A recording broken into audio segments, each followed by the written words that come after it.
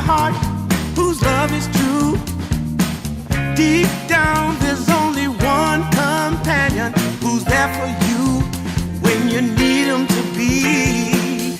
Your heart was broken in 1,000 pieces, so much pain that you've been through. Here stands a man who's your salvation. Just ask yourself, am I ready for you? 100% now. I'm ready. 100% now. Yes, I'm ready. Eyes wide open. I'm ready to move. 100% now. Take a chance in a new direction. Any place you wanna go. I don't have all the right answers, but one thing I know, I'm so ready for you. 100% now. I'm ready. 100%. You know I'm ready. Yes, I'm ready. Eyes wide open. I'm ready to move. Well.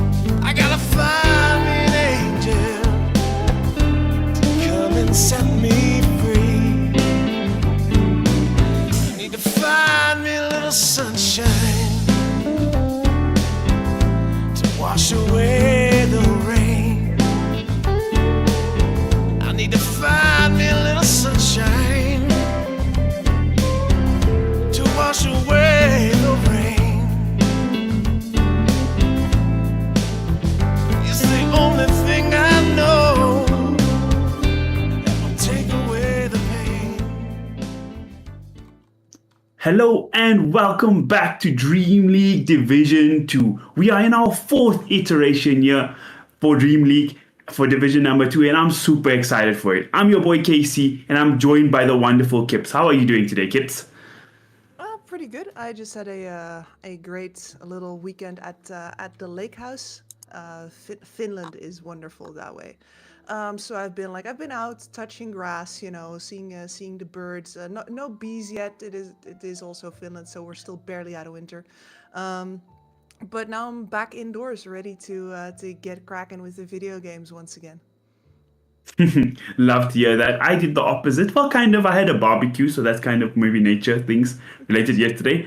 I've been watching Dota in a much more boring tournament going on somewhere else in Europe. And unfortunately, I had the misfortune or fortune, depending your perspective, to have listened to Sunflan and Slack's cast together. So all the Dota knowledge I had in my head just went out and I just got brain rot. But yeah, I enjoyed the process. I won't lie.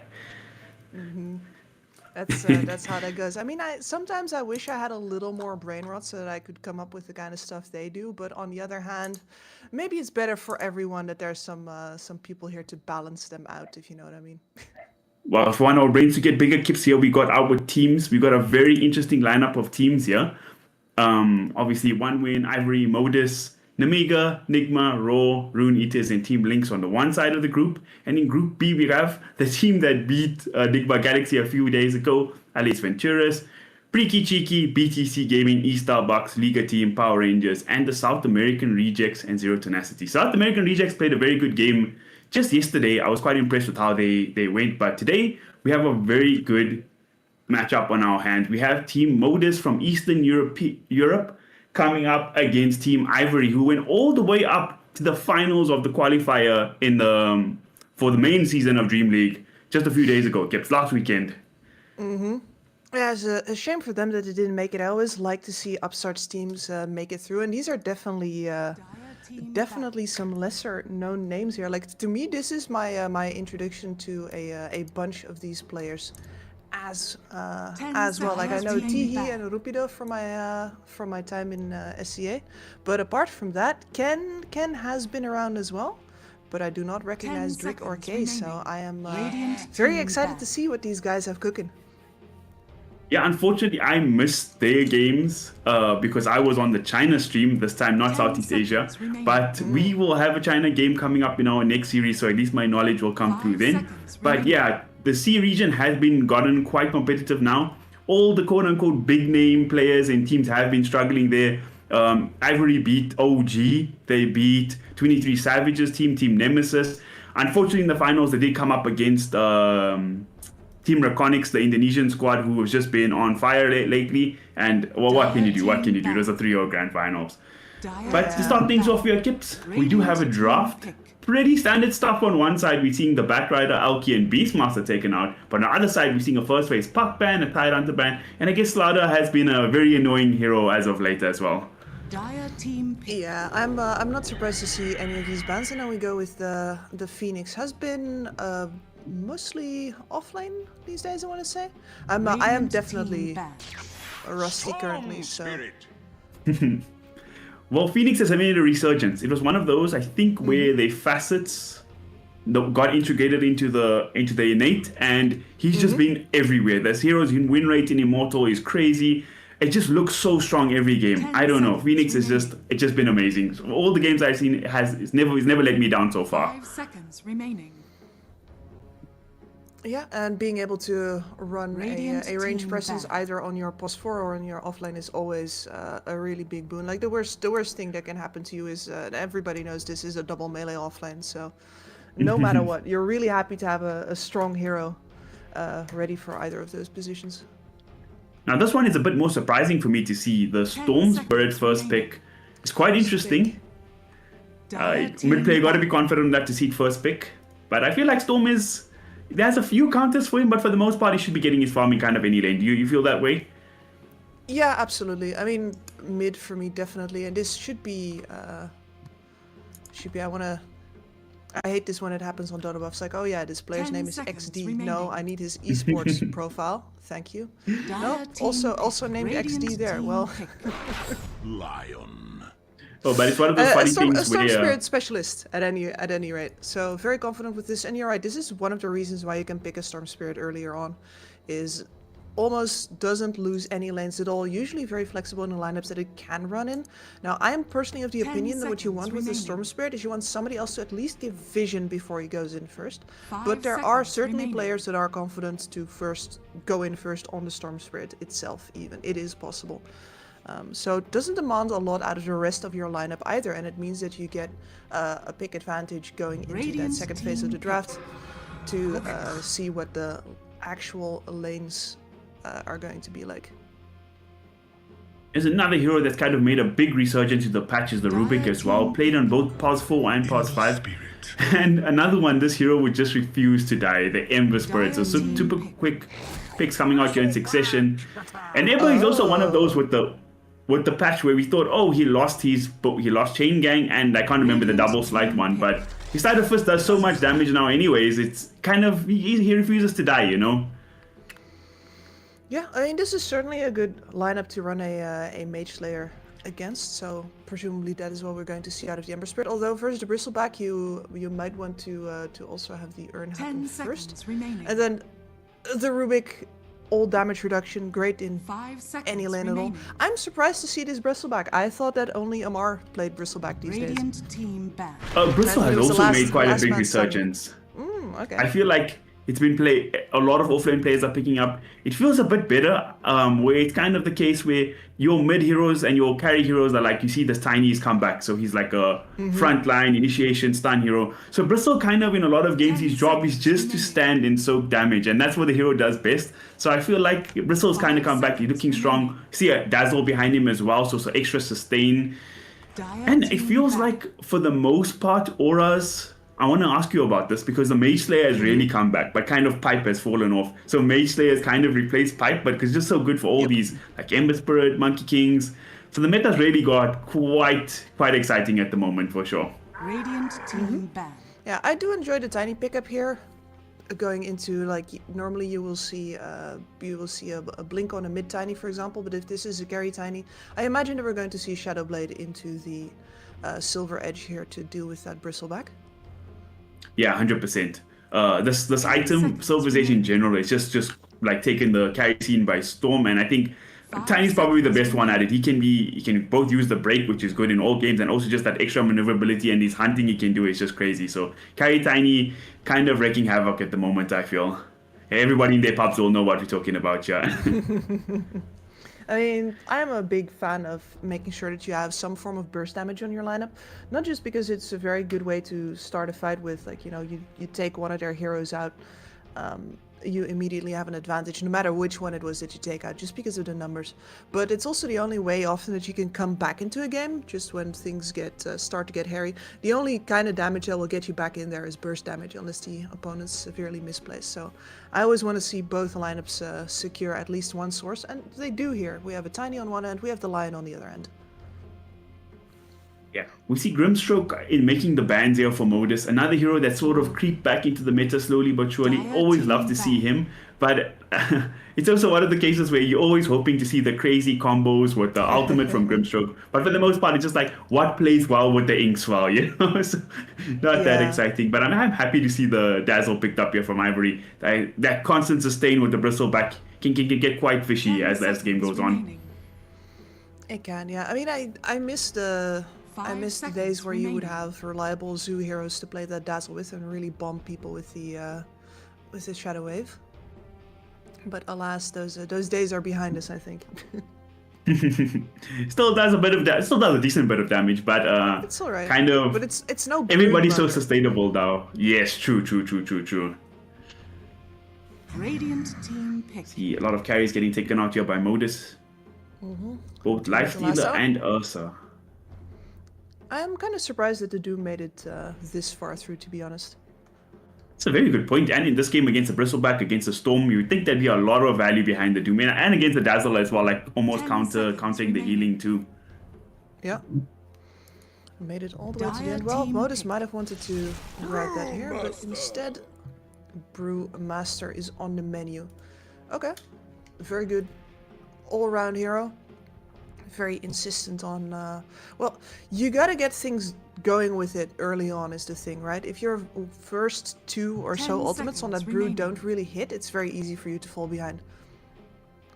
5 seconds Let's remaining. give them a lot of team fight here with Modus. You have this Ember Spirit, you have this Rubik, the Phoenix, and the Brew.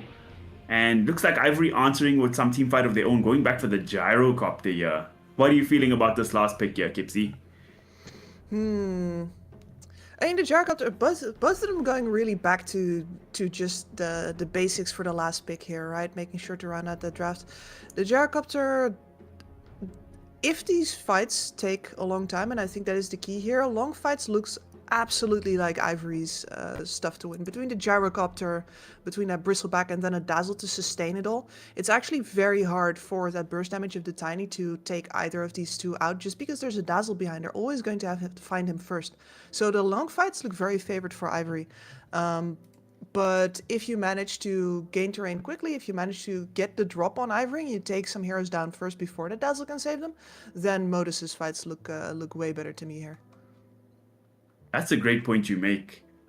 I do always love to see the big Brew splits come out, but it is also bigger than just the Dota now. You got that rivalry, right? You have the second place team in the C qualifiers. Then Modus, unfortunately for them, did not have a good run in the Eastern European qualifiers. But now we've got that rivalry. Everybody says Europe is the strongest region, which can be true sometimes. But do you think Europe is gonna keep their reputation, or C is gonna kind of fight back and show the best of the best can hang with them? I would definitely listen. I have to go with my Filipino brothers here for now. They definitely have the chops here from the qualifier they've already played. They've shown that, and I have faith that they've got the experience as well to see this through. So let's get it on. So as honorary Malaysian, this is quite funny because I'm going to go the other way. I think, even though I think Ivory is probably the stronger team here, I really like the draft of Modus. So much team fight, so much presence. It's a battle of attrition versus the team fight. Can't wait to see how it pans out. Wonder if we see any funny business with the ruins. I doubt it. All teams, they smoke, they flex that they're going to do something, but it's very understandable that nobody likes these minute zero fights anymore, you know? It is, unless you have like a clear minute one fighter, you don't want to take it. And things like, for example, the gyrocopter are absolutely phenomenal in these level 1 engagements, right? But then you do have to take a rocket barrage immediately instead of starting with the flak 30 build up seconds already. to battle. It just feels like also some games, if you just happen to feed like the enemy mid first blood or something, it just like, it takes what should be a 50-50 game and it makes it like a 70-30 game. It's just so difficult sometimes. And we're talking about that Ember Spirit already got the D-ward himself, so extra gold going his way. Storm Spirit will show at the top ruin. Go down. They're protecting their own ward as well. Peter knows something's going on. But just the even ruin trade, nothing too crazy for the moment. Yeah. Once that Bristleback is in position, nobody's going to try and dislodge him anymore. Yeah, even at level 1, before even Bristleback comes up, it's like, okay, we don't want this smoke. I don't want to have like 3 stacks of full plays on me before I go to lane. No, and it's the efficiency of the trade, right? You'd need to be slapping him around with 3 heroes to do significant damage to him, and you'd lose so much more HP in return just spread around across heroes. And at this point, in the game, the math just does not add up for you. 100%. Now in the mid lane, we got the battle of the brothers here, Ember Spirit versus the Storm Spirit. I feel like this lane nowadays just seems like a pretty washy lane. Both heroes farm seems to be fine. Or do you think it favors either one of the brothers at the moment? No, I don't really think it does anymore. Of course, later on in the game, you do have, with the Ember Spirit, the Searing Chains being one of the best tools to lock that Storm Spirit down. Though, of course, it is only to lock him down for the follow-up, because it's not that long. But the fact that you can catch him at all is a great tool, and it's going to favor the Ember Spirit in the early mid-game engagements. What a start for the Ember. Xni got 7-5 CS, 5-9 in the first 2 waves. It's just crazy for an Ember up against Storm. So Ken having a tough time for now. Eastern Europeans keeping their reputation in the mid lane for being mechanically skilled. Got a shout out Xni there. That's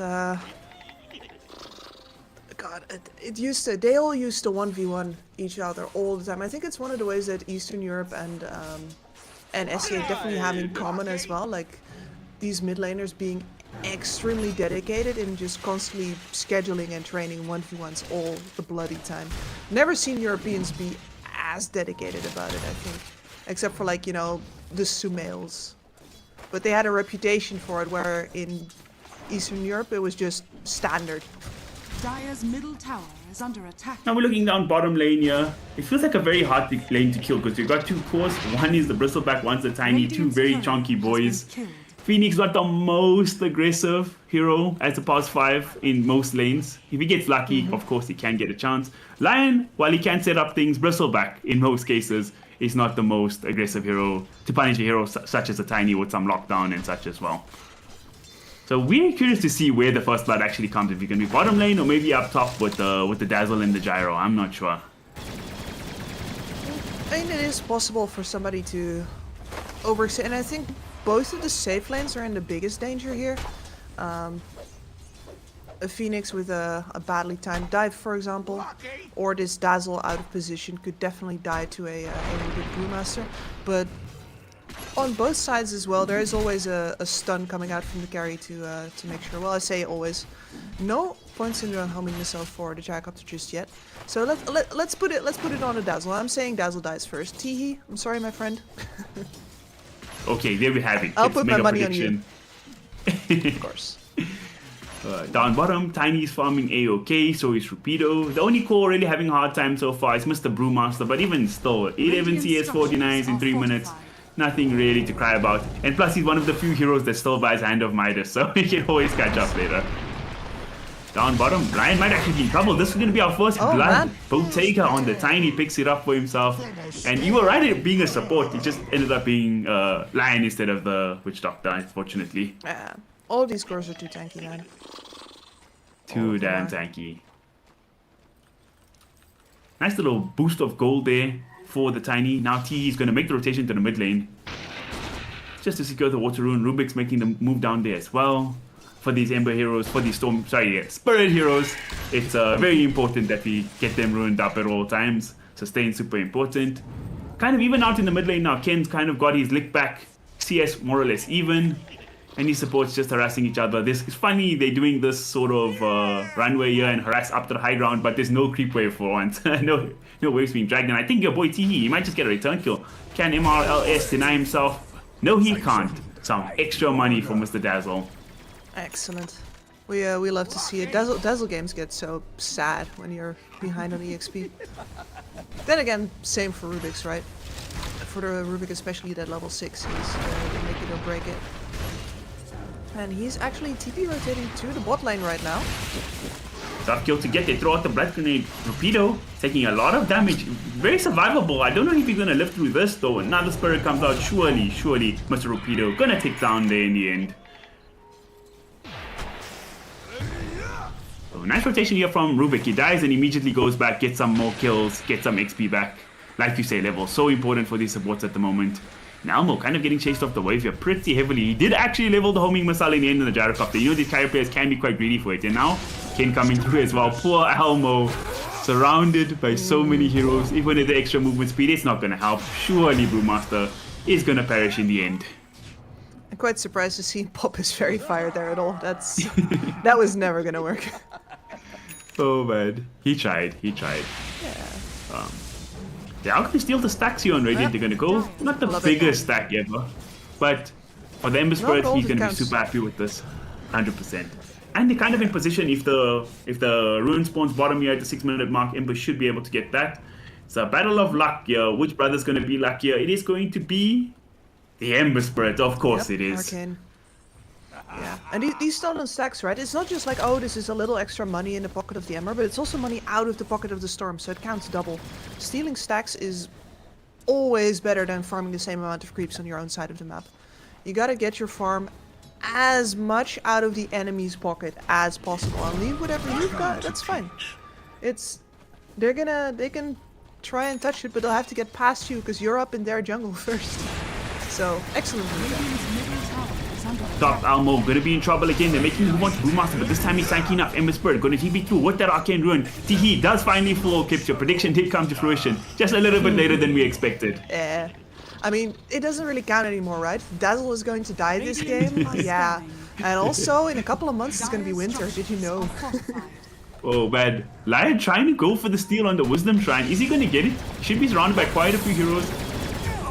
They trying to battling for it. They killed out the Rubik there. Dire, can he get it? Drick? Nope, he's going to fall. Even the Gyrocopter pulling through. Everybody's here to battle it out. Gyro, the big bad wolf, but the Ember just a little stronger. Actually, he's getting forced off a Ken's rotation on the Storm.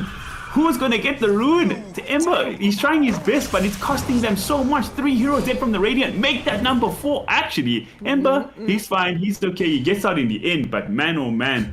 What a move from Ivory, completely collapsing there for the Wisdom Shrine. Yeah, but they didn't take it. Is that worth it? The kills versus getting the XP from the Shrine? I don't know.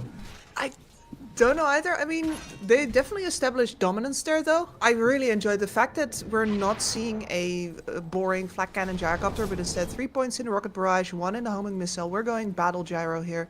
getting the Chrysalis first as well. Really enjoy the way that Kay is playing this right now. Okay, it was 3 kills to 1 kill. I think that had to be worth it for Ivory. That is- Somehow. But then again, Ember Spirit, looking for more, playing very aggressive here, is X-Knee. But Ken, not too far behind him, matching all his rotations for the moment, and he picks himself up the shield runner as well, so for the next engagement, should be feeling confident on the Storm. Yeah, got a galvanized stack out of that as well. It's infinite scaling, man. Infinite scaling. Down bottom, Mr. Tiny just having the time of his life farming, but so is Rapido. These two guys got kind of a truce going on at the moment, farming their side of the border, you know. But up top, they're making the move with the Brewmaster split. They're going over to K. Can they kill the Gyrocopter? This would be a huge one. Bristleback on a TP in to try save his carry. The Grave comes out. It's looking pretty decent, but the DOT damage is just too much. Surely Gyro should tick down eventually. He does, but they're going to get some return kills. They bring down Phoenix. Almo, his TP's expired, his ulti's expired, and they get the Hex, and they get the kill on the Brewmaster as well. So they do get the Gyro, but it costs them pretty penny as well. Is under attack. It costs them pretty big, and this is actually a pretty big deal to have a big Bristleback coming up in this game. He is going to be making his way towards that Lotus Hub very quickly now. Once you got that Yeah, that's a armor huge up, pickup. Oh, you want some of this? the Tiny's not really going to touch him anymore. It's really going to be down to things like the Phoenix, the Brewmaster. That's a limited amount of damage. Rupido could become a really big problem in this game. Well, they're going to do something about him right now. Can they kill the Bristle? TPs will be coming over. It should take a while, but my god, this damage from the Ember Spirit and the Tiny is so damn much. They're gonna get Rapido. Rick might have TP'd in to help, but it might cost him his life here. Ember Spirit does have a Remnant available, but the chain's only level 1. Doesn't want to dive too far with it on cooldown. No. Going solo into a Lion under Radiant's tower? middle tower is under attack. I don't know. I should say in between towers, actually. So on the flip side, we got this very farm Bristleback with the side of Ivory, but we have a very poor Brewmaster. Is this a big problem for the side of Modus that Almost kind of abandoned farmed here? Yeah, yes it is, especially because we're looking at the Aghanim Scepter build-up for the Brew as well. This is not an urn or anything. He is not contributing anything but his ultimates currently, and it's going to take him a while until he is anything more than that, especially because of that Axe build-up as well. So timing for Modus is going to really matter here. If they can find these good engagements for the Primal Split, they can't just have this guy sit back and farm right now, I don't think. In the meantime, Ken picked himself up another kill, some more galvanized stats. And on the flip side, Modus putting a lot of pressure onto this tier 1 mid tower. They actually bring it down with the Ember Spirit DD. Now bottom, setting up for a fight again. Like you said, I think they've recognized what you said here, Kips. This Bristleback's a big problem. They want to pressure him, but on the flip side, Ivory, they're making rotation too from the Gyro. Like you said, this is no passive Gyro. He's making moves on the map. He wants to contribute, making his presence known. And as I say that, he goes back home in the portal. Yeah, they recognize that they put the pressure on that bot tower too late. Mid tower already fallen. That means that the heroes are now enemy heroes are free to rotate bot, and they go back top. You know, kick the already pressured Brewmaster out. I guess it's fine. But they definitely would have wanted more out of that exchange on the map. So that was a lot of time wasted from Ivory there. Yeah. Oh, down bottom, this Tiny is farming up an absolute storm. Gyrocopter, this build of his was pretty good, going for the more active build, not maxing out the flat cannons immediately, but he's starting to fall behind in farm pretty heavily, 1,000 behind. Yep. His counterpart in the Tiny already. Rapido, with the ganks on him, he's also starting to fall behind in farm as well. But overall, the game is still fairly equal across the board. They did try to look for steal the stack here on the Ancient side, but Bristol already farmed up the main things. And Storm going to get yet another ruin. Haste now, and it's time for them to really start leveraging this man. And the problem here is that they let that mid tower go, even though there's not really any great tower siege over on Modus. And Ivory themselves also, they just have that Bristleback over on the front. They don't have any great, like, you know, blink follow-ups. There's no Tide Hunters or, you know what, Tinies standing at the ready. So you're really exposing whoever's out in front. And so Ivory doesn't feel confident right now trading for that tower, but that means that they've just straight up lost map presence. Yeah, and you think that do a better job of protecting towers. Like you say, they have Offlane Bristle, which is a pretty good job of doing that. Gyrocopter is one of the few carries who likes to defend towers as well with his ultimate. They are going to smoke over. Is Ivory prepared for this? The TE is behind his Gyro to maybe keep him ready, but the burst might be a little too much. Okay, he might be taking the bait. Actually, they turn the tide. They go on to Elmo. They get the big pickup. Might cost them their Dazzle in the end, but I think that's a trade that they'd be very happy to make here. Lion getting caught there in the backlines as well. Going to cost them both their supports. It's not the best trade in the end, but again, the two cores made it out. But it could be the custom their tower here on the top lane as well now. A lot of heroes ganging up in this area. Maybe Bottega just takes the gate down bottom. That dive was supposed to get them a tower. It did not.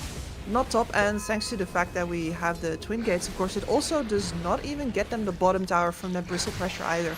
They're going to have to make another move just like that. It might cost them 2 more supports for Rapido to eventually break that bottom tower. But as you can see, the fact that they're just at 1 tower down forces them into making so many moves for so little payoff.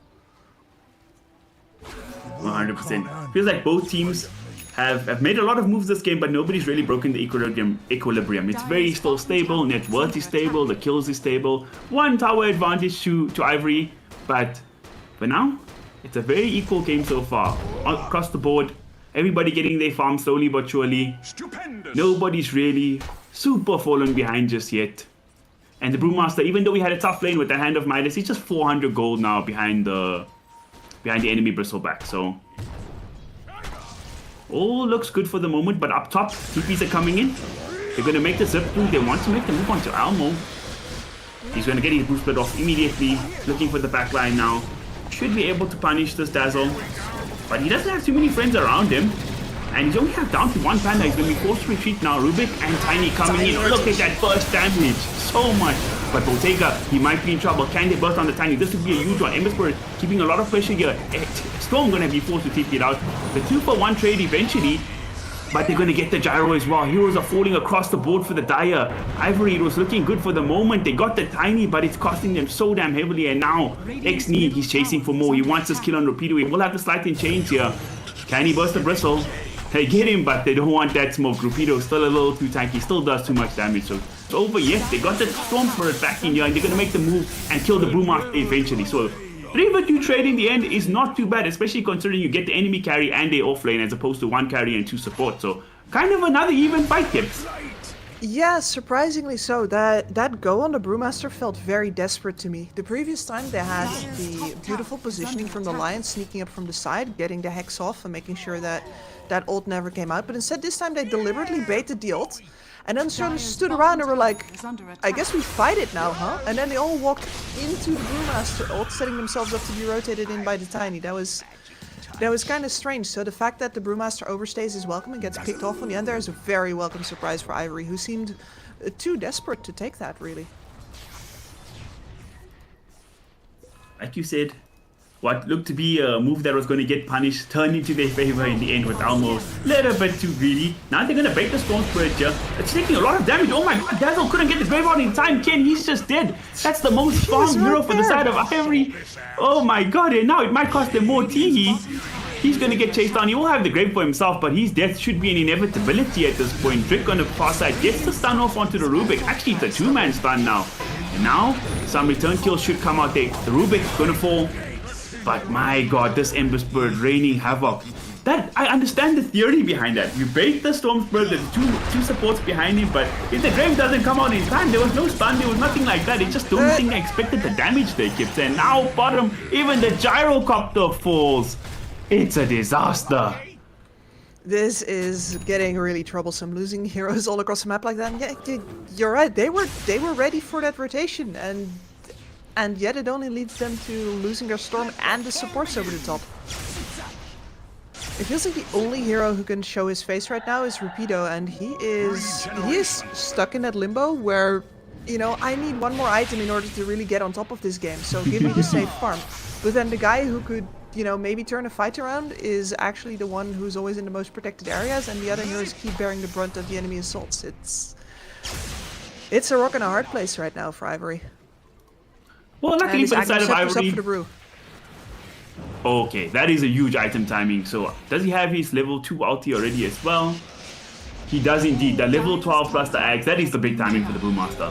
But on the bright side for Ivory Kips, things don't look too bad. But as I say that, they're going to make the move over to middle. They're looking for Ken, but he'll be fine for now. This time his supports are ready.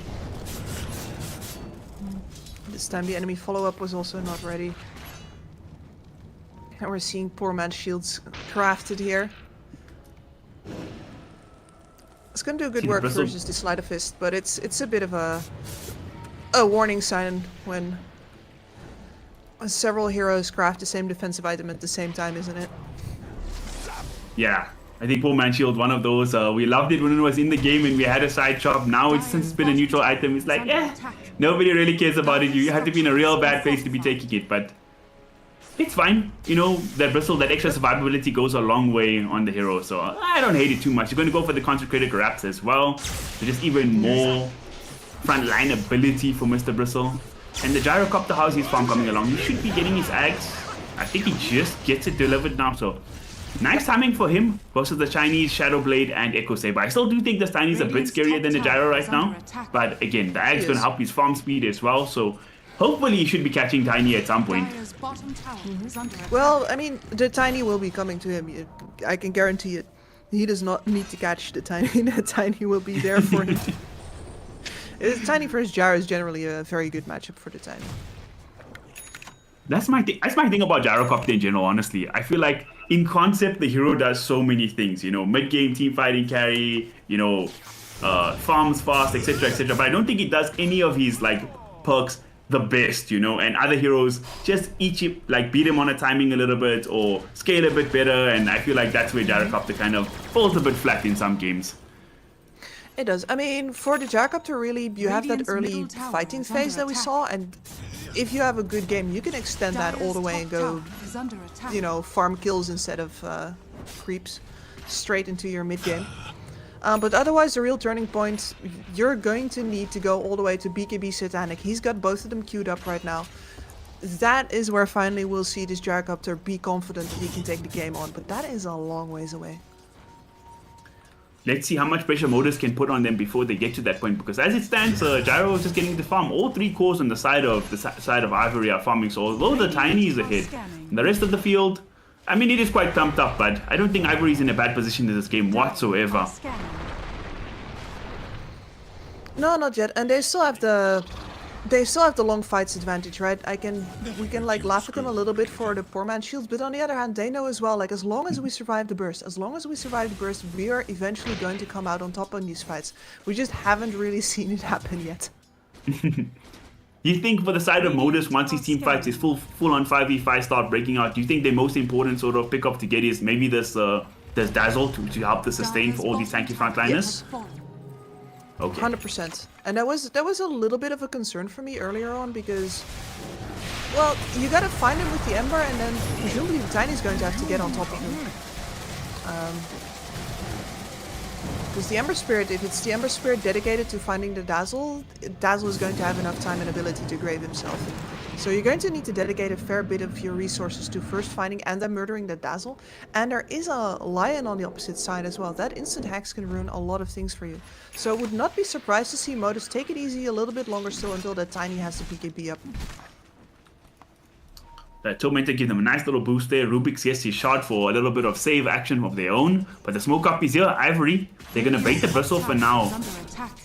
I don't think anybody's going to take that bait though, because Rapido, even under best of circumstances, they won't go for it. There we go, Lion jumped into the flinks. Can they get the Ember in time? They got a lot of damage out of him, but he's still surviving for the moment. Now, Brewmaster Split comes out. He's chasing the support here. Rapido, he's in pretty deep, and he's in on the island. They killed the Bristle back fairly early in this fight. Lion gonna fall as well, and now, Mr. K, he's locked in trouble, but in the backlines, Ken decimating the backlines himself, getting a triple kill there on the Storm Spirit, and now Bottega might have to tuck his tail and run. Shadow Blade still on cooldown for the moment. Tihi is gonna fall though. Elmo and Bottega, the combo. Throwing a Brewmaster over is an insane amount of damage, so...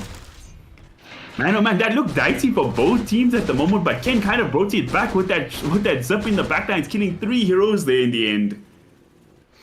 And still no tower out of it for Ivory. They did eventually get that bottom tower, but I think that was mostly creeps action. So here again, that entire bait of the bristleback still not working out for them. Not in the way It they kind need of to. worked out for them. I don't know. I don't know. It's hard to say. It's an even fight. It's an even fight. It's an even fight, yeah, but it's no momentum change for something that you like. You were the one who smoked. You were the one that made the move. You got the blink initiation, and to get an even fight out of that after all of that and no terrain gain, like you're not happy. But you know, at least also it wasn't getting any worse, and you were keeping control of the momentum. So let's see if they can simply do it again. Yeah, Rapido looks tanky against everybody else, but once that Tiny came out, man, oh man, he just got shredded on that island. Yep. So we'll see he'll be working towards a BKB himself. I think maybe the BKBs for all these cores will probably be the next big timing.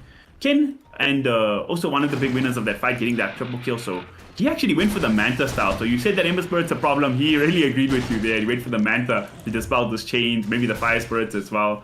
Not something you see too often on Storm Spirits anymore, but No. definitely has its value. Definitely does his. He's got all three, you know. He's got the guy, the Yasha, and the Sanj. Well, he just needed the trident collection. back in the old days of Neutral Day. Right? Yes. Dire are scanning. Now the Smokies here from Ivory again. They're doing the same play. This time actually Kane's just going to go for the full zip. Luckily the Phoenix made it out there in time. And they're finally pushing the tower kips, but how are they going to get it? Tiny seeping in. There's the Brewmaster split. Uh-oh. Okay, you might be in trouble, but he has the BKB this time. The two-man Earth Spike is there on the two cores. K trying to fight through, just doesn't have the damage. And Teehee in the backline getting hunted by the Brew. Bottega, he's going forward. He just wants the Gyrocopter so bad. Is he going to get in the burst damage? It's there. There's nothing they can do. But now they're going to punish the Tiny. He's going to fall. Both the carries are dead, and Ken, he doesn't look like he wants to stop anytime soon. Phoenix Egg was great, doing so much damage, but now Stormsburn, he goes back in, he gets chained up though. The damage, can they bring down Ken? He gets the zip away. Top tower. Both the Spirits tucking tail and running for now. And Rapido, this time he's the one of the few left to survive. It was kind of an even fight, almost again, 3-for-2 trade once again, Kip. So it is such a deadlock game. This is what I love to see. It's great. I love that. I told you that Tiny is gonna come to the gyrocopter. You do not have to worry. He traveled several screen lengths to just stay on top of him. Oh man. The One BKB goal. helps with everything else, but the Tiny hitting you is not one of those things. Oh, that is always the problem with the gyrocopter. If there is an enemy carry that can A, deliver burst physical, and B, gap the distance, you're in trouble. I think here's my issue with Gyrocopter as a carry. I feel Gyrocopter is the poster boy for the one more item syndrome. And now it's not done just yet. Ken going in, they're gonna find a pickup from the Phoenix. And Ken looking for more, zipping up the high ground. He wants his courier, but he's burning a lot of mana doing this. But he'll be fine, he's out. Actually, I say that, MRLS, he stole the zip. That's a nice pickup for Mr. Rubik as well, if they can make a move in time while he still has it. Actually, they're going to go straight for the Roshan, but they believe this Phoenix pickup alone is enough to pick up the big man Roshan. Let's see if they're right. We see the Emperor Remnant going to go through. He does not have Chain Gang Facet anymore for any of that shenanigans. And actually in the backline, they got the Sentry Board. They find the Tiny. Is he going to be able to survive this? The Rubik save. He's there from the lift. That's beautiful move. But Ember Spirit, he's not done. He finds Druk a lot of damage. The Shadow Grave, he's going to keep Druk alive for quite a while. Oh, no. And Ember Spirit might be getting baited in here. Brewmaster split forced out as well. They're going to try find this Dazzle in the backlines. I think Brewmaster should secure that kill. So it is a 4-for-5 now in favor of Modus. But they could get the Rubik kill. He does have some decent bit of mana. He's zipping around. He's an absolute terror right now with the zip stolen. But they do get him in the end. The Mantis style going to come out clutch there for Mr. Storm Spirit, keeping him alive. And in the backline, Phoenix dives to Druk. They're going to go for this Tiny once again. Rapido thinking he can stand to toe with the big boy of Bottega. Is it going to be enough? Druk does fall now. Rapido, 3 versus 1. Where's his friends? Nowhere in the area. Look at Gyrocopter. He's farming on the outside of the map. He's like, I'm done with that. That was fine, for friends. I'm okay with this now. It's all over. I'm loving that Ivory keeps trying to get a hold of the tempo. They went for the mid tower once, didn't work, but it was even, so it's fine. We can do it again. Mid tower twice, didn't work. It's fine, but we went even. We can do it again. And now we can assassinate the tower. But also, Then we go for Roshan, and again, Modus keeps reacting, and they keep getting good reactions.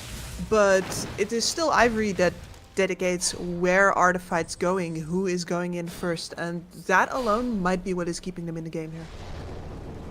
Yeah, I think one of the big perks though for the side of Ivory Gaming, they, like you said, they initiated the Roshan, but once they decided they don't want to do this anymore, they wanted to tuck tail and run, it was okay because Modus don't really have the best Roshan capabilities themselves. No. They have a lot of team fight, they have a lot of burst damage, they have a lot of magic damage, but actual Roshan prowess is not there, so I feel like Ivory can take this chance again once they get 1 or 2 pickoffs and go for the Roshan, and hopefully it could work out in their favor once again.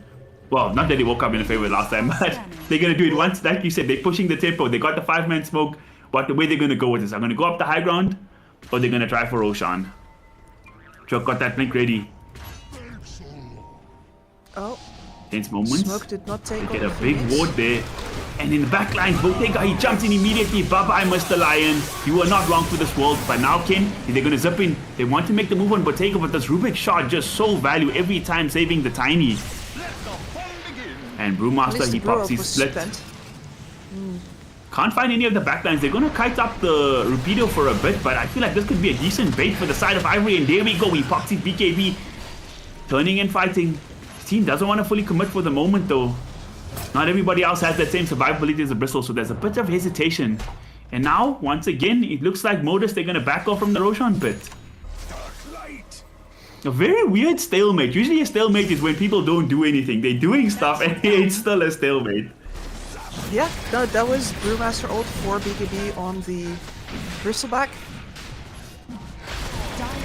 There's still a Back Phoenix into ult. Roshan. I'm quite surprised they're willing to go for it with the egg. They bringing him down really fast. Botega, he jumps in, can he get stages? No, he gets snatched away and it cost him his life. Oh boy, that was a risky move from the Tiny and it did not pay off. They killed the Tiny, they're going to get the Rubik as well. And Age is still on the gyrocopter and Ken, he's going crazy, even finds the Phoenix. Insanity is doing the same thing over and over again for the same result, but this time they showed us they're not insane, they just dedicated Kips. They finally break the deadlock here on Ivory. Yeah, and they were thinking exactly the same. Well, Modus were thinking exactly the same as I was. Surely, since we still have the Phoenix up, they're not allowed to do Roche, right? But no, as it turns out, only a Phoenix egg is not enough when all you have is a Tiny to toss into that pit. He was brutalized. Yeah, I think his BKB must have been on cooldown from the previous fight as well. He did the battle of the clicks trying to get that Aegis. If he stole it away, could have been a different situation. But at the end of the day, that is a perfect situation for Ivory. We get the Aegis onto the gyrocopter. They get a fully one team fight with the Tiny perishing. And now they're starting to hit that timings that you were talking about, Kips. The BKB's been completed on Gyro for a while and he's almost at the Satanic. So that option to just run him down and burst him, I don't think he's going to be there anymore. Yep, and then we got the level 3, or excuse me, yeah, the 3 flak cannon attacks coming up here as well on the level 20. And Big timing for Mr. Gyro. Exactly. I think I just need one more item is over. I think he's good enough. Most definitely. And on the flip side, his mid player, Ken, is having the time of his life. We were asking him, how's it going in the mid lane? First few waves, Ember was beating him out. Man, oh man, Ken is absolutely styled this game. 12 win in 6. His counterpart, actually, not doing too bad himself. 5-1 in 12. So it is a battle of the mid lane is a bit, but for now, Ken is showing off just a little bit harder. And he's got a full Parasma now as well. So his damage is really amplified. No, like in all of those fights, we can say, okay, it looks equal on the kills, but it was usually Ivory losing their supports and Ken getting several kills, whereas the kills were way more spread out for Modus. And that means that Ken now has the tools to scale as well. He's looking big and mean, and the fact that he has not needed to buy a BKB either that feels so good. Crazy to think in a game with the Brewmaster, Rubik, Phoenix, Ember Spirit, and Tiny, he's just like, nah, Mantha's enough. I can take off the chains, they can't touch me. And for the most part, he's been correct. The only time he died is when he tried to get bait the mid lane that one time and he didn't get graved, which is crazy to think about. Oh, I trusted you, and you let me down. Yeah. He's like, I'll bike my own battle style now. Keep your shallow graves for the plebs. Self-sufficient. And now that issue of them not being able to take towers earlier, Kips, look at them, they're shredding these tier 2s like it's nothing. Nobody wants that smoke while the Aegis is up. On the flip side, Modus going to trade this tier 2 up top as well. Dire's top tower has fallen. Let's see if they're gonna poke the high ground a little bit, just to see if they can get some TPs to come home. He's thinking Yeah, I about do it. think... Dire's top tower. He doesn't actually want any of this, but he. Oh my god, a lot of TPs are coming out. This is dangerous. Yeah. They get the split off in time. Amo. Lucky the Lion wasn't there for the Hex. He has a lot of spirits there, but they actually managed to bring down the spirits. He might just die here with the Brewster and all. Uh-oh. Hard luck, my friend. That was a bit overambitious. I feel like even if he, like the fact that he got the split off in the first place is lucky, because if the Lion with the Blink Hex came out, he would not have been able to do that. No, I kind of expected him to pop the split immediately and get that Storm Banner somewhere in the back. And he just learned why why other brewmasters do that when they're trying to bait TPs. I mean, to be fair, he got the entirety of the enemy team to show on their own side of the map. Well, time of that ages, and now you got yourself a kill on our Lion bot as well. It's not a death for nothing. This is what's called buying time. It's just that time is sometimes kind of expensive, and you maybe rather wouldn't have had this much inflation. On the bright side, that Midas has been keeping him healthier in the farm department. He's keeping up his net worth quite well. That pick up from the Tiny was also nice, while the whole enemy team was at the bottom, so they couldn't punish him. But now, with the end of this Aegis, they're putting the pressure on Ivory. 15 seconds, no brew. They might even get a full tier 3 here. What are Modus going to do to seconds left on respond? that Aegis. 20 seconds, not the biggest window. Radiant's bottom I expect to see a smoke come out very shortly once the Brewmaster respawns here from the side of Modus and the Aegis expiring. They managed to keep the network more or less stable in the time they were down in Aegis, on the very least for the side of Modus. Radiant are scanning. Yep, there's that smoke. They get scanned out, but they're going to go the opposite direction. So it doesn't look like they want to take that fight on that side of the map for that high ground at least. Interesting. Straight for... I don't know if you want to take a Tormentor fight necessarily. Oh, because yeah, there's a smoke coming up from the back. Yeah. Ken, he wants to hunt. Man's feeling And brave. They were hoping to cut them off, I think. This is... Ooh, that smoke on smoke action. I was almost happy that they didn't find each other. That would have been so tense. Like, no team would have been fully prepped for that with the way both teams are running there. Yeah. Second smoke. Wow, they're really doing the full wrap around here. Now, this is unexpected. Yeah. It's kind of wild though, because neither team has had any information on the others for like half a minute now. You have no idea where they are. Your last information is so outdated. Oh, Bottega, did he spot Repeater there? I'm not sure. Sentry is there. Gets taken out, so we know where the Bristle is, but nobody wants to go on that guy first. He's got a BKB, Lotus Orb, Consecrated Wraps, and a Sanction Yasha. This guy is the last person they want to initiate on. I feel like Modus are now really understanding the emphasis of they have to find the backlines first, otherwise these fights are a little too tough. Yep. And so the best thing they can probably do, well, since they didn't find them, is wait for another set piece battle, where you roughly know where the supports are going to be because they need to be in a certain range of the cores.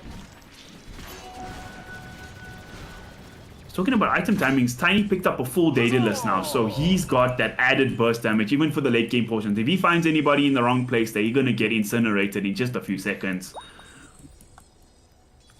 They will, but his counterpart on the gyrocopter has one as well. Ooh, I didn't even see that. I thought he would go for the butterfly first, and he's almost got the butters as well, just 2,000 away. So once he gets that, that's a fully 6-slotted gyrocopter. Dire's structures are fortified. Oh, look at that. Mass TPs to the top side. Uh-oh, Bottega, he's gonna walk in the sentry ward. They must the stun on Drake. How is that possible? Bottega, he's gonna pop his BKB, he's gonna TP out. That is an insane stroke of luck right there. Oh man. That was such a great move too. Very disciplined, TP with 3. We see him on the ward, go get him. There. And then the and then the stun misses. Always Hex first, kids. Always Hex first. Yeah, I don't think he was in vision. And now they find the Bristol Patch is not really solo with the Storm zipping in and the Dazzle behind him. And now Buteka, he baited out his BKB earlier. It was the long play. Kips, they're gonna get the Tiny in the end. But it might cost them Rapido. No, the Shadow Grave is there. And Ken, he's still feeling strong. He's feeling confident. That is Oh, man. basically Ken Radiant's on his bottom own, tower is driving away the entirety of the enemy team. I don't You blame wanna them. die That's for a my scary Bristle? Storm Spirit. Now Gyrocopter finally joining his team here, and this should be a lane of barracks. There's no buyback available for Tiny for 75 seconds. Easily. How is it possible to defend this? I don't think they'll be able to, and they push really fast here with a $6 Gyrocopter, so it might even be a second lane. Middle barracks. I don't see any reason for Ivory to turn back at this point. Elmo is going to have to burn that ult, and I'm not sure how much it's going to do for him. These Brewlings are going to start melting under the Daedalus flags. Sure, for the most part, they was back to protecting for a second, but now it's back up and ready. Vax is getting melted down here. There's only so much as Ember Spirit can do. And now it should be almost certainly a second lane of barracks. Radiant's bottom tower. 40 seconds still on Tiny. They're really lucky that tier 2 top is still alive. Otherwise, you could be looking at maybe Megas. And that's a full butterfly completed now for Gyro as well. He's hit the 6-slot territory before his counterpart, and this is when Gyro feels almost broken in some games. Yeah, he just really has to. He just really has to get there first. Radiant's top And tower has since fallen. Ivory kept a hold of the tempo the entire time, even if it wasn't giving them direct payouts, you can see now why it is good for you to keep the enemy on the back foot, keep them reacting. Yeah, sure, it's all equal fights, but they were your fights. 100%. They're gonna make the safe play. They're gonna run back over to Roshan, pick up an Aegis for the Gyrocopter, as if he needs even more to style on this game. BKB in the backpack. Is there any sort of Hail Mary plays or the like left for the side of Modus? Like, is there a way if they're all 5 alive, they can sort of make a stronghold here on the high ground? Or you think it's looking like extremely Ivory favored at this point? That Aegis is basically the final nail in the coffin. Like, Dire are scanning. normally this is where I would say, like, hey, if you would have started like split pushing 5 minutes ago, you might have a shot, but their lane situation does not look good. Their 2 racks is down. They have no way to get to that top racks, which is the top Dire racks, which is the only way you can, you know, ring the doorbell. They tried it once. And I think for the best payoff of that move that they've had in the game like that, definitely the Brewmaster is very useful. But they're never going to get that opportunity again. So They are standing up here on the high ground. They're looking to maybe if they can find the backline with the last pick, but they're gonna actually go for the Gyrocopter first things first. They want to burn the Aegis. Can they do it in time? They actually can. The team is nowhere in position. That could be that lifeline that we did not see, Gibbs. JE does have his BKB still. They're not gonna overcommit. They're happy with taking the Aegis for now. They're just trying to run Almost Pandas out of here. Should be able to. So Brewmaster still going strong. I don't know if he has Refresher just yet for the next fight. He does indeed. So we will have Refresher if they overcommit here on the side of Ivory and carry on the push. the fact that Tiny did not need to use the BKB there means everything. And this is why Ivory, you see them hesitating right now. He's hunting again. They would have. He's They feeling would have so confident. He wants to find somebody, and he's actually going to make this Straight crazy up. play. He jumps in for the Lion. He gets him. Sorry to cut you off, Kip, but now he's just going to BKB like you said and TP out. Yeah. No, don't be sorry for cutting me off there. That is what needed to happen. And now, Bub, you see the BKB is spent. This is crazy. They're They're still walking going up. for it. They have the banner ready. They want this Mega Creeps real bad. Gyrocopter feeling confident with tank, but look at the burst from Tiny. It's doing so damn much. The Shadow Grave is really clutch, but in the backline, Dazzle, he gets eaten up. Now it's Xnee's turn to style here on the Spirit. I think the Panda should eventually drop. Can they get any friends here to help him out in time? Does not look like it. I don't know if he has a buyback. Somehow they get a stolen Shallow Grave there to keep the Brewmaster alive. That is crazy. Botega, they're making the move on him. The save from the Rubik. They tried again, but it's not going to be enough this time. He falls. No buyback with the Tiny. They fought themselves within it for a chance here, but it's looking really rough. Millirax falls. Range Rack on the way. Still no Tiny for 90 seconds. Ivory just too damn strong. They buy back on everybody. They smell the blood and they're ready to close this game out. It's the Mega Creep. They're looking for more kills and they're looking for, more importantly, the throne here.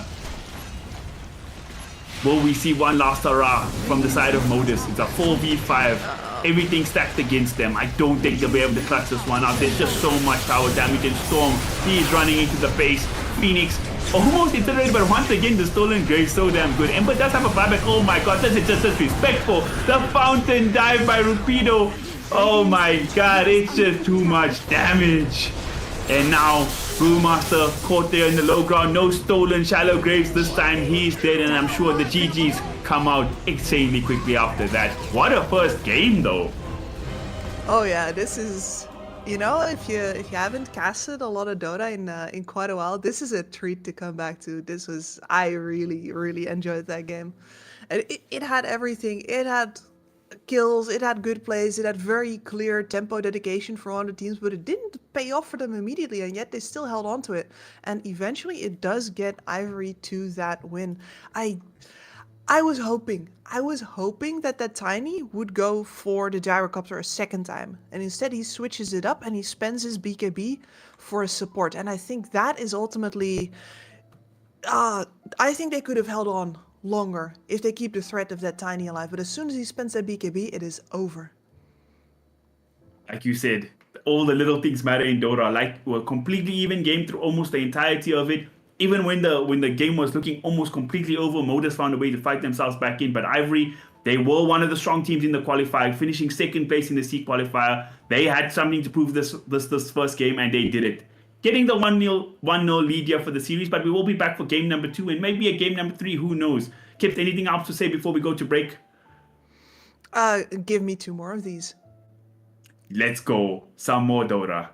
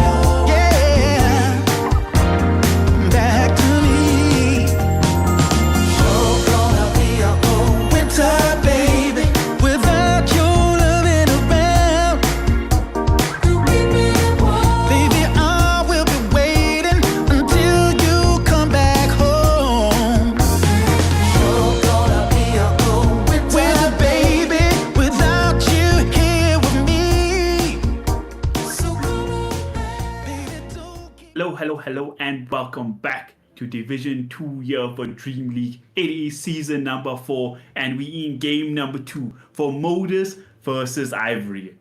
Great first game, but in the end Ivory just showing up the EU team, showing C Dota, best Dota, and got that 1-0 lead, Kips.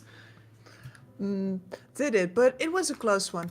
I'm very curious what kind of lessons Modus will have learned from this game, because if you don't learn the big lesson about the tempo, it is very easy to get caught in all of like the individual fights and be like, oh, if you would have like, you know, not missed your spell here, if you would have like, you know, held off on casting the brew ult a little longer there, like, you know, maybe we could have won.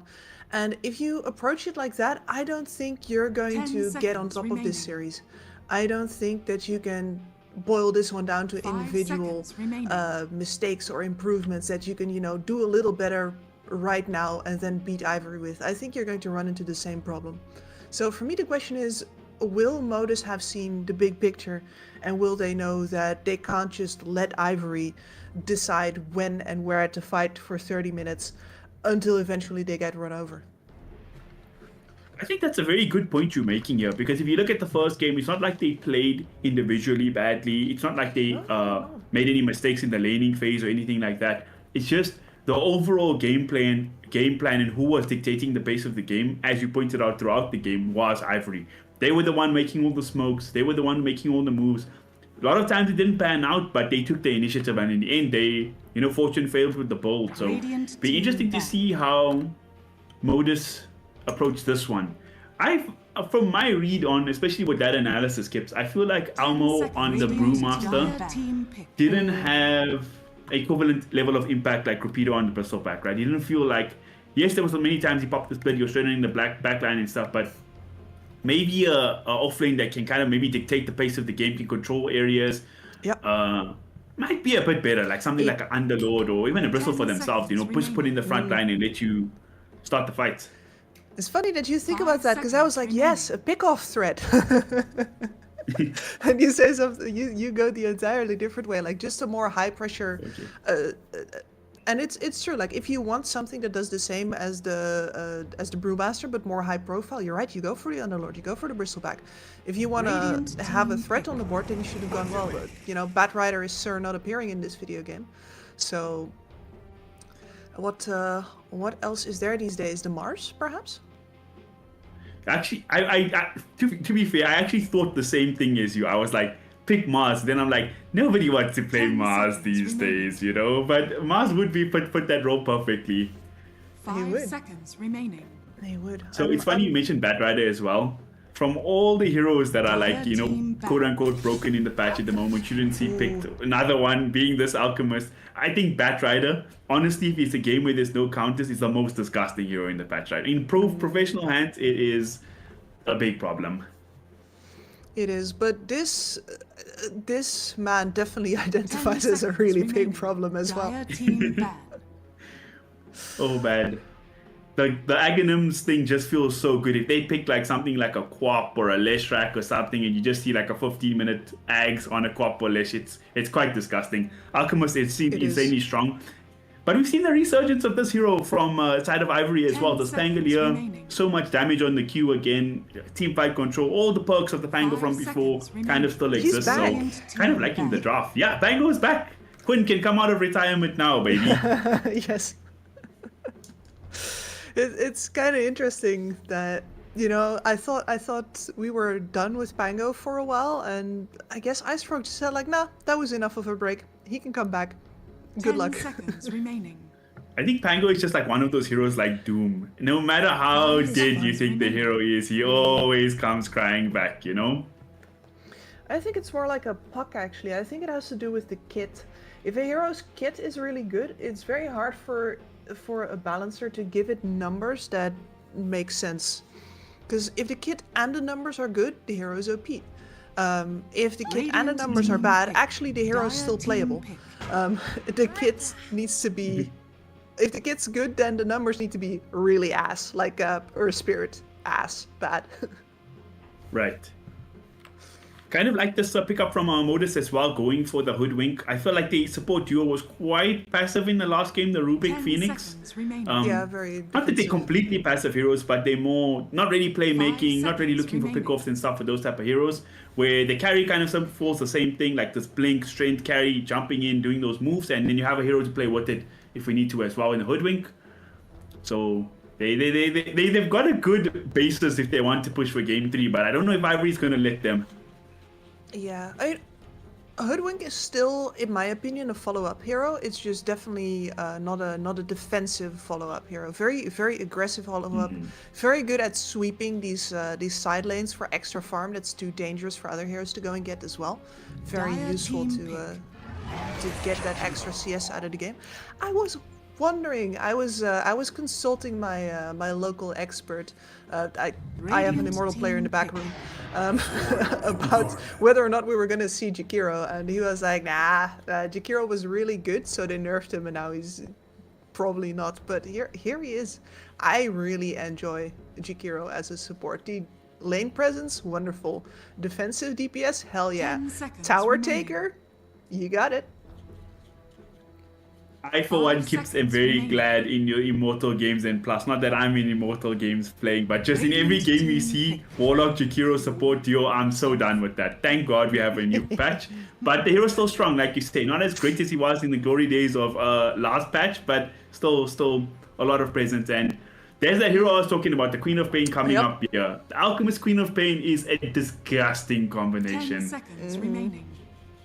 And I don't think the lane matchup against Void Spirit is anything to really 5 worry about for the seconds co-op remaining. either, right?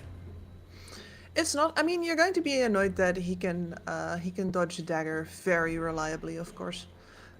So curious to see if we're going to see a build adjustment or if he's going to be content with constantly forcing out the spells from the Void Spirit by casting it. Let's see, because it's been a while since I have personally seen this matchup. Void Spirit hasn't really been anywhere for quite a while. The fact that he's now back to near previous team levels of pick. stats really Disruptor. helps him get back in the game. This one, yeah, reactive. I mean, can be aggressive support, but again, I feel like Modus, if the cores don't make the game move, then the supports are not going to be able to do anything on their own. It's gonna 10 be seconds Yeah, it's rough good. again. As much as I like this Alchemist Queen of Pain combo just because of 5 like seconds OS frog remaining. reasons, I do feel like Modus need an offlane player that can make plays like you say. There's nobody, they need somebody who can like blink in, stun a hero, and we can play Dota around that. Exactly. This Hoodwink and this Disruptor want somebody to play ball with them. You need somebody who goes in here. That would be the ideal situation. And the co-op also great follow-up hero. Dire Not team great going in back. first. Give me that Radiant Mars. team I back. need a blink builder. Yeah, the Sand King banned out as well. That would have been one of my other candidates. Who else is there? I don't know if Centaur is still a hero. I think that not to kind of fit the mold. But funny enough, Slaughter was banned in the first phase last game, like one of the first bans. This 10 time completely seconds unignored, remaining. so maybe that can be like your fast tempo hero, lane dominator, 5 blink stun seconds hero. remaining. Wouldn't be opposed to seeing that. The chase with Slaughter plus Disruptor is like disgusting as well. It really is. You get so much vision. I wonder how, if they're hesitant because of the Dire Pango on the team field, like back. you'd like to not play too many melee cores into a Pangolier just because you're mostly going to get bounced around the entire game. The big slug is taken out Underlord band. Wonder what they go Hey, for. I'd Tyrant is still honestly- dead. Seconds remaining. Tide was banned as well. Tide was banned in the first phase last game as well. So 5 I don't know seconds what remaining. happened and what changed with the bans, but all the stuff that Radiant should have been high team priority is still there. Oh, the watermelon's gone. Not quite. The last ban here. I like this lion ban as well. I wonder You if mentioned the Ivory is tempted to 10 to seconds Grimstroke. remaining. Grimstroke Tiny Lane does 5 sound quite... seconds remaining. Or to be Grimstroke Pango Lane. Actually, he has the Pango to play with and the Void Spirit. Not a bad Grimstroke game by any means. The Silence is super value against the Quap. The leash as well. The Leash, yeah. Keeps coming in clutch. That was also banned out last game, so... I wouldn't be surprised to see Dire that. team pick. I just want to know what they're going to pick on this for the offlane on Modus. What do you think about this tiny pick? We didn't really talk about it too much. They pick up the tiny carry for themselves on Ivory this time. Yeah, I think that it perfectly suits the kind of playstyle that 10 they want. seconds No remaining. big cooldowns to be reliant on. A very early window 5 if they want seconds to, which they remaining. did with the gyrocopter as well, right? So if they want Right. to keep control of when the fights happen and where, then the Tiny is absolutely suited to that playstyle. In theory, it also should be a good hero to like hunt the alchemist farming, but I feel like Tiny wants to play around getting like Echo and Blink or Echo and Shadowblade first, so I wonder how the timings will go in Yeah. that regard, Radiant but team pick.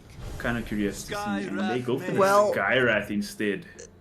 That is okay. So that, I mean, Co-op hates it. Hates the single target silence. Yeah.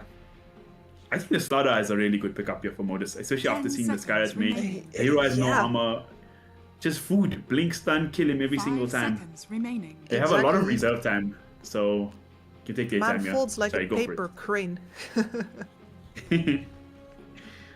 Okay, so offlaners banned. We have Tidehunter banned, Underlord banned, Bristleback banned, Beastmaster banned, Batrider banned. So what's left? There's Centaur, there's Slaughter, a Yeah, Lycan if they want to Starter do from the something like that. classics. Yeah, like a Lycan could work. I just, please give me a stun. The Hoodwink wants a stun, definitely. I mean, it all depends on like how much you're gonna get out of the alchemist. You get a shaker. The Doom is not banned. Oh, wow. There's your I see Slaughter. the When did you go Select for your Slaughter? heroes. Okay. Now I would be hyped that Should I be. predicted it, but now I'm like, if they took so long to pick it, what's wrong with it that I'm not seeing? You know? No, there were some alternatives though. It's not always there's something wrong, and it's also sometimes it's free time. If you already know you're going to pick the Slaughter, but you still have like 20 seconds left, why not use that to already discuss the game plan?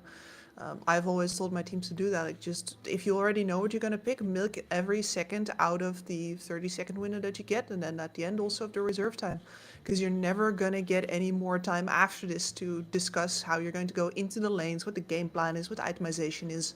Just do that right now. For sure, for sure. So now that the drafts are all completed, is there any draft that you favor this time round? I mean, Modus is very, I want to say, gimmicky here. The Slaughter needs to put in a lot of work. The Alchemist Quap combo needs to work out as well. It feels fragile. It feels like if any of these stones fall out, the entire arc comes crashing down. Whereas for Ivory, there's 3 cores here that could do very good work, even if they're the only core that gets to have a game after the laning stage. So I feel like Ivory once again has the more resilient draft here. I would favor them. Yeah, for me, I know it's not like a aura patch, but the fact that you're playing against all this magic damage and you don't really have like a pipe building hero, and the fact that you don't have a Mage Slayer hero either, like no Ember Spirit or Monkey or something like that, Yeah. kind of is a bit of a disadvantage for the side of Modus. But I do think if the lanes go well, like if your Quap wins a lane, your Alchemist wins a lane, and especially if the Slaughter wins his lane, then it's like you can kind of snowball the game if you hit your timings. But for the side of Ivory, the game's really easy to play. Like you just have so much team fight and spell damage that you can just like press your buttons and you should be able to win the game, you know? Yeah, and I always favor the ease of execution, but you're right, like the snowball game, I'm saying like, okay, maybe I don't like it because it's Modus's only way, but on the other hand, if it happens, then it's going to be nigh impossible to stop off. And just not to fully nerd out on this alchemist stuff, right? But the eggs, tell me. obviously the Quap eggs, completely broken. Like would be the first one for sure. Slaughter eggs, great eggs also. Disruptor eggs, if he wants to give, also amazing. Because a lot of people are advocating for you go 1 eggs after the Radiance, of course, get your BKB or whatever, go the next eggs for another hero, then you do the 2 eggs. So the second eggs will be really interesting if he decides to go that way. Who he decides to give it to, the Strada or Disruptor. Against this lineup, I'd probably ask for the Disruptor. But it depends on whether or not Ivory is going to favor the BKBs or if they're going to say like, okay, I guess we're not going to get to press them anyway. Yes, Let's find out. full smoke wrap around here from Modus. So they're already starting to take more initiative than the last game. They do find TE sees us. I don't think we're going to see anything. They're going to try. Can they have one full lockdown? They should be able to change stun. This should be the first blood. Who's going to get it? Might just be Slaughter forced to take the last hit. One more hit. Is it enough? Yes, it is. Oh, the support gets it. Meryl's not going to be too upset about that, though. No. Little twitchy there. Well, the mid player was nowhere to be seen, so it's fine. Doesn't really matter, right? Yeah, exactly. If it's not about the bottle, then whoever gets it. That was a lot of commitment though, all the way from behind. Nicely done. Very interested to see how the mid lane goes this time. I think both Ken and Exney had very good performances in the last game, so a lot of pressure on them to make plays this game as well. Yep, let's see what build we are going to see out of the Quap. How much, if any, dagger? True. The bottom lane also does not seem fun at all for the Radiant to play against too. Skyra, Pangolier is just a bit of a disgusting lane. And Disruptor, not the best laning partner for this type of lane either. I think Alchemist could have some worries to start this game off. Yeah, perhaps saying that the Disruptor does trade pretty nicely with the Thunderstrike, but he's going to run out of HP so quickly versus that Skywrath mage. And Rapido, we had quite a good performance on the Bristleback. I'm very curious to see him on a hero like Pangolier so active. They first picked it for him in the draft. I think he could be a real difference maker in this game. If I was the gambling man, that would be my bet for MVP, but we'll see how it goes. Still a long game to play. You would have probably been wrong last game as well if you would have bet on him, because in the end, Ken definitely came through. That Oh was, yeah, that's fair. Ken styled. He styled almost as an afterthought. That's what really impressed me about it as well. Very cheeky the way that he managed to keep himself into the game. They did first pick in the storm, so it worked out. And up top, we're going to see a kill over on K. So this is what I thought was really important. The Slaughter needing to have a good lane, and he picks up a kill there. Might find himself another one here. Kind of brings on T as well. They're diving the tier 1 tower. Elmo gets another. This is a big deal. So that is a huge deal. Both these safe laners got very tough lanes to deal with right now. Yep. But we were talking about the snowballing draft, and that one is absolutely on the Radiant side right now. So even if Ivory gets really good lanes out of this, it's not going to do nearly as much for them as it does for just having this Slaughter up and running, dedicating the pace of the game while this Alchemist gets to farm up and boost this Quap and the Slaughter himself after. That is the ideal scenario. So far Ivory gotta be a little worried. Like you say, there's like going to be that timing, right? About 15 minutes where there'll be like Ags on the Quap gifted from the Alchemist, and then who you're going to like be your pacemaker to play, and who's going to get you there. So much is riding on the back of the Slaughter's lane. Luckily, it's going well for now. Modus 3-0 advantage across the board here, but the CS is okay. Nobody's really suffering too bad at the very least.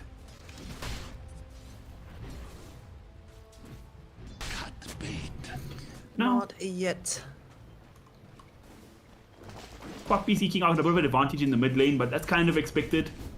I don't think Void Spirit is suffering too badly.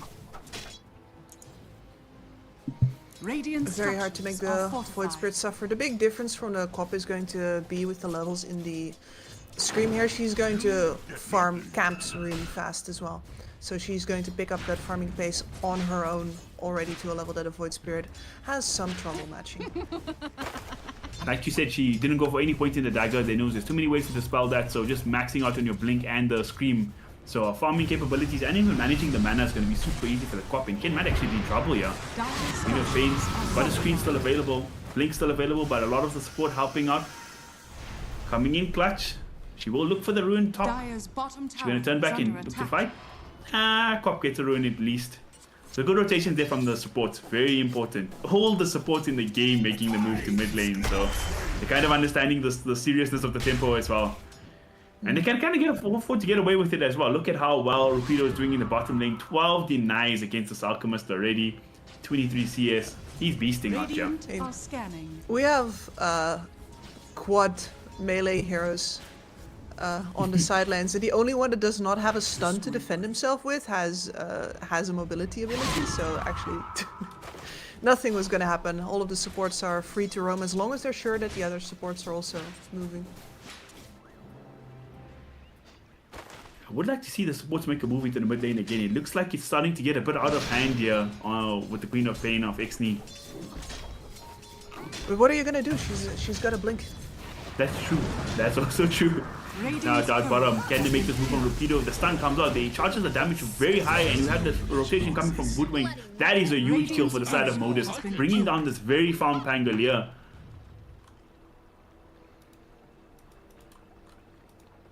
On the flip side, the Slaughter is just pulling creeps. He doesn't even care that his support's not there, so Yeah.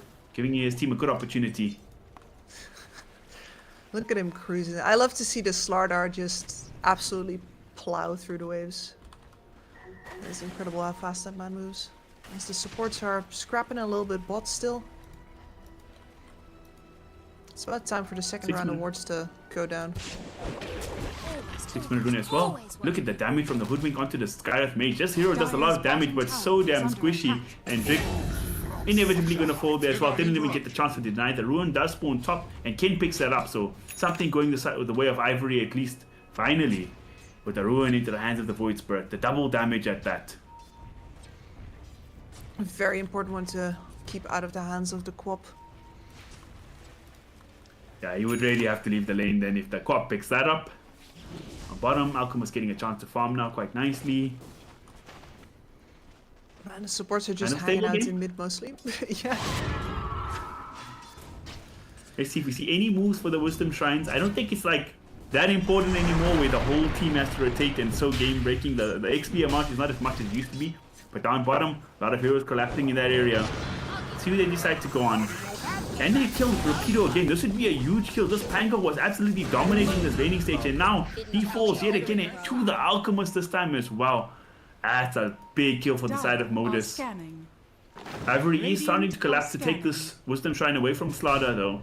Are they? They just left the area. Hello, Tiny? That's so weird. Okay, you should get it in the end anyways, but the support just TP'd out. They wanted to secure their own one. They do get both, so nice pickup for the side of Ivory.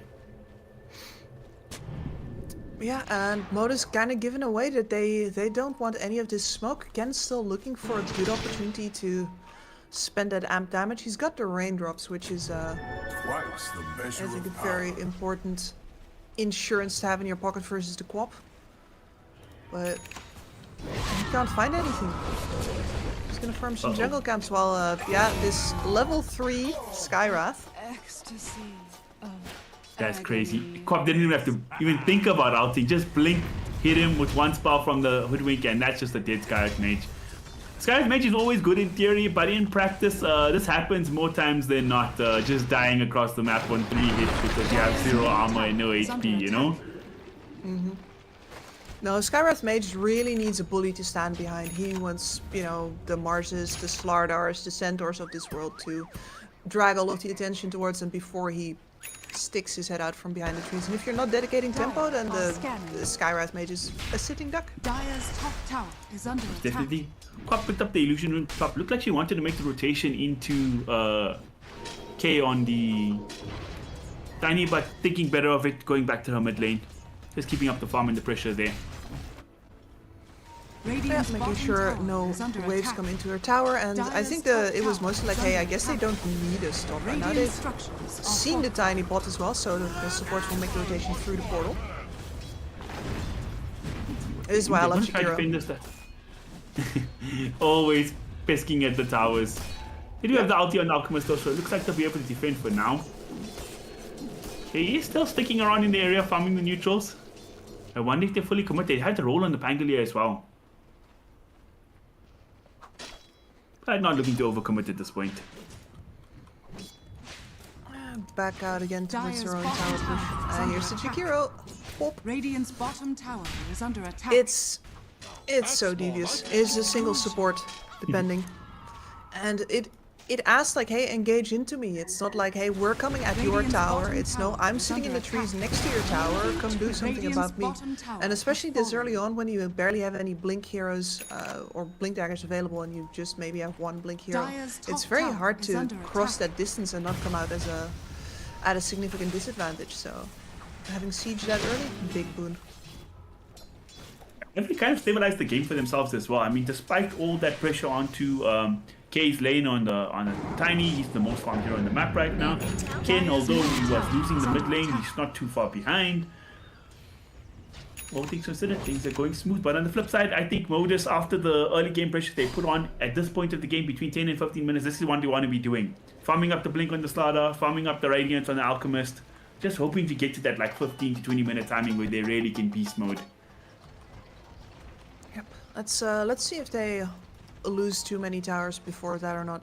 Ideally, you want to keep this mid tower alive, especially as a TP point to make fast moves on the map with. They're gonna make the There's a move good on catch. Hero. Oh my god, that damage from the Slaughter Oh, is yes. disgusting. Max Crush with the ulti going. Elmo having a much better game this time around than he did on the Brewmaster to start the game at least. And Merles, he might be in trouble. He's gonna get chased down here on the Goodwing. Slaughter is coming in to help him, and look at that Sonic Wave from Queen of Pain from the low ground doing so much damn damage. They might actually get the Tiny here as well. Okay, uh-oh. It looked good to start, but now they're getting punished so damn heavily. A big kill for XP. Rapido going to be forced to use the Rolling Thunder. I don't think they can have it, what it takes to kill this Crop. Not even close. And now, Ken, he's in a weird place, forced to use his ulti away. Doesn't have any other jumps left. Fortunately for them, Slaughter is not in the mood to chase right now.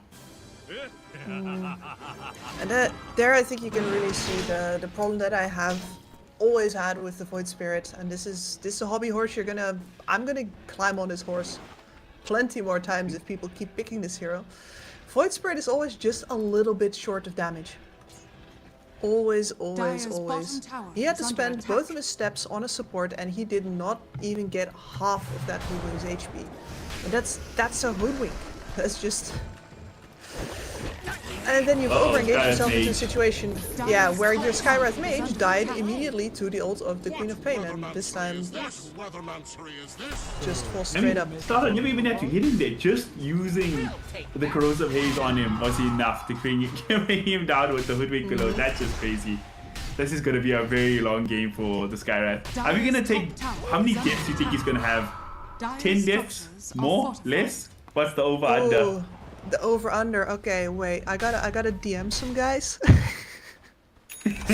No, we're not a betting platform up in here. I think he could easily reach 15. Modus is. Okay. We were talking before about how their situation is fragile. They need to slow ball, but They're looking for when Rapido they bottom. when they snowball, it's gonna be real good, and they are snowballing.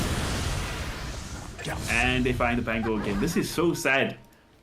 I thought the Pango's going to have a huge impact in this game, but he's just getting caught every single time. Like, he had a good start in the first 5 minutes, but he just hasn't been able to make a single successful move on the map. Getting caught 3 times now, and Cyber Modus, they're just really running away with it. And Elmo, he's even looking to set up something here onto K's Tiny. Yeah, threaten him a bit, see if you can get him. If not, all of the farm on the top side of the map is now his. He's having a whale Dire's of a bottom time. tower is under attack. All 3 Sports- cores for the side of Modus for the top 3 in farm. Sorry to cut you off there, Kips. Yeah. No, I mean, it's one of the reasons that is the case also is because they can afford to go into the jungle and these supports can go into the lane, scrape a bit more there. The situation looks incredible for them right now, and now it is really hard for me to say, hey, this is how you get back into the game. This Tiny, for example, is going to go Shadow Blade, and that's going to then have to be your initiation, but there have been quite a lot of sentries on this map already. That's not going to change. Oi, oi, oi. Oh boy. Is under attack. Oh boy, King getting absolutely smoked in the mid lane. They threw the entire kit on him. They actually kept Queen of Pain out. Just the Static Storm alone plus the 4 heroes was enough to burst down King. And he's already died now. More times than he died in the okay, same amount of times. 1 time than in the previous game. So did well to keep himself alive, but at the end of the day, it's gonna cost him his life this time around. tier 1 mid tower getting pressured, but looks like Dire's Queen of middle Pain tower is under attack. opting to make the move top instead, thinking the supports plus the offlane is enough to get this tier 1 tower, and she's right about that. On the bottom Dire's side, middle tower looks like has they're going to fallen. trade for some real estate there for Ivory, pressuring that tier 1 safe lane tower.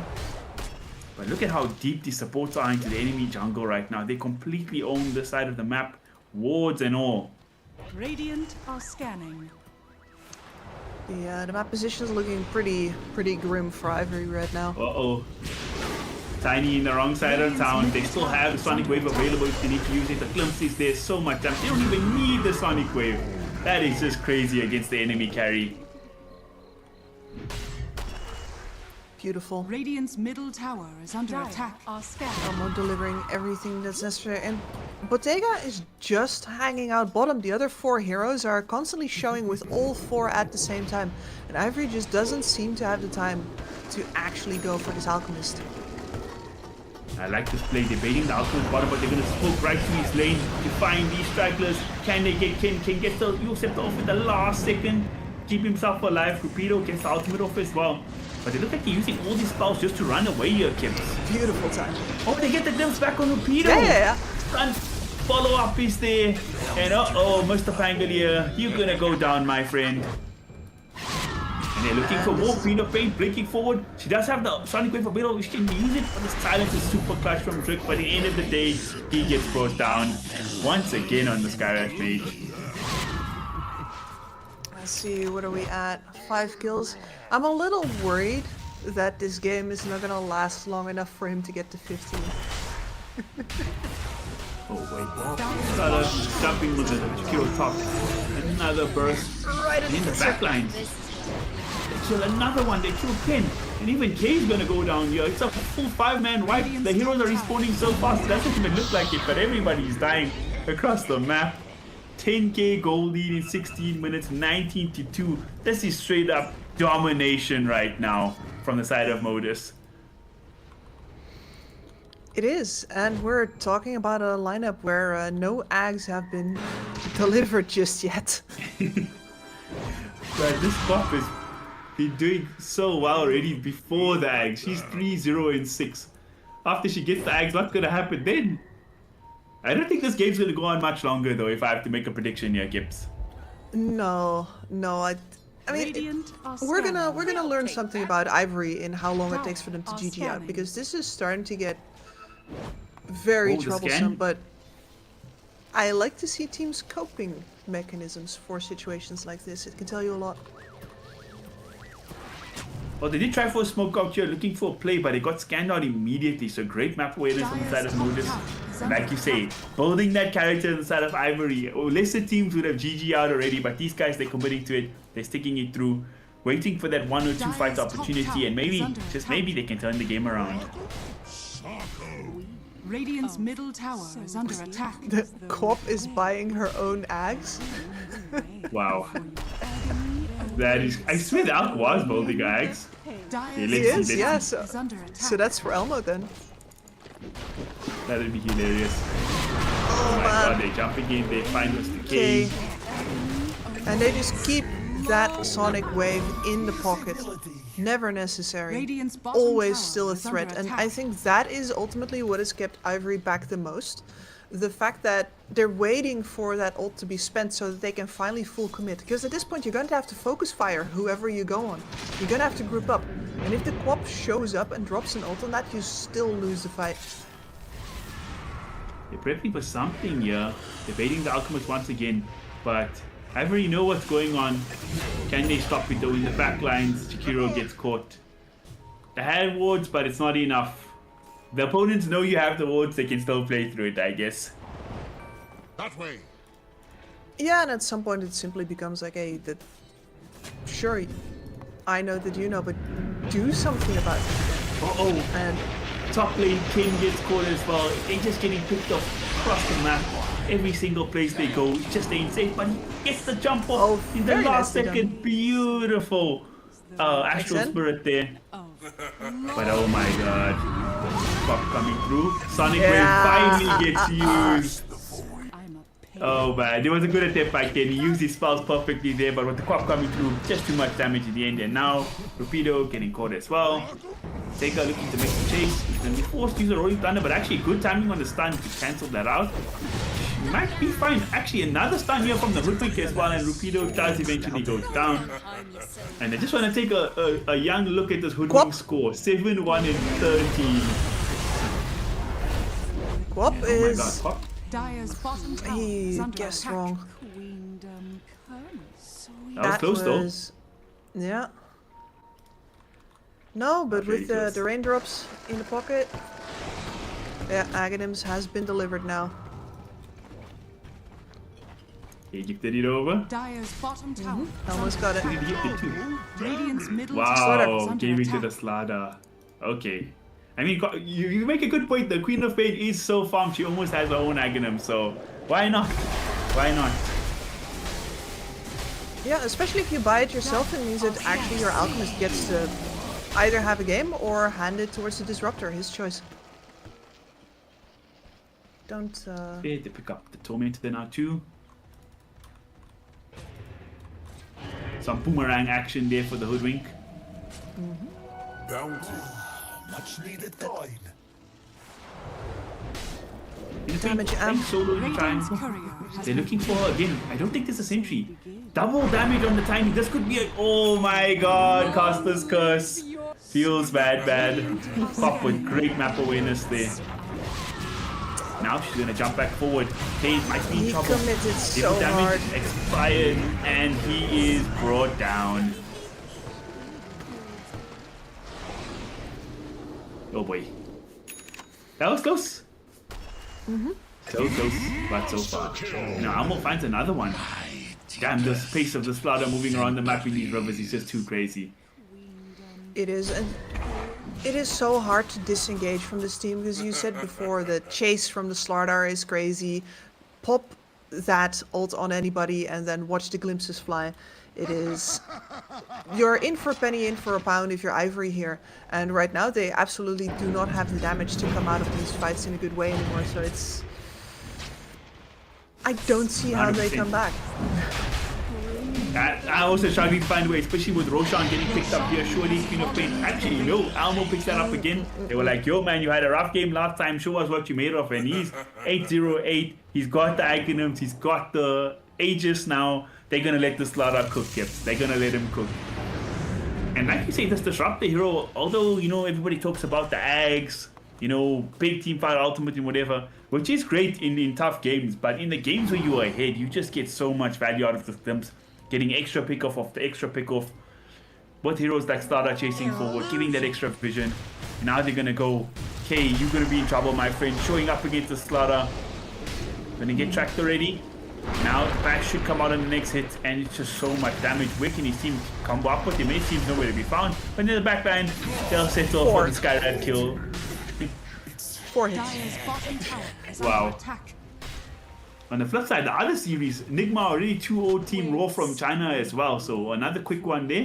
At least we're going for the long haul here. This should be a 3-game series. Dire's top tower Team is Ivory under attack. on the heavy back foot here. For your soul begins the very Down Aegis, Ah, down 20k she in 20 did- minutes. And Kim, She did buy Bloodstone, by the way. tower is under The attack. Ags got gifted. oh wow. It was And a the little GG's actually silly. called. Skyred pops the GG and leaves the game immediately. That is... I don't blame him. I don't blame him. This was an insanely rough game. What a performance from Side of Modus. Very good comeback from the first game. They kind of got outmaneuvered by Ivory for the most part, and this time they struck back, and they struck back hard, Kips. They did. I mean, it's everything that we asked for, right? We were like, man, we want them to push the tempo. We want them to not be on the back foot. We could see that they knew how to fight. They did some great spellcasting in the previous series as well, but it was just they were never in charge of the game. And I think they might have answered us a little bit about how they would run a game if they were in charge of it. Most definitely. I think the big takeaway from me from this one is there's a reason they banned the Slaughter in the first game. I believe it was Ivory who banned the Slaughter. And don't let the Alchemist through. These things are just too broken. Any other final takeaways? The final takeaways. I mean, honestly, to me, the Alchemist was an afterthought in this game. I think the Alchemist is the reason why they GG out in the end. Because maybe if there's something else waiting there, you've got yourself a chance at getting back into the game. But the economical advantage really was the final nail in the coffin. So I don't think we're going to see that one again either. 100%.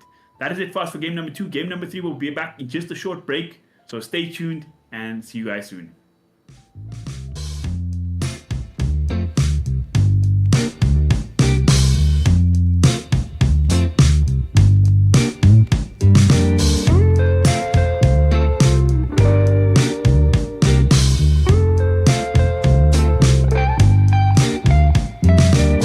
Well, I can tell just by the way that you're smiling that you're still unsure. And I can tell just by the look in your eyes that you've been hurt before. But baby, no one can promise you forever. Right now I only know that we should be together. Because it's now or it's never, so won't you take a chance on me? Well, it's fine if all your previous guys that made you run away.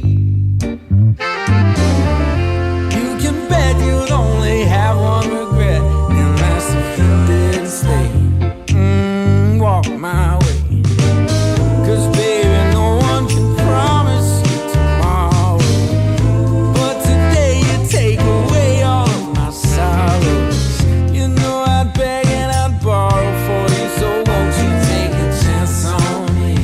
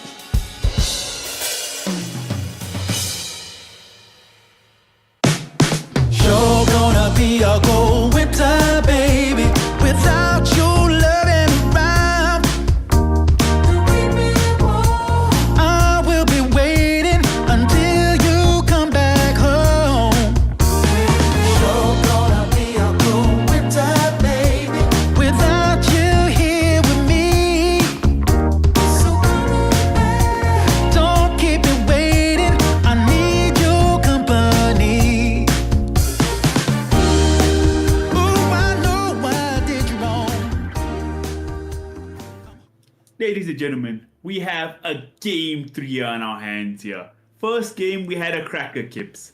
Game 2, we had a mega stomp. Game 3, what do you think we're going to see here? I mean, hopefully just straight on back to the cracker here. I'm not looking for something in between where it's like one of those middling games. You sort of know who's gonna win, but you have to wait it out.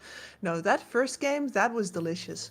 And we've now seen that both of these teams have a very good like control of what they want to do in the game. It's just a question of whether or not they're actually going to get to execute it. And I think a lot of that comes down to the draft.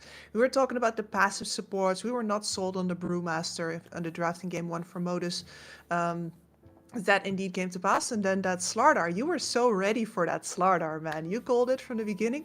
And Elmo run this town. So let's see what kind of picks they got for us this time, because clearly this matters a lot. Yeah, the Slaughter was a great pick. I think Elmo looks much more comfortable on like this lane dominator, blink stun hero, just go around the map killing people, where I feel like in the first game he had very minimal impact on the Brew. Sometimes it's hard to see what the Brew does because he's so split around in fights and things, but I think the rough lane and the way he contributed to the game wasn't that great. So I think they kind of have a formula for success here in Modus to pick heroes like Slaughter, you know, these kind of lane dominators that can go around, blink, and kill people. But I guess there's not many heroes like that, to be honest, because like your Mars, your Dooms, etc., they don't do so well in the lane. But for Ivory, I don't know, it was a kind of a disappointing performance on the off lane as well for them, because I thought Rapido was dominating his lane. He was destroying the Alchemist in the first 5 minutes, and we just never really felt his effect throughout the game.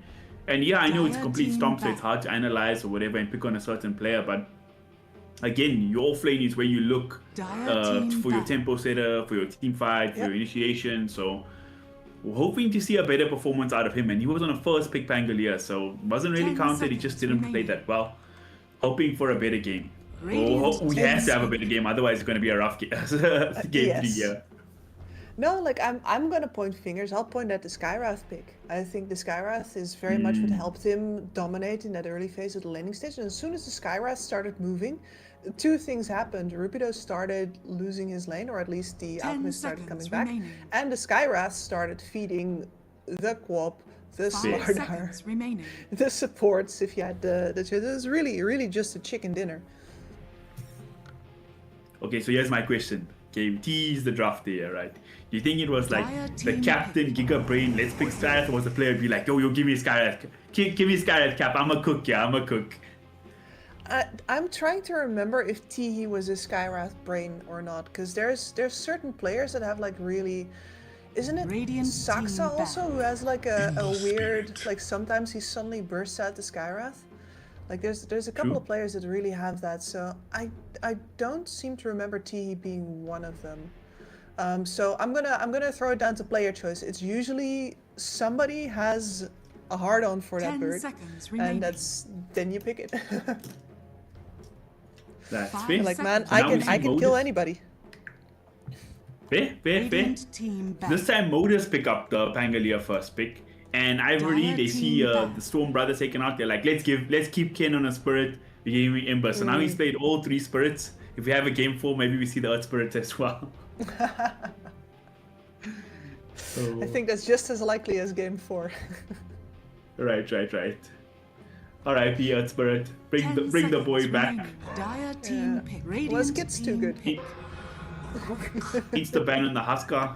Very reasonable, picking up a first pick Ember Spirit. And after that, it's quite hard to threaten him. I mean, you could still pick Viper, but I'm not sure if XNE looks like the kind of player to me who would sacrifice his enjoyment of the game for, to get down the enemy Ember Spirit, when he could just, he could just lane better, right? True. Play better. That's great advice right there. Play better? I don't need to play Viper. Just give me a normal hero. I'll ruin him anyway. I think Viper's also one of those like fool's goals heroes. In mid lane, I think that's his natural position. It's fine.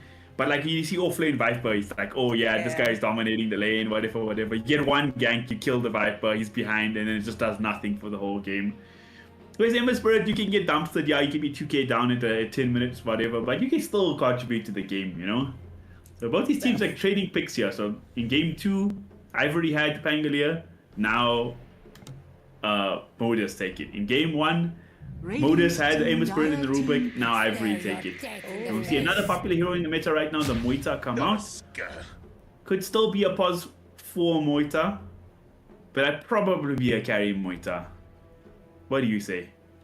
I'd probably expect that as well, especially with the Tusk now picked up as well. This is a 10 very seconds potent lane. remaining. This can be absolutely ruinous if you don't have any 5 disengage. seconds remaining. You're going to want an offlaner who can actually deal with the shards at the very least, but ideally, yeah, like some form of complete mobility to disengage as fast as possible and keep it in your pocket for the moment where they turn on that tag team. Yeah, I know the shards plus the Moita W, the silence is really good. Very good lane combo. Throughout the game, it skills like you have that mixed magic and physical damage that Moita already has is amped up by the Tusker as well. Really good 2-3 picks there from Modus. Interesting to see how Ivory responds now. They got their mid laner, they got probably their pos 4 or pos 5. Will they go for offlane early this game, or will they wait for it a little later? Slaughter is still in the pool from the last game, but I don't know if it's as good this game as it was going to be in the last game. I think a Slaughter in this game is fried fish. Like, your lane is going to suck. Underlord might not be a bad shout. The damage reduction against both the Moita and Tusk can just like push out the waves if it's a tough lane. Amp damage with the Rubik. Dire team pick. On the other hand, no way out. Hey. Well, we're gonna go for it. Yeah, good call. I think with the silence and the Tusk, the shards, you're gonna have to stand and deliver, and Underlord is the best at that. How to pull that remains. Maybe you could have said Tide, but you know, we're never going to see a Tide 10 Hunter. Maybe seconds not this remaining. entire qualifier. Who knows? Or this entire Radiant team pick. season. I mean, it was in the pool. It was banned out in the first phase in the first game. The second game was completely led through right to the end. So there was an opportunity was to it? pick it, just nobody wanted to go for it. Man. Yeah. In the second game, it got banned like 5th ban or something, I think.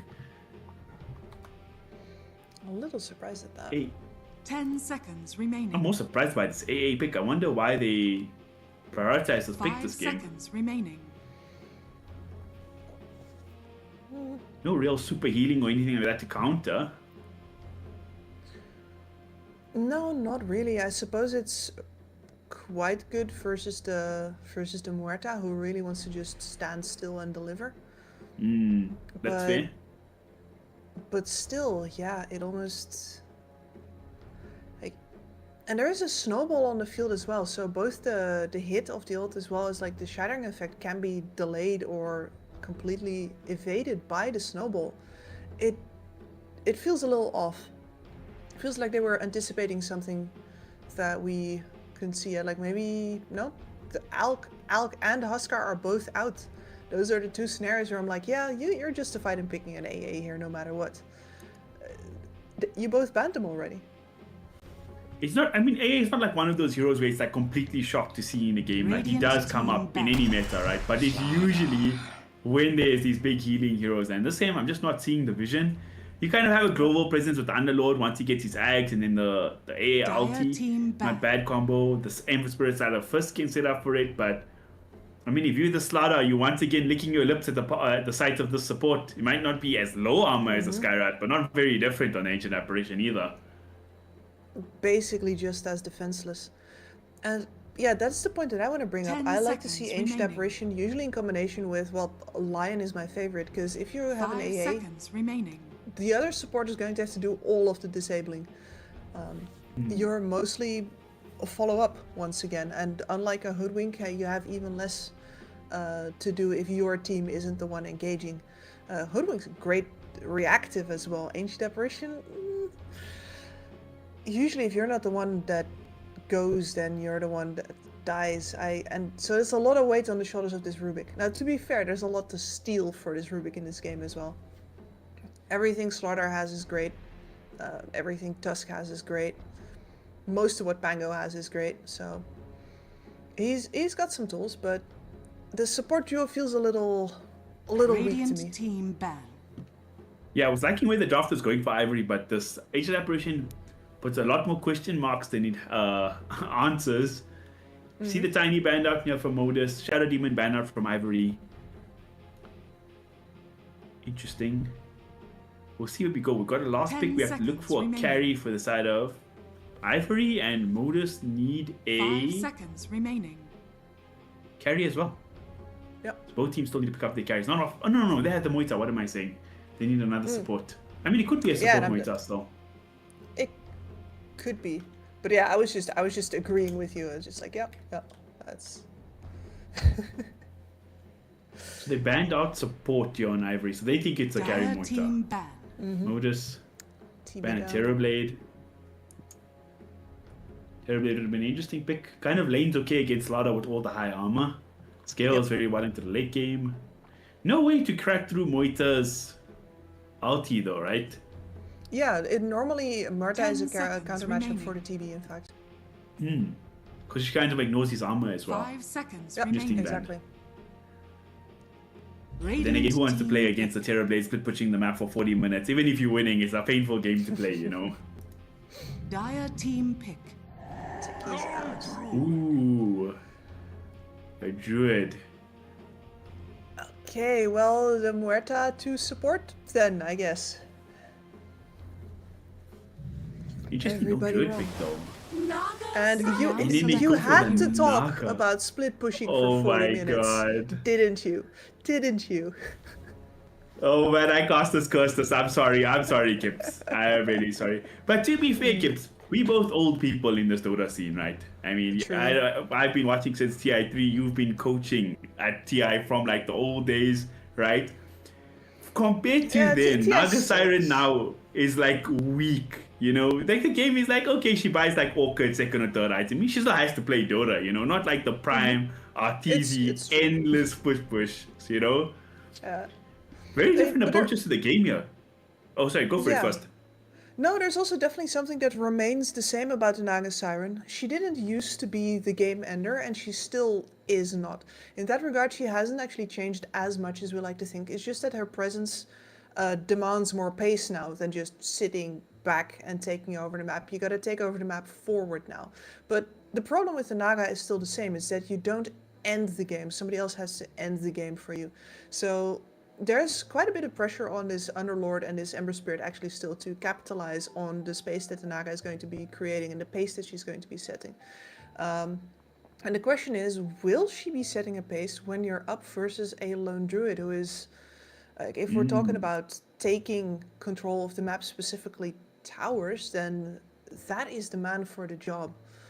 I'm questioning Ivory's draft right now between the Ancient Apparition and the Naga Siren.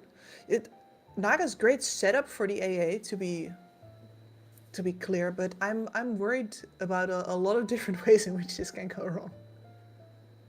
Yeah, I do think that is a worry. I mean, you're playing against a team who has Lone Druid, Slaughter, Pango, Moita. None of the heroes have cooldowns whatsoever. So once the ball starts rolling, there's never ever a reason to stop, you know?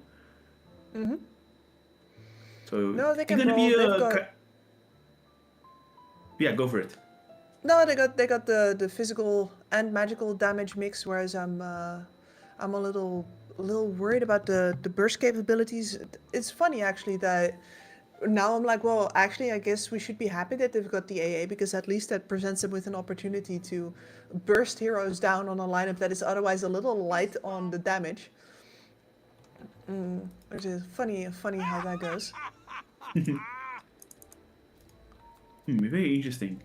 I just think it kind of like game number 2. If they lose the lanes really badly to like Slaughter and Lone Druid, which is two very strong laners, it makes the game very difficult to play from there, right? Because you can just push the tower so fast, you can take objectives really fast. You can't heroes like Slaughter, the Underlord, who should be super tanky, up against the Underlord the Corrosive Haze from Slaughter is not so tanky anymore. Can be a tough game, but I do think the team fight is respectable. It's respectable. Once the Underlord has his eggs on the... Yeah. Once the Naga Siren sets up for like the AA, it's a lot of magic damage coming out, and then A the lot of physical AoE. damage of the Naga too. Yes, a lot of AoE. That is the one But thing. almost- Like Modus will definitely want to kill your heroes one by one. So Ivory, this Naga Siren is going to have to really be involved in that regard. We're going to see if this is a good game for Ivory, we're going to see a great demonstration of the ways in which Naga now has to actually work for her money. True. And the bright side about the Naga, also one of the few heroes that lanes okay against the Slaughter. Super high armor as an agility Yep. hero. Can easily dispel the corrosive haze until... When is it unspellable? Is that with the shard? I'm trying to think. It's definitely not the shard. Wasn't it a talent? Yeah, 25. Oh yeah, that's a talent. That's a talent. Okay, I'm glad they moved that to 25 because it's super broken. Yep. No, it's pretty ridiculous, but it's one of the other reasons that you need to have this Slardar snowballing, because on the other hand, he is just a melee fish with a very limited toolkit. Either he does well, he bashes people and he does it well, or you don't really have anything to do on him but blink in, crush and die. So you got to have ways for him to keep his snowball going. Gibbs, I have some questions for you. Why we have this real opportunity for pause in the game, right? Nothing's happening just yet. I'm not gonna pose this question and pretend I'm the genius, but at some point there was a Reddit thread about like half-baked ideas, crazy ideas to add into Dota, right? So one of the ideas was that you have like a decaying map or like a changing map. So let's say time hits like 45 minutes, nothing happens, like a lava spouts out of the map and actually changes the map. What do you think about that concept? I mean, it's sort of a follow-up on the fact that we already have a changing map, right? Because we have the creep waves getting stronger and the towers staying passive. So the game will eventually end itself. The same with like the rank up of the neutral items.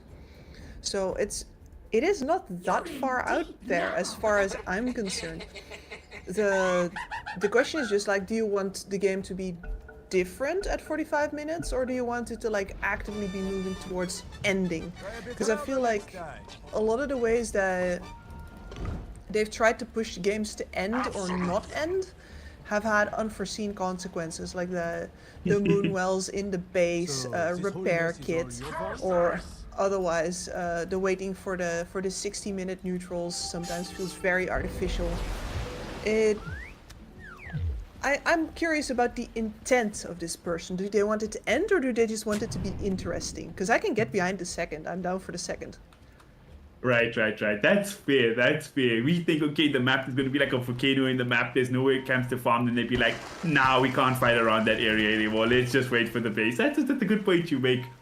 And you sent me back down memory lane. I even forgot repair kit was an item. I don't know why that was even an item. But before we even get to that, we could see another first blood attempt here.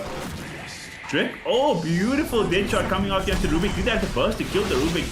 They're going for it. Yes, they do. They pick up a first blood for Meryl's again. Mr. Alice picking it up. And now they're looking for some more. Rupido gets stunned as well. Can they get a second kill here? This is a disaster for the side of Team Ivory.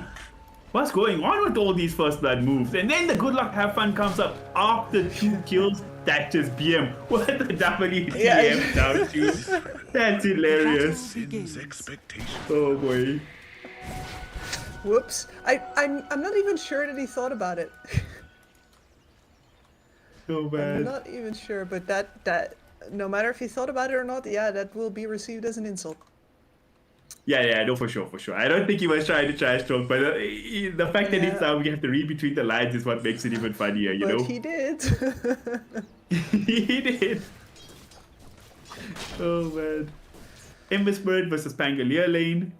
Should be quite a uneventful laning stage, right? Not too much should happen there, right? No, both of them have abilities to dodge each other's biggest damage outputs. Both of them can push the wave pretty fast. Have tools to answer when the enemy tries to put wave pressure on them instead. Of course, the Pango used to lose this one on sheer numbers. Now, I haven't watched it in a while, but I've been told that Pango's numbers are quite playable again. So I think this one should be pretty evenly matched. Yeah, it's because Pango's one of the few heroes who especially didn't like the Flame Guard build from Ember Spirit. I think now mostly Embers are maxing out the Slight as well, so should be fine with the sustain from the bottle. I'm just assuming. I'm not a mid player by any means, so I'm not going to make any assumptions. Yeah, I used to do calculations on which heroes would always stay ahead of the Flame Guard and be able to break it. On like if their combined spells had enough damage to break Flame Guard, but it's not as relevant anymore now that Flame Guard is only a percentage damage block. Fair. Bottom lane, Lone Druid versus Underlord. At least Underlord has a lot of base damage to actually play up against the Druid. Some lanes it's just unplayable against the LD. So Rapido doing okay in the first few waves, but it does get tougher as the game goes on. I feel like the Tusker combination is quite nice for the tag team as well for the LD. I am a little sad, yeah, for the lane that we didn't get to see with the Muerta here. Kill, return kills here as well. Gotta feel good for the Slaughter. It's like, yeah, your support dies, but I get a kill, you know? And down bottom, more action, much more active game to start than I expected. Can they get the kill on Drip? They're gonna try for it. Yet another kill on Drip. Oh, he baits them this time and he gets a tough spot. He does go down eventually, but Rapido looking to punish Lone Druid. But now Mr. LS, he TP's in and now Underlord could be in trouble. Very tanky. Oh my god, I was gonna say unless there's a lucky root, he comes out and Rapido falls as well. Double kill for Bottega on the Lone Druid. Alright. I mean, he is a Lone Druid player. We know this not just because he picked it and nobody else would, but also because he gets those roots. That's some Matuma Man level rooting right there. Let him cook. Let him cook. Stala is taking the portal back up top. Naga, despite the support dying earlier, farming A-OK. Slaughter doing well in the lane as well. You think this... I don't know. I actually was going to ask that. We can't even ask you, oh, which lanes are going to be kills, whatever. It's just been action-packed to start off the game. Yeah. And I hate that question, so thank you. Thank you, teams. Okay. Saved, yeah. Okay.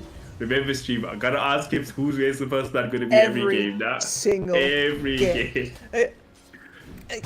I used to gas with Harry Freak. He asks it every single game, so I'm not...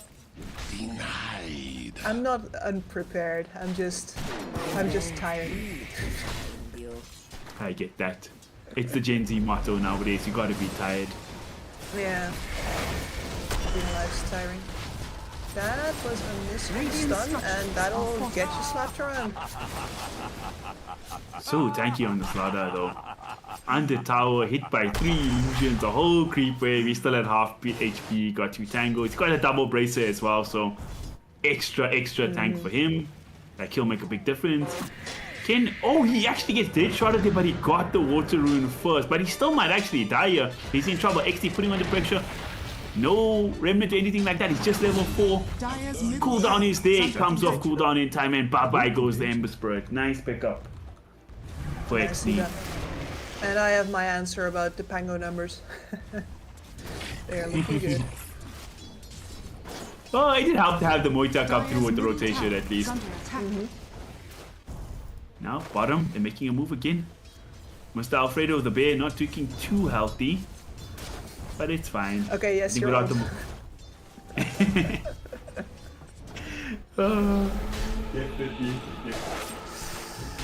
I mean, I was thinking like, I was talking about Matu, and at some point I'm gonna have to start explaining to the newer Finnish viewers why I'm being so explicit on the stream. But referencing Admiral Bulldog goes even further. Sorry. So we got the knock up top, and then Moita falls yet again. Yeah, that's actually fair. If Matu's the old man for Dota, Bulldog is like ancient news now. That's like mythology at this point, you know? Faded into legend.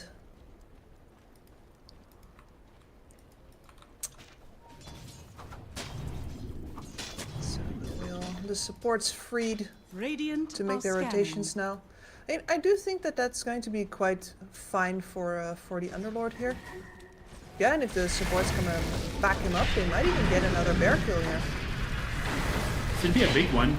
So a lot of gold going the way of the Underlord. Oh, 207 gold. At 5 minutes is crazy business. That's a pinata. And Ken actually getting caught here in the jungle. Problems, finds the pick up on the Ember Spirit. So Ken, who only died one time in the first game in 45 minutes, already has 2 deaths on his Ember Spirit this time round. The Electric Spirit much more favorable for him than the Fire Spirit, it seems. Well, perhaps, unfortunately. Tower with the siege wagon getting pressured very heavily. They could get it here in the 5-minute siege wagon. Ember gonna TP right back into the mix, but this could be scary for him. Get silenced up immediately, they're gonna make the move. There's no remnant. Ember, my friend, Ken, what are you doing? Oh, it's a disaster. Dire's middle tower has fallen.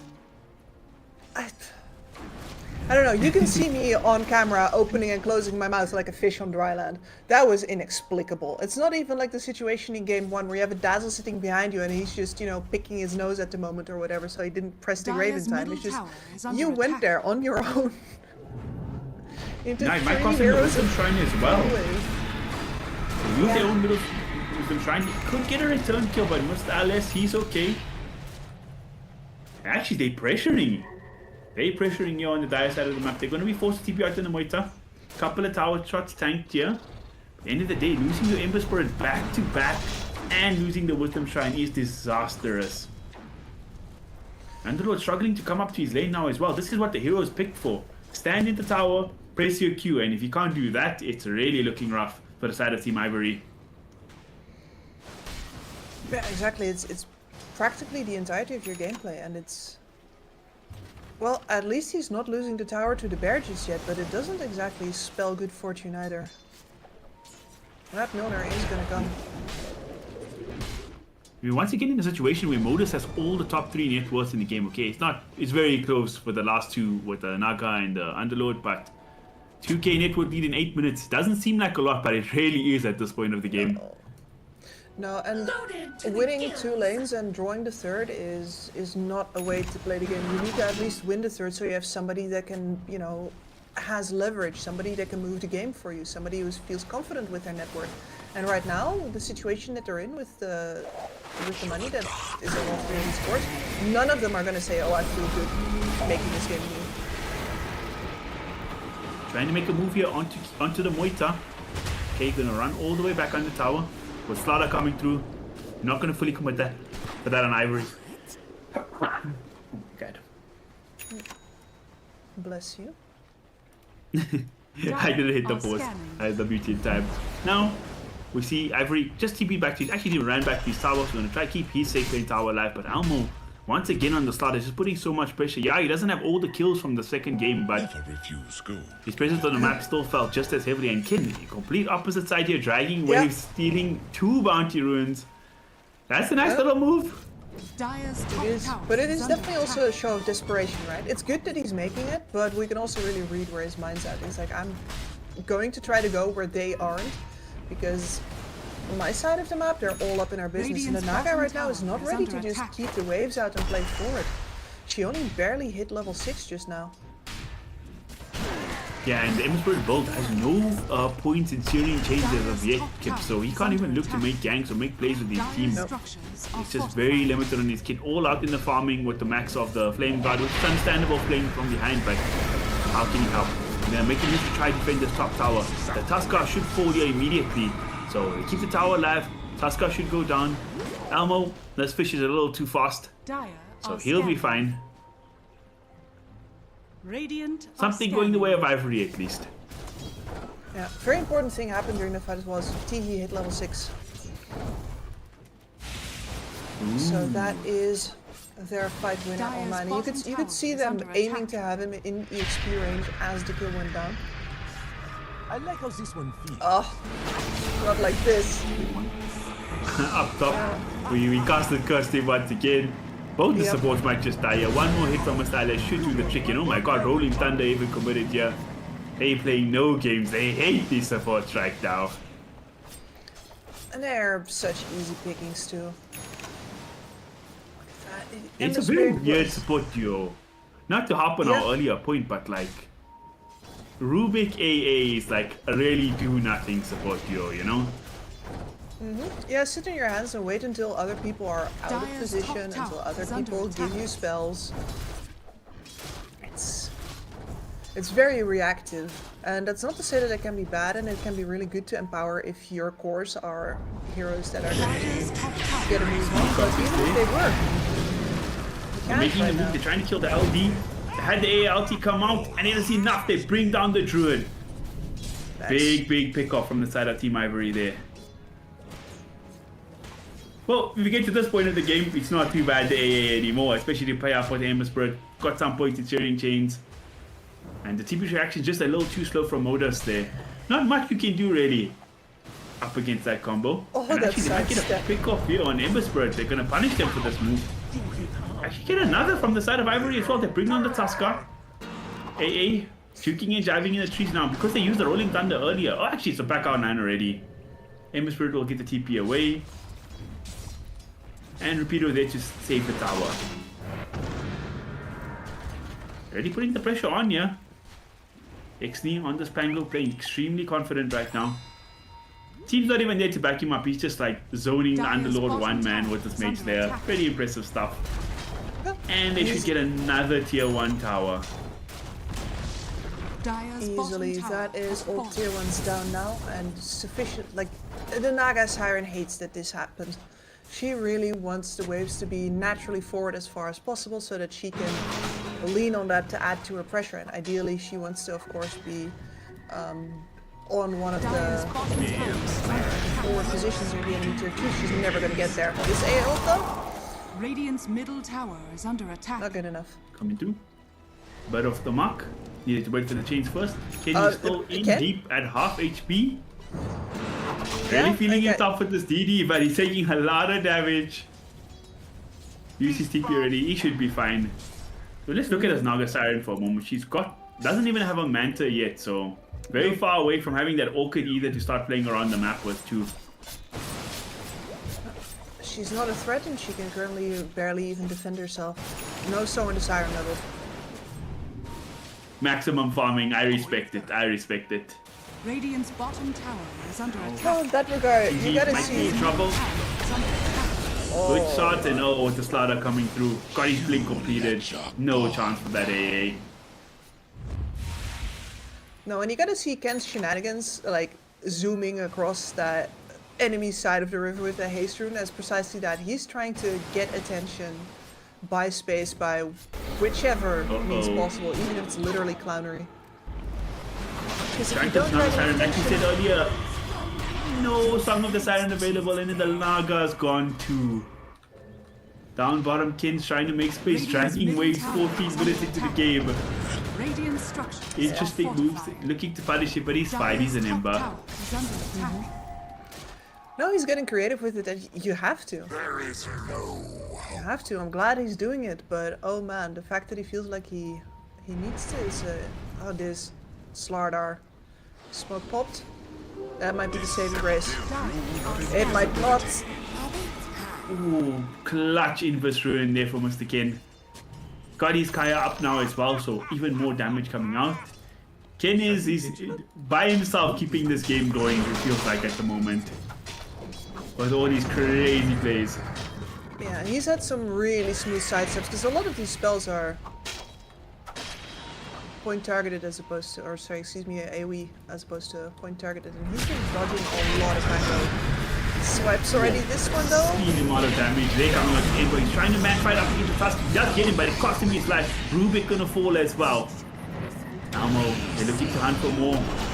Panglia roaring through, but Underlord Wales scurry himself away. They find a huge ancient stack here to boot. That is huge win for the side of Modus.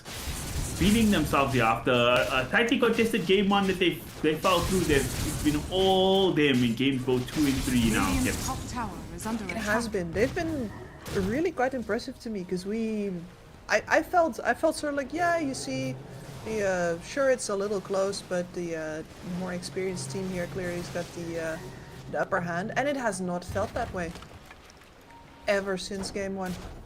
I've never felt like Ivory has been in control anymore a single moment. And a lot of ulti coming out. They want to make the movement through it again. They're committing a lot, but I'm with her. It's nowhere to be seen. Is this AI damage going to be enough? Yes, it is. They kill Bottega once again. It's getting a big pick off here. Doesn't cost him. Well, I was going to say it doesn't cost him anything, but now he gets caught. Bye-bye, Mr. Rubik. He's going to fall. But Elmo, he might have bitten off more than he can chew. He's taking a lot of damage on the Slaughter. He's going to tick out. And now, Mr. XD trying to punish here as well. But Song of Siren going to be there. Should be able to kite up the Spangolier. There's no ulti available for him. Golden Thunder is still on cooldown.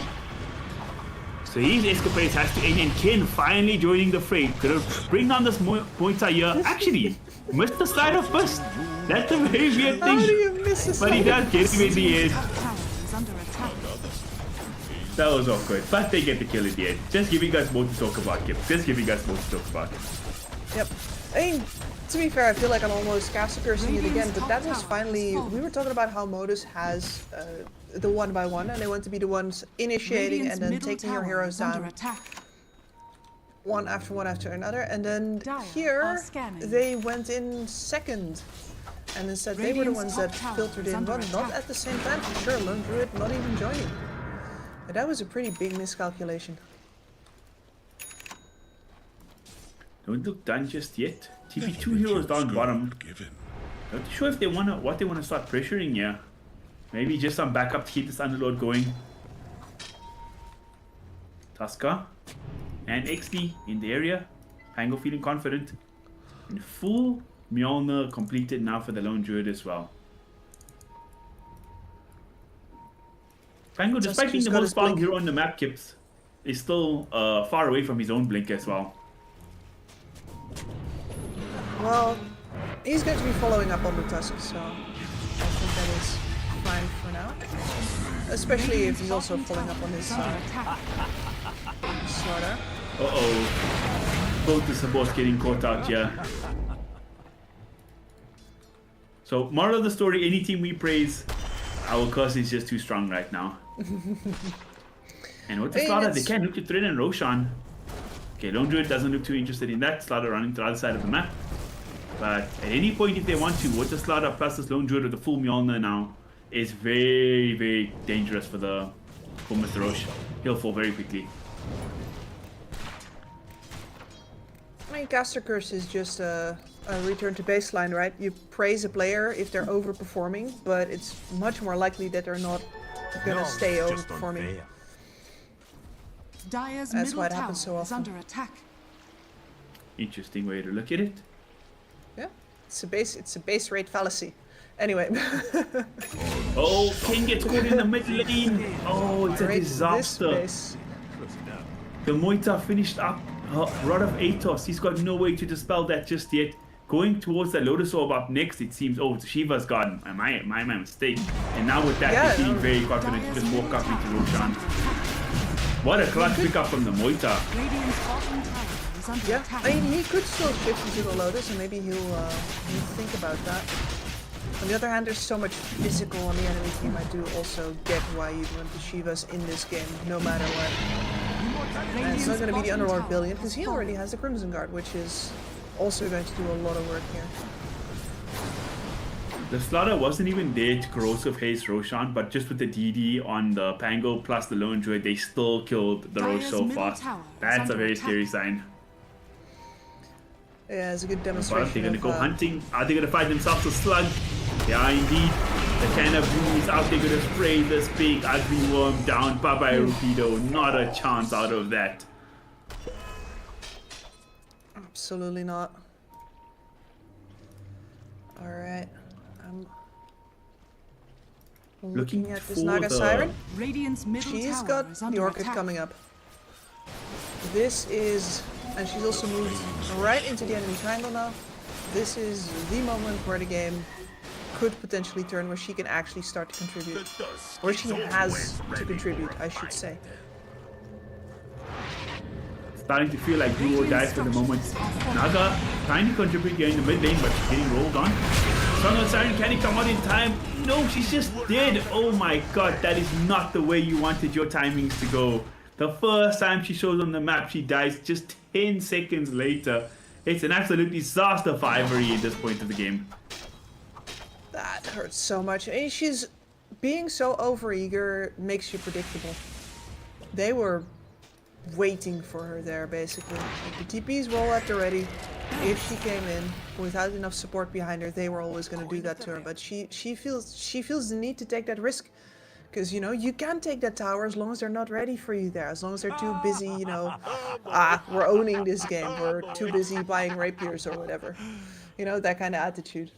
You hope that you can snipe the tower there, but if the enemy team is the wits about them, all you are is predictable. Yeah, and it's a tough situation. Triple Blink Dagger Gaming on the side of Modus just before the 21-minute mark. They feeling so strong. Their momentum is so high. Aegis on this Pango. So he's going to be playing absolutely fearless. And now your big bad wolf, you're feeding this whole game. This Naga Siren is just falling completely flat there in the mid lane. Not over just yet, but the mountain to climb is pretty damn high at the moment, Gipsy. It is, yes. She's going to have to get control back of that top wave. She's going to have to go into the triangle. Then there's a Radiant Ward watching her there previously as well. Because, you know, that's where she was going to go. It was under vision the entire time. They're going to have to de-ward that and then she can start playing there again. But, you know, in the meantime, Modus is running this show. And they can go wherever they want. They can hunt whoever they want. Right now we're going to bot lane.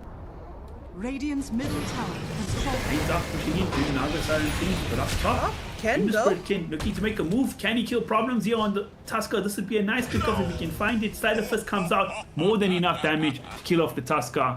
Something going the way of Ivory. The minute they smoke up to go bot for Modus, Ivory make the move up top. So very good presence of mind in reading the map there. They know the value Radiant's of getting that middle Naga tower into is under position on attack. that top lane again. They put a lot of manpower behind it. Now the only thing that they're going to need still is a D-ward in that triangle. And then we're fully ready. Let's see if the Ruby's going to make his way over. Because right now this is already going to be contested. He's still in that Caught ward. by the Atos again. Oh man. Under ward. No dispel for the Atos. What's one thing that's kind of crazy for me this game, even so far behind, especially the Naga Siren herself, she's kind of equal in farm, but the team being so far behind, she can still keep the wave shoved at all times with the Naga plus the Underlord. He's still kind of losing battle for Modus in terms of keeping the equilibrium where they want it to be. But man, oh man, that's a sad pick-off for the side, to lose on the side of Ivory, losing the Ember Spirit, their big playmaker, and now it's not over. The consequences of these actions. They snowball on, they're going for Rapido here on the Slaughter. This would be a big pick-off if they find it. Modus got so many heroes wrapping around this slug. This Underlord, almost nowhere to escape, especially with the bear running through here. Entangles for days. Yet another pick-off. The side of Eastern Europe, yeah. Yeah, they got to deal with this Naga again now. Their ward has timed out as well. Pango, in a bit of a weird place, still has Aegis for another 45 seconds, so trying to bait out as much spells as he can.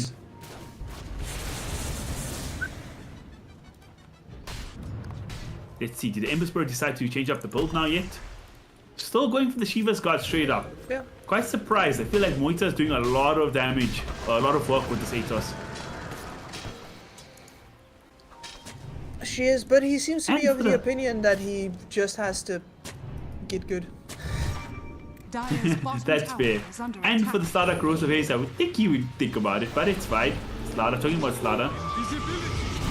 Looking for his backlines. Oh my god, Drick found yet again. These supports are just melting every time the Slaughter just shows up. There's nothing they can really do. And Aegis going to be finally reclaimed. He does pick up the Shiva's Guard now, so that's some more presence in the team fight for the side of Ivory if they ever feel up to taking one. Dire's Meanwhile, middle I'm tower watching this is under Aghanim's attack. bear constantly roam into the top side of the map, dealing with the Naga Siren, trying to build her presence there. And this is a great solution. You got everybody else playing bot, killing the heroes there. The Naga wants to be solo top. Fine, we will be cutting the waves behind her with the bear. Yeah, you know, in Dire's football we bottom call tower very is under defensive weird tactics, we call it haram ball. This is Hmm. you think that's haram ball and the Naga side of the split, which will show you what the bear, the true terrorist on the Dire's map. middle tower is under attack. And yeah, this Fight don't do dirty? Aghanim's. We'll get down into the mud with you. There we go. There we go. So pesky. Yeah, so a lot She of comes heroes here on back the map. into these camps. I'm sorry, it's so funny. She retreated back from pushing the wave because there was no second wave because the bear had cut it. She comes back into these camps and she finds that the bear has already cleared them. It's brutal. Here, They're then. talking about the storm. And in the mid lane, Ken getting pressured. Looking okay for now. The Ice Blast's going to be off the mark, unfortunately, so they can't look for any return kills. They will keep the Ember alive, though. That's the important thing. But in the backline, Teehee. Oh, we've seen this story before, Kip. Bye-bye, Mr. Ancient Apparition. So that kind of breaks his tango in. He's surrounded by 3 heroes. But the Drinking Buddies comes out there from Tusk. Now, Merles comes in on the Moita. So much damage, even from the support Moita. It's so dangerous. And Naga trying to contribute, but she's just going to die immediately, Kip. Tried her best, and that's 4 heroes dead. Somehow the Rubik is not one of them. And it's kind of looking similar to game number 2. The GGs might be coming out sooner than we expected. It's certainly starting to look that way, yes. The fact that they still take the fight there after they've already spent their Ice Blast, you can smell the desperation, like, oh, the Pango roll is over, we can take this. And it's like, no, you don't understand. The Pango roll is not as important as the Ice Blast, and you spent that for nothing. Yeah, way too overzealous on that. T with a tough performance here in game number 3.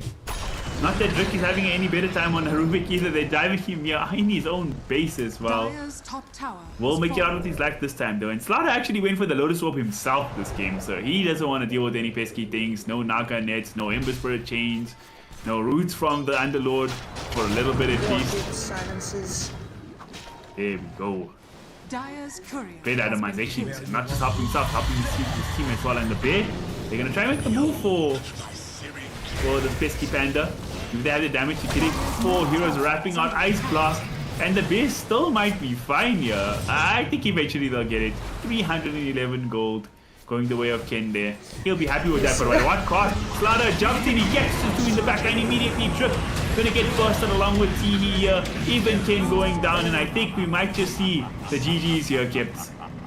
Yeah, especially because it was a fresh bear that immediately got teleported to the outpost and is now chomping on your buildings. There is no moment of rest for Ivory anymore. Got the Underlord still alive. He can try to school up a little bit with his roots, with his Firestorm, but it's just not going to be enough. The bear don't care. The bear don't care. They do kill it again. There will be quite a long cooldown, but easier to said than done. Get a tier 3. Making the move down bottom as well. Tough hill to climb. This is the first day of group stage though.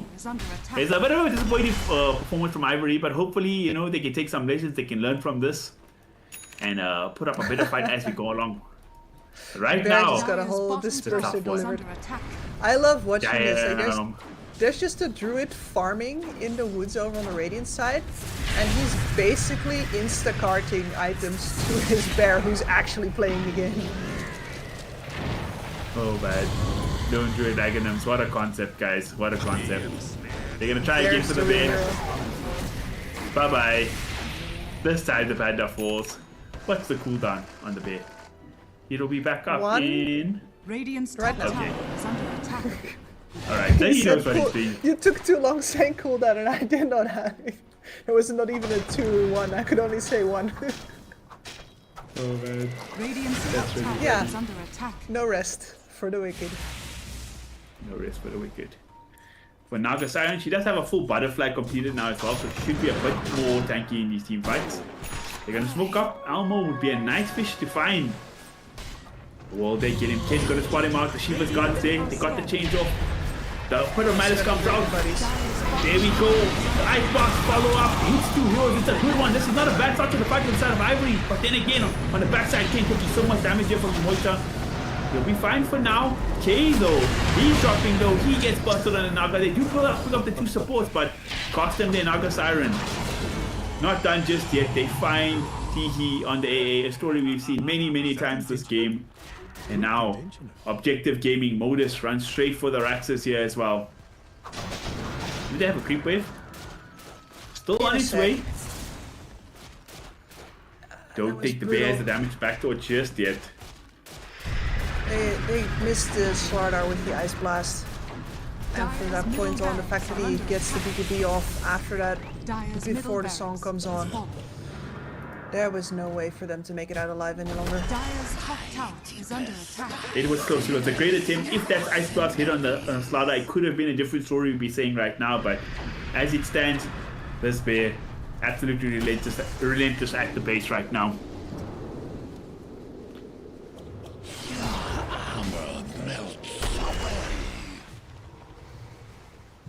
You're not going Slardar did by to, his own items. yeah, you're not going to give up with an Aga Siren in a game like this anymore, though. Like, you've got her to the point where she's a pretty big deal to at least deal with her wave. So you're just gonna milk it for all it's worth and say, okay, well, they could still make a mistake. They could always still make Yeah, a no, it mistake. makes sense. Also, it doesn't make sense to GG in game 3. Game 2, it's alright. You're like, let's GG Yeah. out. We already set for game 3. But game 3, she play it out. There's always a chance in Dota. They smoked up. They're in the backline. They find Elmo to start. Can they burst on the starter this time? The back BKB comes out too fast. He's going to charge on forward. Drip, he gets brought down. Sora standing confident in the bear. He's in. He's terrorizing over the Ember Spirit. He gets brought down. Ken's going to fall. And you're not done just yet. Can they get the stun off onto the Teehee? AAV2. He's going to fall as well. That's 3 kills going the way of Modus. And the freight train just not stopping. What? The The backline, Naga's Naga getting- Siren gets 1. But she's gonna pay for it. She gets brought down as well. It's a That's 4-for-1 GG trade. worthy. And that's the GG. Oh man. Modus coming, doing the reverse sweep here. After losing the tightly contested first game, they completely demolished game 2 and 3. It was a dominant performance. They struggled in the Eastern European qualifier, but you start DreamLeague Season 2, they watch the tape kips, and they're ready to perform. Yeah, that was. I gotta especially shout out Elmo here because he looked like the weak link in game 1, and I think he took that personally. He was like, that felt like garbage. I am never doing that again. And 2 games of Slardar pretty much pitch perfect. Very well done both times. The engine behind his team's relentless tempo and incredible kill pace for both of these games. It was a joy to watch, honestly. No, absolutely sensational performance. I do think the Slardar should be on the radar. If you guys are playing up against Team Modus, do not let the man Slardar through. Great performance from him. The Pangolier also from Xni as a sensational performance here in game number 2. Mr. Alice, I thought in game 2 and 3 was just phenomenal on the pause 4, both on the Hoodwink and the Muay Thai here. Just been an all-around good performance. But side of Team Ivory, we saw such good plays and potential in game number 1, but we just never saw them carry that momentum throughout the series, unfortunately. Especially, unfortunately, for Ken, who I think has delivered standout performances for even like what is necessary to do in losing games here. Very, very good demonstrations, but unfortunately, just not up to the standards of that ridiculous Storm performance of game 1. Yeah, 100%. Guys, ban out the Storm spread. He's too good on it. Or don't, so we can get the treat here on the stream. Talking about treats for stream, this is not the last series of the day. Far from it. This is our first series, and we'll have another series coming up for you guys in just a bit after a short break. So see you guys around in soon.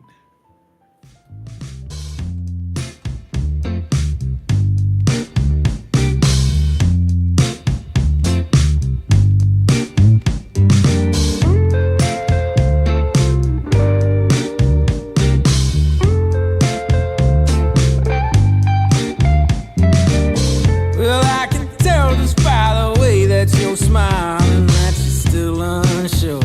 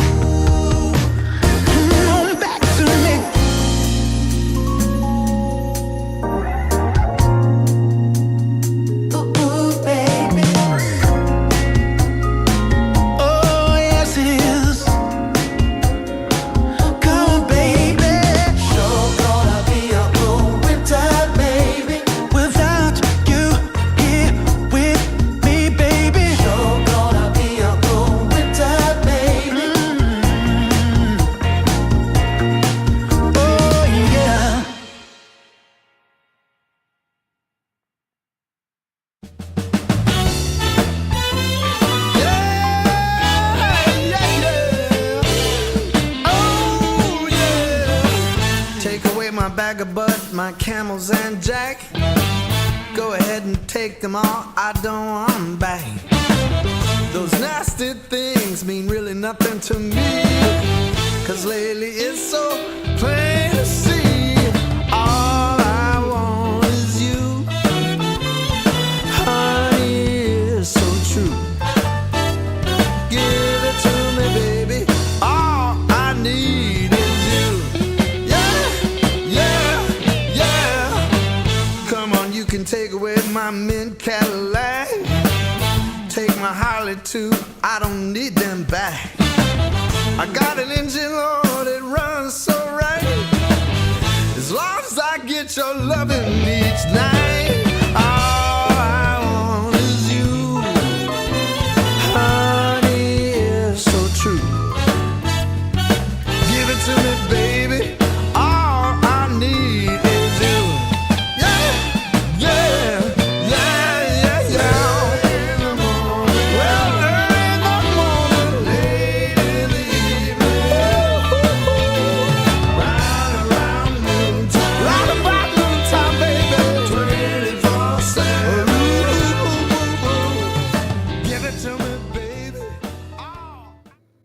welcome back to Dream League Division 2. We are here for season number 4 and for our second series of the day, Gibbs. How excited are you for this game of Dota? Yeah. I mean, if it's the same as the previous series that we just had, yeah, we are in for the pretty decent ride, especially if it looks like the first map of that series. That was the closest game that I've seen in a while. So let's see if Rune Eaters and Roar are ready to give us more of that action. We did get a bit debated in the first series though, I won't lie. The first game was a cracker, 10 out of 10, closely contested game, etc. But by the time second and third game came through, it was just stomps all the way. So yeah, hopefully in this game it's good games all the way through. Not that it was bad games, but it was just not close games, so to speak. Yeah, exactly, and I think we learned a lot about the current patch as well. Specifically, that if you have a Slardar expert, you shouldn't necessarily let them through. Pango's definitely still back, baby, and you know, the support duo cannot be too reactive. That is for sure. I think that is the overall lesson that I was taking from there. Like, I want to see at least one support that does something on both of these teams. Or I'm going to be, at the very least, tutting against them from the sidelines. Oh, I get that. Radiant team So, back. luckily I had the opportunity to be on the China stream last weekend. I was observing. And I caught quite a few of Raw Gaming's performances. So, unfortunately, they got smacked down by Enigma Galaxy already this 10 morning. seconds We remaining. missed that one. But I was quite impressed with them, with what I saw. They Radiant played at a very team high level of back. Dota. And they, besides Vici Gaming, they did look like truly the second best team in the China qualifiers. So Radiant hoping that sort of team momentum can back. carry Team pick. along here to Dream League Division 2 as well. I see SS and butterfly effect over here. So they definitely have some experience Radiant on board team as well. A Viper ban first and the Bat Riders through. Alright, immediately very different style here from the previous series. 100%. The Pangolier also been a priority to ban out in the first phase as well. So we won't be seeing any Pango shenanigans. Now, Batrider, 10 again, we were speaking seconds about this in the remaining. last game, where it's one of the premier heroes in the patch, 5 might be the seconds premier remaining. hero, but it's also premier, especially in the game where there's no counters. If you're picking Batrider into a lane where you have no counters from the support or from the carry, of course he's going to run over you and demolish. And it's a mistake I've been seeing a lot of pro tier 1 teams been making time and time again. So I'm hoping Team Raw learns this lesson. Pick a Slark with a Dispel, pick a Abaddon Shield, pick something, and don't just let this Batrider go crazy. But it's also kind of tough, right, Gibbs? Because Batrider is playing pause 2, pause 3, pause 4, like you can play sort of Dire anywhere now. team back. Probably the most flexible hero out there. Interesting, so Bristle through as well, Tidehunter through, and another hero that I haven't seen yet that I was told was going to be making an appearance here and there is Weaver. Haven't 10 seen Weaver dire yet. team at all. back. And of course the Tiny, but I don't think we're going to see Tiny bans for now. For the Weaver Kips, apologies, Ame is busy playing in Wallachia at the moment, so the main Weaver player is not Radiant around. team back. Weaver #1 fat boy. We see the Phoenix banned out as well. Actually, I haven't seen any Phoenix today on our stream at least. Very prioritized hero in the bans. Puck getting banned out, I will never complain about because the hero is just strong. But yeah, Bristle making an appearance very early on. I feel like Bristle, 10 seconds. it's kind of, I remaining. actually have to say, it's kind of in a good place. I was kind of upset to see Bristle every 5 game on seconds game on remaining. game for a long time. Especially when there was the Ags meta where you just check all the spikes from the back. Now I feel like it's kind of like how it used to be before. Like, you pick this hero to tank in the front line and to make space for your team instead of just being like the biggest, hardest carry in the game. And it does in some games still carry like that. But I like where Bristle's at. I like where, and the first item, Lotus Orb itemization, is great. It counters all like the Spirit Vessel rushes and things. Radiant team So shout out pick. Bristle back at the moment. I never thought I'd say that, but don't tell Snare. But shout out Bristle back. He's been growing on you, huh? Well, let's see what they're going to want to Dire come on team with. pick. I'd like to. Shadow Well. Demon. Shadow Demon is a support with a good setup for sure, but once again, Give me some stuns and big spells to follow up Dire on team that. pick. Radiant Enchantress. Enchantress. Lion. Very decisive 2 picks there coming up from me. Just picking up both the Inch and the Line. They support duo right out the bat. Also showing that the Batrider will be a core as well. Either position 2, most likely 10 position 3. seconds remaining. Interesting stuff. Much more active playmaking 5 support. seconds remaining. Complete opposite of what we saw Radiant from team pick. Ivory in the last series. Storm Spirit. Here's a hero that makes very good use out of Dire team aggressive pick. Shadow Demon movements. Silencer. Here's the Batrider counter. You were asking for a counter, you didn't name this man specifically, and I gotta say, I don't think I particularly enjoy him. Like, you already have like a, I don't want to call it a weak counter, but you 10 have seconds the remaining. disruption from the Shadow Demon, partially to deal with the bat already. You have the 5 purge to hopefully seconds stop him remaining. from getting away again as well. The silencer over the top seems like a little bit much, and also now your support duo is passive. I can't believe I immediately have to repeat myself within a minute. You've given yourself no options for playmaking whatsoever from the support side, and if that Bristle is an offlaner, you're now left with basically a Storm Spirit to do your heavy lifting. I feel like Aurora Dire setting team themselves up to back. play very passively here indeed. Queen of Pain. Almost like we need to see like a tiny carry or something like that to come out from them. Something that can actually get on the map Yeah, early, I make like the plays tiny. himself. So wait, why is I might be confused. Why is the silencer a counter to the Batrider? Because for 10 a seconds lot of remaining. the game, if you know that a fight is going to happen, Radiant you simply team pop bat. it and the bat doesn't do anything.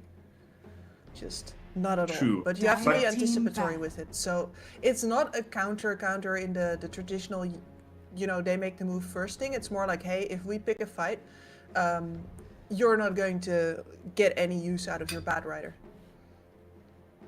That's fair. Sometimes That's also fair. perhaps heroes escape from the follow-up, but ideally the 10 silencer is seconds part of a remaining. lineup where you actively play into a Batrider, and 5 he just seconds has to remaining. wait out the silence, and after the silence is over, his team's already lost the fight and he can't go anymore. Radiant team ban. Nah, it makes sense. It makes sense.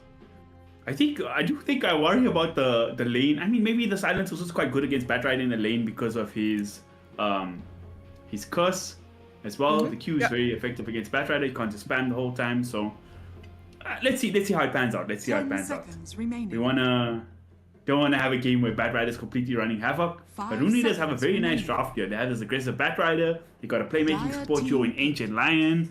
Got lockdown from the line and map presence from the Enchantress, and now you have a Queen of Pain who gonna have a nice matchup against the Storm Spirit, and it's just one of those heroes that just feels so strong in this current patch. It scales really well throughout the game. Yeah, and now just, I mean, I 10 was going to say a seconds remaining. tanky carry over the top. Roar thought the same, so no Tiny and 5 no seconds Lifestealer. remaining.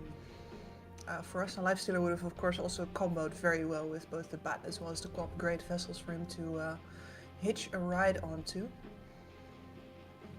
Interesting bans from Rune Eaters as well. They ban out the Tide Hunter and then the Vestas Void, so they like hedge their bets. If it's going to be a Bristol carry, let's take out the Tide, and then if they're going to go for carry, let's not take out the Vestas Void. We don't want to have this big bad boy who just presses R and can win the game after like 35 minutes, you know? Yep. I'm not sure what I'd like them to do more. Like, on one hand, it is definitely possible for Bristleback Radiant from the team offlane pick. to still carry, but on the other hand, I kind of feel like I'd want them to move the Bristle to the proper carry position and get somebody who does a little more on that offlane position. For- Slardar? Question mark? 10 Not first to seconds TV. remaining.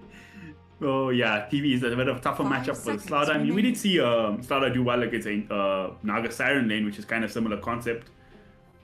Very interested to see what they go here, because carry matchups like we said, the Moita can be quite good against the Terrorblade, but I also feel like Moita can be quite slow and it's vulnerable to Batrider, Enchantress wraparound, even Queen of Pain's burst damage can be a problem. Although the silence is very valuable this game. She's also banned. Oh, she's also banned, my bad. Oh, she was banned early. Okay. So I wonder what they go for this game. There's a lot of options. Well, actually, not that many options. A lot of carries No. have been banned out. The Luna's Is still it in. like AM? AM's not a thing, is the thing. Nah, I Like, don't it think you would can be- pick anti-mage anymore. No, exactly. So then you're left with like what, Drow, Morphling? As like I'm looking just at the TB counter matchup here, right? Mm. I'm not sure I support either in this economy.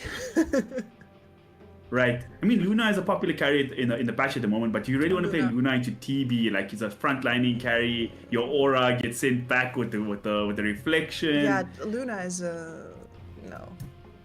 Spin's kind of dead at the moment, although this is not a bad Spin game to be fair. But then again, the Batrider lane can be hard. There you go. So, Oh, so yeah. they did. Yeah, Good call, they Gibbs. want Good to call. carry. Yeah. Sand King, do something offlaner. And I should have called for the SK, because last game I was like, okay, it's between Slardar and SK. And it was, of course, the Slardar several times. But the SK way better at dealing with the Terrorblade than the Slardar would have been. Yeah, I feel like the SK like solves so many of the issues in their draft. They have a hero that can blink, stun, initiate. They have like so much magic damage team fight. You have AoE damage now. You can burst, like you can set up with the Shadow Demon. You follow up with the Sand King. Your team fight with Global Silence and like Sand King blinking in with Epicenter is also crazy. You can also now bait the Bristle and have like an offlane type hero that can blink, initiate, team fight spell. Like that is a clutch pick. I did not see it coming, and I think it's actually just sensational. It's really good. I'm not sure if I agree that it like solves all of the problems, but I think this is really as good as an escape from the tight spot as they could have possibly had. It does. Yeah, 'cause it was- Everything you just said is completely on the money. They needed an initiator. They needed somebody in the center of that team fight, somebody to follow up on that SD. All of that is going to be delivered. The question is though, how long is he going to live in the middle of that team fight when you have a Quap and a Lion? This silencer can never be found first, ever.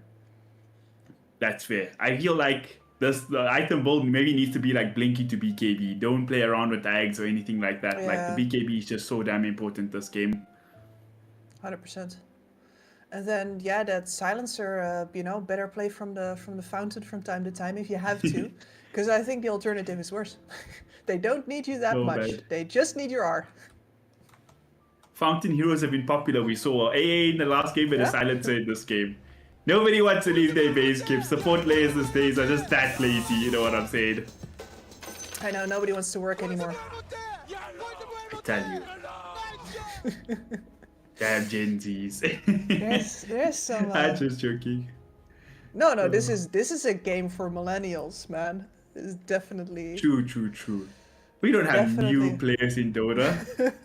Okay, kids, now we got another chance. There's a pause in Dota, okay? Let's Yes. see if you were a young lady or you were OG Mai, you know? What was Bounty Hunter's name in Dota 1? Bounty Hunter's name in Dota 1. I'm supposed to know, because I do know this for a bunch of heroes still. Gondar. Wow, look at Kip's go. That is a Dota 1 lady. That is a lady with culture. I don't even know all of them, but a few I know, I'm proud to know. You know what I'm saying? For those 5 games of Thank Dota 1 you. I played in Fed every Yeah. game, you know? To be fair, I'm not a Dota 1 lady so much as somebody with a brain for information. As a kid, I used to read my magic cards for fun. And then 30 my seconds sisters to would take them from me and be like, okay, what's the flavor text for this one? And I'd read it up out of my head. So I may not be an OG lady, but I am a really big nerd. Oh, you know what? I would laugh, but truly, me and my brother learned how to read mostly from Yu-Gi-Oh cards. Like, we used to be playing that stuff before Nice. we even knew how to read. And we just go to our parents, can you read this to me? Can you read that to me? And are we actually seeing a first that's blood good. here? Mr. Terrorblade getting caught to start the game. A disaster. And that money in the hands of SS Sand King. Oh Oh, I boy. love that. That Key is player. huge.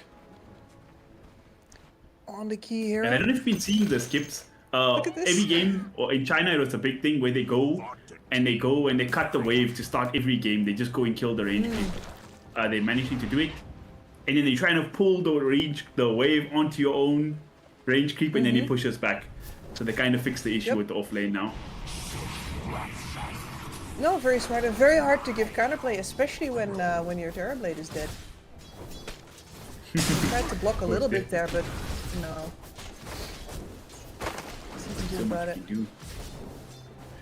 I kind of feel like even though in the mid lane Sand King can kind of recover like tough lanes and everything like that, but he's also kind of a lane dominator in these like dual lanes. If he gets ahead, gets extra levels, extra farm, he can really put on a lot of pressure. But Terrorblade is one of the few carries that really doesn't care about his lane. At like level 3 he can jungle like efficiently, so I'm sure it'll be fine at the end.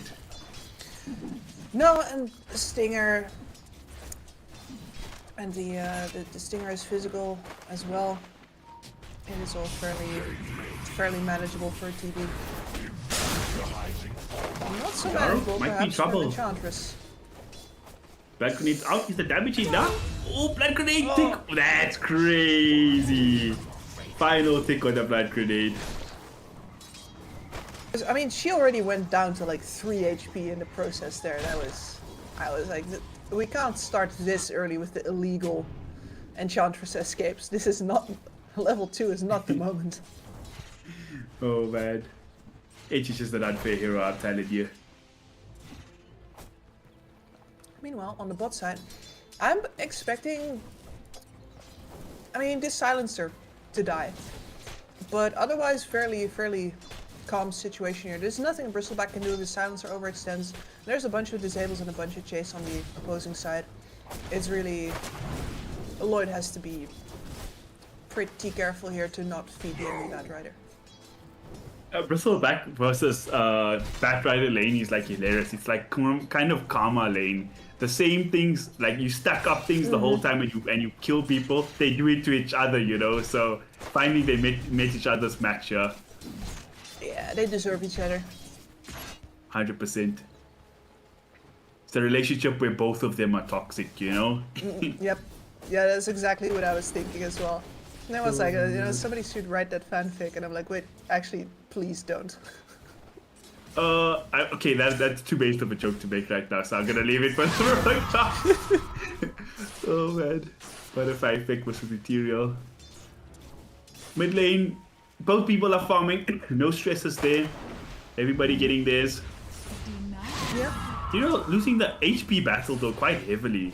Still a minute before the water runs out. I wonder if she's gonna ship out region or I just have to go home at this point. Butterfly effect styling on the Storm Spirit. Yeah, there's also a cop who did not put any points into the Shadow Strike yet, so that's definitely hindering her ability to trade. Already with the 2 levels in the Scream, seems poised to just go for the farm build as opposed to trying any particularly early fighting, or indeed even to win this lane here at all. 100%. Butterfly effect is he's one of the star players here on this Raw Gaming team. Been in this team for a long time in China, always doing this thing. We see a Blood Grenade come out here from the low ground for Anisan. Okay, they kind of baited Butterfly effect in, but still they don't have the HP on the cop to trade, but I think they actually get the Storm Spirit first. Unbelievable. And Ethereal even gets a kill from the level 1 dagger there, Kips. That is ridiculous. Lloyd, can he get the Q out? Ethereal gonna blink down for the ruin, not even trying to go home. This man is playing with absolute confidence right here. He's gonna go back for the bounty ruin as well to fill the bottle. He's fine. I don't even think he expected to live there. I think he was fine as long as the Storm Spirit died first. That happened, and then afterwards when he went for the rune, he nearly stepped back up onto the high ground where the silencer was waiting for him. I'm like, you did not expect to still be here, did you? Oh man, that's too funny. No, makes it out. Now this is huge.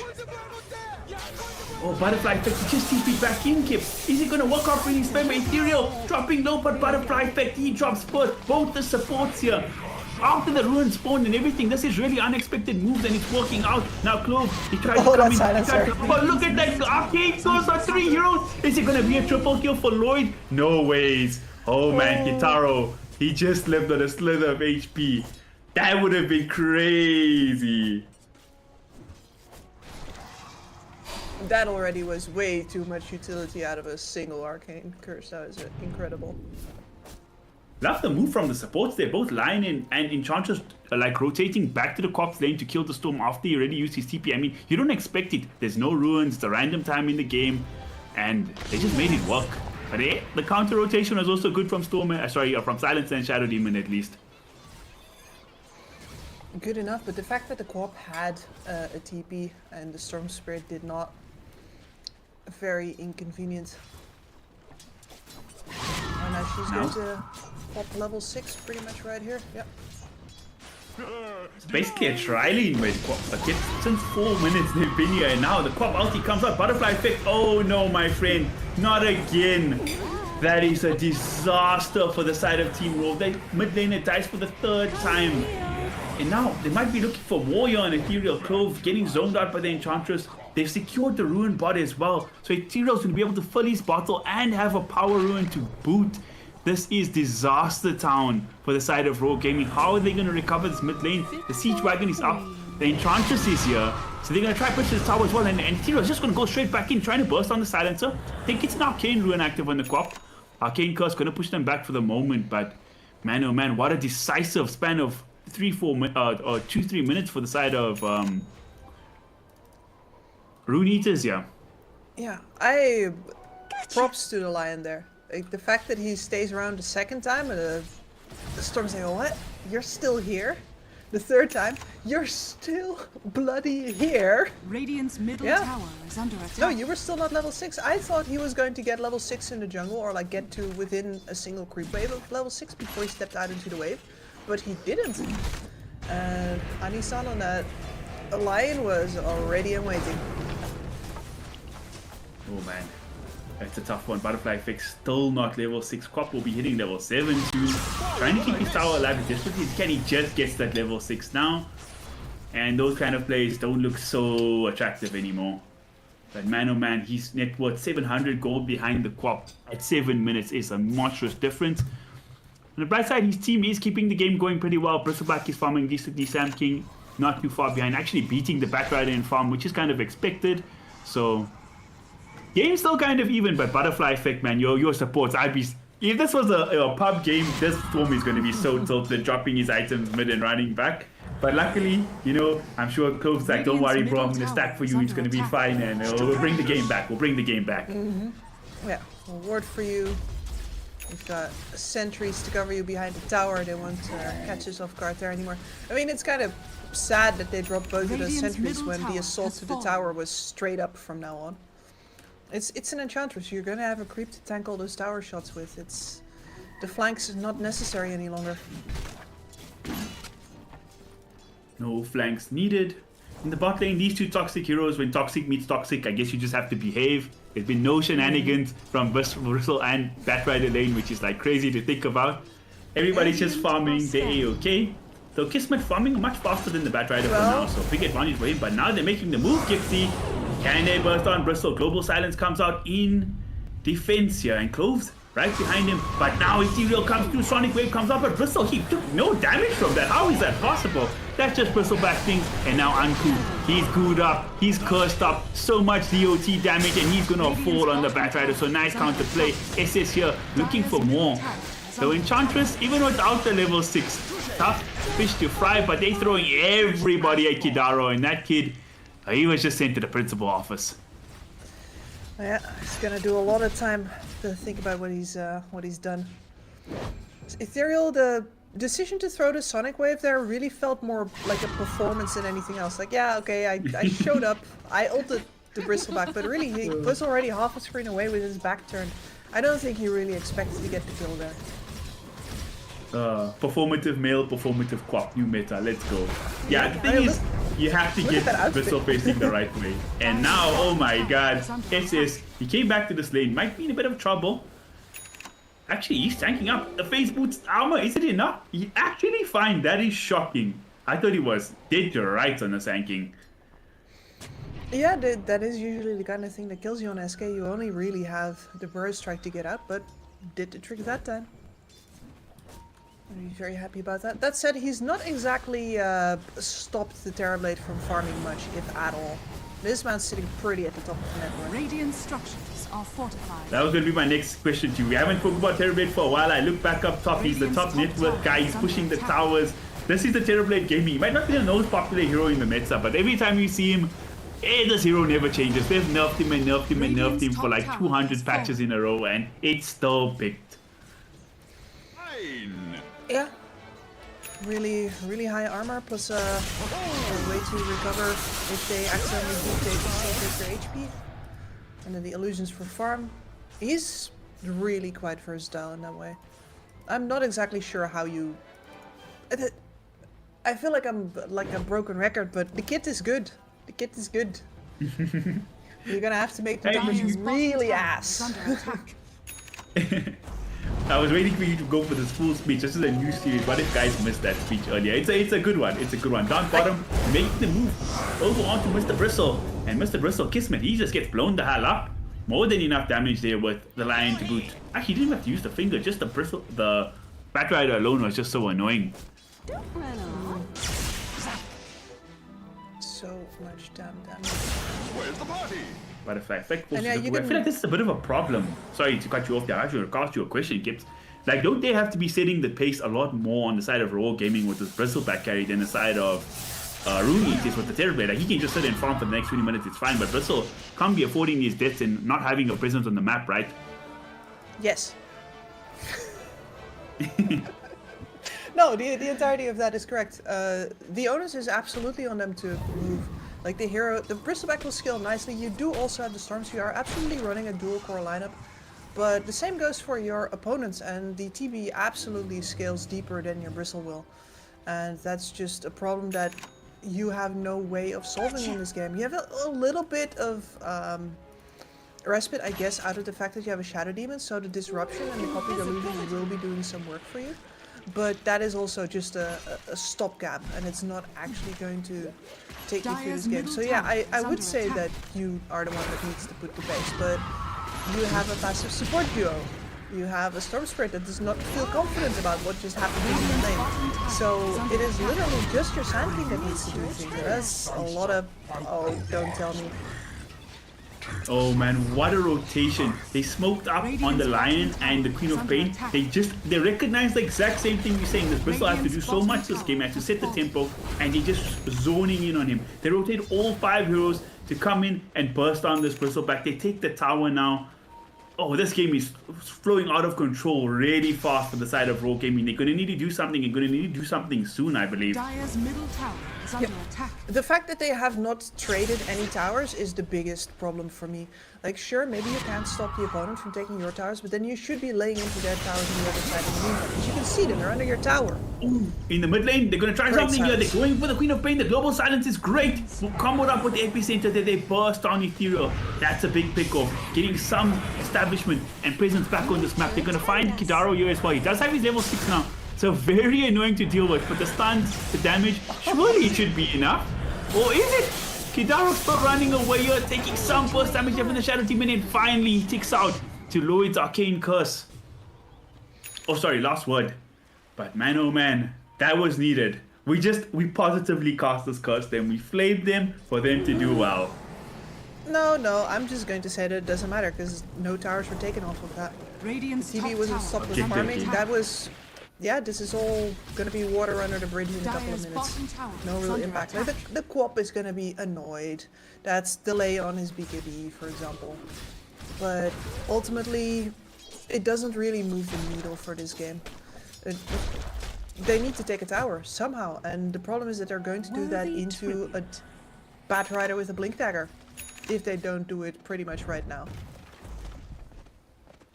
Very scary situation. So what I'm hearing a philosophy about the game, Gibbs, is your revolution over reform. Just pushing halfway left is not enough. You need the full on. If you don't change the status quo, right? Break down the institutions. It just doesn't matter. Why, yes, I am a revolutionary. Thank you for asking. Let's go. Let's go. Back to the bottom lane, our boy Kismet farming in the safest area possible. The last place you want to be as a Bristleback. You want to be up in the map, in people's faces, but he's relegated here. Granted, his farm is not too terrible relative to everybody else besides the Terrorblade, but relative to his counterpart, oh man. TB is just having a time of his life, yeah. Yeah, to keep the simile going, there is a tyrant to overthrow, and he's entrenching himself currently. Oh man. Yeah, it's looking pretty grim. That is half an item ahead of the bristle. That's gonna Dang, turn it's into even showing full quite within far. another 10 minutes. But he's reading what's going on. I thought they were going to make the move on the clock Radiant's there, but courier has been killed. she's the wiser. She got a full shield run on. Let's Oh, see. they're going to go now? Did they make it? The global silence comes out, epicenter state, everything is thrown onto Ethereal's cop, and he's dead. Not to be disrespectful and playing the pro players, Kips, but I feel like there was no reason for him to continue being in that position. And now, Butterfly Effect going to zip on through and pick up a double damage rune to boot. I mean, Quap could have just been blinking there, picking up the rune, but I don't want to be Captain Hindsight out, yo. Yeah, it's... They want to set up. I don't think he had anything better to do. So, you know, I'll damn him with faint praise, I guess. Like, they Why did did want to... Enchantress push out the lead? I can do it myself. Kismet out bottom, they're making the move on him. Bristleback in big trouble here, and oh my god, this Bat Rider, he does not care about Bristleback. He got enough stacks of napalm, and you're gonna die with 10,000 HP or 2,000. He doesn't give any shits. Yeah, and you don't get to turn your back when you're lassoed. And now they're just gonna go straight into Roche Kips.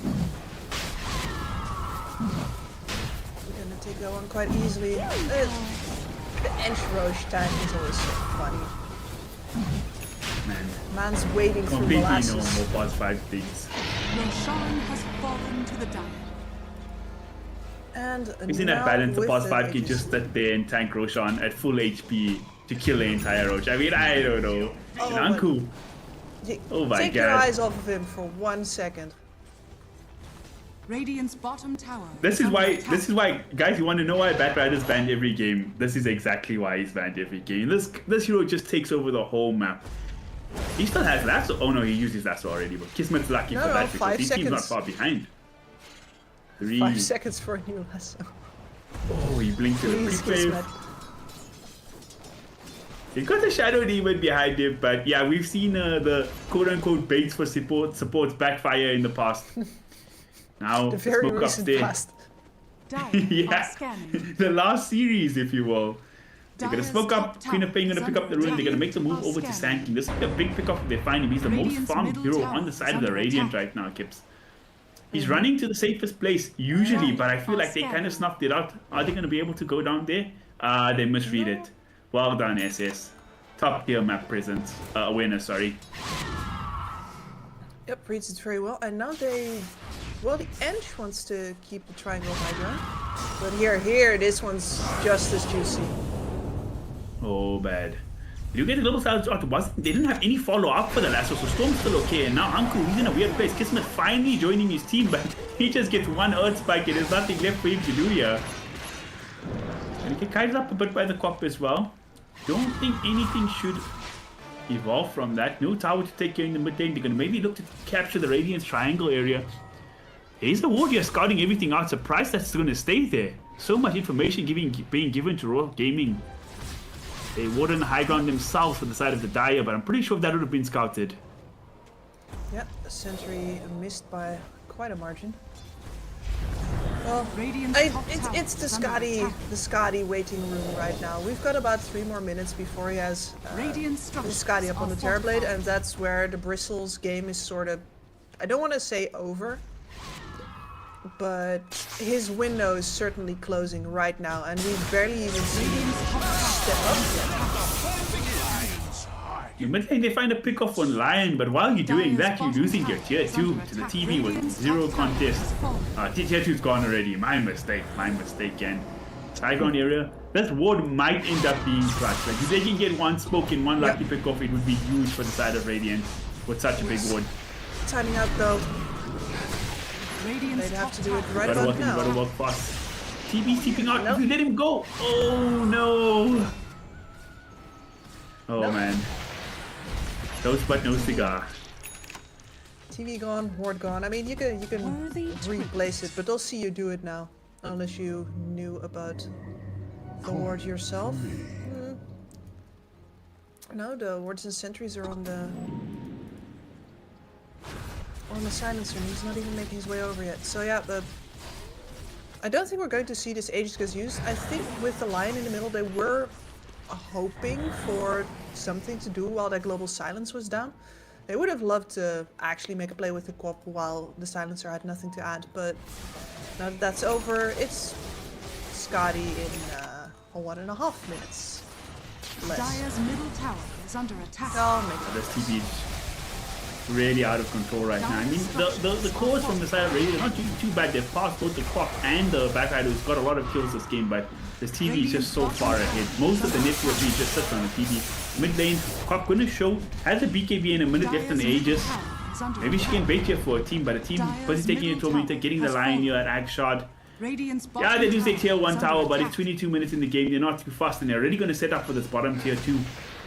Anku got the blink. They got the last already. They get the back. They get the bristle back. Without the damage to burst in, they're going to try. TV pops the meta. Everything thrown at Kismet, and it's more than enough to bring down big old bristle.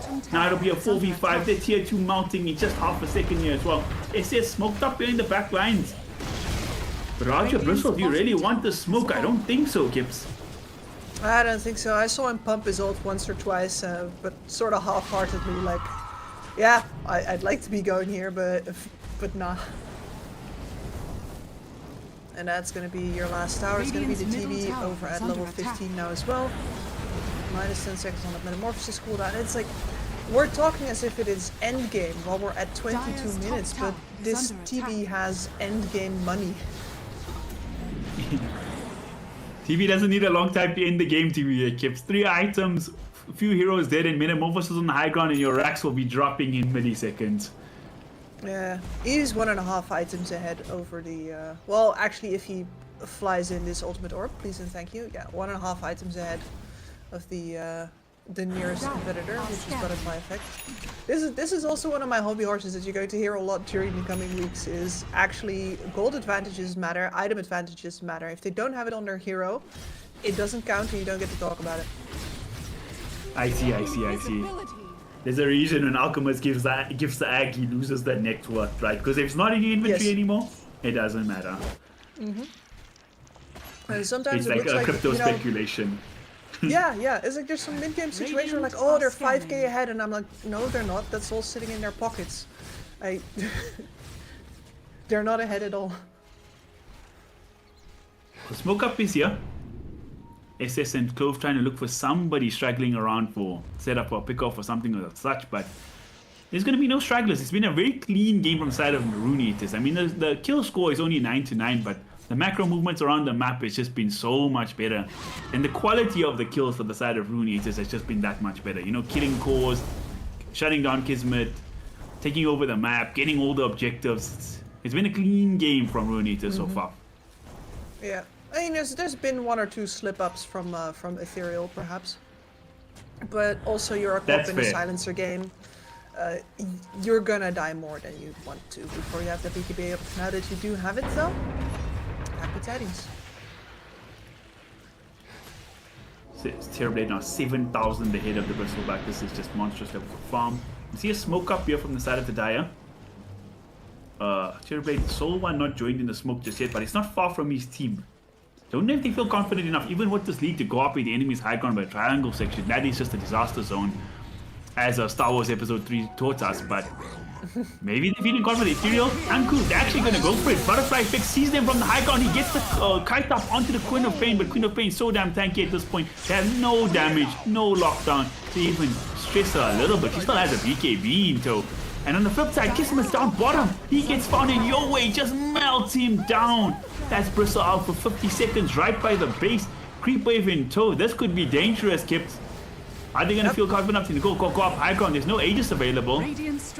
Could be dicey. Maybe just poke and prod for now. Yeah, they would really much rather have some eyes on that sand king before they go. Look at these illusions. Just the illusions alone going to work here on this tier 3.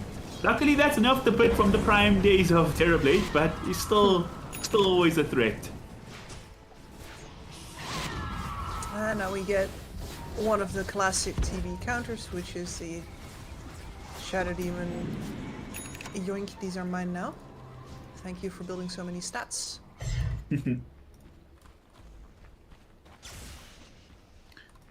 waiting game for the next Roshan. Rune Eaters, do you think they'll be looking to close out the game with the next Roshan, or is it going to be a more Team Falcons, let's choke the map for, instead of a 10k gold lead, let's make it a 20k gold lead? Worthy tribute. I mean, I would like to think not. I'm personally much more of the Game in Gladiators kind of gameplay, where it's like, well, if we push for the win at 22, But if I affect this win point, he popped his BKB for no reason, he missed the Lion, Anisan had to blink out, and now no BKB left on the Storm for 90 seconds. that is because he also popped it for the high ground just now, didn't he? Yeah, the fight at the the fight at the triangle, I should say, where he jumped down into several heroes that were just too tanky for him. That's all of his long BKB charges. Dust in the wind.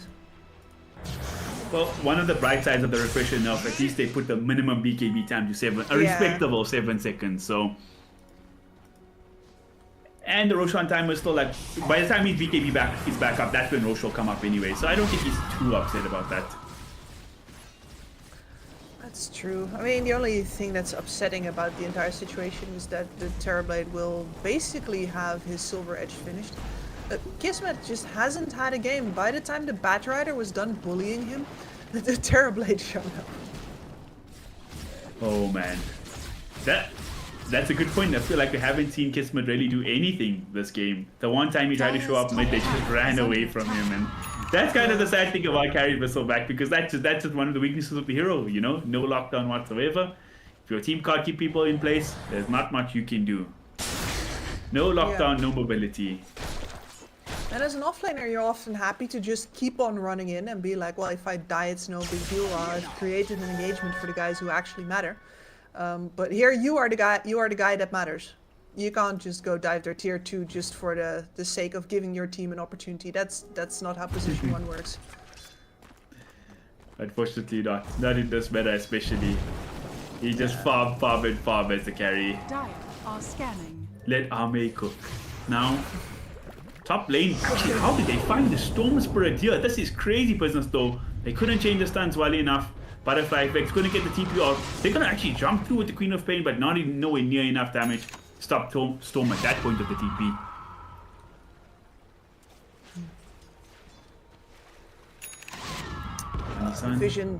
The vision and creep wave situation for the Radiant right now is absolutely terrible. Because I think that's the reason why they went top in the first place. It's the only place where there still is a Radiant creep wave that gets to the dire side of the map.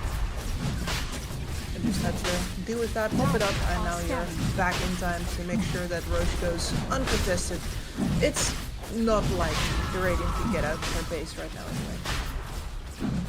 Yeah, I mean, the high ground defense is respectable. You got a Storm Spirit who hopefully have buyback, you got Bristleback against that front line, you got the Sand King who's like very annoying in these kind of situations, but against an Aegis TV, oh, the sieges is deadly. And also, waiting on your high ground for too long can also be scary against the Batrider as well. He can just pull somebody out. Makes things very, very scary. There's no buybacks available on anybody besides the Silencer, the least important buyback in the game. So, we'll see how this goes. I wonder if they're gonna, looks like they're gonna full throttle for this. They're gonna jump forward in the line. Can Uncle follow up? It doesn't look like he has Blink available.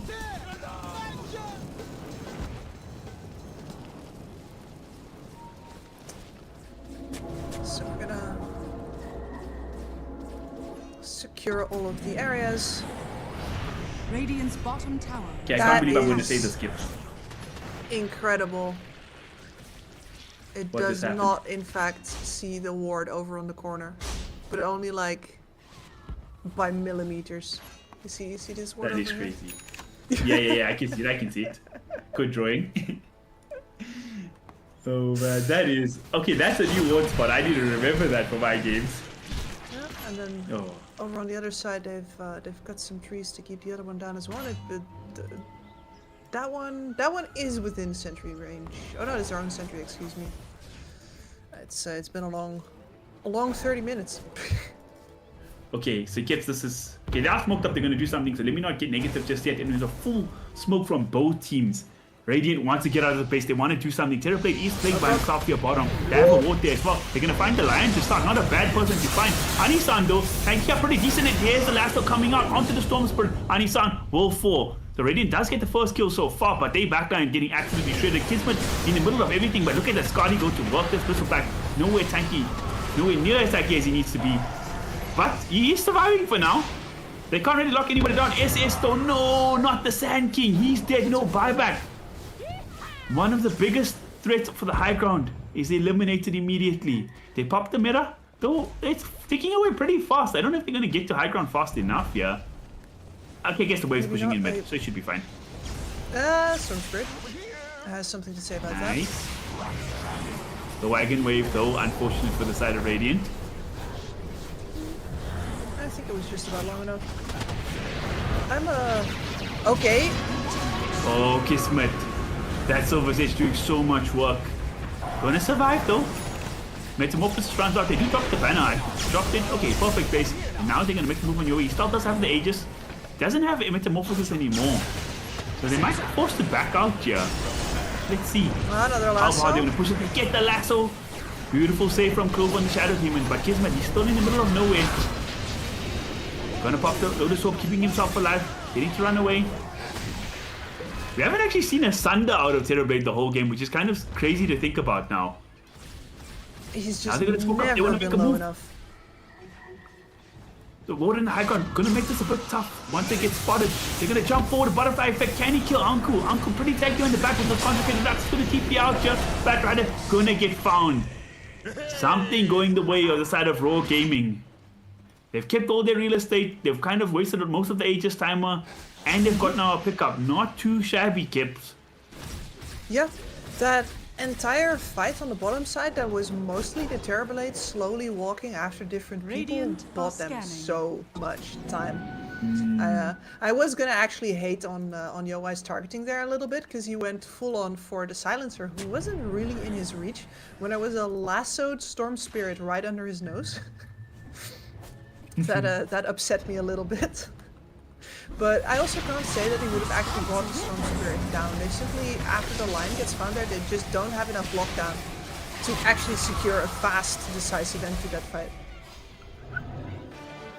Lion almost died to the Tormentor there. Yeah, that's a fair point. That's a fair point. I feel like if you had like a crit or something, maybe at that point, it would have been clutch. You could have blown up the supports a bit faster. But he's going for the Satanic. In my head, I was thinking maybe after the Aegis, they just farm up the BKB on Terrorblade, then he has nothing to really worry about on the high ground, and they can just like end with that. But he's going for the Satanic King and purge off the Global Silence, and of course it gives him the sustain in the fights as well. So I'm not too upset about the Satanic, to be honest. No, the Satanic is really, it's one of the typical high ground pushing items for a reason, right? Because you're going to feel at some point their ability to make a breakout and see if they can kill you, and being able to turn that around, being able to sustain out there in general is the key for being able to siege, because you're gonna have to put your body on the line. So we've had a half Team Falcon here. They've gone up 5k gold instead of 10k gold, and they half tried to push as well, you know. So decent increase to their lead with this Aegis, but the Aegis has now expired. So we now in round 3 of the waiting game for Big Man Roshan.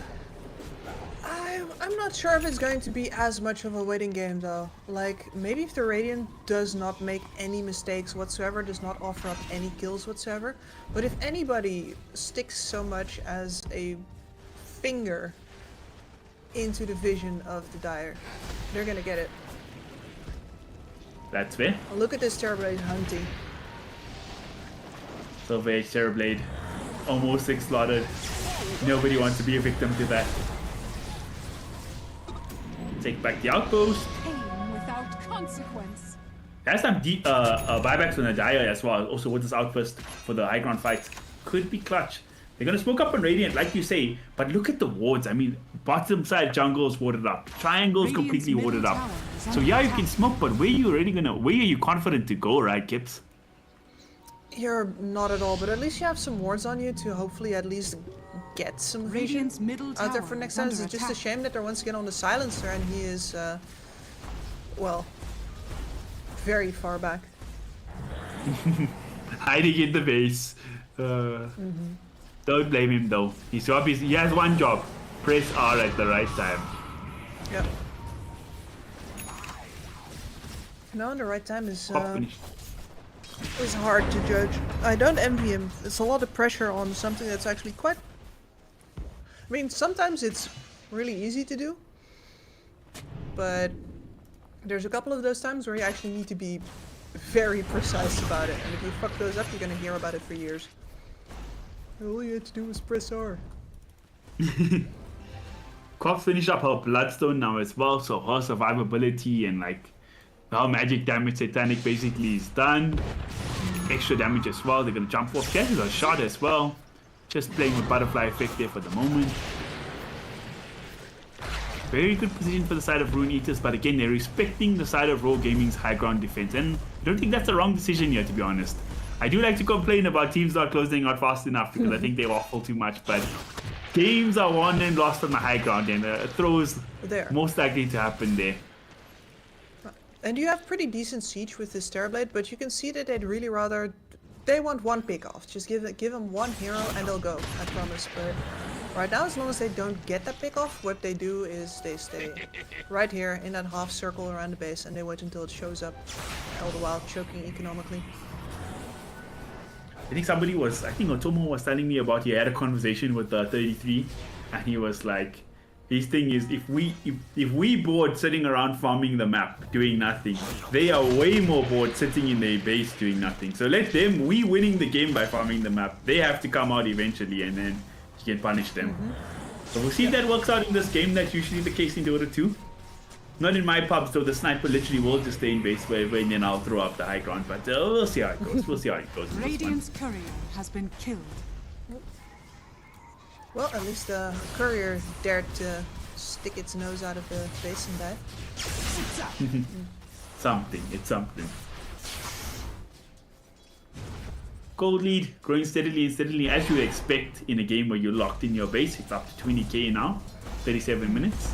But the longer the game goes on, the less the gold lead matters in its own way, right? It does, yeah.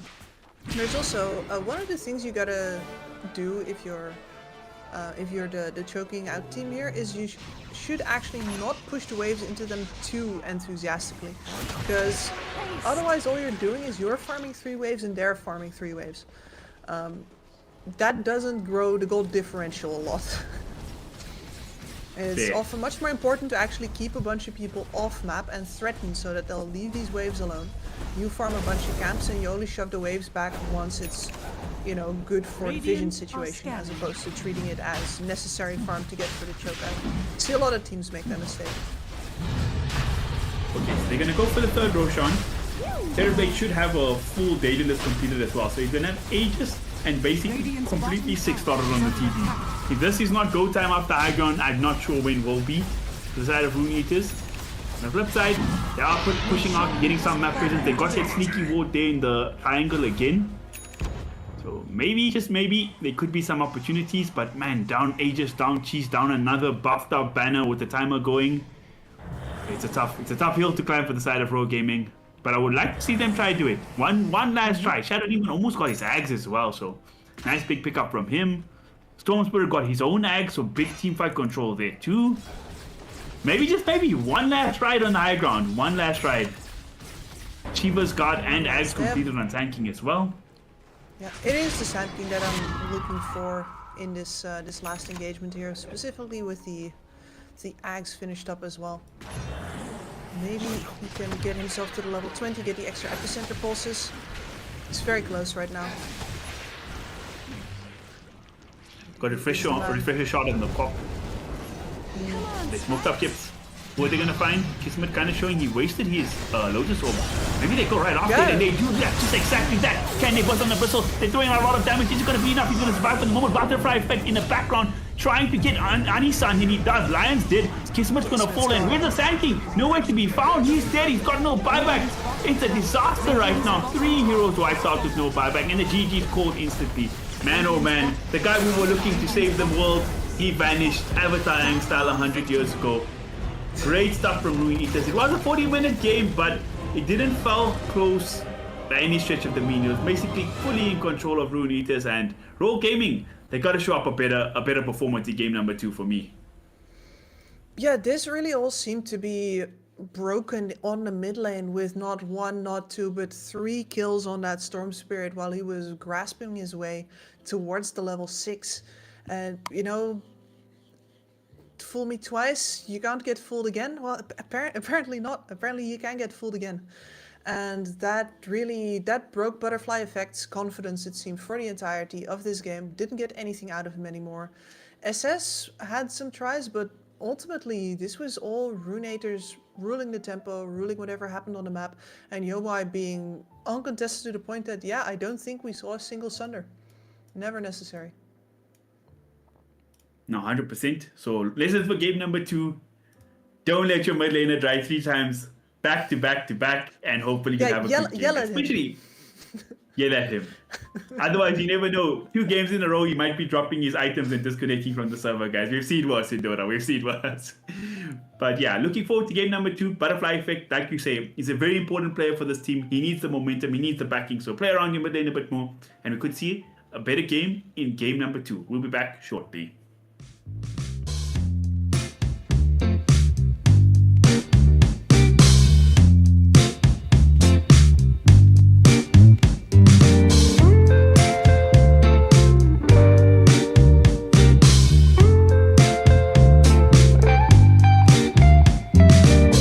Well, I can tell just by the way that you're smiling that you're still unsure.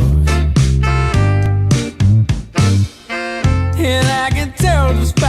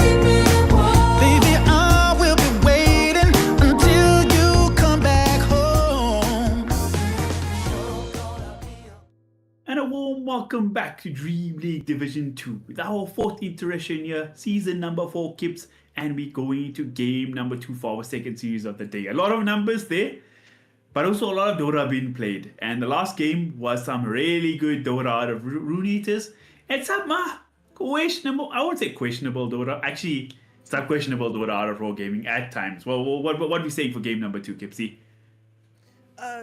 Weird, but I'm going to say something very controversial here. I wish they would pick a support Joe with at least one active hero on it. Hot take, wanting supports to do things in games. Radiant I don't know how you get away with saying Team stuff like that in this ban. day and age, Team Gibbs. ban. I don't know either, especially, you know, such Radiant a new team thing that I ban. definitely also didn't say Dire before the team previous pick. game and then highlighted during the draft of that game. It's please don't do silencer Shadow Demon. Like if you want to have space to pick a silencer, you grab the lion first. You grab the tusk Radiant first. You grab team the, I know pick. Shadow Shaman isn't the thing, but grab somebody with 2 control spells first, and then after you can take whatever you want. But please don't put yourself in a situation where you have to still pick the silencer, say because there's a Bat Rider on the board, and you want to deal with 10 it seconds after remaining. you've already got a Shadow Demon on the board.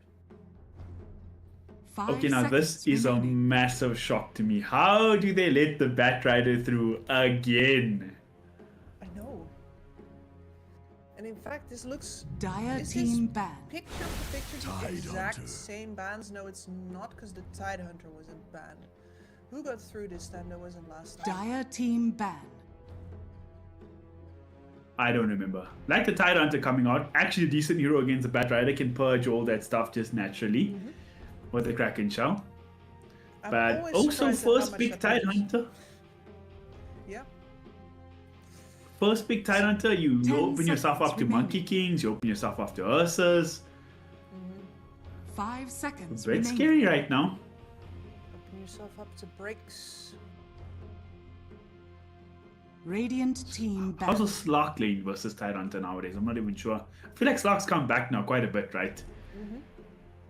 Yeah, he's made a pretty decent I mean, I still have a hard time favoring any melee heroes up versus the Tide. Radiant team pick. Dire Even when team you look pick. at something like Terrorblade with ridiculous damage and the possibility to go ranged and high armor, it's still a struggle bus versus the Tide sometimes, so you better have somebody who's very comfortable playing the matchup on the Slark, is what I'm trying to say. Whereas on the Tide Hunter, True. I don't think you necessarily need to be a 10 Tide expert, seconds or even if remaining. there is such a thing as a Tide expert, in order to pull off like a decent lane versus a Slark. 5 seconds remaining. There's 2 things you need to do as a Tide Hunter. You need to know how to press your E, and you need to use your taunt very well, because that taunt is just too swag with the backstroke and things. But back to the Dota though, I really Dire like the team opening 2 from Radiant Raw. You got team Tide Hunter Phoenix. That's your team fight sorted out from the beginning of your draft here already. So very nice to see. And this time, Rune Eaters, they're going to steal up the Shadow Demon, and the Muay Thai that was banned out, they're going to go for here. So another flex, could be a 1 or it could be a 4. I wouldn't mind seeing a support Muay Thai along with the Shadow Demon in this 10 game. And seconds Muay Thai remaining. Bat Rider lane sounds absolutely disgusting to deal with. Oh yeah. 5 seconds No, remaining. this looks like a very capable draft so far, and with the Shadow Demon on Ruinator's side, plus the Silencer banned out, all of the solutions that were tried last game for that Bat Rider are now gone. So if they want to try and do something about it, they're gonna have to try something new no matter what. 100%. Now, I'm going to go for the third. I think they'll probably take a lot of time for this third pick here to really see where they pivot their draft. They could go for their next support here. They could pick up one of the other big cores. Queen of Pain is in the Radiant pool for them team themselves if they want this time. They can go back with the Storm Spirit, which I wouldn't be upset to see. And there's your man's hero, Kips. The Yeah, Weaver. I was about to say, did Ame just show up, or is it just buggy in here? I got insider information, guys. Butterfly Effect 10 made the call. seconds He told remaining. Ame, put the Wallachia things aside, leave XG Gaming, just come subbing 5 fast here, seconds quick. remaining. Nah, I'm kidding. But the Weaver, very nice hero in this game. Shouldn't be too bad if he has to play up against a Bat Rider in lane as well. Even though you don't have a way to dispel the Sticky Napalm, he can't really chase you with your Sakuchi as well. So at least you have your own sort of safety mechanism there. Yeah. I do think that that the days where the Weaver built Lincoln's first are long behind us. But Yeah, we if can, you we go- can still see it get built at some point on a Weaver in this game. It's absolutely not a bad idea. I wouldn't be surprised to see it later on in the game. The boy Dire Army team refuses to buy BK on the hero as well, so anything not to buy BKB, I guess. But Roar. This is a Rubik Phoenix now. Dire team ban.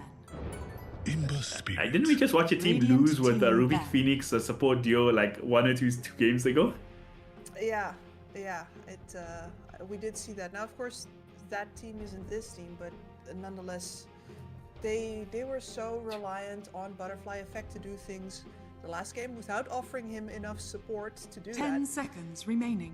And here again, it feels like if your Tidehunter doesn't get to walk at towers, 'cause 5 that's what seconds Tidehunter remaining. is. He walks at towers and dares people to come defend them. Dire when team ban. he's right there with a Ravage in hand. If your Tide is not in a position to do that for whatever reason, then it's all on your mid laner again. With like a Rubik Phoenix behind him, it feels tough once again. The Storm Spirit is still open. It feels like the kind of 10 game where you'd be seconds tempted remaining. to pick a Storm Spirit, but the Ember Spirit with those dang 5 chains seconds is remaining. already on the board once again too. They are at a Rune Eater. Maybe I don't absolutely actually- daring them to play the Storm right now. I don't hate the Rubik's Phoenix in this game. I think it's a bit different because you do have this big tanky slug who'll be standing in front, or a bot. Tidehunter's happy to go for it. Loves that. Yeah. Weaver is also a very active carry. Like, he moves around the map. He has his own mobility. He can pick off. I feel like you can do a lot with them. In terms of things to steal this game, you got a Deadshot again, Shadow Demon, W, I guess. Ember And you don't have the best spells to steal on the Rubik this game, actually. So I don't know exactly why they forced the Radiant Rubik team issue. ban. But again, support players love their Rubik. Queen of Pain banned out from from Rune Eaters. I think that would have been a nice pick. I honestly, I think they should double down on the Butterfly Effect Storm Spirit. Like, they were so confident in it. They just back him up this time. Maybe he has a better game, but I do get where you're coming from with the sharing change is a big problem. I mean, we saw the last Storm against Ember had to buy a Manta style to deal with it. So Yes. Awkward. last pick No, like H. the- That was a surprise. I would like anybody in this game to have a 10 to have a seconds hard stun, remaining. please and thank you. And the Storm Spirit's probably the closest 5 that we're gonna get seconds to that. remaining. Sand King is also still left in the Especially- pool if they want to go mid Sand King this time. Mid Sand King, I would support mid Sand King. I mean, the SD is a decent save from it. Ooh. I have a good suggestion here. I don't know if they'll go for it. It's banned out. Never mind. The mid slaughter of this game would have been crazy with the Weaver against the Ember. Sad. Ember Spirit gets slapped around by a lot of these melee matchups. I remember when Earthshaker would absolutely wipe the floor with that hero. That was a lot of fun. Oh man. That patch Shaker was awful. Honestly, that TI patch where Shaker was like the best hero. Why did they give him all that kit? It was unnecessary. Now the Monkey King is still there if they want to do like a lane dominator mid, like also a tempo hero. It can go wrong, but then again you have these two passive supports who can play behind the Monkey King. Not passive, but follow-up supports, and the Monkey King can initiate things, but they go for the SF. Okay, completely different direction, but lane dominator for sure. Yeah, especially up versus the Ember matchup. Dodging raises with slight is a question more of anticipation than of anything else. You can't... this is not a LAN. You can't really rely on it. Oh man. That's a very hard matchup for the Ember Spirit. I mean, he might have to be relegated to Malrine moves, pulling the waves and that kind of stuff, because he just played the lane mano. Oh my god. Shadow Fiend beats like almost everything, and Ember Spirit, he gets beat even harder than other heroes. He does, yes. If you get through though, at some point you actually are quite happy as an Ember Spirit versus the SF, because you're not nearly as vulnerable to getting walked at as a lot of other heroes. But in terms of walking at, I actually think that Roar made themselves a really good lineup here. Oh, they've got Fat Tide as well. I love Fat Tide. He's so good. Look at him. Oh bad. Well, he's a krill eater now, so that belly gives him extra space to eat more fish. You know what I'm saying? It works. It works. I do also quite like Roar's lineup here as well. I feel like if they can protect the SF, Like, just not make sure that what happened last game where butterfly effect dies 3 times in a row again. If they make sure that doesn't happen, if they put all their resources to keep this guy alive and make him have a good game, I think they're aces. Yeah. Now, we haven't really talked about that Ench though. I heard you sort of make that sound, and I should have. This used to be one of my favorite tricks back when I was in pro scene. Is if you manage to pick either Chen or Ench on the very last pick, you've suddenly changed the entire pace of the game. You are going to be so much faster as a lineup, not just like with a single hero, but as a lineup in general, than you would have any right to be from a position 5.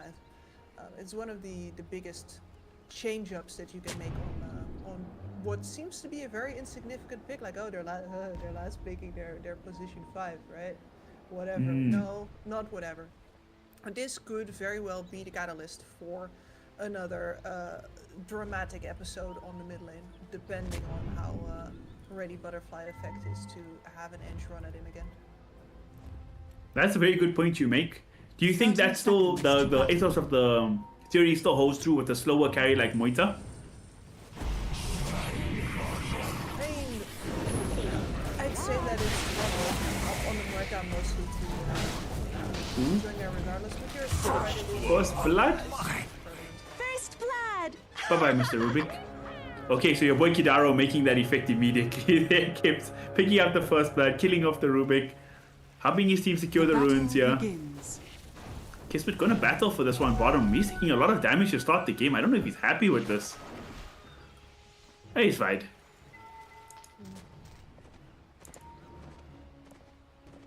He will be okay. I mean, it's still gonna be an annoying ass lane for him up first Bat Rider, but at least he is not in danger of getting chased down unless he severely messes up with his abilities. I don't know whether doing dirty in the play that he's going to. I don't think he Instead starting with Razor's level 1, kind of expected. Nobody goes, I guess the Necromaster is even innate now. You don't even need it. Oh man, I am way too old for Dota, man. Oh. Can we remake? GG Nori. Up top, it's Tyranta up against Moita and Enchantress. Very difficult lane for most heroes, but at Kraken Shell, Tyranta should have a better chance than most other heroes. Have a Rubik backing him up here. At the same time, though, Blocked as a out the Murder, smoke camp already. You're just happy that you're ranged up versus the Tide, and you've got an Ench to back you up. And he is going to.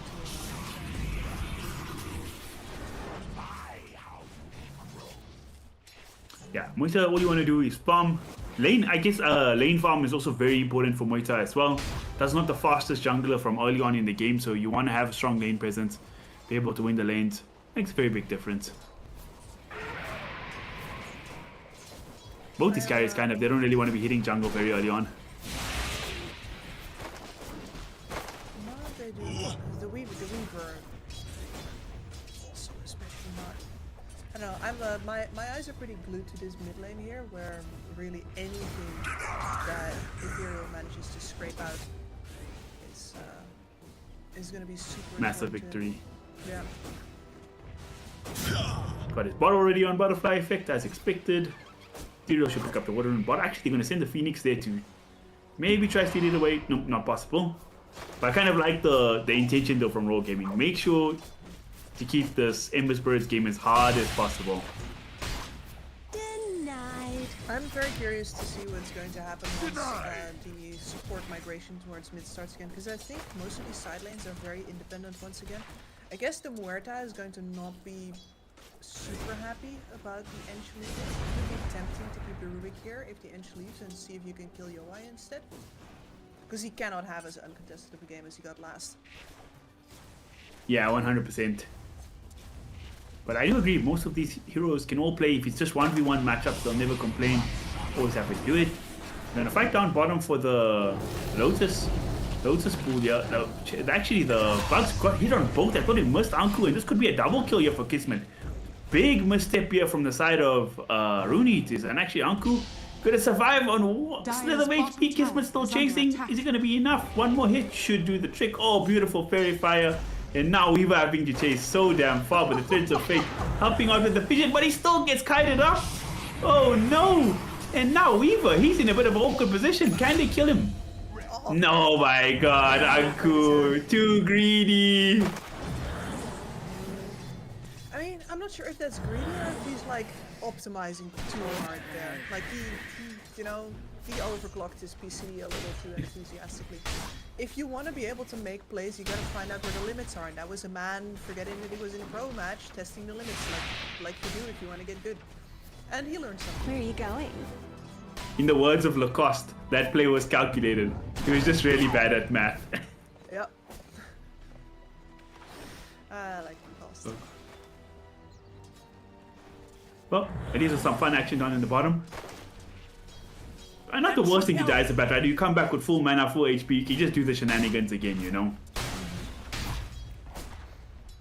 So Getting the usually Weaver you'd in the rather- end, it's fine. You'd really rather have the support do those kinds of, oh wow, I have full mana again now kind of. Yeah. Tactical feeds, as they say, you know what I'm saying? It's a The mid lane. reload. Oh, Clove up top. Does Kidaru get the solo kill? Yes, he does. Big pickup for him on the Enchantress. Tyrant is still farming fine. He's not bothered, so is Moita. So just the two supports basically playing against each other here top. Bring James. Let's see, because we have 1 minute left until the great mid battle of our times, and Annie is already mid. Butterfly effect's already dropping the wards. Lloyd just showed up. And after the party, yeah, and the Ench is also making his way over mid, but Blue is not. Followers. Very interesting. Wanted to try and make a move on Moita. Not an easy hero to kill. Rubik's nowhere to be seen. He's actually quite far off the map. Not a, very different than the full tri-lane versus tri-lane from about 4 minutes we saw in the last game. Did you see there that they're waiting for Butterfly Effect to step up to actually the high ground?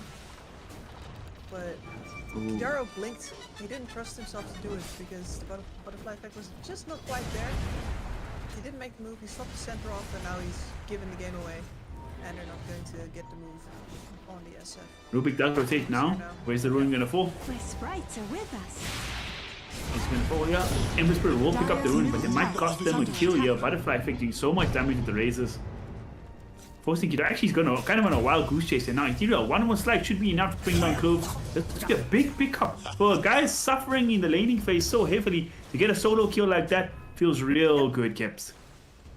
It's great, and you SF got going? neither the kill or the better threaten them.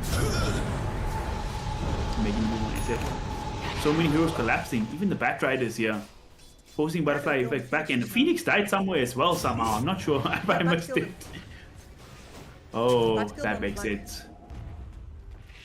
Bottom lane, trying to put pressure on Anku now, he's Kismet, but no, can't get dive the tier 2 tower at this point in the game, but a lot of pressure coming out from Kismet, and this time, oh my god, I didn't even notice. Oh, before we get to that, Requiem of Souls comes out, easily enough for Butterfly Effect, the wrong race is there, bringing down Ethereal. Oh man, that was sitting on a nice edge, Kips. It was, I mean, he dropped his first remnant right Dire's under the bottom tower tower there. is under And like, I'm attack. sure it was meant to be threatening, but the Rubik just Just the until the good Ember do came die back. young. They That was lifted pretty him funny. into the Requiem. He set himself up for that. It was very Dire's cheeky, but not structures are very fortified. freaky, I guess. Dire's middle tower. Oh my is god, under you're at the attack. Radiant Wisdom Ruin. The Phoenix, usually Enchantress can just tank through everything. Phoenix, all magic damage, he just dies. And then the creep to get the return kill on Phoenix, he just smokes up and he walks away. That's pretty funny. I mean, maybe a little bit of a waste of a smoke. Maybe he gets something out of it right here, because he's mid again and he's mid again. Dire's bottom tower is under attack. The mid lane battles continue. Butterfly Effect dropping low. Fortunately, no Centaur that like to follow up there. Still taking a lot of pressure here on this SF. Still over 1,000 gold ahead, and the lasso actually comes out bottom for Kismet. Is it going to be enough damage? No, it's not. Weaver gets off the time lapse. More than enough time there. And these heroes are farmed, even with all the kills, right? Being 4-4, it's still a 3,000 net worth lead for Raw Gaming. This Weaver is absolutely huge. Even with all this plays against the SS and with him dying, he's still 1,000 gold ahead of Emberspur. That might change here if he gets a kill onto Clove. He's diving deep, Ethereal. Is he going to get this kill? Surely. Surely Clove should fall. And a slide of chains there. A slide of fist in the chains was more than enough to bring him down in the end as well.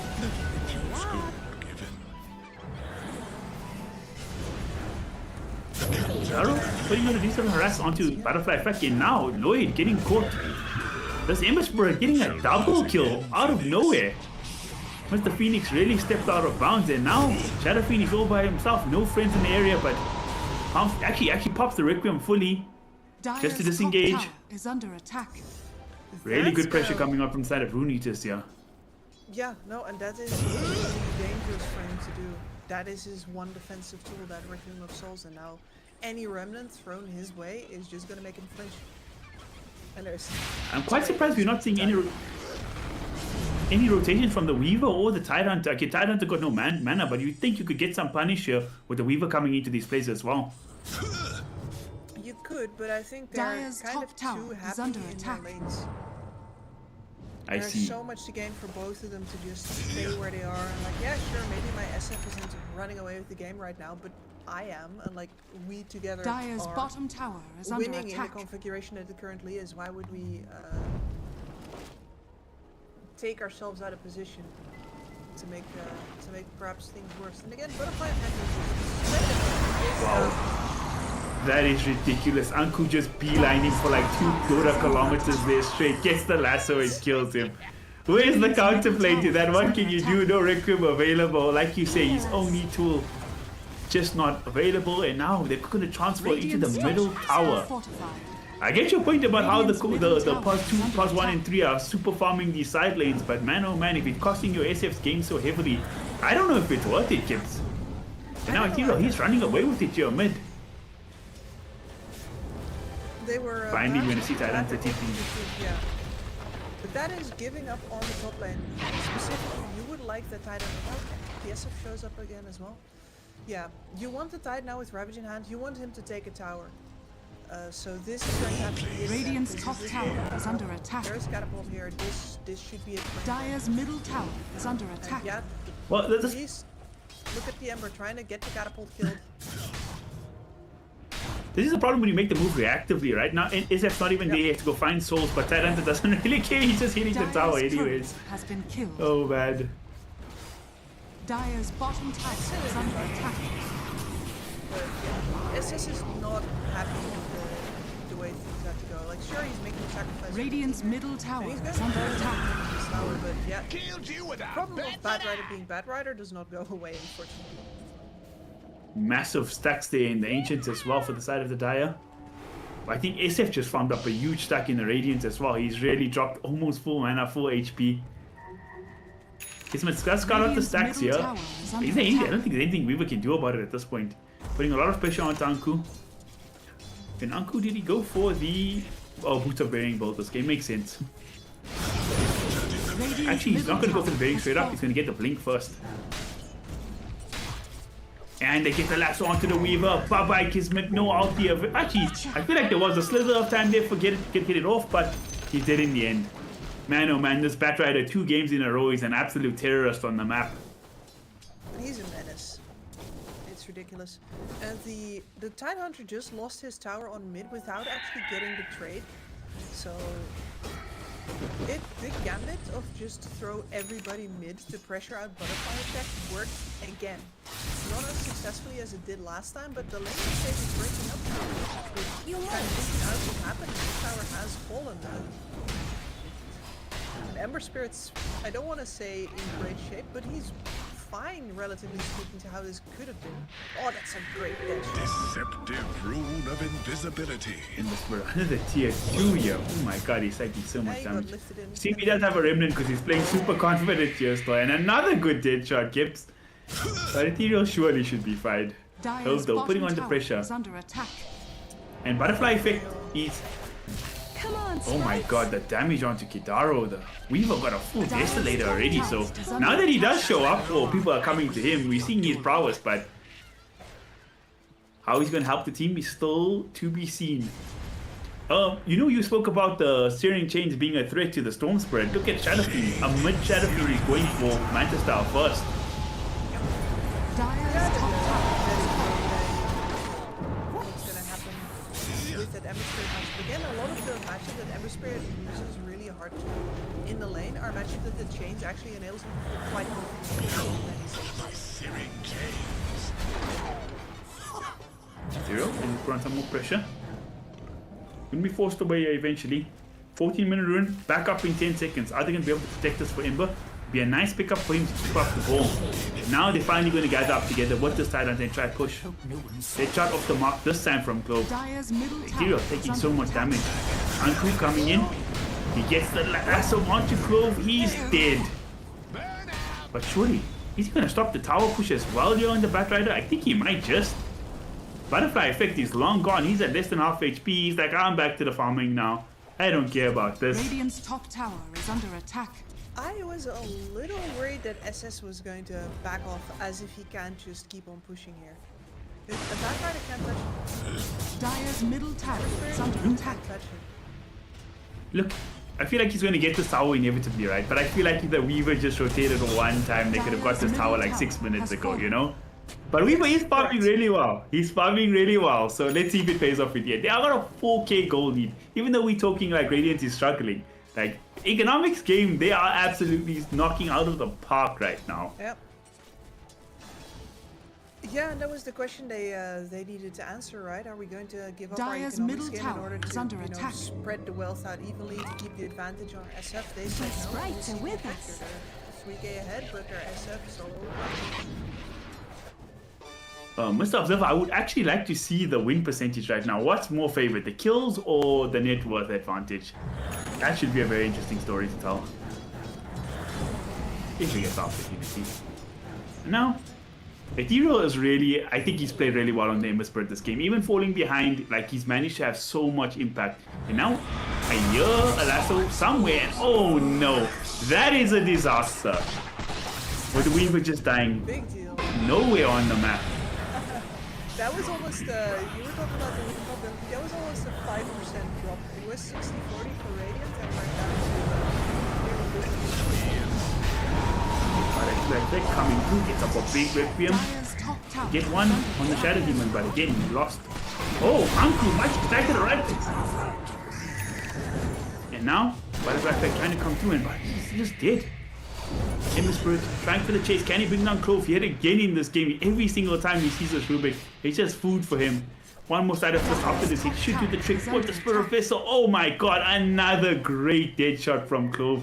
Putting it to work this game, but man oh man. The Weaver didn't just die there earlier. I know there was a whole team fight, so I shouldn't just go back to the Weaver there. But he died too. Oh my god, Weaver's back in. Dire's Trying to get somebody. Did a lot of damage, but forced to time us out.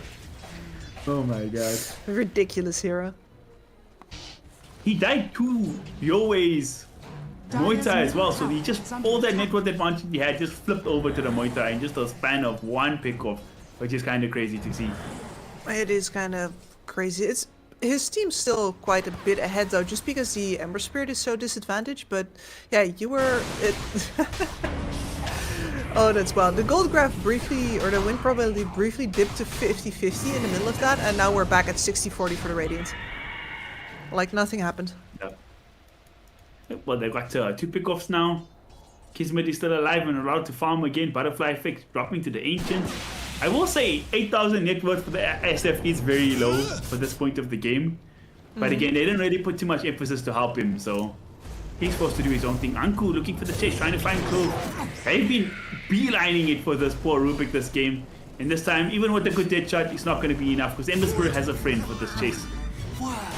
Now, killing speed for Ethereal. They do have a Ravage available, but Ember Spirit much the wiser. And Remnants out as soon as possible there. Not playing any baiting games. No, and this Tide Hunter's out of easy targets now. He's the best when he walks at towers, when people have to engage into him.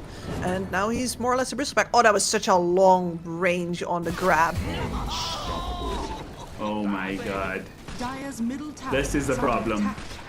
2 deaths in a row for the Weaver. What's the win probability saying now, Gibbs? Oh man. Win probability barely nudged. Barely. Alright, Dota algorithm doesn't agree with our opinions. It's just a Weaver death. Oh no, wait, Who it takes a cares? while to calculate it. It takes a while to calculate it. Immediately dropped 5% again. Dire's top tower Oh, is damn. under attack. Okay, so this Weaver death is a big problem. It is. I'm sure you will be going for the Lincoln second item. It seems very necessary at this point. And now, that one death in the Weaver could cost him the Roche. They the team with the SF. They the team with the Tidehunter. How did they not get the Roche on first? This is a disaster. Will they contest this? I don't think they can. No, I mean, I would be like, oh well, the Phoenix egg, but Phoenix is absolutely not in position. It's remarkable that you have this many big AoE spells, this much armor reduction. You are not the one to get Roshan. You're not even the one to contest it. That hurts. The SF is actually just going for a full-on right-click SF build this Radiant's bottom game. tower I don't know how I feel about that from the mid lane. I mean, it synergizes really nicely with the fact that you already have a whole lot of extra minus armor on this lineup. Between that Desolator, Dire's between top the tower is under Anchor attack. Smash, Scanning. and of course the Gusher as well. Like, you have Radiant's really bottom good tower is under tools attack. to fight this right click on right click, but it also leaves your lineup Radiant's kind of bottom limited tower in has options. fallen. Basically, your magic damage now is Phoenix. And again, That's the it. lasso is onto the Weaver. But they don't have any follow-up. The fear is there from the dead shot, but I think Kismet should make it out this time. Well, like you're saying, the right-click build also gives him insane scale because you're basically playing with 2 powers ones. And Anku, oh my god, he scouts 3 of them and blinks away. That's crazy reaction. But Moita, she's in a weird position. Your way. Can you get it out of this? You're gonna pop the ult to try to fight for a moment. Can you kill the Phoenix at any time? The Ravage is beautiful, keeping the egg alive for now. And he does go off. Phoenix pops him. Moita's Aegis is down. Butterfly pick. Get off the Ravage. It's a good one. And they kill another. Kidaro's dead too. They're chasing for more. Beautiful triple kill from Kismet. This is what he's been farming for all game, Kips. To show up like this. And they even get more Batrider in big trouble here as well. Anku get hit with the dead shot. This Rubik dead shot has been insane, actually. The amount of work he's been doing with this game is crazy. Yeah, I guess you don't need any active supports. If you can just wait for the enemy to come to you, then they mess up one lasso and suddenly you collapse back onto them with all of the team fight in the world. They got perfectly no overlap on any of those spells. Absolutely beautiful. This is how you love to play through those big ults.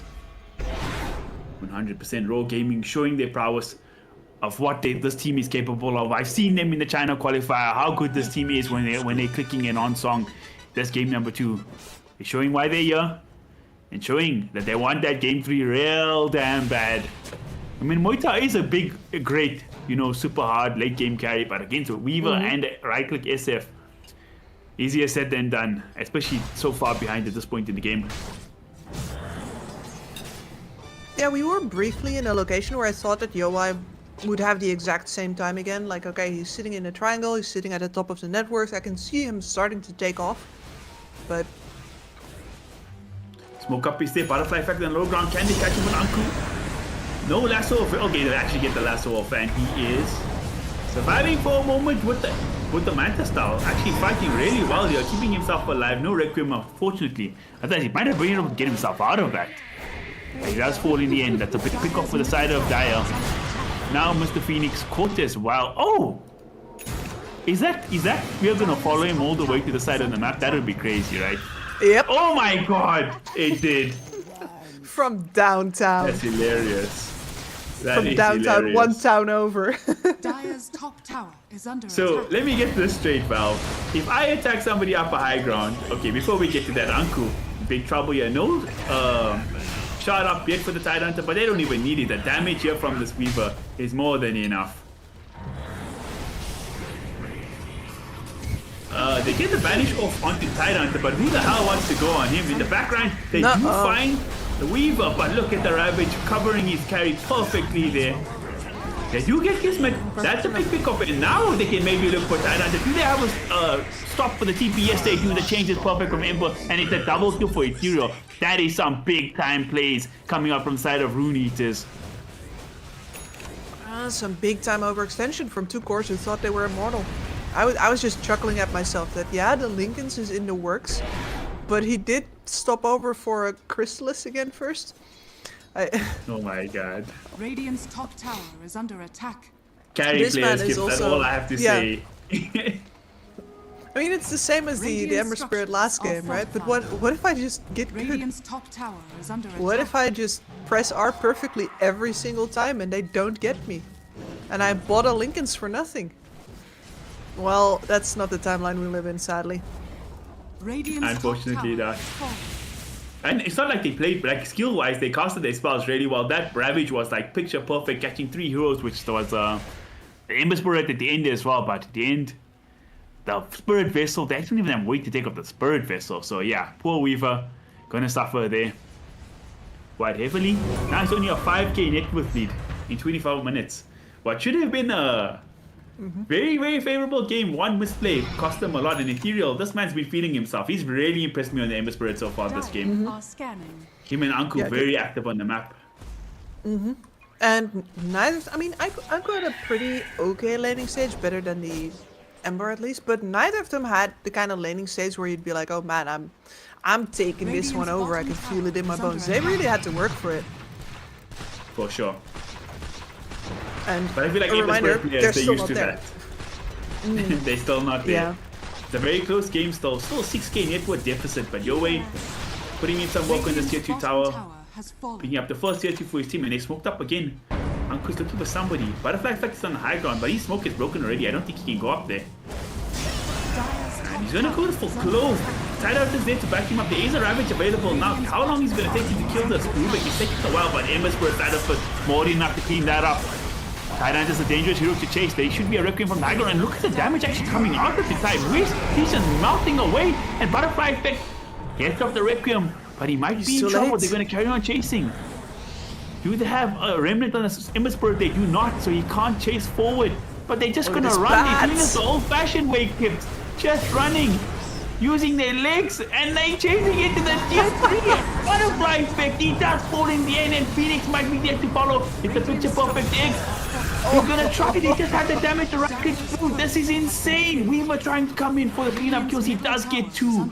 But man, oh man, what a crazy chase. 25 minutes in, under the tier 3. You don't see that every day, fam. In a quote-unquote losing game according to net worth as well. Yeah, that you give them one finger and they will try to rip off your entire hand. It's, you know, happy days for Kismet though, getting to clean up there. Lincoln Sphere finally in hand, but these heroes are so defenseless if they're not grouped together with a good plan for the fight. Nobody wants to spend their big ults to save just a single teammate somewhere over on the side, but if you don't do it, then you might just get picked off one by one. Very good point. And I was just shocked at how quickly the Tide Hunter died there from the damage from Ember plus Moita. I mean, no Silver Age or anything even needed, unless the Moita does have a Silver Age and I missed it. No, she didn't. She just went raw damage. Okay, it Yep. makes sense. MOM, we all know. We'll do that to somebody. Yeah, pierce the veil. Pierce the... I mean, is it blubber? Kinda sad that it isn't named that anymore. Mid lane, the Tide Hunter, a shot comes out, the anchor is there. Leashed up is the Ember Spirit, but there's no real follow-up.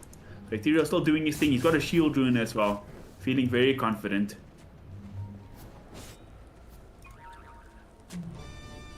The Batrider has sort of anticipated the Lincoln Sphere. He's going for the 4 stuff up next. So if he's got quick fingers, he can maybe break through that Linkers onto the Weaver. But if not, the target that is the Shadow Fiend, not one he'd be upset to catch either. They were collapsing on the Muerta on top, but she's out in time. And Ethereal's cleaning up the creep wave behind. All of these Ember Spirits are just full of shenanigans today. Dire I feel are like scanning. Ember's laning stage has been like so bad. Not it's currently so bad, but like over the course of history, it always loses lanes. So Ember players are like next level, can play from any situation. But the smoke up is there. Nobody wants to jump the Tide Hunter first. But he's baiting well. He's going to blink out himself. Oh, Batrider trying to chase Anku. Who doesn't want to get into that? So beautiful slide in chains there. Onto 2 Clove dropping down low, but in the background, Hero getting smacked down by SF. Forced to pop his BKB, and a buyback comes out. from Mr. Rubik. Nikki was actually beyond God, like 28 minutes in on this Ember Spur. This is insane play from him. And there's the Ravage. He catches two. But the follow-up just not there right now. And Mr. Tyrant, he's going to get brought down. Mighty damage from Ember. Too much for him to deal with. And now Rubik, he's on the buyback. He came back. He's trying to join. Here's the damage. This is what we're talking about. Moita doesn't have an ult anymore, so she won't be able to survive if Rubik gets on top of her. Yo, he gets a fear back. What a dead shot. And Ember Spur is running away, but on his way out, he catches the Rubik. That's a dieback for him. Butterfly Effect got a lot of damage. Gonna punish Shadow Demon. So it is a 3-for-3 trade in the end. These two cores, man, they're looking scary right now. The damage that they do, if you don't jump them first, they're gonna definitely kill you. And now, that opens up Roshan.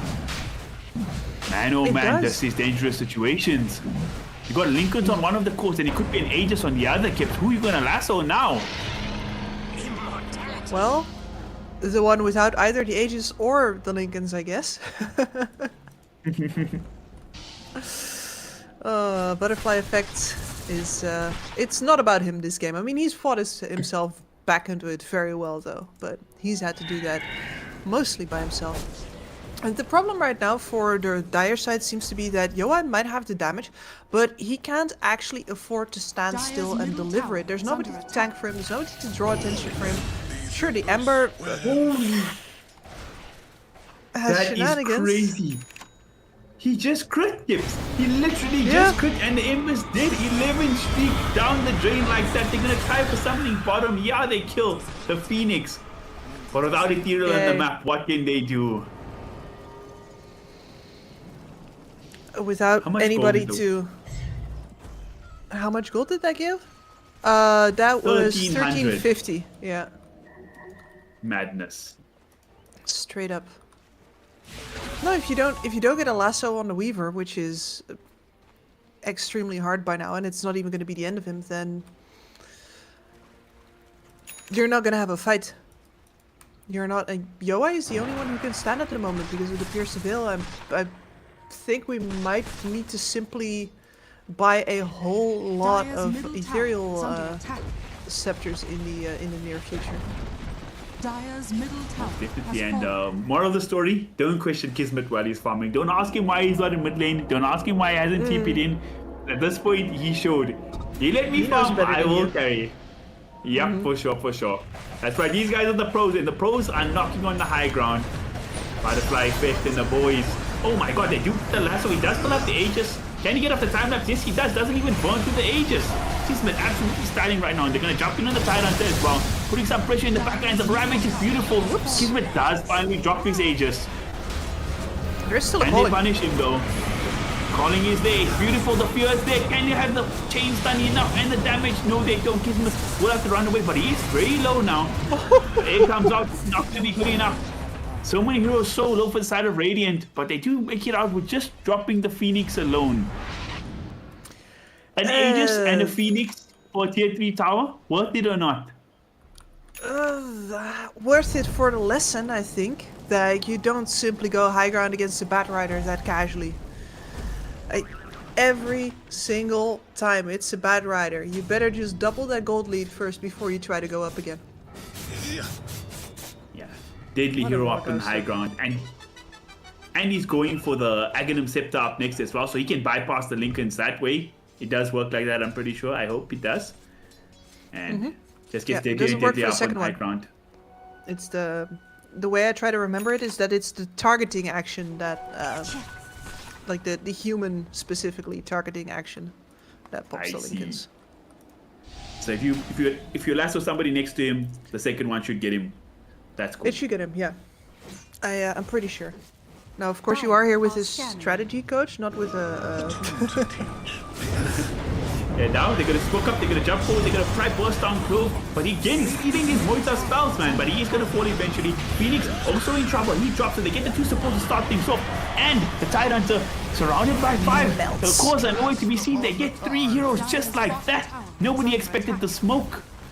Huge goal difference. They're going to get a tier 2 tower as well, and that's just 50 seconds, 60 seconds with no tide on the map, no support on the map. They're actually going to try poke high ground, even though these cores are strong. They don't really have the best high ground prowess either. My god. Radiant's middle tower is Two of the under biggest attack. ults are off the map, though, especially with the Radiant Tidehunter not structures here. are I'm not fortified. sure how you defend any of this. Can you imagine stepping forward as an SF here to try and, you know, shadow raise a wave, pull it off the tower, get lassoed, lose your team the game? No way. Look at him, he's hiding in the trees. Radiant's He knows middle his barracks place. Has fallen. And who would have predicted it? The side of the Dire, despite being down in net worth, literally the entire freaking game, are the guys who take a racks first.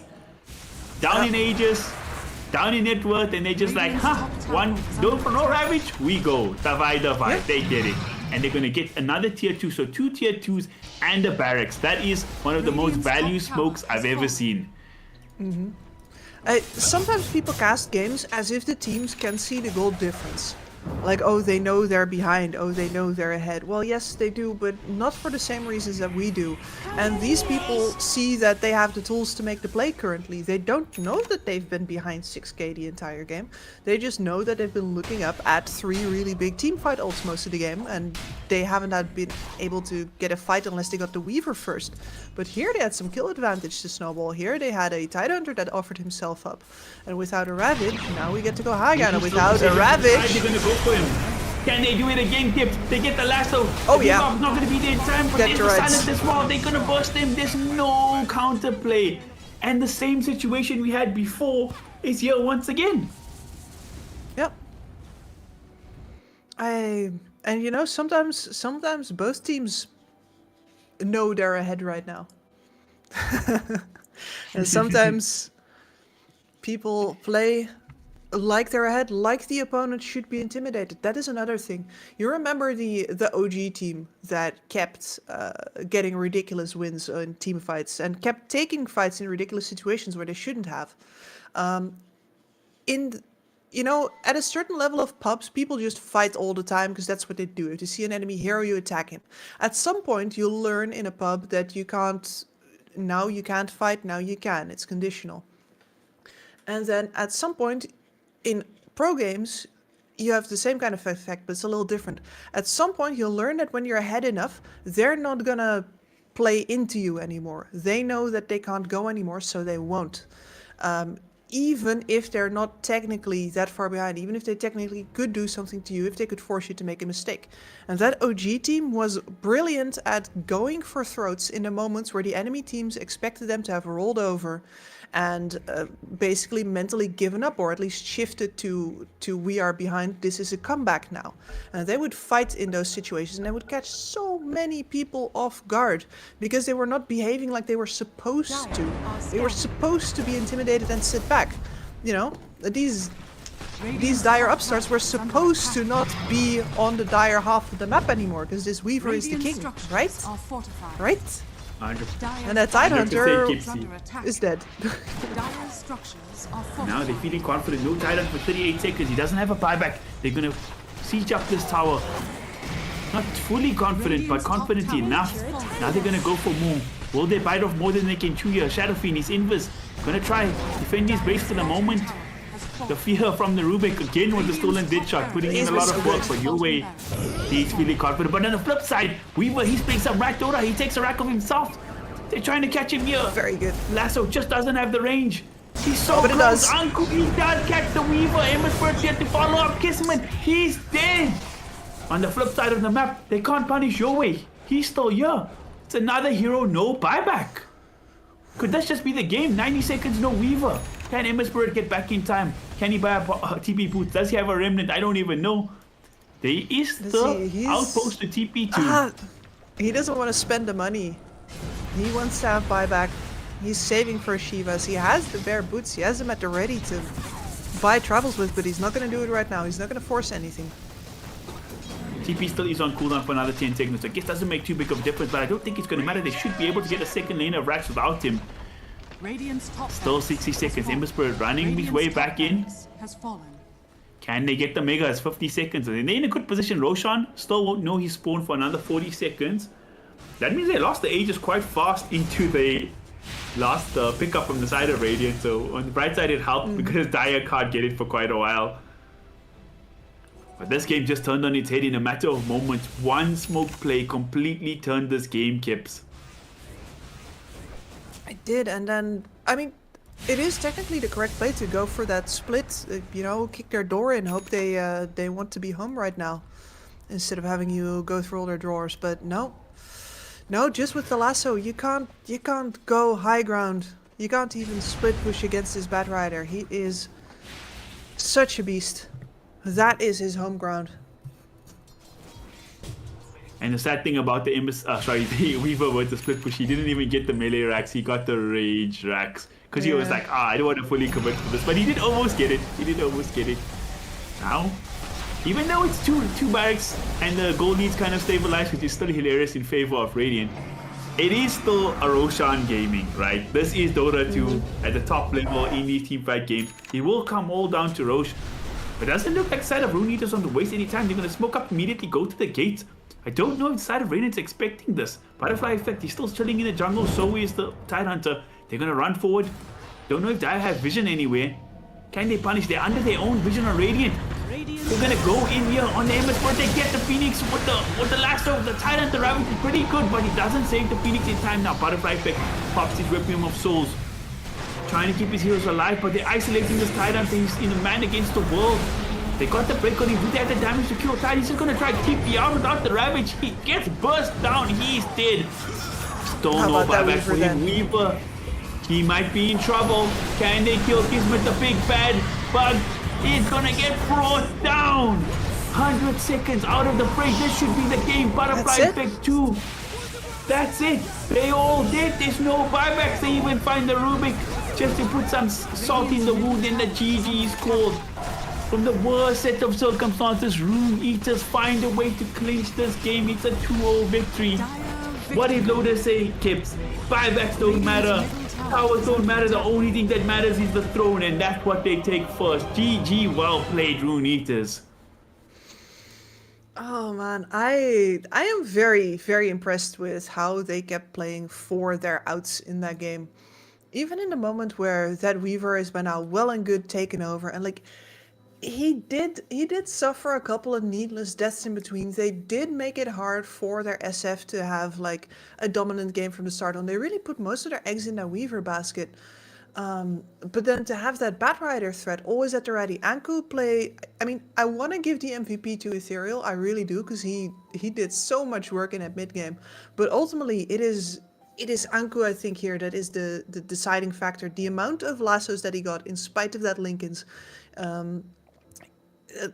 the amount of kills that he got even through ages at times, it's this man was the deciding factor for why Rune Eaters gets to ultimately turn it around here. It was phenomenal. 100%. Ethereal played a 20 out of 10 mid game. Like, he way overperformed. But at the end of the day, the clutch kills that made the game to win the game in the end came from this Bat Rider who just got lasso on lasso on lasso. Again, if anybody other teams are watching this stream, ban out Anku's Bat Rider. 2 games in a row. I don't know what more he needs to prove to you. It's the best hero in the patch and a player who is really good on it. Come on, guys. Be responsible. Be responsible. Any final thoughts before we close out our casting here for today, Kips? Please pick an active support. No double defensive support, teams. No double defensive support. Pick one hero that likes a blink and likes to stun. Come on, guys. Make it fun for us. Please. Well, thank you so much for watching us, me and Kips. It's been an absolute pleasure delivering you this series and the last. But don't worry, we're not done with DreamLeague Division 2 action just yet. We have 2 more series coming up. There'll be a short break, but stick around and you will see some more Dota. But that's it for us. Thank you guys for watching and see you all in the next series. Tomo will look after you then.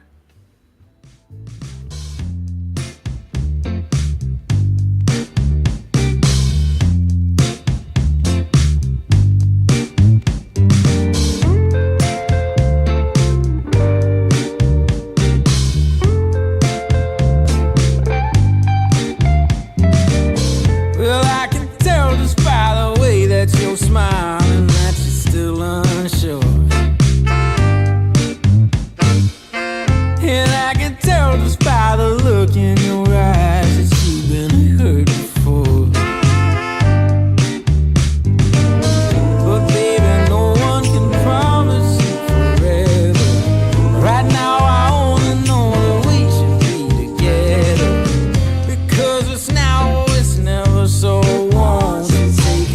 chance on me.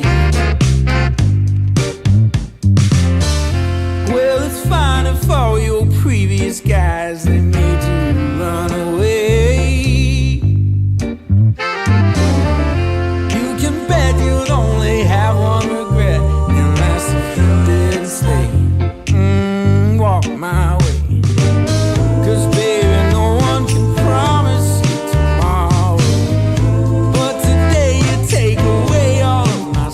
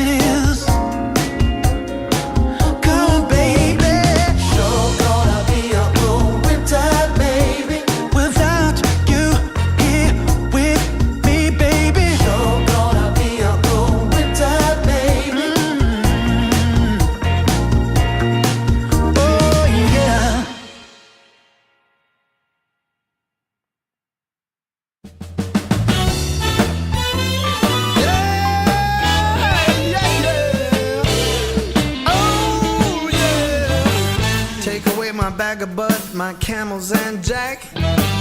Go ahead and take them all, I don't want them back. Those nasty things mean really nothing to me, 'cause lately it's so plain to see. All I want is you, honey, it's so true. Give it to me, baby, all I need is you. Yeah, yeah, yeah. Come on, you can take away my mint Cadillac, take my Harley too, I don't need them back. I got an engine, Lord, it runs so right. As long as I get your loving each night, all I want is you, honey, it's so true. Give it to me, baby, all I need is you. Yeah, yeah, yeah, yeah, yeah. Well, early in the morning, late in the evening, round around noontime, round about noontime, baby, 24/7. Give it to me, baby, all I need is you. Yeah, yeah, yeah.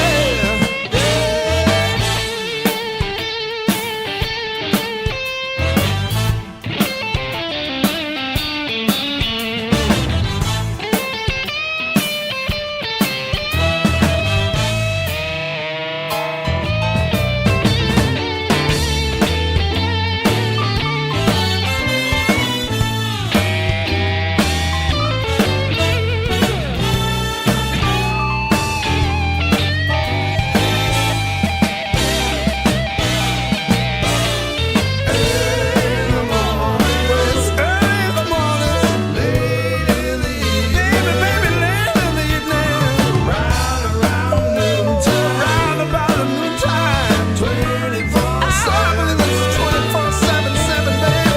Give it to me, baby, all I need is you. Yeah, yeah, yeah. Take away my bag of bud, my camels and jack. Go ahead and take them all, I don't want them back. The only thing I could ever really miss is what I feel when I get your kiss. All I want is you, honey, it's so true. Give it to me, baby, all I need is you. Yeah, yeah, oh yeah. Early in the morning, late in the evening. Well, it's about late in the evening, baby. Round around noontime, 24/7, 24/7. Give it to me, baby, all I need is you. Oh, how, oh yeah, yeah, yeah, yeah.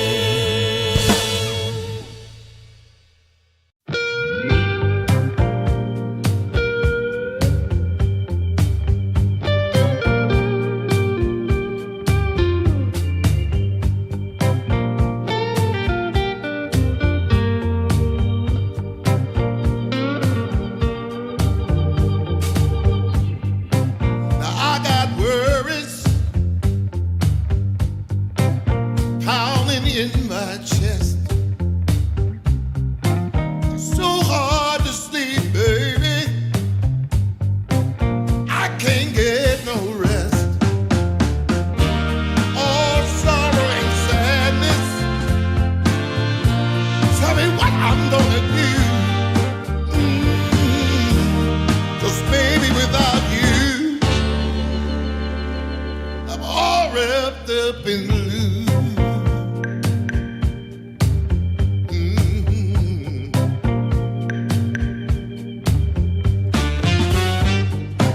I thought it would be easy to make it on my own. But baby, now I know what it means to be alone. I'm lost in the shadows.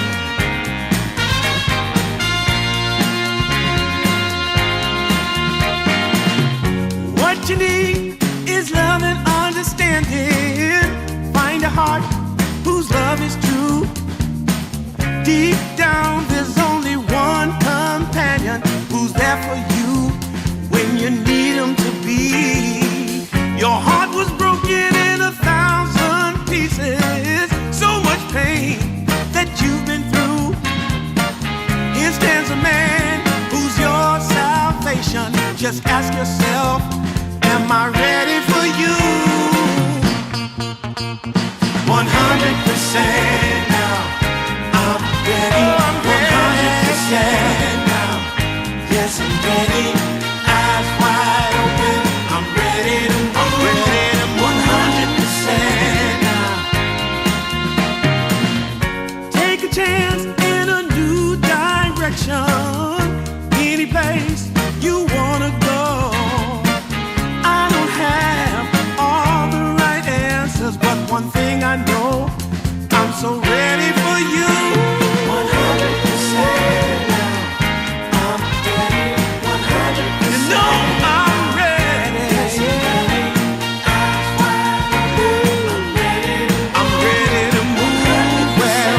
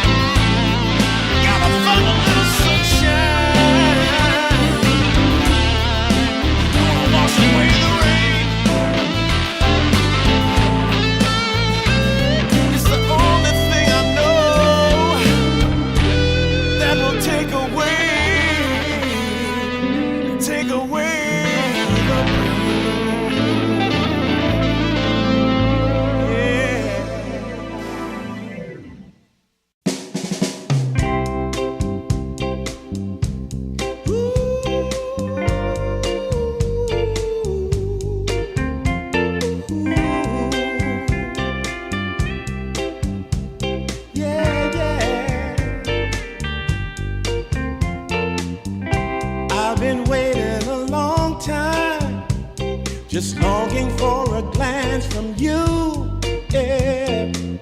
A chance to look in those big brown eyes. No telling what my heart would do. Hey, when we met, I sure knew it felt as good as it could be. In that moment, though it felt so good, I wondered why you noticed me. If you gave me just a little time, it would sure ease my troubled mind. Don't tell me that you don't feel the same inside. Don't tell me who. These are feelings that I ought to hide. I don't care where you came from, just tell me where you wanna go. If there's a chance to be together, that's all I really need to know. Is it real or make believe that keeps me thinking of you? If you've got time to walk with me, I'll show you how my heart is true. And here I stand waiting for you. Tell me, baby, what I gotta do. Don't tell me that you don't feel the same inside. Don't tell me who. These are feelings that I ought to hide. Don't tell me that you don't feel the same inside. Don't tell me who. These are feelings that I ought to hide.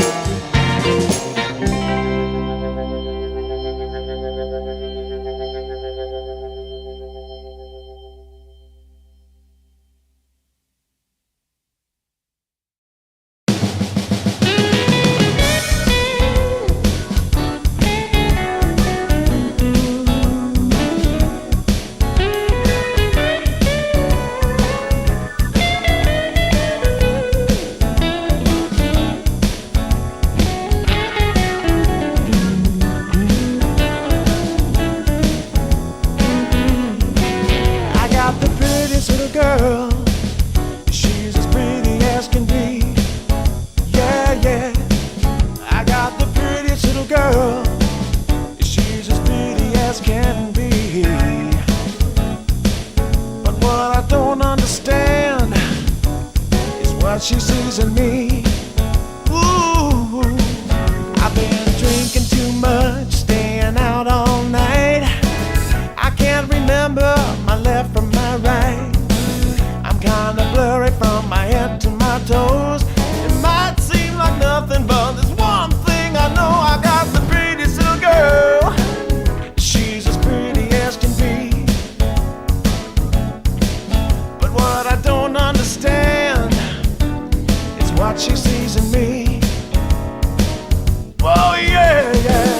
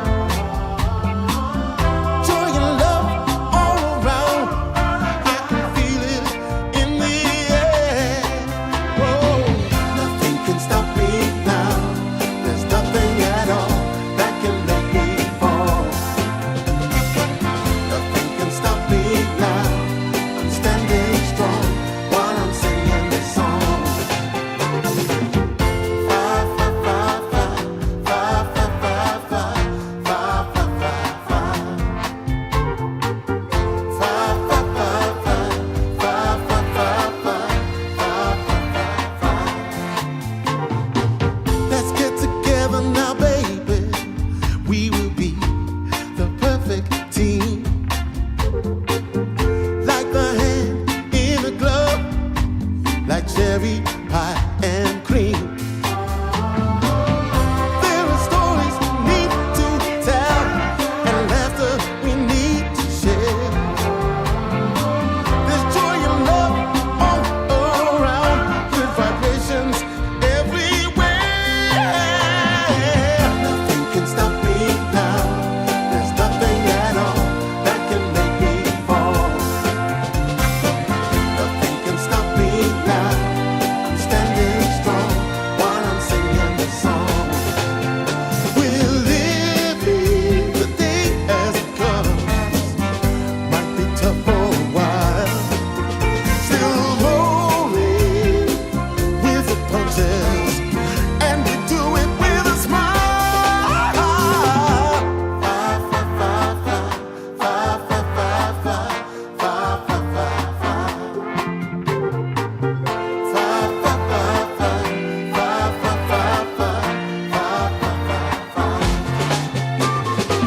Nothing can stop me now.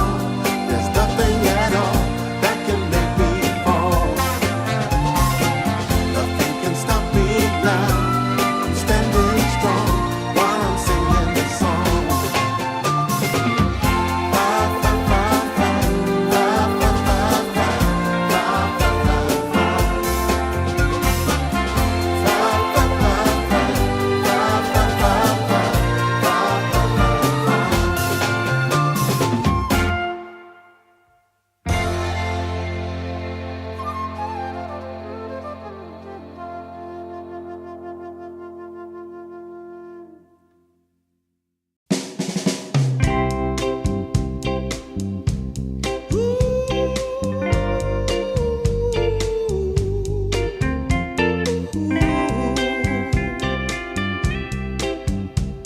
Yeah, yeah. I've been waiting a long time, just longing for a glance from you. Yeah, a chance to look in those big brown eyes. No telling what my heart would do. Hey, when we met, I sure knew it felt as good as it could be. In that moment, though it felt so good, I wondered why you noticed me. If you gave me just a little time, it would sure ease my troubled mind. Don't tell me that you don't feel the same inside. Don't tell me who. These are feelings that I ought to hide. I don't care where you came from, just tell me where you wanna go. If there's a chance to be together, that's all I really need to know. Is it real or make believe that keeps me thinking of you? If you've got time to walk with me, I'll show you how my heart is true. And here I stand waiting for you. Tell me, baby, what I gotta do. Don't tell me that you don't feel the same inside. Don't tell me who. These are feelings that I ought to hide. Don't tell me that you don't feel the same inside. Don't tell me who. These are feelings that I ought to hide.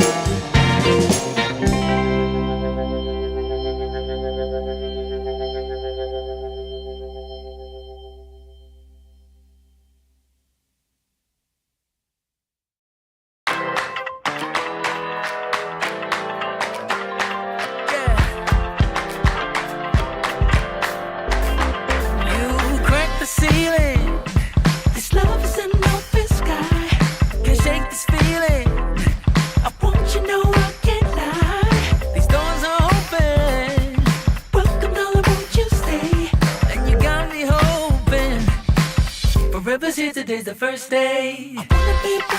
Wanna be closer to you. Closer to you, yeah. You to be all mine. I got all these choices, but I so made up my mind, yeah. There's nobody better. Gotta be you.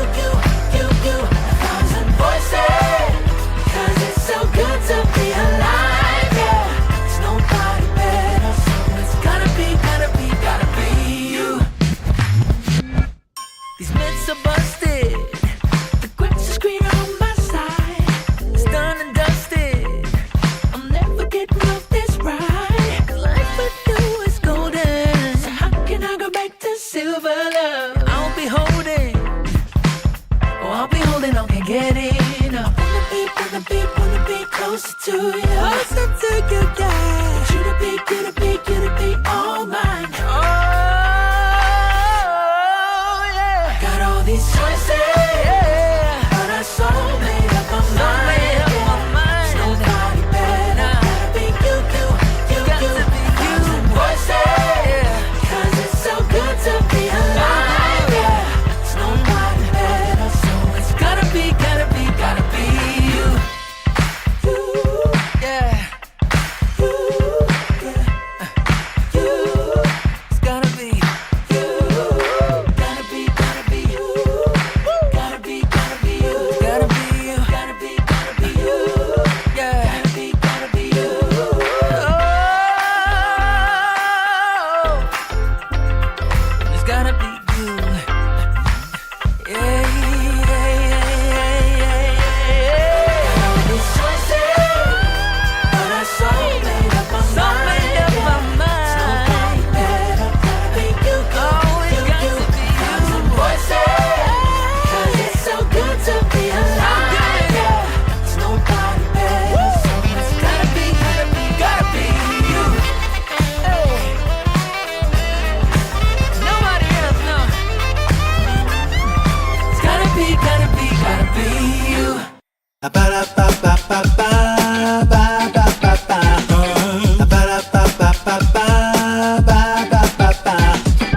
If you wanna get with me, all you gotta do, call me when you need me.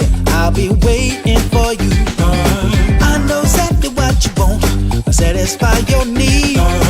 We can have a good time. Don't you worry about a thing.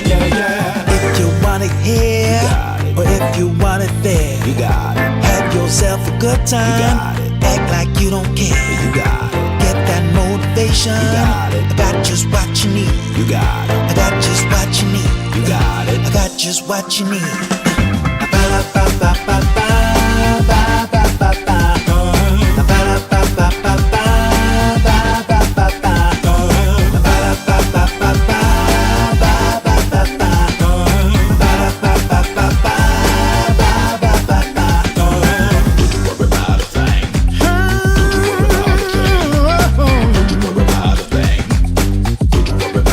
Don't you know you got it, baby?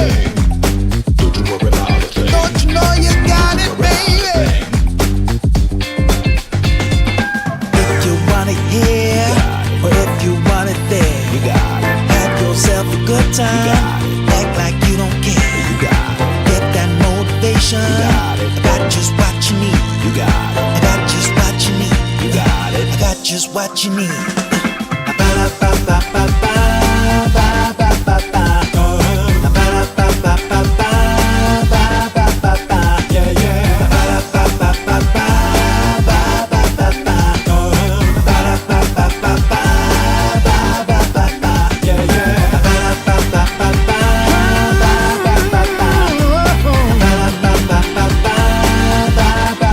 Don't you know you got it, baby?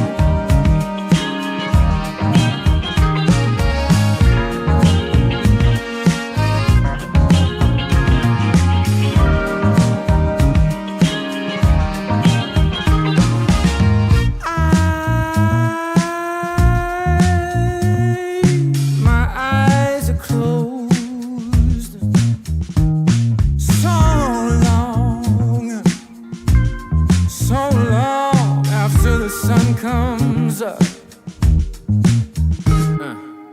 We do a dance in the dark. Down the hall, pictures fall. Even the neighbors call. But then you rip out my heart. Every artery, a part of me.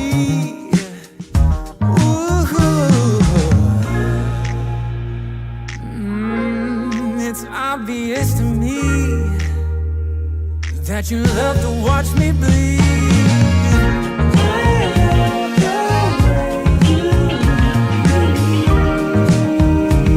But not half as much as I love when you leave. I hate to see you disappear. But I love to watch when you're walking away from me. Walking away from me. Yeah, yeah. 'Cause I could be anything you want. I could be anything you need.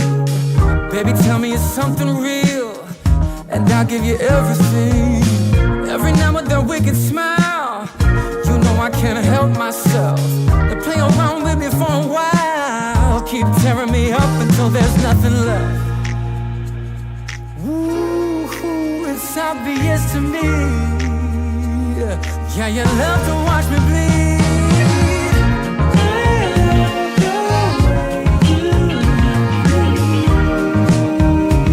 But not half as much as I love when you leave.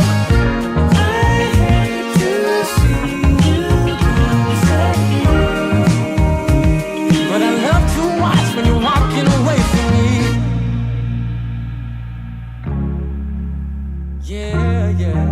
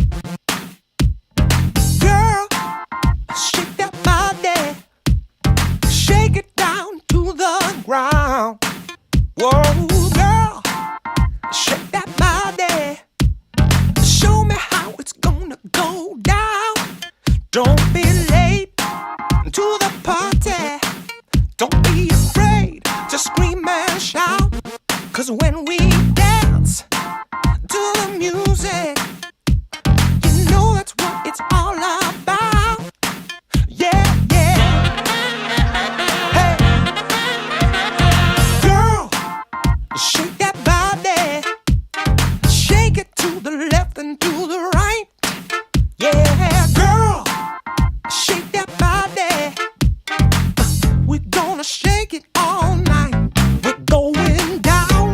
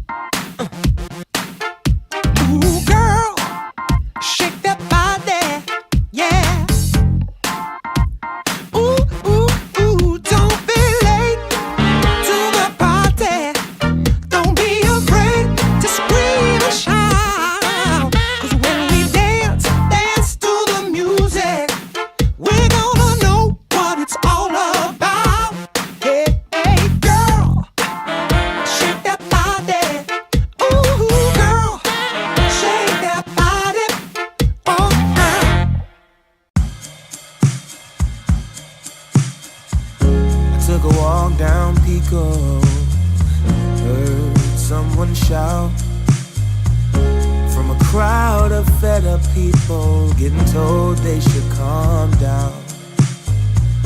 Didn't wanna fight, but the tears that fill their eyes are brought by the people sworn to preserve their rights. Oh, how could you not see it all coming? Stuck in our ways and running out of time. Time to change. We've got to at least try. But what will they do when the people are stepping out of line? Oh, oh now, oh yeah. What will they do when the people are stepping out of line?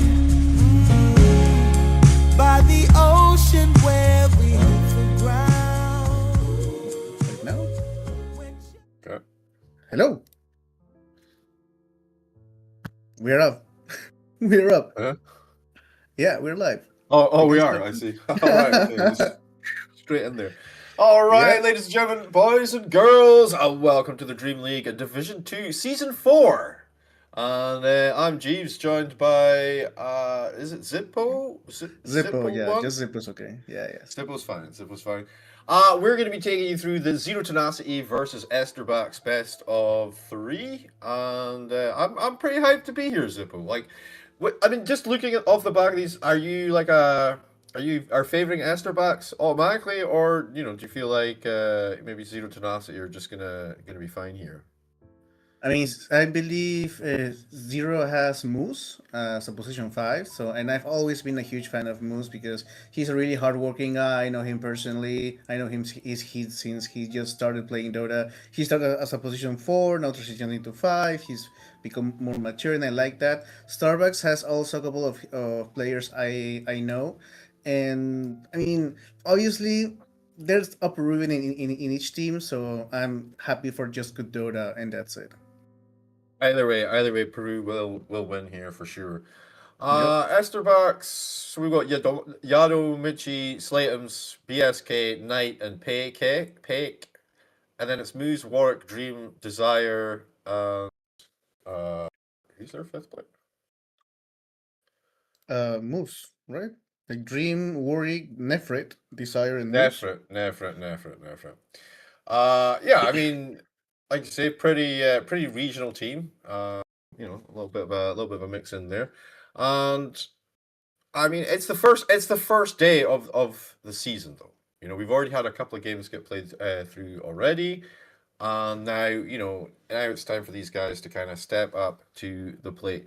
I mean, did you see any of the earlier games? Probably not, right? But like, how are you feeling about the current meta? Do you feel like that's going to be something that's just going to be like overly represented here? Do you think they'll have their own, their own path? They'll try like their own kind of strats or whatever. Do you think they're going to kind of focus on this beefy boy melee kind of, support combo?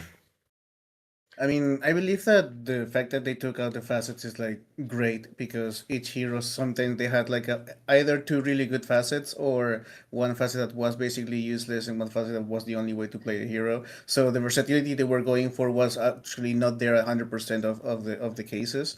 And now we are in that part of Dota, which comes like maybe one every year, one every 2 years, that we have to relearn the game, we have to relearn the meta, relearn the tempo, and some heroes that were completely forgotten, like Pangolier, like that was completely useless like a couple of patches ago. Right now, it's like really high tier top pick, and same with Alchemist, same with, for example, Tusk, same with Phoenix. Phoenix is rising up once again because he wasn't really useful last patch, but right now it's like a first pick, a first ban situation. So every time Dota reinvents itself, every time Dota tries to keep us on our toes, tip of our toes, is some air of Dota I really like to see because there's a lot of thinking, not only like execution. It's just also thinking and being creative, which I missed from the old days. Like the race to figure out the new broken stuff and find themselves at TI, the first place because you know maybe you figured out like a you know one hero or the other is always glorious to see. I have to agree with you though. I do like the change. It is like a fundamental shake up once again, and like you say, that it's changing things. Alchemist is like first pick, first bad material as well as the Phoenix that you mentioned. So we'll see as we go into the draft now. We're going to see whether or not those kind of bans come through, or whether or not they kind of protect to try and pick up. Because it's like 7 bans before you even get your first pick now. They did change the pick order a little bit not that long ago. Radiant So yeah, team 7 ban. bans into 2 picks into 3 bans. Radiant team ban. Into more. And there's the Phoenix first phase ban coming out of Zero Team Tenacity. back. They don't want any of that. Goodbye Tiny, goodbye Bristleback, and goodbye Muerta. Muerta, another hero Radiant who's team ban. feels kind of super strong at the moment after the changes to the items that kind of dealt with her specifically. 10 I mean, seconds yeah, it is a little bit of a niche pick, but I've seen casting other games that at least in the current meta, we are always when there's a new meta, you always fall back into quote unquote traditional Dota, right? Which is 4 protect 1, and you have your hyper carry, you have your playmaker mid, blah blah blah. We already know the formula. Radiant But team now I've seen that the teams that do better in these qualifiers, at least in the China region, I was casting in other matches Dire I've seen, team back. are the teams that are faster with their carries. Like for example, Klinks is very successful, Slark is very successful, Faceless Void, and other heroes that can just get one item, get an ultimate, go with your team, start doing stuff, and not only farm like 25 minutes or 30 minutes and then come 10 out of the woods and say, remaining. let's hope I farmed enough, right? Or let's hope my team didn't 5 die as seconds much remaining. 4 against 5. So Dire team that's back. why Muerta, maybe it's I believe Radiant it's gonna team die back. off. Because you can't really flex it as a position for either. And well, the draft went really far, and that's Radiant basically it. team Like pick. Zanking and Beastmaster, those are really early Dire tempo team heroes. pick. Yeah, they both pretty much exactly Yeah, mirror the thanks. kind of Dota that you're talking about. Merit is kind of like a counter to that kind of effect of like these melee boys. But yeah, you're right. If you're not able to flex it and they're able to pick around and sort of ban around it, and therefore you could cause some serious problems. But they pick up the techies as well. Another 10 high seconds tempo hero remaining. at the moment. They did bring back 5 the seconds Green remaining. Mine, but just kind of like one of them now, right? Have you had much techies yourself since the changes, or? I mean, I was an all techies enjoyer, Dire so I team really pick. like Uh-huh, seeing yeah. that mine again. But yeah, it's only like when you die and you have like your final boom, just to Yeah. go out with a bang. We got the Ringmaster. I really like Ringmaster. It's got a nice kind of save. Not really the greatest save versus Sand King 10 plus seconds techies, remaining. though. They're still gonna be able to, do some AOE 5 nastiness. seconds remaining. I'm surprised because like Ringmaster is mostly picked as like a team version of Shadow Demon. Since the save and a little bit of the ultimate, but Shadow Demon is better for the damage amplification and the purge and the slowness and all of that. And Starbucks, what I've seen from the last drafts, which Radiant I've been team pick. looking into, they like playing really aggressive supports as a position 5, and that's why I'm really surprised that they just picked Trend Protector, because they were picking things Radiant like team Venomancer, Phoenix, Tusker, Shadow Demon, Jakiro. So falling back into the 4 protect 1, at least in the last like 2-3 days they've been playing matches, hasn't really been working for them. So I don't know, maybe they are trying to figure things out to 10 try seconds remaining. more stuff. And if this is a Moose Enchantress, it's 5 gonna be a seconds great thing. remaining. Okay. This is a hard to kill lineup on Zero Tenacity. Sun King obviously battle striking away, Enchantress just really annoying unless you have that urn type item, and then the Tide Hunter who just kind of shrugs things off. Decent wombo 10 combo as well. The seconds Blink remaining. Ravage, the Sun King battle strike into Epicenter. 5 seconds remaining. It's looking kind of okay. Esterback's tempo is kind of unmatched though. With the Beastmaster, I'm presuming his position 1. Treant Protector is going to make sure that he has like an okay lane even versus this Tide Hunter. I guess he may have some issues with CS. So it's going to be. What do you think? It's going to be Moose Enchantress 4 or Techies 4? Moose is now position 5 player. So Yeah, that's what I mean. So you think it's going to be moves on 5 Enchantress, or do you think it'll be Uh, the Techies 5?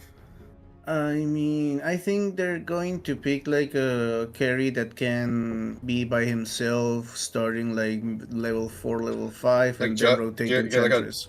get like a Yeah, Juggernaut or something? Like Juggernaut's a little bit out, but maybe Faceless Void or Slark, which isn't Slark, bad. yeah, And, Slark is probably the #1 pick at the moment. Actually, it's got that and sustain as well. yeah, I don't really like the Faceless Void for Zero Tenacity here, just because their stuff doesn't go that well into it, like the Chrono. Yeah. But it's not terrible. I mean, yeah, you're right. Like I was just naming heroes that can move fast, right? Like for example, Klinks is also an option, but you have to wait until he has level 6 so he can go invisible. So, but I do believe you. Oh, there's the Klinks. And I was just about to say that Klinks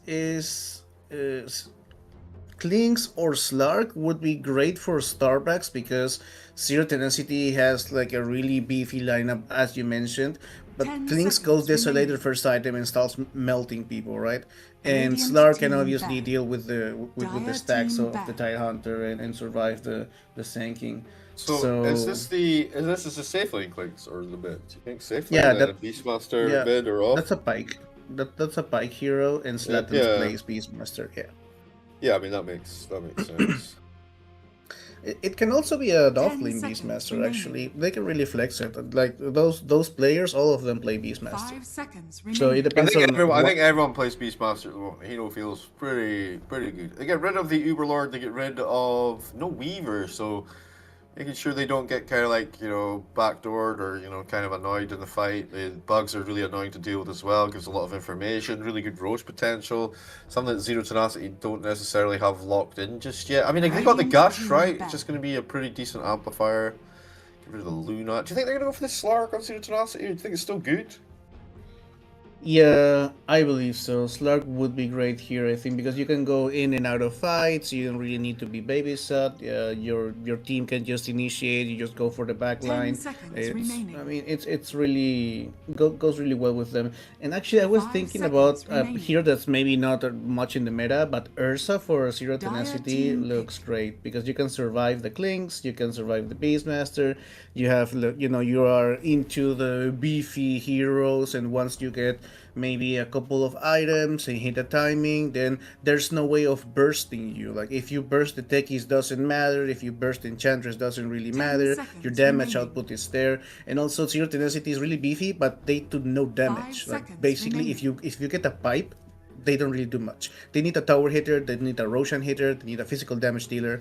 So either go for something really beefy like an Ursa or Slark that he doesn't really likes to hit towers, but you know, you need someone to when you have like 50 Agi after killing a couple of people, he feels okay hitting towers. But yeah, you're right. He's not really somebody who wants to poke. He wants to commit after the fight. They get the Undying. It's a nice tempo divider here. It's good versus the Sun King, the Tide Hunter, and the that's an offlane. Old Bros. Oh, this is the offlaner as well. You're right. So it's like a straight up position 3. I mean, I believe it's either that or you go for the Undying mid, which, you know, I think offlane's fine. I think offlane's fine. Undying. Yeah. I mean, I'm always for some creativity. And if you go, okay, Undying against a strength hero in mid, which is Sand King. Is Sand King still strength, or is he universal now? I believe he should be universal. He's sure he is universal. Right? Yeah, he's universal now. Yeah. Yeah, I'm old. No, we're both old, don't worry. But he still does high strength gain. He's still back in my day. They were strength hero, and we like it like that. Yeah. What are you talking universal heroes? Where did that come from? Whose idea was that? You know. Yeah, that's it. I remember a player named Universe, and that's it. Oh yeah. Let's go. Oh yeah. This guy. He's got good self-sustain. He's got good mobility. He can deal with the tombstone maybe a little bit better than some of the other options that are available.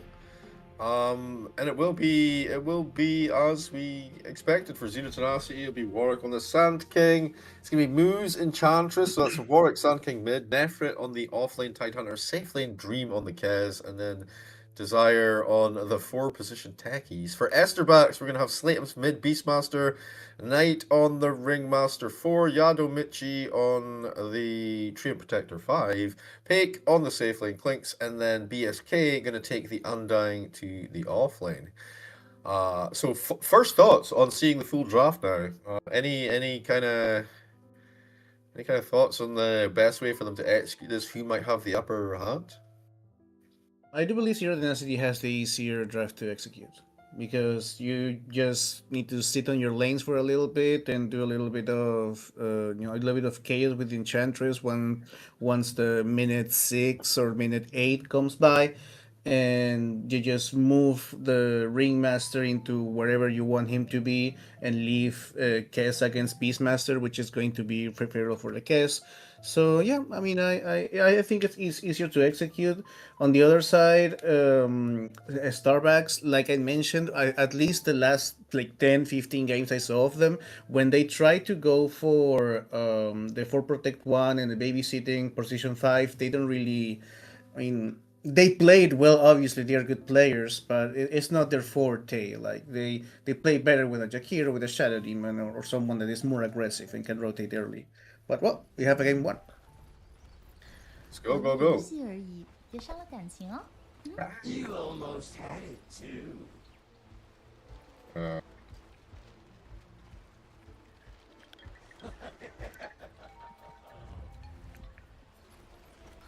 All right, sorry about that. I think we're getting into it. They're kind of smoked up, making this kind of movement top now, having a little look to see what they can find. But unfortunately for them, the counter smoke, it's going to come in from Esterbacks, and they're moving across this top jungle area. And the high ground advantage is going to be with the Esterbacks, actually. Moose is going to creep up here, smoke break, so he's aware. Yadamuchi, and I think they saw the... They didn't see it, but the smoke broke, so... They're probably aware he was there. It's this early ward placement, looking for rotations that will be coming through. And Slatums gets his mid ward down as well, but they ping this one out immediately. And Warwick going to get himself a cheeky G ward. We're actually going to put the obs themselves there. Let's see. Okay, there we go. Desire's so deep, he's sitting literally on top of that other bounty rune up top there. They're going to try and contest it down bottom. Not much happening there. Might be dead. He's definitely dead. Well, the body box, I say definitely, but he's making a little run for it. The taser going to come through, a little disarm action. Nefrit with a save for the gush. He's going to get a guy alive. Adios, he says. Didn't get the bounty rune, but you know what? That's okay. Lou's got one, Pate got one, BSK got one, and Knight got one. So 3 for 1 on the bounty rune exchange there. And that safe lane, it will be Lou's on the 5 Enchantress with the Kez. I think this lane is very, very solid. Even versus the Undying mid lane. I'm gonna little go at this. The Warwick super low already. Just Slate showing the power of the early game with Beastmaster. Yeah, Beastmaster is not going to be happy here in this lane, at least in the beginning. This Stinger and Sandstorm is going to be really, really annoying. I mean, that sentry is the only thing that will keep him alive. But oh, if he's going to be playing with Wild Access, then yeah, it's more even, I think. Oh, he already got a level up. Yeah, well, he really pushed Warwick at level 1. Pushed him kind of out of the lane here, so it's not out of the lane, but out to the side. So he got his level 2 first, and maybe that softens the blow. Like I say, when the Sandstorm's up, and it becomes really difficult to actually play into this with the Stinger, as you said. But yeah, he put the early pressure on, and hopefully he's bought himself a little wedge. He won't fall behind too soon. Downtown, Moose is going to get going on, but they just simply heal that off. That's not really a concern for anyone. Nothing too exciting there, I'm afraid. It's Enchantress things, you know. Enchantress is just really, really annoying. If he's going to max the major attendance, there's no way they can kill him. He can just start tanking stuff, like tanking towers when I'm diving, doing early roach once he gets level 6. Just, you know, being the frontline hero, at least for the early game, when the only factor important there is like the healing. Well- you don't really see the. Huh? What I was gonna say is the main issue is with Undying, he removes your strength. So actually, he's just making Moose's health and healing better. You know, like if you're not actually gonna be able to go on him and finish the kill, like he's gonna heal up a better proportion of the health than he would have if you hadn't have decayed in the first place. You know, it's like it's not helpful. Yeah, he gets to max health easier, faster. Yeah, You're right. Kez And as you well. don't Really really have- just, you know, if you're giving him the heals. Oh, they're going to go on BSK here. He's a little bit chunked down, but not a full commit actually. Oh wait, That tornado is so annoying. That tornado is so annoying. It not only deals damage per second, it also slows you. Can he set something off the back of it? No, but still, yeah, it's like it's genuinely just irritating. You know? And the BSK is just getting absolutely handled here at the moment. So much space for Dream to move around here. Moose is just hassling both the position 3 and 4 at the same time. Okay, this is not what you wanna do when you pick Undying positions. Like you really want him to dominate the lane. Rotation in the mid lane. Slayton's the disarm is there. Sorry for interrupting my dude, but this will be Don't first worry. blood. Nice body block, beautifully Really executed. nice rotation from Desire. Good blocks. He was dominating that lane as well. That feels real annoying. Well, I say dominating. It's 18 and 1 versus 16 and 5. But yeah, up until that point, Warwick was not having his best life for sure. But yeah, sorry. What were you saying before I so rudely interrupted you? No, don't worry. That's literally your job. Dire's middle tower. is Oh under well, attack. we're talking about job. Warwick tries to get away. The dagger from downtown. Knight, can you find this? He's so low. One more dagger, no problem. He gets the kill. Cheeky rotation, and he's gonna get himself a nice little rune. Actually protecting it for his boy, but Slayton's. He says, "I've got a full bottle." I mean, I'll juice you. I'll give you some regen, and you go back to the lane, man. Nice. That's the best feeling in the world. That's the position 4. Oh, and we get one more. Oof, Desire. Oh, the Desire. One Got hit Mochi away. in a great position here. Does he have the roots? He doesn't have the timely roots, though. He's still only level 3. Unfortunately, it forces Desire away. Maybe they can set something up, but they're kind of aware because of this observer word, right? Did they see something coming in? Maybe not, actually. Oh, he's playing very safe downtown. Finally, BSK gonna get run down, by the way. The team's still gonna get gobbled up as well, leaving it for Dream. Oh yeah, it's 125 gold. That's the Dream right there. Yeah, that's like 3 creeps, something like that. Oh, I think the party's in mid lane. Take it just TP directly into the mid lane. Maybe we see Here he it comes. once again. Decent initiation of the Burrow Strike. Slayton's in trouble. Desire kind of low, but Yadomachi's TP was so long. It's just by the time he got there, the fight's over. He couldn't even turn on the Beastmaster. Just didn't feel like he was going to get anything done there. Which is, you know, fair. He's right next to the tower as well. And this just took the lane over completely for the Sand King. I don't believe the Beastmaster. Yeah, Sand King might get to level 6 before Beastmaster, which, you know, if it were the other way around, Sand King was dead. But now Entekis wants to go again. He's just there, hovering around. Oh, there we go. Here we go. Techie's in from the backside. Moves the pincer. Slayton's not going to be happy about this one, boys. Where are you? The heals, though. The turnaround. I don't see Knight TPing in with half health. Not even half health. Just making some space, trying to get his mid to safety. It's working. Moose still sniping away, punishing. Little jabs here and there. Slayton's hoping for the 6-minute rune. Unfortunately, it was a shield rune, and Warwick Radiant already picked structures it up. are fortified. The aggression returns as they come forward here. The sentry not in place, sadly, due to the D ward. They do see him into the tower here, though. He got an angle.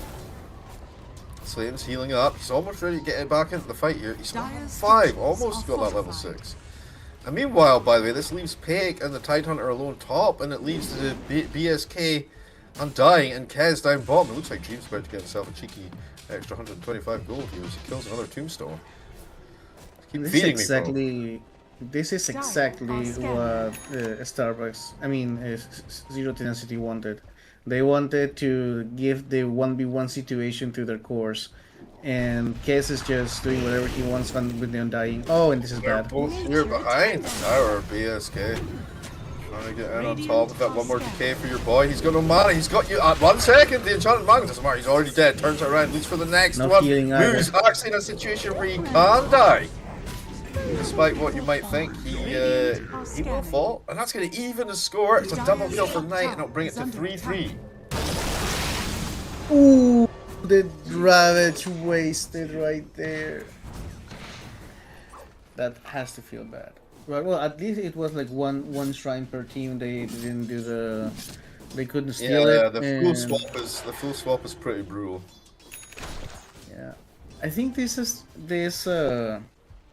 Well, it was a lot of space created, I believe. Like it was like 2 TPs and 2 rotations, and basically all the space in the world for Kess, who is still like not first in last hits, but he has the Knight 12 creeps to the Undying. And Undying really wants that level 6 fast, and he's Alright, not trying there to yet. get challenged seriously, and he can't quite get that roar off. He's going through the axes. Knight still wants this, but he's too far away. The TPs will be coming soon. Talking about TPs, BSK gets annihilated next to the Roche pit. Goodbye. Yeah, he has to stop throwing the tomb so easily. He already gave like 360 gold. Yeah, To the literally kid. every tombstone's been gobbled up more or less, I think. Okay, having a little go on Nefrit up top, but Nefrit... Wait, they brought in an extra TP here, but they don't want to commit for it, so that's fair. Never mind. It's going to be BSK who's in trouble. It's Warwick with a cheeky rotation from mid. Trying to give him the heals. He's kind of low. Kez for an angle here. Can he actually get in on top of him? Here comes Moose to help a bro. Maybe they can get some extra DPS they need. There it is. They actually set up for Dream as well. Made sure that he got the kill. This Undying is so sad right now. Like I was saying before, you really want your Undying to start dominating the lane and start snowballing, get like a Greaves or a Pipe going on, maybe like that, and etc. if you want to be more aggressive and start just snowballing. But if your Undying is not, doing well in his lane, he doesn't really have a mechanism to come back, because you can't really farm as much as fast. And Dire's bottom tower is under attack. yeah, this is basically a little bit of a snowball dependent hero, and he's Dire's not doing bottom quite tower well. has So maybe wait for this. Maybe can they do it? Oh, not too bad. They're right on top of him. Kez getting roared. Good catch there. Now moves. They look for +1. Any urns yet? Just not going to be quite there, but not necessarily. They just burn him down. The Clink's damage more than enough. And, that's going to be a real tempo breaker for Zero Tenacity. You got the Kez there, the Beastmaster. It's going to be quite happy with that situation. Warwick, though, getting amplified damage on the Sand King. Alright.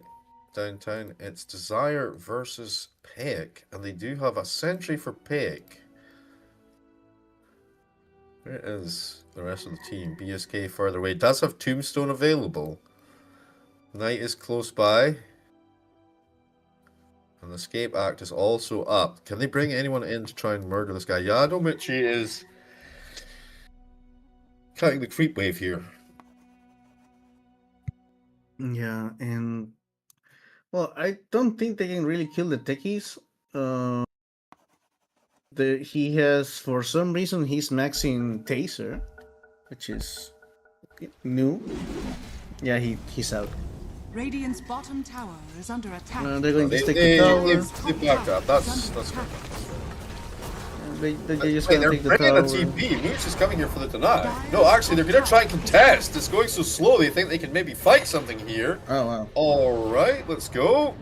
The counter-attack in play. Everyone's falling back, though. They read this really well. It's left a lot of space mid for the Radiant's Beastmaster. middle tower Get is some under pressure on with attack. that catapult wave, but their catapult's still alive, so maybe not quite as much pressure as you would hope.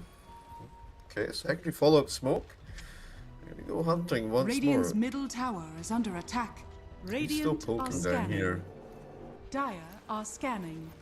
A little bit of a slow push there. Yeah, if your Kings doesn't really have damage right now, he's still going for the first Mithril Hammer for that Desolator. Same for Kez. Yeah, really, neck and neck in terms of Dire are farm. scanning. Desire is going to farm Dire's middle tower to is under find the attack. Clinks. Oh, we got the Oh, I dust. see him. No he's way out. to catch. River too fast. Wait, hang on a second here. Radiant structures are Try and fortified. crash on mid here a little bit, but the heals coming through. There's going to be too much DPS surely to hold to start, unless they bring +1. But do you want to at this point in the game? Dyer's Might middle have to let tower it go. is He under actually attack. popped Middle off the amp tower damage. I think has it ran fallen. out of time actually. He picked up a little while ago, so I would check out. Well, the Beastmaster really wants his Aghanim Scepter to, you know, feel more confident in fights, but he got really delayed in lane by getting ganked like 3 times. And even with those 3 ganks, the Sun King is not that far away either. He's just about to finish his Blink Dagger, which is going to be, you know, a nice timing. The Blink reveal always important. Maybe you can get something out of it. At least the tier 1 towers are gone, so maybe you can try to get the tier 2 tower on the bottom and wait for Roche to be on that side, so you have a little bit more of map control. Yeah. Feels like every... What's the Roche timing at the moment? Before we were looking at Roche's around about sort of the 18 to 20 minute mark, ready to try and contest. Oh, Alan, to get wheeled on Wondered, and he's wondering. Wow, he really should have been there. that's big. Yeah. So the Roche timing. What's the situation at the moment? Is it still? Do you still go for the super early Roche, or does it get delayed a little bit? Is the Tormentor, is it going to be a prime objective at 20 minutes? It usually is at 20 minutes, and Roche, if you are ahead by, you know, a little bit of a margin, you'd want to go for Roche at minute 16, minute 18, and then go for Tormentor. Or if, you know, if it's a little bit more even and you know they are going for Tormentor, you trade Roche for Tormentor. Oh, this Butter Strike not going to end well for Tree and Protector. He tried to get up there and get some information, but unfortunately they were ready for that. Who's up here farming? Is it Clinks? Of course it is. Almost with the Deso, halfway to Mithril Hammer, probably a little bit more than halfway. Ooh, yes, it's getting it earlier. Okay. If I think the Roche timing, I mean, you could go even faster to Roche, since you have an Enchantress. So if you get one more level in Nature Attendance and with the Untouchable, with the Kes, you got the heal, you got the Gush, you got like... Yeah, you can just go. There's the Blink reveal. We want to see that. If Clinks just as much as shows up or fires an arrow. He's here, he's firing arrows. He got away. Warwick got impatient. Yeah, he's just poking at the creep from a distance here, making sure the tower doesn't go down too easily. And they're thinking about making a move here, but here we go. Yeah. Posturing. Go for a smoke plane. Try and bring down this Tide Hunter. Solo, maybe by himself. Maybe they can bring him down. Even if they eat the Ravage, it's not going to be terrible. But I don't know. They're gonna try and kind of slide over here. But we'll see whether or not Nefret can read. And he went for the creep wave actually. Okay, this is possible now. Maybe they can find an angle in. Yes. Okay, no. Oh, he came up top. He got greedy. They can do it. Alright, Tombstone down. Starting to throw that decay. The Tombstone wasn't quite down. The Ravage on 2, but the rest of the team weren't actually as confident, you know. But Ravage is on cooldown, so that's a victory in itself. You know, now you've got like this minute and a half, 2 minutes window to actually get something done. Yeah, I mean, it wasn't even trade because they also used Flash Golem and Tombstone. Oh, maybe they can get the Golem. He's out. His Tombstone's still down actually. It's gone now, but yeah. It's scary. Scary, they weren't quite remembering where it was. So. Into the game. Ags is almost finished for Titan actually. Titan's dead. He's Almost 600 did it. gold away. Monarch is coming in with a haste, another Butter Strike into the Sandstorm. A little bit of damage. Guess what though? They're ready with a little bit of vision. Here's the techies, the rotation, making it work out. We got him out in that little box. The pig's still going to fall here, surely. He's actually standing firm, but he will go down. Maybe Knight can find something on the back of this. It's super risky. Maybe throwing an extra body on the fire. He's going to back it up. Wait, he's coming in from the side here. A little smoked up action. It's actually Nice an game Protector. Nice game sense from Desire, using the Radiant's dust, middle tower is sniffing the under Treant attack. out. It was a really nice haste rune rotation as well from the Sand King. Wait, hold on. Dire's bottom tower Hold is under on, attack. hold on. Wait, Slayums, he sees you. Yep, Throwing the they axes, just- trying to get some vision. I'm such an annoying kill to try and go for, you know? And really not worth it actually. You just throw everything at her and it's just a position 5. So it's Dire's not really middle worth tower it to is under pursue. attack. What it is worth pursuing now, minute 16, with Radiant's bottom I mean, tower is under in the attack. case of Dire of Starbucks, you have Aghanim Scepter, Radiant Beastmaster, and Desolator Radiant Clinks. And the start of Radiant's bottom Zero tower Tenacity, has you fallen. have Enchantress with maxed out Nature Attendants and Desolator on the cast. So Roche should be the next point of contention right now, and they might just find the mid laner. Oh, they're beautiful. Like I said, that's Beautiful. disgusting. They annihilated them before they could get anything done. Caught them out, Bonnie, and surely that sets up for the Roshan that you're talking about. Wait, they're Yeah. looking for more, maybe. Where's Clinks right now? He's down. Okay, maybe they can still contest this somewhat. Are scanning. Taser to start things off, get that disarm going on here. Doing it quite quickly. They don't want to. Clinks is showing in the lane here. They're not gonna contest. Or are this is they? going to be- Just secret debate. They're coming through, giving them the old caster's curse. Now he goes down, gets Tombstone down on the outside edge here, gets all the Where's my vision. Let's Tombstone? go. Where is the Tombstone, bro? It takes so long to go down. There's a Ravage to try and counterplay this. Clinks is kind of caught out of position once again. He gets the techies though. Unfortunately, Aegis is on Dream. Night to fall. BSK trying to run in on this. They're gonna be just fine though. The Aegis of Immortal on Dream. Yeah, that Tombstone took forever to appear, and oh my god, no! Why did you continue, my dude? That guy's dead. Wait, Freehand's doing some work here. He's trying for the TP out. It's no way. He makes it easily. Goodbye. I'm out of here. Unfortunately, Tree of Protector not going to be so lucky. They're there, and they see him. Yeah, well, that Roche went just as Zero Tenacity wanted it to go. Really great timing. Now you have the Aegis of Immortal. Kess can just start melting towers in the bottom lane. He is, well, 8 charges on the Desolator. Oh no, Santi, my dude, you just TP'd out. BSK goes down hard. Pretty much soloed by Dream. The rest of the boys do turn up, but yeah, this tier 2 bottom, it's going to fall. It's on the chopping block for sure.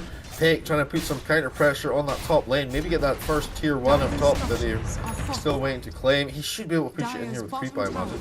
Middle lane, Beastmaster going to show Slatums. He's in the lane, Warwick, patience. Butterstrike angle, it's there. He's going to find him, no problemo. Here's the follow through the tankies, nice. The save is there though. Ringmaster going to get him out in the little box. Radiant's top tower Escape is act. under attack. Yeah, this is just going way more in the way of Zero Tenacity.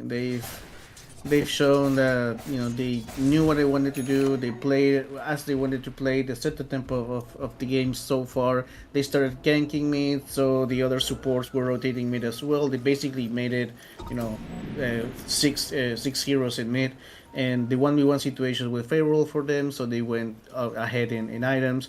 And they also are going for a really solid strategy, which is, you know, the minus armor with the Desolator and with the Gush talent, solid type counter plus the Aghanim Scepter.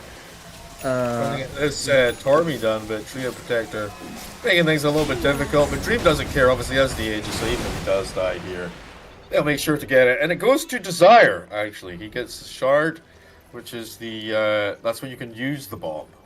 Okay, you can use that one bomb. I guess. I don't know. Immediately manually, so the survivability, only one month from that could... Okay, it's basically like his ultimate, but only one. Only one bomb. But also the damage is much higher. It's based on like your mana pool or something. Dire's middle tower is under Max attack. mana as damage, 40%. So I mean, it could be useful. I've not really seen much of it in play, so I'm. Oh wow, Kez, almost getting a free kill there on Treant Protector as a drive-by. He just attacked near him. Mid lane though, mid lane actually on the high ground here. Goodbye Tacos. Knight's gonna fall now as well. This epicenter doing so much work. Warwick with a double pick, tries to counterplay here. Here, they got a kill actually. Gate pick managed to bring down the Sand King, but that Ravage makes things a little bit difficult. He's too tanky to kill. Are you serious? TP's out. Clink's perfectly fine, by the way. 2000 HP. My dude Tidehunter. My dude Tidehunter needs that shard. Yeah, the anchor. He needs a, it's the second time they go away because he doesn't have the shard. And he's going It's for... such a high value. It's such a high value purchase, dude. Okay, there we go. This is the comeback. Nice. But Bream is in there. He's Annihilation Station. Goodbye, Knight. Oh, Goodbye. Goodbye, Tower. By the way, still got an Aegis of Immortal for 47 seconds. Goes in on BSK. Gonna try and deal with that guy as well. No problemo, he says. It's this hero, man. No one knows how Kez works. They go for the man fight, and he comes up on top once again. It's time for 24-minute butterfly. This game just went out of control from the hands of Starbucks completely. Like there was like 2 team fights in a row, 1 Roche fight, and this game is, I mean, at least only in numbers, it's not being a stomp, but only in numbers it's kind of looking a little bit stompy. Like 11k up in 22 minutes, basically a hero extra, 500 GPM. Yeah, easy peasy. They have dust. I don't know if she's gonna get spotted out though. Goodbye, Treant Protector. He made some space for the boys. So they know everyone's there now. 5 heroes top. Maybe we can get something from bottom. Maybe. Well, this. Tower I mean, top. I really like that Sincere Tenacity is just doing their style of Dota, playing it well, executing it well, knowing what they want to do in basically each minute or when their timings are going to be hit. And in team fights, as you see, they just go in. They don't care because Case has basically a second life with his ultimate ability. I don't even know that the Raven spell is not it. The other one, the one that Raptor Dance. Raptor Dance. Thank you. Yeah. So. And the Starbucks doesn't really have a front line because the Dying didn't do well in lane, and he went for a pipe when there's a lot of physical damage on the other team. So he's not really tanky. Beastmaster can maybe solo someone, but that's basically it. And Klinks is a glass cannon, so he doesn't really have a big AB. So yeah, it's looking hard for them. Maybe they have to Klinks this, and by that I mean Rat Dodo this. Klinks can just try and get the tier 1 from top right now, you know, no back to protection, and then just try to make something happen in one part of the map when Klinks is pushing a tower and try to rat it away that way. Maybe you have a decent high ground defense with the Tombstone and with the Overgrowth and the Wheel of Wonder. So maybe that's the strat. I don't know what you think. Don't want to see that game though. It's just Clinks playing as a one by himself, you know, and you know, ratting towers while the rest of the team are getting slaughtered. That feels super bad. Maybe though, I mean, any strat that wins is good.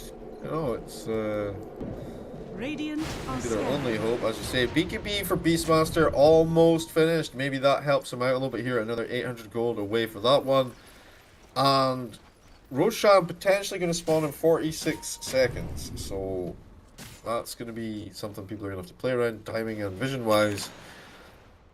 Big Obs Ward up top here. What's the situation? Klinks is farming the enemy jungle triangle. It's kind of nice. Nice work if you can get. He should be going for a BKB. Oh yeah, BKB next. Rumbled. Oh, there we go. Maybe you can. Oh, you can't solo him. Oh, the Beastmaster. He gave it a go. Wow. Unfortunately, the whole team is there. Knight can try for the TP, but the damage from Dream is considerable now with that Butterfly finished up. Extra attack speed, extra damage. This game feels really difficult. But Pick got the tier 1 tower top. He did the click fighting. A little bit too late Trying now. the creep wave a little bit, trying to stop this top, but guess what? Here comes a little TP from Desire. How do you do anything about this? He's actually gonna bully him here? No way, bro. He hits him with the stun. Actually disarming him now as well. The bomb going away. But meanwhile, up top, they took a full set of racks. Now they're just gonna get ready to take out mid. Blinks. Trying to turn things around here. Actually take Desire out. Maybe he can. Desire ready, though he pops it up.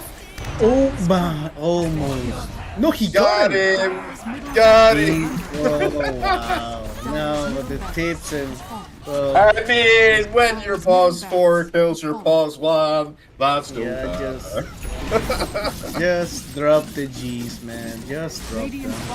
He got buyback. He's got buyback. One more fight in it from the boys. Maybe finally they'll get my coffee order right. Here we go. The roar coming through. Actually, didn't really do too much. The counter ravage there. The tombstone goes down, but the wonder wheel causes some problems. Kez with the counter parry, moving himself out of danger here. Never getting absolutely handled though. The damage from Clinks is actually not enough. Wait, they're gonna get him out with a little box action. He's still toast surely. Moose looking to bring him down now. Not like this. Pig running for his life, but Moose secures the kill on the boss 5 and Chad goes really bad, man. GPs are thrown up. And Zero Tenacity gonna take game 1 pretty convincingly, I would say.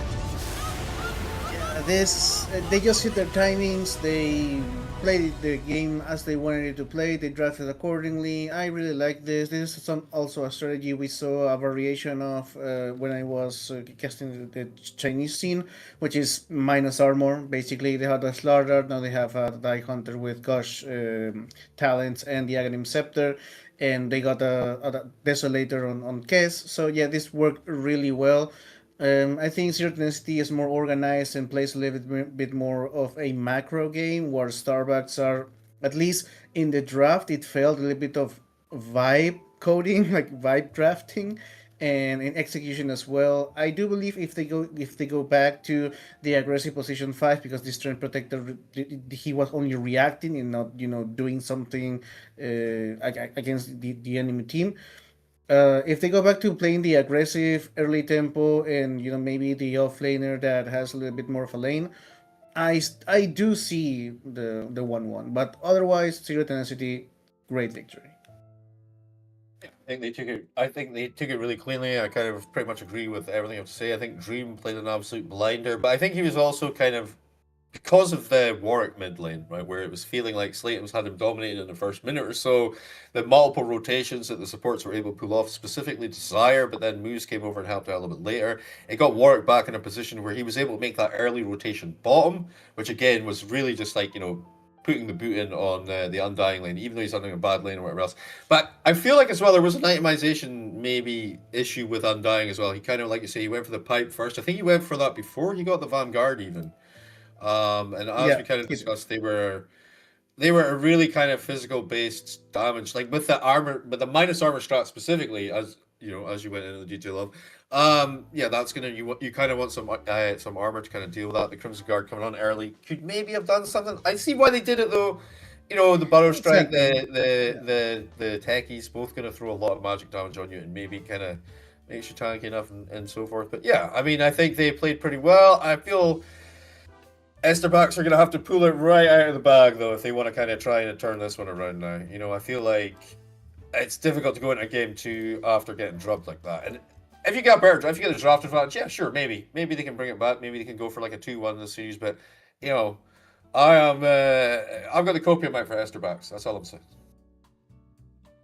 Well, you always want to see game 3, right? And I do believe Starbucks has really good players and they're really high skilled, so I do want to see them click as a team and not only as individuals. But well, we can only see in the next match. Yeah. When's the next match? Soon, right? Very soon. Yeah, I guess in 5 to 10 minutes. 5 to 10 minutes. All right, I guess we'll see you then. See you then.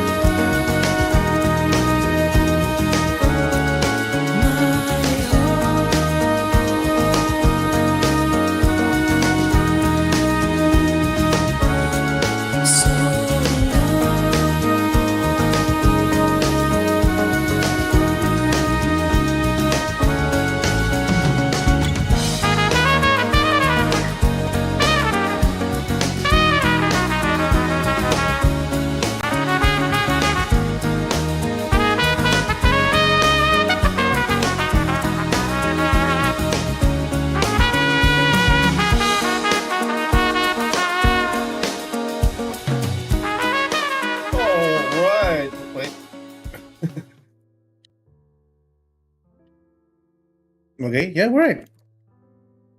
We're Hello. live. All right, ladies and gentlemen, boys and girls.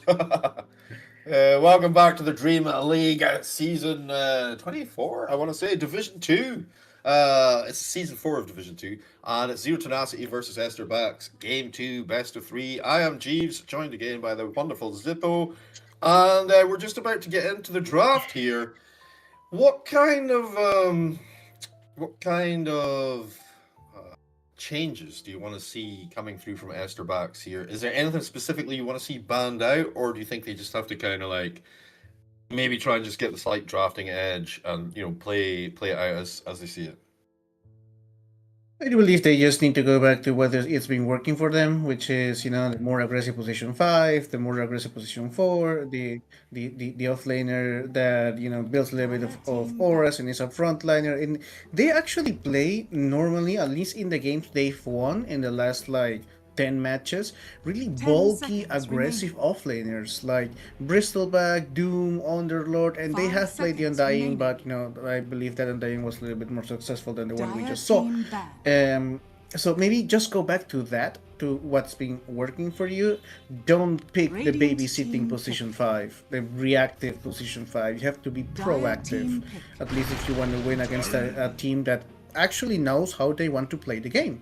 So if both teams are just improving, yeah, just play whatever you want. But if the other team has a plan, you know what they want to play, so you can just disrupt it. You can make them play how you want to play. 10 seconds remaining.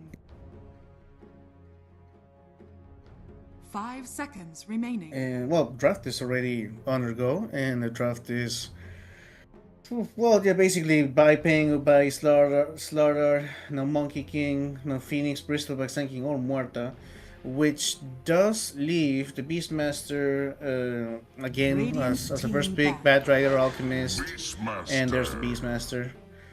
They are still in the pool as well, I guess. Looking at those kind of heroes from last game. If they want to, yes. This time it's going to be Starbucks once again with the Beastmaster. He did get ganked a lot in the first game. Like, he got ganked 3 times when the Tekis was level 3, I believe. So they do need to give him a little bit more support, maybe. Or, I mean, when you're not aggressive in your lanes, or when you're not threatening a tower, or when you're not poking as much, then you give the space and you give the opportunity to the enemy supports to rotate mid and do whatever they did in last game. So if you are more aggressive with a more aggressive support duo, then maybe that situation of ganking mid minute 5 doesn't happen. You don't really need to. Or if they do happen to move away to try and gank your mid, you at least are getting a kill on the safe lane or the off lane in response. Indeed. 10 seconds remaining. But yeah, they're having a little bit of a think of this one. They picked up the Beastmaster, and then we get the tiny. Remaining. Is tiny pause 4 at the moment, or is he more of a core? It's one. It's a one pause 1 tiny. Okay. Usually it's a post 1, you build it with the Echo Saber, and since Echo Saber can now play Attack on Titan and you go for the trees, it gives a tiny little bit more of mobility in the early stages. You don't really rush the Blink Dagger, or get the Blink Dagger at all, maybe. Really? No blink, no force, just straight up right click. I mean, usually you would get it like a second item after the Echo Saber, but now you can just go directly to Harpoon and then get one more item, and then maybe if needed you can go for the Blink Dagger, but it's not like you really need it 100% of the time. Yeah, let's work it out with a Harpoon. You've got enough mobility built in. Get rid of the Tusk to get rid of that Tidehunter that we talked about before, and here's the Shadow Demon, which is kind of the hero that we were looking for in game 1, but they picked up the Ringmaster instead. Slightly more versatile option, maybe a little bit more damage coming out of the Shadow Demon, and the save's a lot harder as well. Radiant team pick. But it's also a setup save, and another Enchantress moves. Maybe. Yeah, then if it ain't broke, don't fix it, right? And it did really good last game. Yeah, same support duo. Same situation with Techies, of course. They might be able to flex the Tiny as a mid, but I do like the mid laners a little bit 10 more, seconds remaining. not as static, because when you are a tiny mid, 5 you seconds depend remaining. a lot on the power rune at minute 6 if you want to start ganking, and if not, you really depend on the early blink dagger, otherwise you're not going to catch anyone. So if I would like to see a little bit more of a early tempo pick for the core here, for the mid laner, for Zero Tenacity. Dire team Tiny is a carry that can move with his team. Radiant Oh, this team is a really... Those are regional picks. Yes, this is more like it. I honestly am liking this a lot now. The Batrider Clockwork and the Shadow Disc. You got a save, you got the clock save, you've got the Batrider just disabled, taking people out of the fight, the cogs to make things a lot more 10 difficult to seconds move around. remaining. I like it so far. It's just so is 5 this Clockwork seconds offlane then for remaining. no bat off clock 4? 4. Yep. Bat off, Yeah. clock 4, which is great, because if you trap someone in the cogs, Batrider can just, destroy you easily. So, and that's something you can't really out heal, because the stick in the palm charges are just going to destroy you if you're the Enchantress. Yeah. I mean, the only way out is if you are tiny, is to toss him out, and then You know, he just wasting your runs back toss at there, you. it feels Yeah, kinda bad. he just runs back at you, and nothing happened. So I like these lanes way better for Starbucks. I like the Shadow Demon pick a lot. I do believe they have also great initiation, because last game they only had the Beastmaster as an initiation tool, and he went first for the Aghanim Scepter and then for the Blink Dagger. So when he got the Blink, it was like minute 20, so initiating wasn't something that was going to come easy. Now you have the Clockwork, now you have the Batrider. So yeah, this is a little bit more like it for Starbucks. Radiant And Zero team Tenacity, I think they've recognized this and are picking something a little bit more, let's say, trashy with the Lycan. A little bit more tempo based, making sure they can apply that pressure early on, and also it's a hero that can maybe run away from the Batrider. It can maybe 10 seconds remaining. not necessarily die if he gets his ult off and so on and so forth. But 5 seconds yeah, remaining. both teams kind of looking at the Rock'em Sock'em kind of setup here. I really like what Esterbox have got though. The BKB piercing disables, the BKB piercing saves. I think the problem is, I feel like Zero Tenacity might just be a little bit of a step up with their coordination and their execution. So I'm not convinced that Esterbox have got it in the bag just yet. Let me have a look at the rest of the draft. You know what I'm saying? Yes, I get you. I think Lycan is always a hero that you team can back. snowball with or split Radiant push with team back. really good. So you have a Gyrocopter little bit because of the more implication. Yeah. you get a little bit more of flexibility in terms of win condition when you pick the Lycan. So yeah, I see it. What can you get against the 10 Lycan in the seconds offlane though? remaining. So Is it early Lycan is- getting Luna or 5 seconds remaining. for Luna is Esterbox? decent. Yeah, Luna's decent. Yeah, I think Luna could Well, I work. would prefer Gyro, but he's banned, so Dire team back. they take out the Clinks. Okay, I mean Pick is a Clinks and Gyro. We saw it last game. Radiant team pick. And they get rid of the Weavis. Now, so we're thinking at the moment Tiny 1, Lycan offlane, or is there a different kind of scenario where it's Lycan 1, Tiny mid? I think they might flex the Tiny in mid, but for now, I do believe it's a Tiny one Lycan 3. 10 seconds remaining. So now they should be picking the mid 5 laner. seconds remaining. That could go against Batrider or team against Beastmaster, because they can flex the Batrider and the Beastmaster. Faceless Void, okay, this is something. I mean, the only one that actually does something in the Chronos here is the Enchantress with Impetus, maybe an Avalanche, and that's it. So this might look into a bit more of 10 a split seconds pushing remaining. thingy. Obviously, at the beginning, you create space with the Lycan and the 5 Tiny, and seconds then remaining. then the Faceless Void comes into play. You start doing team fights, and the Lycan starts just pushing Broodmother style into one lane. That's it. And now you know the Tiny is mid, so it's going to be Beastmaster against Tiny. That's a decent matchup. But actually, if you can go for the Bat Rider in mid against the Tiny, that'd be easier for the Bat Rider. Earlier Beast Lasso. on 1 or off, I guess. Yeah, you can go to Beastmaster Beast off, on lane off Bat Rider versus mid. Faceless feels okay-ish. Yeah. It is. Beastmaster is going to be comfortable against Faceless Void 1v1, but Rider's going to be happy against the Tiny 1v1. So you have that flexible option, and now, I mean, against Faceless Void you can always pick something like a Wraith King or something like that, right? Admiral No, Choose Conka. your hero. So Beastmaster Okay. carry. Yeah, I think so, right?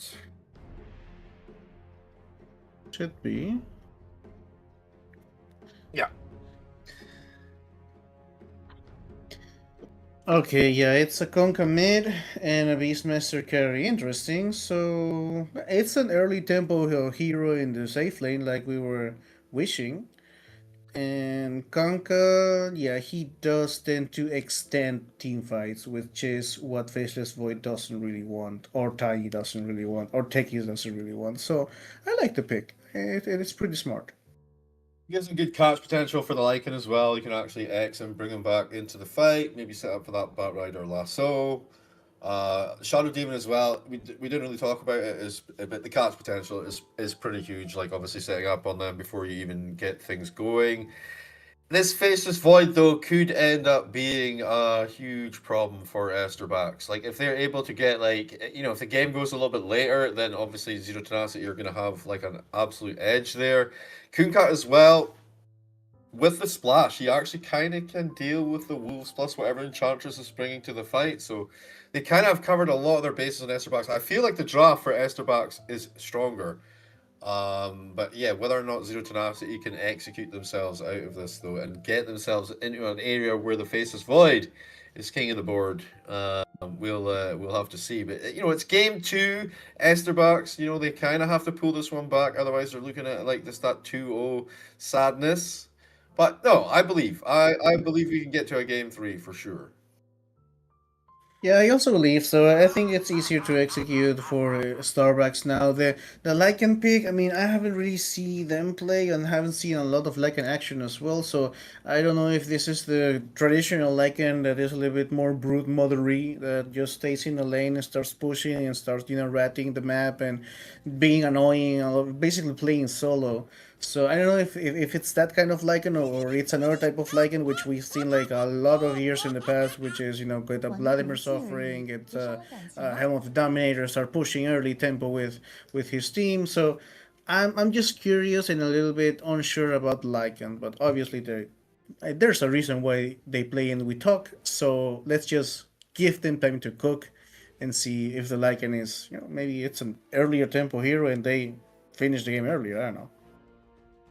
So the extra wolf on lane thing, that's gone. That's dead now. We don't see that. Like there's no he doesn't get like an extra pushing wolf anymore. That's gone. Yeah.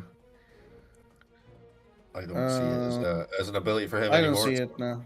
No, it's not. So he gets the triple wolves now from his shard, and that's how you get. Wait, they get level 3 permanent invisibility already and cripple, and then with the shard. Oh, I see. So they have the active ability of Hightail plus 1 wolf, which gives them movement speed, evasion, attack speed, and phase boots. So they can literally hunt you down good and proper. Oof, okay. That is so annoying and so hard to deal with for basically initiators at all. Because they're invisible. Shadow Demon himself is probably at least he's gonna be able to see them, with the dust or the ward and stuff. But yeah, I feel like that's gonna be a big problem for him if he gets gobbled up. Like he can bubble himself out of trouble there. We're gonna get into it. High spirits coming through from Zero Tenacity. After all, they are 1 game up. We'll see whether or not they can close this one out. Let's get into the action here. Any early smokage? Smoke on Shadow Demon not been used. Wait a second here. I forgot we were casting South American Dota. Well, it feels like South American Dota a little bit. We got pauses, guys. Pauses. So what's the situation here in regards to the servers and whatnot? Because this is EU server we're playing on, right? That's what I was wondering, because I don't know where we're playing. They should be. I don't know. Is there like an in-between server between EU and SA? I don't know. I Okay. believe the ping is like obviously everyone's playing EU West now, right? Like literally everyone is playing on the server regardless, so they would be used to it, you know. Just competition wise, you don't necessarily want to, you know, be in that situation. Okay. So I was just reading into Lycan. His innate ability is that Lycan and his wolves deal 20% more damage to neutral creeps, so he farms way faster. He farms jungle real maybe- fast as well. Yeah, ancient Yeah, jungle. so maybe he just gets gets a really early timing on one item and starts bowling out. And also his Aghanim Scepter, the Wolf Bite, that is huge for like Faceless. Tiny, that is Tiny really slow, and specifically. Faceless. Yeah. Yeah. No, but Tiny, it's bigger on Tiny for sure. Yeah, it's not what you want to see. You know, a ton of bricks coming at you at like at light speed. You know. Ton of bricks in wolf form. Yeah. And of course, it is Tiny mid as well. We talked about this a little bit in the draft. It's Tiny mid versus the Kunkka mid. The Slatum's Kunkka. I feel like that's gonna be pretty good for Slatum's by level 4 or 5. Isn't it? How does the skills? You get tree throw. So CSing is very difficult for the first few levels, and probably 30 actually if he gets like a seconds to couple battle. levels, not probably the whole time he's in lane actually. Okay. I think it's with Kunkka mid, you have to be really careful, because if you just spam the Tidebringer, you're going to push the lane really fast, and you're going to give the other hero the opportunity to farm under his tower, or just farm more calmly. I think you're You can arm obviously- casting it only for range CS though, right? If it in the lane. Yeah, only for The lane battle CS, and maybe begins. just hit the range creep and Yeah. Tidebring the Tiny, hero. that's it. Yeah. So we got 3 bounty runes for Starbucks. So Nice, dude, nice. That's kind of the reverse of last game, so probably feeling better about the situation already. You know, get into it, and guess what? We're not already behind. Let me just stall in the creep wave so it His creep will go under the tower is the plan, but didn't. I think BSK also blocked the creeps. Oh, I hate when that happens. no, dude. I mean, these things happen. These things happen. Yeah. I think they must have done. 'Cause I was expecting them to be a little bit further in than that. Yeah, and he used 2 power cogs for that. Well, Awkward. it's in the past. Yep. Forget about it. Okay, here we go. What's this? Creep wave's in a pretty good position. Oh, Yes, Faceless Boy did the oopsie. Faceless Boy did the he oopsie. time walked in. Yeah. Yeah. It should be up soon. Oh, 10 seconds, he says. Soon. Oh my word. He's surely. Oh, the cog! Can't quite Oh, connect so it. close. That's 10 stacks though, dude. One. Hey, This that is so really much doesn't do that space. much, huh? Yeah, he's out. Just TP out. Just TP out. Yeah. Huge. If true. I mean, that's the dream, right? That's the that's the nature of the beast, right? The hero with the time walk is going to be able to get himself out of trouble. In that situation, I feel like there was a kill opportunity, maybe.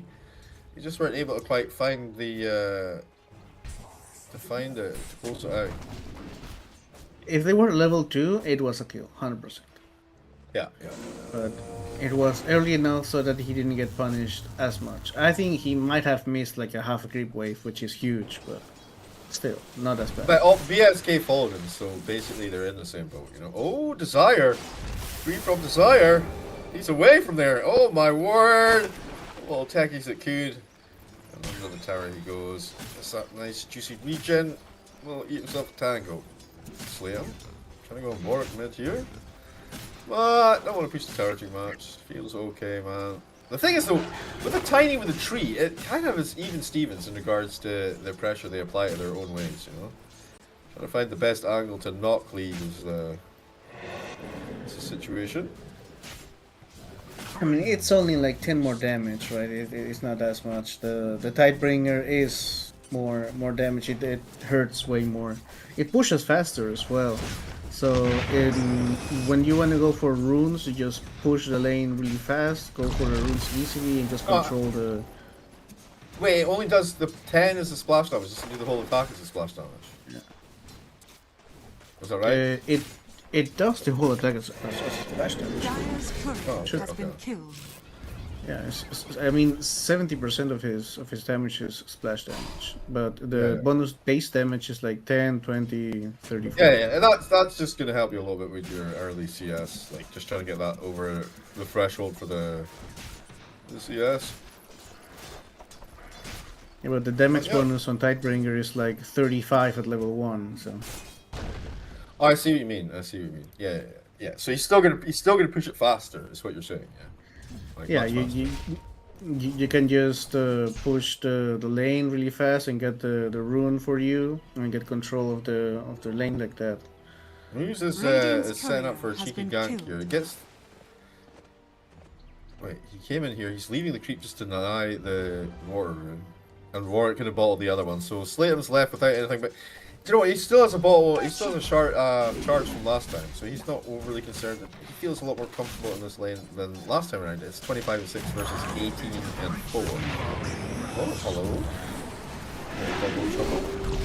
There's the follow-up though. Desire. Seeing if he can get in here. The blood grenade even going to get thrown out here. Poison charges downtown. How many's that? 8? 4. Okay. Nice. That was first blood, 4.5 minutes. Popped off the poison. Shot have poisoned him to death. And nobody's going to complain about Techie's being a first blood, you know what I'm saying? Like, yeah, everyone's happy with that outcome. I don't know why he gets so much hate. I mean, the hero hasn't been that hero for like years. For like 10 years or something, dude, and we're still hating on the poor guy.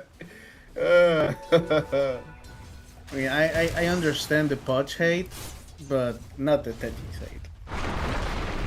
I say bring back old Techies, that's what I say. Yeah, You know, that's what I say as well. I still have depression at 3 o'clock in the morning sometimes, and I feel like Techies would help me. Well, or at least make everyone else miserable. Yeah, I mean, it was always that last game before bed. Just one quick Dota before bed, and then you see the Techies peak, and it was... Oh! Desire comes flying in here, moves with a rotation, now pick! He's having a runaway... Wait, where's he going? He's going on an adventure. Yeah, he is waiting for mana. That's it. Yeah, he's just waiting for mana. Maybe. TP, yeah, stuff right here. Yeah, just TP. Don't use the access to farm that. I saw his intention. Yeah, he's like, oh, my mana. Damn, yeah, mana. You're right. Oh, nice. This is once again. Check your slate. Let's go a little follow through. The torrent is there, but it's 3 versus 2 right now. Oh, waiting for the side. Here comes the clockwork. Ready with the clock block. It's awkward, but okay. Maybe they can still find Warwick here. He's trying to get up on the high ground. It's Sarm coming through from Tekos. Slate was not able to find that final hit, and Warwick just going to walk it off. He's got 0 mana, by the way. So that was a little bit awkward. Maybe I didn't see the genius of what he was trying to do. This is once again the mid lane game with 6 heroes in mid. But this time at least I didn't get the kill on Slatum's 3 times, and the 1v1 situation is way better for Starbucks right now. It's like a Bad Rider against Faceless Void and Beastmaster against Lycan, so yeah, like this works now for Starbucks. So they will get the kill here. Oh, Clock gonna get run down, he can't make it down onto the river unfortunately. Now Slatum's versus 3. Buddy's nearby, sadly. It's the first time I see a Tiny throw a Hellburst Smasher into someone, and I don't know why it got me. Yeah, he's throwing tomatoes at people now. Radiant are scanning. Okay, little rotation in behind the Faceless Void here. Nice time walk away, Shadow teaming. The poison will land from downtown though. Pig is trying to close the distance, throws out those wild axes. TP across the roars there. Can they get him before the time lapse? Negative, they're gonna bubble trouble him. Nice try from BSK. Burning him down saved for more him. poison stacks. No. The poison's off, he's fine. Wait, is he? I think he was dead. Dire's top tower TP, is under TP, attack. TP! Radiant's bottom Yeah. tower is Okay, under we'll use, attack. okay, to safety here. The tower should be... I think they're going to stay around long enough to finish that tower. I doubt it, right? Neff's up top doing a little bit of creep cutting himself. Wait, sure, but I do believe the Shadow Demon disrupted the Faceless Void just about as he was about to die, so he just saved him. Dire's middle tower is under You think attack. he was going to die there? I mean, yeah, his... I definitely- like, He had 4 poison charges by the time he came out, but like I felt like he just time walked at the right time or something, and there weren't a problem anymore, or maybe just never got any Yeah, extra that- on. That's why, because he got disrupted and then his cooldown Dire's just top went tower out, is so under as soon as attack. he got out of the Yeah. disruption, he just time walked away, Radiant's so... courier has been killed. I mean, these things happen, you know. Like when you're Shadow Demon, you just want to bubble people all the time, dude. Just like, I'm gonna get this guy! No! No! Dire's top tower has fallen. It is a different mentality to play Shadow Demon as a defensive hero. Okay, they see the Faceless Void now. And this is the smart move from Zero Tenacity. They know, okay, they really want my Faceless Void. They can just hover around there. We're just gonna take your tower top. And make Dire's the middle map tower is smaller under for attack. your carry. Well, they took top, Smart they were move putting from- decent pressure on mid, Radiant's and now they're bottom bringing the tower whole posse is under down here. attack. Lycan and the boys, they're coming down here to make sure they take this mid tower as well. So yeah, you spend more and more time trying to get the Faceless Void, which is Dire's one of the middle most tower difficult is heroes under attack. in the game to actually lock down because of the Dire's time walk structures and are fortified. later on the chrono. But yeah, their space creation is working out very nice for them. Dire's middle tower. They've realised the jig is up, they're going to have to try and do something about this. Warwick going to melt the Shadow Demon when he comes out. Easy peasy. It's Moose that finds the kill. The tower to fall, no problem. Slay him. So he's trying to angle here. Maybe he can get deny. Negative. Dire's middle tower. Some deny. There's a combo. On top. Not shabby. Nice block from Yanamuchi. Can they get this to Lycan? He's kind of low. He's melting. He's got... Yes. A little rocket flare going to catch him out. Desire going to get the haste rune. Going to scoot off to safety. Tier 1 tower for their Lycan kill. I think that's an acceptable trade at this point in the game, given the circumstances. I mean, a tower's The a Shadow 1,000 Demon- gold, so... But they took I mean, two they were going to towers. take the tower anyway. That's what I meant. You Yeah. know, not like it's not good, but it's better. It's better than. It's better than nothing, yeah, you're right. They took two towers. This is an early temple icon. Like we were saying, he's not going to be like by himself. He just got a Helm of Dominator and started destroying towers really early. Maybe that they're going for the bottom lane next, or maybe he wants to finish the Helm of the Overlord first, which he is a little bit far away, like 1600 away. Oh, So they might find maybe easier. they, They did get that bottom tower though. Esterbats were able to secure it while that was going off. So actually, overall, feels a little bit better. Maybe. this is an OG Faceless Void build. Like Massive Madness into Maelstrom. Dire's bottom tower is under attack. Okay. Trying to murder the tag. Wow. Nice. Okay. That's a lot of damage. Actually, I was not expecting. Dire's bottom tower Hit with the is under proximity mines attack. or what? Yeah, Last it was off, with the reduction. proximity mines. Hit him with everything. Yeah, hit him with everything. 3 proximity mines in that fight. Right now, they have no way to catch the Void. Maybe only the X marks the spot.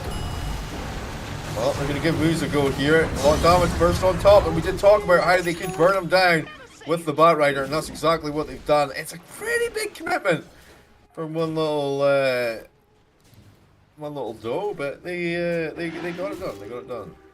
Yeah, but that's the thing. Like Moose did his job. He took the gank. He took 2 ultimates, and his faceless void has like all the space that he needs. So He's just chilling. Job He's done. got his Mask of Madness finished.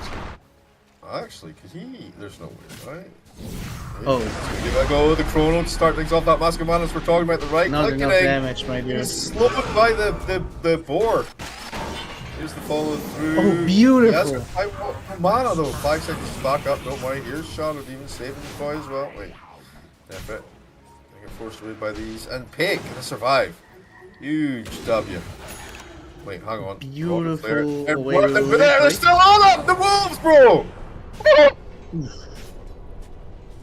100 HP. Still can't find that kill.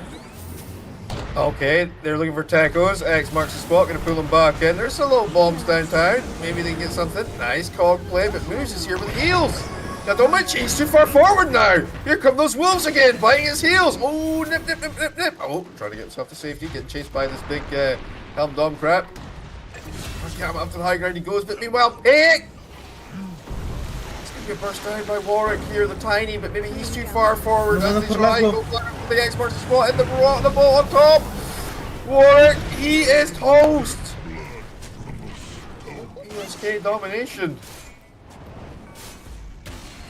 Dire's top tower is This- under attack. This was all over the place, but really fun to watch. I wanted to say like beautiful hookshot from Yadomi, just to save that Beastmaster. He just got the Lycan, got the Faceless Void. They saved him really well. And then Pike stayed there, trying to get something out of Wild Access or something, but he ended up dying at the end of the day. I like this aggression way more from Zero Tenacity. They were struggling a little bit in the laning phase. They tried to do the trial lane mid at minute 4 or 5, so it didn't work as they planned. But after that, they recognized, okay guys, this is not working. They're trying to gank our Faceless Void. Let's just go take towers, and they did.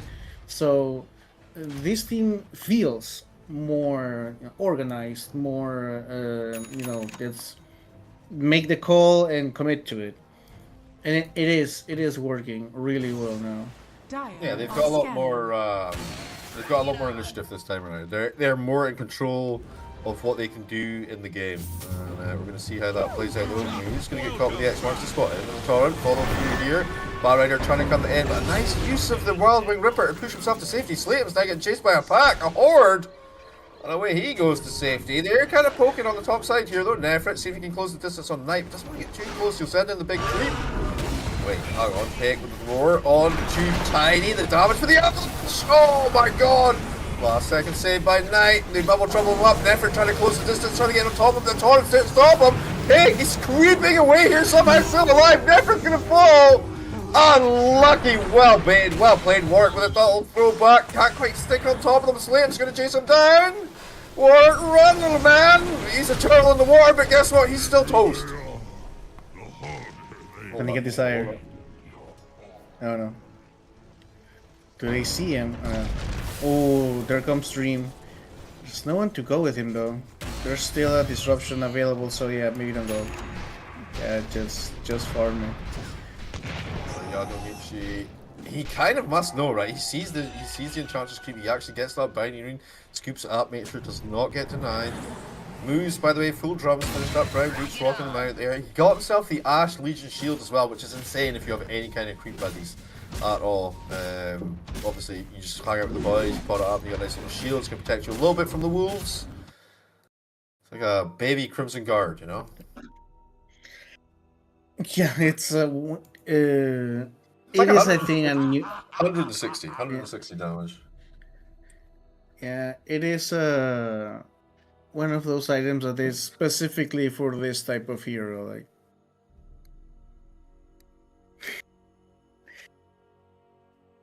Pike is not happy for the pulses. No. He doesn't like his ping, probably, I imagine.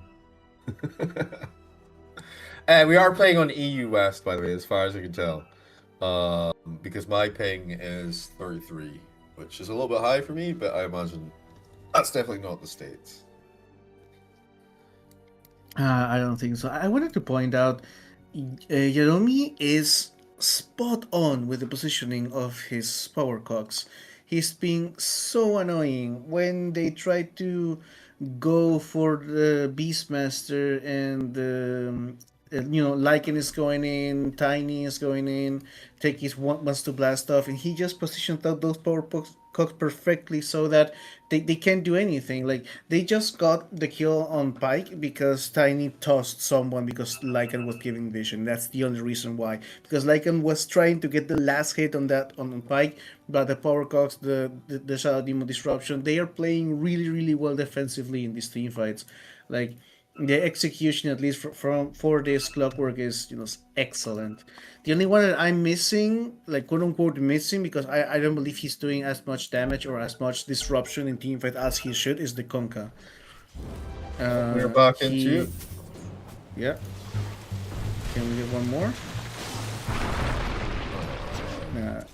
Yeah. Just doing a little X play, nothing to worry about. Oh my word! Spots out the 2 mighty runes. What a bonanza! Damn. Wait, hold up. Plus 500 GPM for the boys.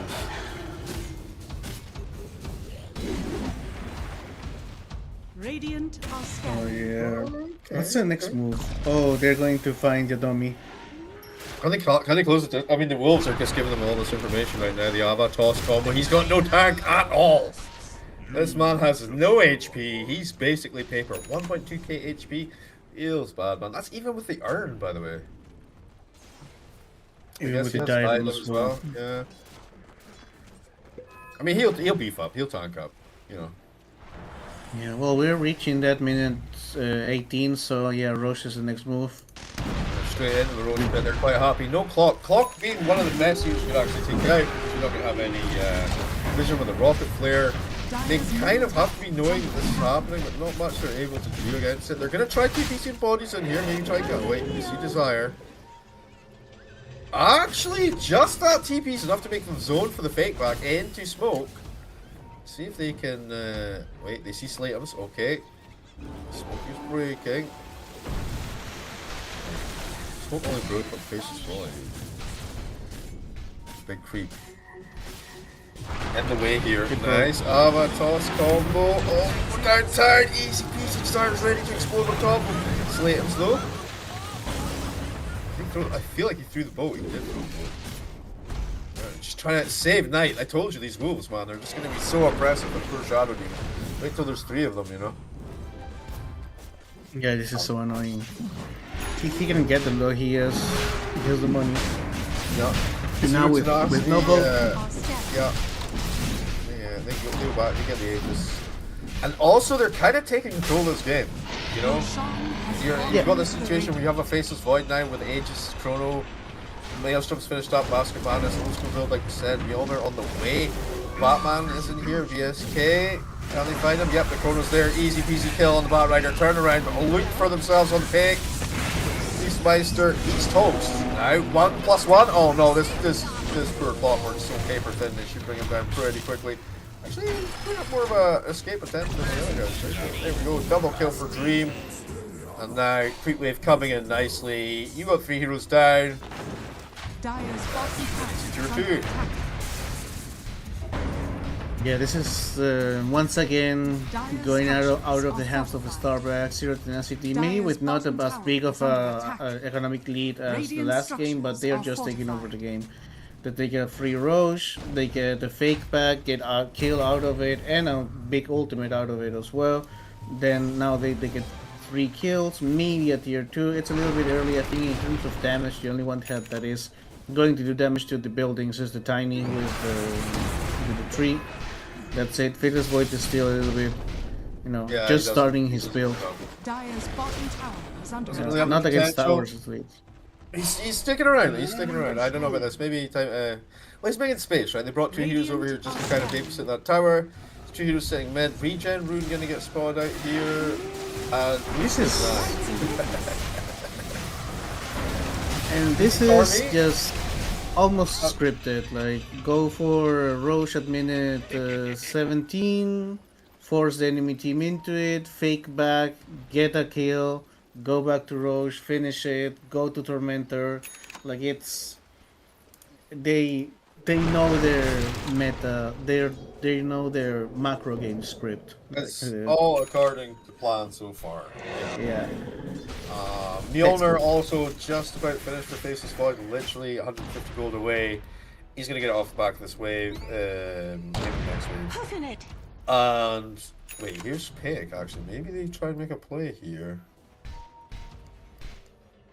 The Chrono's on cooldown for 30 seconds. They're trying to defend the shrine. They have wisdom. Yeah, Moose is already on it though. Can they? Boring. There's Oh, no wait, movement. that's actually kind of productive, but okay.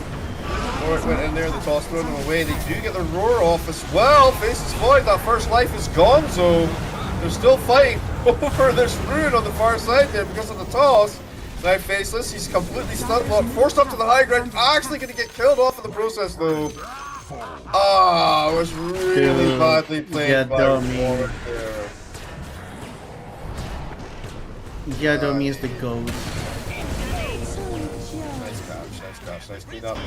And just like that initiative, that tempo, that Zero Tenacity, we're starting to build up, gone. And it's back on Esther backs. They took out the Aegis as well. At least they didn't blow the Chrono, you know. But still, rough fight for Zero. The chance. Yeah, he got did the not get chance. the chance. They were ready for that. Oh, wait, I'm gonna go for it here. Nice little explosion. The blade mill gonna come out, trying to keep himself fresh. Tiny gonna get pulled back in here. Here comes the poison. And the Bat Rider. They can throw in some little rocket flares as well. Warwick is still alive. Here's that Chrono. This time he's gonna under the get Firefly. off. I think that's a good trade. That's a good trade. Dire's top tower is under attack. Oh, that has to be so frustrating for the Tiny. He was just about to get out, but the Chrono comes in and he was under the Firefly still, and that ticked him away. Yeah. Just like a centimeter to the right, scanning. and he was alive. But well, you got the trade. It's better than just dying. Yeah, you got the bat. Now this, yeah. Well, now this Beastmaster is becoming a little bit more of a hero, of a carry now with the BKB. Even though, you still have the Chrono, which goes through. You don't really care about the BKB, but still, Radiant's all bottom the tower rest of the is under control. attack. Let's see what are the next items for. Okay, now Konga has the Aghanim Scepter. I get it. Way more Dire's damage, way top more tower is control. under attack. Bat Rider, okay. There we go. Moose. This should be a kill. They have the technology. Yeah. The vessel. This person's vessel. He's still healing. Radiant's middle Oh tower my is word. under attack. Surely it's just the art. They didn't have it. So annoying. So annoying. Hey, you had the art. No one. What? You had the art. Radiant's middle tower He has is 2 falling. charges now, so maybe he had no Dire's top charges tower is and under he attack. got. Ah, clock. He now clock got the Radiant's vessel middle done. tower Vessel is done under first. attack. Yeah. Okay. So I mean, yeah, Starbucks is Well done. reacting decently, but what I want to see is that they start, being proactive and try to make a play Proactive of right their own. now. Oh, Dawson, Zero Tenacity. Slayup's trying to turn back into this. The boats are coming. He called the fleet. Warwick kind of low here. No, he slides him off the back of this. Surely, no, he gets them. Problem Pig is one that seals kill as well, which is where you want that goal to go. Now Pig looking for more. He goes down that low ground. He sees Nefrit, but he's a wolf, so he's a difficult one. Meanwhile, Dreams on the backline kills off Slayer. Wait, what? The hell? Alright, well, I guess you about face and back things up. I mean, I really like this from Starbucks. They react really well to what Zero Tenacity is doing, so they are basically banking on being able to react properly and get the better trades when they initiate into the course. Like, killing a Kunkka is really hard because of the Admiral Rum, and then he just, like you said, he called the fleet in, and that took to kills. Beastmaster got the double kill as well, so he is now really scary. He has a plate mail, so yeah, Faceless Void is not going to do much there.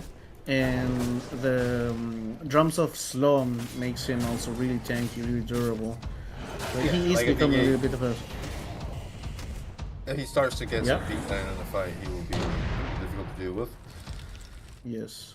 Well, we got the Boots of Bearing finished up for the Bat Rider, as well as the Consecrated Wraps. Well, Shabby's got a Slink Dagger. Dire's So, I top mean, he tower is a under very attack. versatile kind of bro. Difficult to keep him in place as well. Roshan, 33 seconds away. Next, Tormy. No, up for another four minutes or so, right? Yeah, for a minute, they- exactly. But I think that Dire are scanning. the next objective should be Roche, or they just scan the Yeah. void. Or just kind of try and at least get some vision set up for the Roshan. Yeah. Dire are scanning. This game has slowed down a little bit, so maybe Zero Tenacity is waiting for the next timing. Dire's top tower is under attack. They're looking for Lincolns on Radiant Faceless, are which could scanning. be pretty big. It is really important, yeah. It is. Lasso, the X, like the disruption, the roar. Yeah. I wouldn't mind Lycan seeing a is also Lotus good for the Top enemy. tower is under or, attack. but where would that be? Enchantress? Yes. That's a bit expensive, I guess. Oh, never mind. Up top, big kill. Take down Desire. He's just roaming around there, just got mangled today. Pretty much.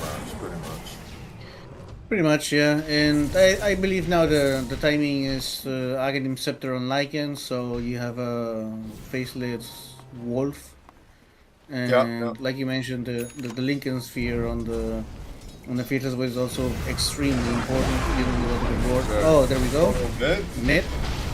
Unfortunately, if BSK gets out alive, are you serious? Whoa! If he gets out alive, it's a complete disaster. Coda gonna get used up here. Moose still alive. BSK, he's gonna have to retreat for now. That run's gonna be wearing off. Here's a hook shot from downtown. The vessel has arrived. Oh, that's quite funny, because there's Kunka and there's a vessel. Anyway. They kill off the Enchantress. Like a ship. A vessel's a ship, right? Kunka. Ah, okay, I see it. It was bad. Okay, It was bad. my English skills don't cover that jokes yet. No, Give not me a yet. second. Not yet. Oh, damn. They got something. They got Desire again. No problem. So that's 18 to 14. 5k net worth lead Radiant's top for tower Esterbox is here. under And now, tier 1 tower. Radiant Their structures nemesis from are game 1, of fortified. course. They're gonna bring that bad boy down. Oh, He's up top. yeah, this is looking way better for Starrax right now. Radiant's Can they top get tower okay initiation here? They Oh, put the there, X. my dude, you're not Wait, going out. Radiant's middle tower. He's trying. is under He's a attack. big scary wolf. The wolves are actually eating. They're actually murdering the poor clockwork. Just quick get that tank on. Oh, this is insane, actually. Oh, but that's disgusting. Alright, here's the save though. Disruption. Keep him alive. Warwick, no, that BKB gonna get popped off. Warwick trying to man fight into this. He's actually gonna fall. The boat, the run, it keeps him alive. Easy peasy. Now they grab Moose one more time. Where's the clockwork with that vessel? Don't worry, he's here. And they'll bring him down.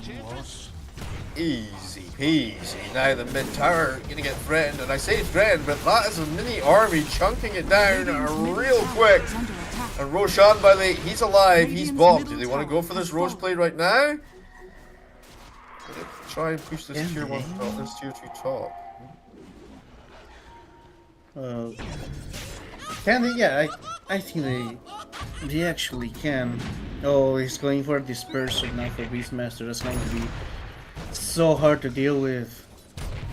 The first movement speed bonus. Okay, Lincoln Sphere for the Faceless Void finished, and this is this is great for surviving, but where's the damage, right? Like where's the damage in the Chronosphere? I mean, it is plus 16 all stats, so it's about as good as a Yasha, you know? No, maybe not. I mean, not the same attack speed, movement speed, No. all the other things, right? Did you get HP and mana? You know, mana's a huge thing for Faceless, man. How do you feel about the refresher change, by the way? The new refresher change? Yeah, the no longer affects abilities only. No, no longer affects items only. The Abilities. first items, yeah. I mean, So no it double gives you BKB strats or. yeah, it gives you one less item to buy in late game when you're a carry, and I think that's basically it. Because the only reason you would use it is to have a double satanic, double BKB, double, you know. Yeah. So yeah, I think that's the only setback from I it. guess So I guess Terrorblade might still get it, right? Ultra late, so you get like the extra Yeah. metamorphosis, maybe on Faceless or something, so you get like a second chrono. But yeah, it's nowhere near like. I feel it had a lot more to it before. yeah, like it's no longer like I don't know, a gyrocopter item or something like that for a double satanic. Yeah. Or you know. But yeah, I think that's the only setback from it, because when you are really far ahead, you have your field built and you want to buy something. You're okay. Maybe I'll get my shard, or maybe I'll get a moon shard, or maybe I get scepter or something like that. And now you have just one less item to buy. I felt like it was already super nerfed for the fact it didn't pull down in the backpack. Yeah, he goes to the roar. It's actually going to be pretty clean here. The cog's going to go out, getting Yadomochi out to safety. That's just a free kill then. 40 seconds on the sideline for Tacos. He does have buyback, so do you think it's worth buying back to contest this Roshan or no? And are you going to buy back immediately, or do you buy back once the fight starts, or like how do you approach the situation as a Tacos? But if the fight starts in a Roshan pit, you can just buy back and TP to the outpost, right? So there's, Yeah. I think that's the play. Is it worthwhile just letting them, like, given the fact you're 11k behind, is it worth letting them have the Roshan and try to defend, like, maybe the high ground instead of trying to defend around these towers, or? I mean, it is never worth to give them the Roche. So Never, okay. I believe I think this is basically your Hail Mary, right? So if you are 11k gold is still somewhat you can It's come not back from. much, So, but 32 minutes it is a lot. Like, if it's 50 minutes into the game, who cares? Or 45 minutes into the game, 11k is just, like, literally not even a factor. But yeah, here, they're ahead, they feel strong, they've got their item timings. They have no roar, actually. 46 seconds, no roar, and they've got no disruption, demonic purging for 54 seconds. So maybe it is, because they got everything on zero tenacity. So yeah, maybe this is a straight up buyback contest situation. yeah, the thing is that you still have some heroes that can either steal the Aegis with the clockwork, or make the Roshan pit really uncomfortable place with the fleet of ghost ships. So you still have to think about it.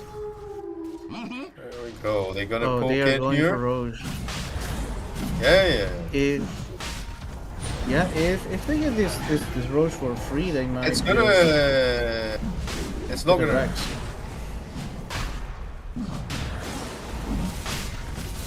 It's not gonna. I was gonna say it's not gonna roar, right? It's like. The Faceless Boy got it first. Yeah. Okay, easy drop on moves, bringing them down. So 45 seconds inside. No buyback on moves. But Techies is up, and they are kind of. Yeah, they don't have ultimates anymore, so. They don't want You only have. Oh, Roar just came back up. Boat, I guess. Got Roar, and they should have demonic now as well. Yeah. Oh, But no just- lasso 30 seconds. But they're gonna try again. Faceless gonna go in with a glimmer cake. He's gonna have a little peek here. Actually sees it's kinda low. There's that roar that we were talking about. There's a beautiful ward in the tier 2 of Radiant that has given all the information. Yeah. And they go for a Roche now. They're both posturing so hard right now. Lots of ults up here. No blast off isn't it? Blast. Up on the high ground. Up BKB. Faceless. He's toast. Annihilate. Now they charge forward those boots of big, giving them all the movement speed they need. Looking for a little bit more. They say moves. There's no roar though, right? They got the X-March spot and pull them back in. Where's Clockwork with that vessel though? He is not around, but it doesn't matter. The dispersal will get the job done. Actually, it's just a diffuser right now, but yeah, you know what. Faces would go just pinned to the ground. He couldn't do Annihilated. anything. Absolute Completely death. annihilated. And when he dies, his team dies. There's no more damage. There's no more teamfight control. There's no more anything. So right now, I think Lycan should be looking into the ratting strategy, because now Starbucks has the confidence to just blink into the void and destroy him, and they just win the teamfight of it.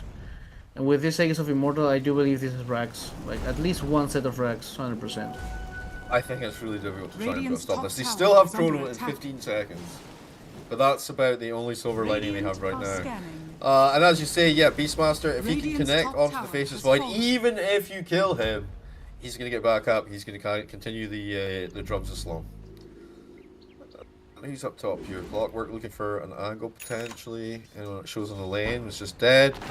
So they're not going to show on the lane. Tiny. He's down Tiny here. He's just about to get his level 18. Boom, there it Radiant's is. top tower is under attack. Do you know where they are though? This is really interesting. You just want to kind of choke them out, make sure there's no struggle, make sure there's no split push happening. But maybe that's actually, you know, loosening the hold they've got just a little bit. It heals like the salt sea Oh, air. there was an observer ward on the Twin Gate. are They know scanning. Tiny is there. They just scanned him, they just saw him. They know Does he have a DP? He has a DP. He has a DP out. He has a DP out. Yeah. Then he's out. He's out. Oh! He got one. 1 second too late. There, dude. Almost there. That would have been huge. And now Tekis is going back to default mode Tekis. Just mine everything. I'm a DMZ up in here. What's the Tormy situation? Tormy's top. Okay. Where did he go? Well, I mean, Dyer in a pretty good position just to come over here and kill it, so... Wait, Yeah, smoking, just- booting. Maybe they're thinking that there's going to be a rotation. They're going to try and take the Tormy themselves. They're trying to set up for this. And BSK is actually just beelining straight. This deep ward here, the observer ward at that camp. Giving them information about when they're farming there. Getting snatch and grab the moose kill. Should be pretty clean, which it is. Alright, you got no moves, 44 seconds. No buyback still in this Enchantress. 70 gold away. One bounty room gets the job done though. A little vision scouting with the cogs, breaking some trees as well. Like it, like it. Maximum Nick effort. has had a really rough game. He's been initiated on by Bad Driver so many I mean, times. they've Oh, got so can they much get this? skill up their change. Nice. Yeah, gets on the run here. He does have that Aegis. Here's Clockwork in the depths of things as well. Away he goes, Jetpack doing some work. And honestly, backing up, resetting 9 seconds before Mr. Enchantress is back.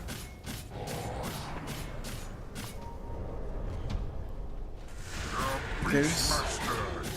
I don't know, I mean, Lycan can try to start pushing lanes, but he's just going to get gone on. Just, if you don't see one hero of Starbucks in the map, in your minimap, you know they are all onto you. Bat Rider, Beastmaster with the Blink Dagger, Clockwork, like those Easy don't blink. wait. Good by Tekos. They're trying to counterplay here, but he's already moving out. Oh! Shot coming through with a force stop. Some of all. There's my chrono. Chrono. But the disruption is there. It's going to do literally nothing. Big still coming forward. They grab up Desire's buyback. It's a dieback. A mega kill coming through for Knight of all people. Let's go deeper, he says. Slams with the BKB, jumping at Warwick on that back line, slams him down. He's toast. Turn it around. Are we going to see like an early GG? I don't know, bro. 60 seconds, no Tiny, no Desire for 60 seconds. And they're chilling. They're back. Radiant's middle tower is under attack. This creep wave up top is a little bit far away, I guess. 50 seconds still, no Tiny. He does have the buyback. They are just playing so clinically, dude. They don't want to commit too hard. They don't want to get punished on this high ground pressure. It's really, really good. It's really, really good. The supports are just on point. Radiant's Like, middle either tower is Jadoni or under Knight. attack. Knight just waited for that That's chronosphere, it. wasted it completely. it wasn't really like, Faceless Wood couldn't be a hero there, and every time I believe the last 2 or 3 team fights, Faceless Void hasn't even gotten a hit onto a Got a hero. 3-man chrono and it just meant nothing, dude. It's gotta feel bad. It's gotta feel that's gotta feel bad. Yeah, mostly because there's no one to deal damage in the chrono besides Faceless Void, so Yeah, we did kind of talk about how maybe you get some impetus, maybe you get one blast off or something, maybe you get a tiny avalanche, but other than that, you can't really sustain damage on people. exactly. Now, let's see. Oh! Nice kind of play. Yeah, still grabbing food, double lasso, by the way. Murder, murder, murder, double kill for Pig. And honestly,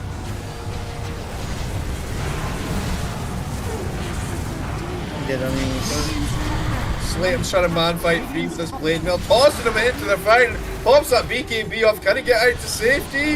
He's glimmered up, he should be just fine. And you ain't got no racks top and mid right now. Downtime, there's still a tier 2 tower, so they're not going to be able to close things out for Megas. You're going to have to fall back. What's the Aegis situation? I wasn't entirely... Yeah, they did use it up on Pig already. So yeah, I think cheeky rotation to the bottom lane, push it in, and then what? Just wait for Roche. It's a minute and a half away, maybe 2 minutes away potentially.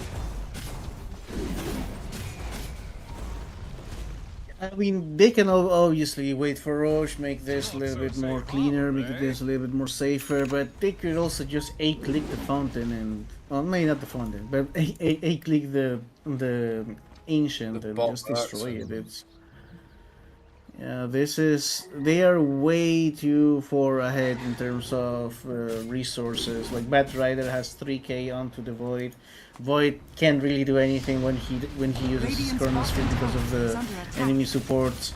The enemy supports are the real MVPs here. Like, in terms of saving their cores, reacting, using their skills perfectly, basically on team fights. So I don't see a comeback for Zero Tenacity here. It is really rough. They need like to win at least 2 team fights, 2 huge team fights.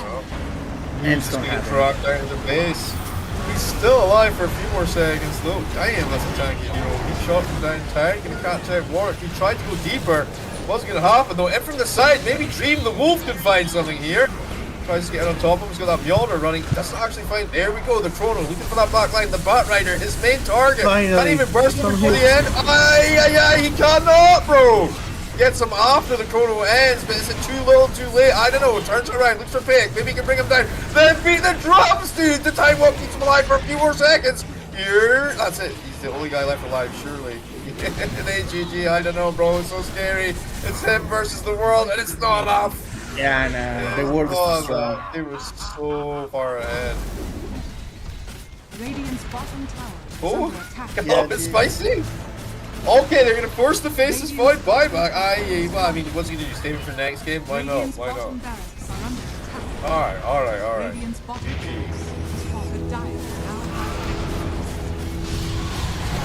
Where's the GG? I didn't see it. It's coming. There. It's coming. There it is.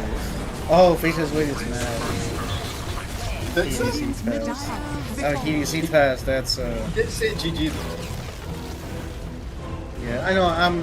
That's the other team. At least in my region, in my country, DCing after you just lose the game is I'm mad. Go next. I don't care. Go next. Yeah, go next for sure. And I think they're going to be quite happy with that though, because they did win game 1. The Esterbacks, they really adjusted. It's like really strongly. They went back for that idea that you were talking about before, this aggressive pause 5, also super aggression from the pause 4. Pig was able to actually have a game this time, 23-12. Slatem's popped off. He's only 1-1-33 on the Kunkka, but his lane felt so much more stable than game 1. Yeah, what are your thoughts? I like that they went back to what they know, right? They went back to the playmaking, really aggressive position 5 with Yadomi. They went back to the playmaking, early rotation position 4 with Knight. and the initiation bulky offlaner with the Bad Rider. The Conga wasn't really on my radar, and he didn't really do much at the beginning of the game. That's why Zero Tenacity was doing really good. But then Pike just became a menace. He became a hero and a half, and that half was taken from the Faceless Void because he was half a hero. We saw him hit people in the last Chronosphere, and he almost managed to kill the Bad Rider, but then he was alone. He was against the world, and the world is always stronger. So yeah, I like the Starbucks went back to their roots, went back to what they know how to do, and they did it perfectly. Still, Zero Tenacity demonstrated that they know how they want to play the game, and they know how to react in terms of, they are doing something in bottom, let's take the tower on top, and they have a game plan and they know how to execute it. But, Starbucks were just overwhelming in this game after, maybe the 25-30 minute mark. Yeah, it was just like a wave of death eventually, and the tempo was just always there. Yeah, I agree 100%. And like you say, Peck was just he just got so online, and that's kind of what was missing for Slatums in game one, right? They didn't quite get the Beastmaster into the tempo position because of those early rotations. So that's certainly something that they cleaned up.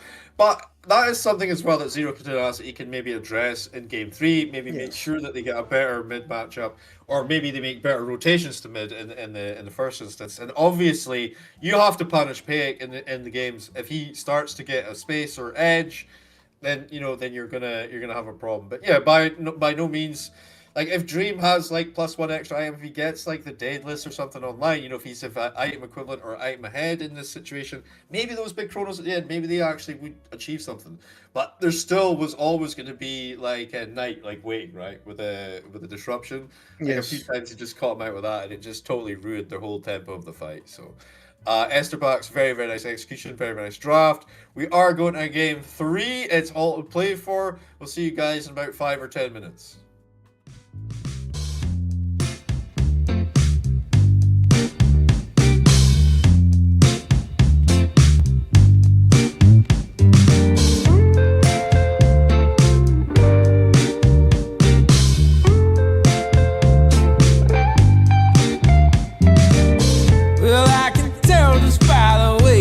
Smiling that you're still unsure, and I can tell just by the look in your eyes that you've been hurt before. But baby, no one can promise you forever. Right now I only know that we should be together, because it's now or it's never. So won't you take a chance on me?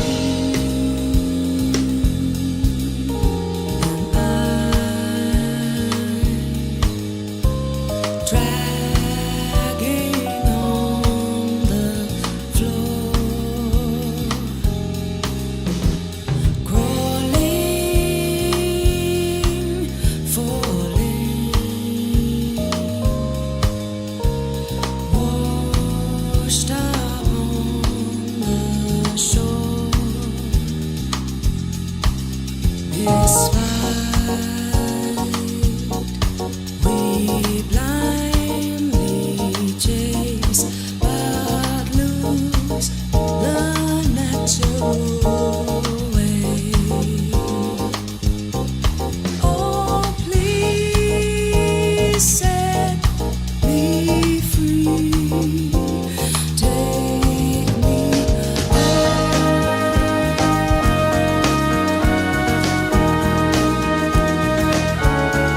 so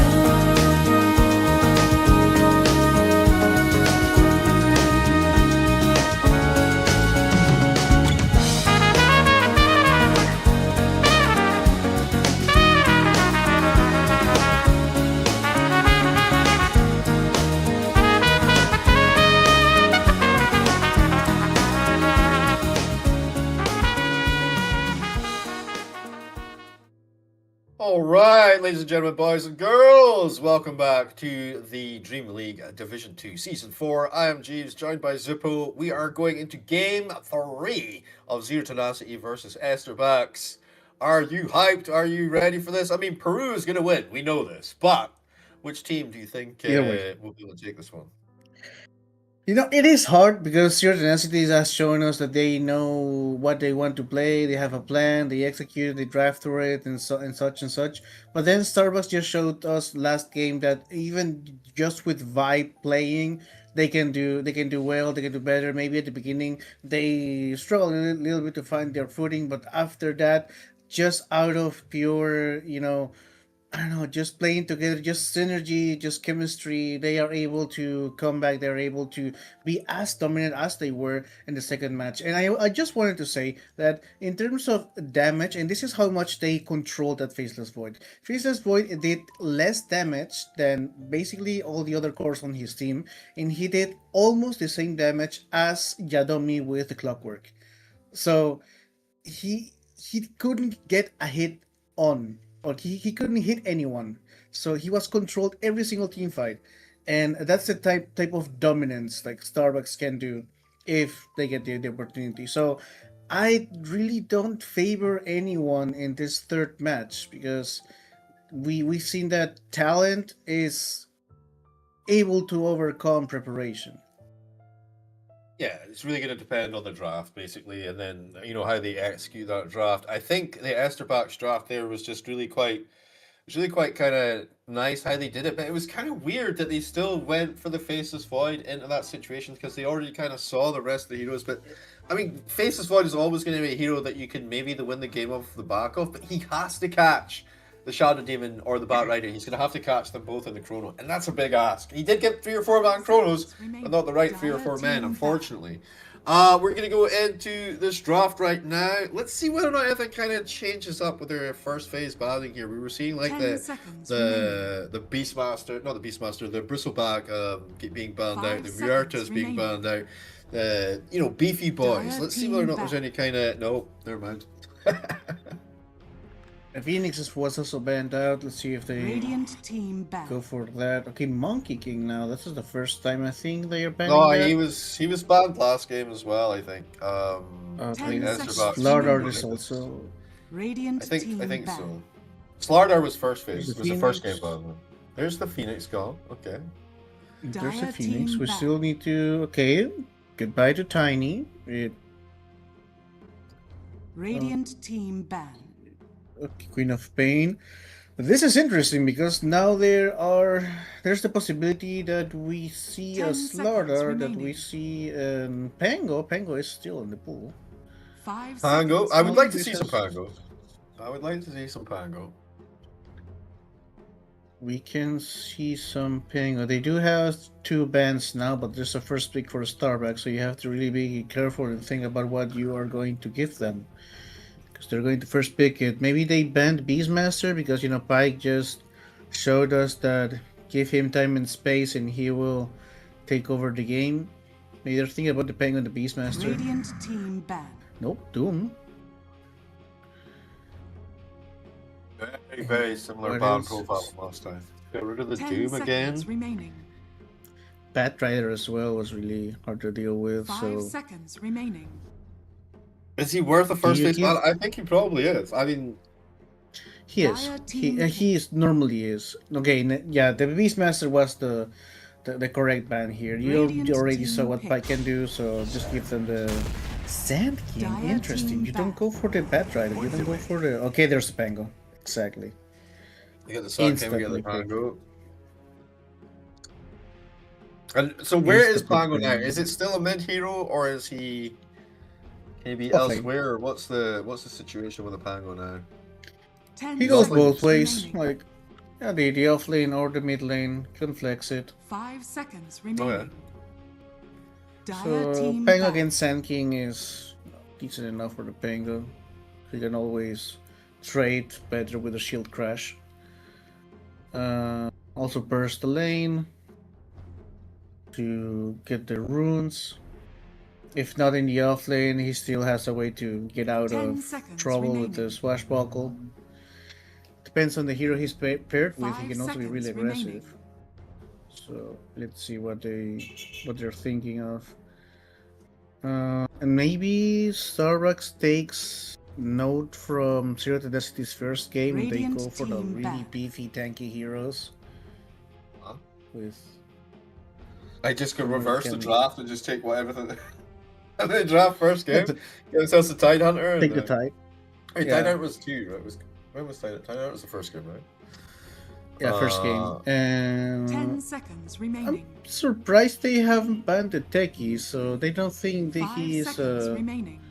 well, he wasn't really like a big nuisance in the second game. The first game he was really good by ganking mid. Yeah, it kind of felt like they just didn't have enough to kind of go with the techies in game 2. It didn't feel like techies was a problem. It Radiant just felt like he team wasn't the pick. solution. Okay, get rid of the Kiro, nice strong lane dominator, and we also get rid of the Grimstroke, Dire which makes team me pick. think Naga, or is that a hero anymore? Another kind of, what other kind of creep? I guess Lycan. I get the Lycan would be. Who's really scared of Grimstroke? Not many. I guess. I mean, it's still a 10 decent seconds combo here. remaining. You can also do a 5 Who's seconds what? remaining. I was thinking terribly, but I'm thinking of heroes that are specifically like don't really want to have the Grimstroke situation. You know, like what? Like, are you banning it to protect the hero? That's what I'm thinking. Maybe it's I sometimes mean, when you the don't. silence is annoying to deal with, I guess. Like, but yeah. The Hoodwink's a nice pickup though. Radiant stereo. Ah, the Oh, there's the Muerta. Morta. Interesting. Clockwork, And yeah. yeah, you have to go back to that There's clockwork. That no, clockwork there's was no, the MVP. nobody is Radiant questioning team the pick. Yasuo clockwork pickup again. That's perfectly fine. You know. This is the first time Muerta's got through though. She was banned both games. So, and what we think she's pause 1, right? We think that there's not really space for her to be pause 4. You were talking about how you can't really flex her. We see the clockwork, who's probably going to be the 10 pause 4. seconds remaining. Sand King probably mid. Plus 5.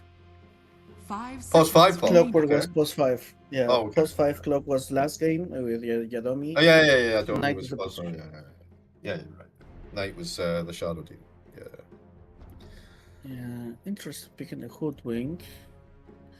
Interesting that Zero Tenacity said, okay, maybe our supports were not as broken as we thought, and we're not going to repeat the techies, so go for the Hoodwink, which I like. It gives you more control. It is a way more aggressive lane. If you get the Bushwhack and then the Bushwhack, Acorn, Gush into the Anchor Smash, it's a lot of damage, especially against Muerta. She's so fragile. team She's You're not a less fan cannon of per mana minute one. damage. Oh, and Shadow Demon, Okay. yeah, this is going to be great. Shadow Demon as a 5. Oh, interesting. Shadow Demon Shadow 5. 5 or Yeah, Shadow 5. Hoodwink I mean, wants is to be there- position 4. is there 10 a seconds world remaining. where Hoodwink could be pause 1? Plus 5 1. seconds remaining. Pause 1. I mean, in a world where creativity is always worth it. In a but- game 3 when everything's on the line for your first day of the league, maybe not. Maybe not. Maybe not. Yeah, maybe not. I think there's a higher probability that Tidehunter goes 1 than Hoodwink. What is this? What is his status right now? Is that feasible? But since they changed the No, Like, what's it his, isn't. It his isn't. passive now, because before he had like a facet, right, that allowed that to be a thing. The exploding Yeah. damage from his anchor smash, automatic hits, and his blubber or whatever it was. He eats fish now. He eats fish. I didn't even see any fish last game. Does he still eat the fish, or is that no? He does eat the fish. I think you Dire just team automatically get them, or just get them one in your inventory. Okay, Oh, this you is have a to- you Morta have- 4 you know- then. Oh, We're to or 4, not. or it could be mid TA. Or, yeah, Off it could the be Sun mid King. TA. Or it could be mid Moira.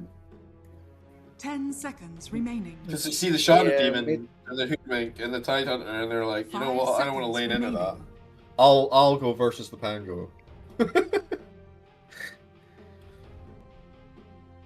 I don't know what you can do with Muerta though, because Muerta just wants to farm. The only way you get something out of it is that if you go right root of Radiant Eidos team into back. Glepnir really fast, and that's your only Dire gimmick, team back. and you're going to get countered by the Shadow Demon Disruption. So I don't know. Yeah, maybe the Uh, 4 is a maybe they shift it to a 4 as a retrospective. Like, okay, Shadow Demon, Hoodwink, Tidehunter, Pango. It doesn't feel too good. Maybe we 10 can seconds pivot. The remaining. Templar Assassin. I don't really like it mid versus Pango, so 5 because of the seconds swashbuckle, right? So I think it must be safe lane Templar. It is interesting because Sheer Tenacity believes Starbucks is missing a mid hero. That's why they ban Pac. So they think Muerte is a position 4. Yeah, I'm on that page. Unless Sand King goes mid, and even then, Murata is still going to be 4. Sand King mid versus Pango not ideal.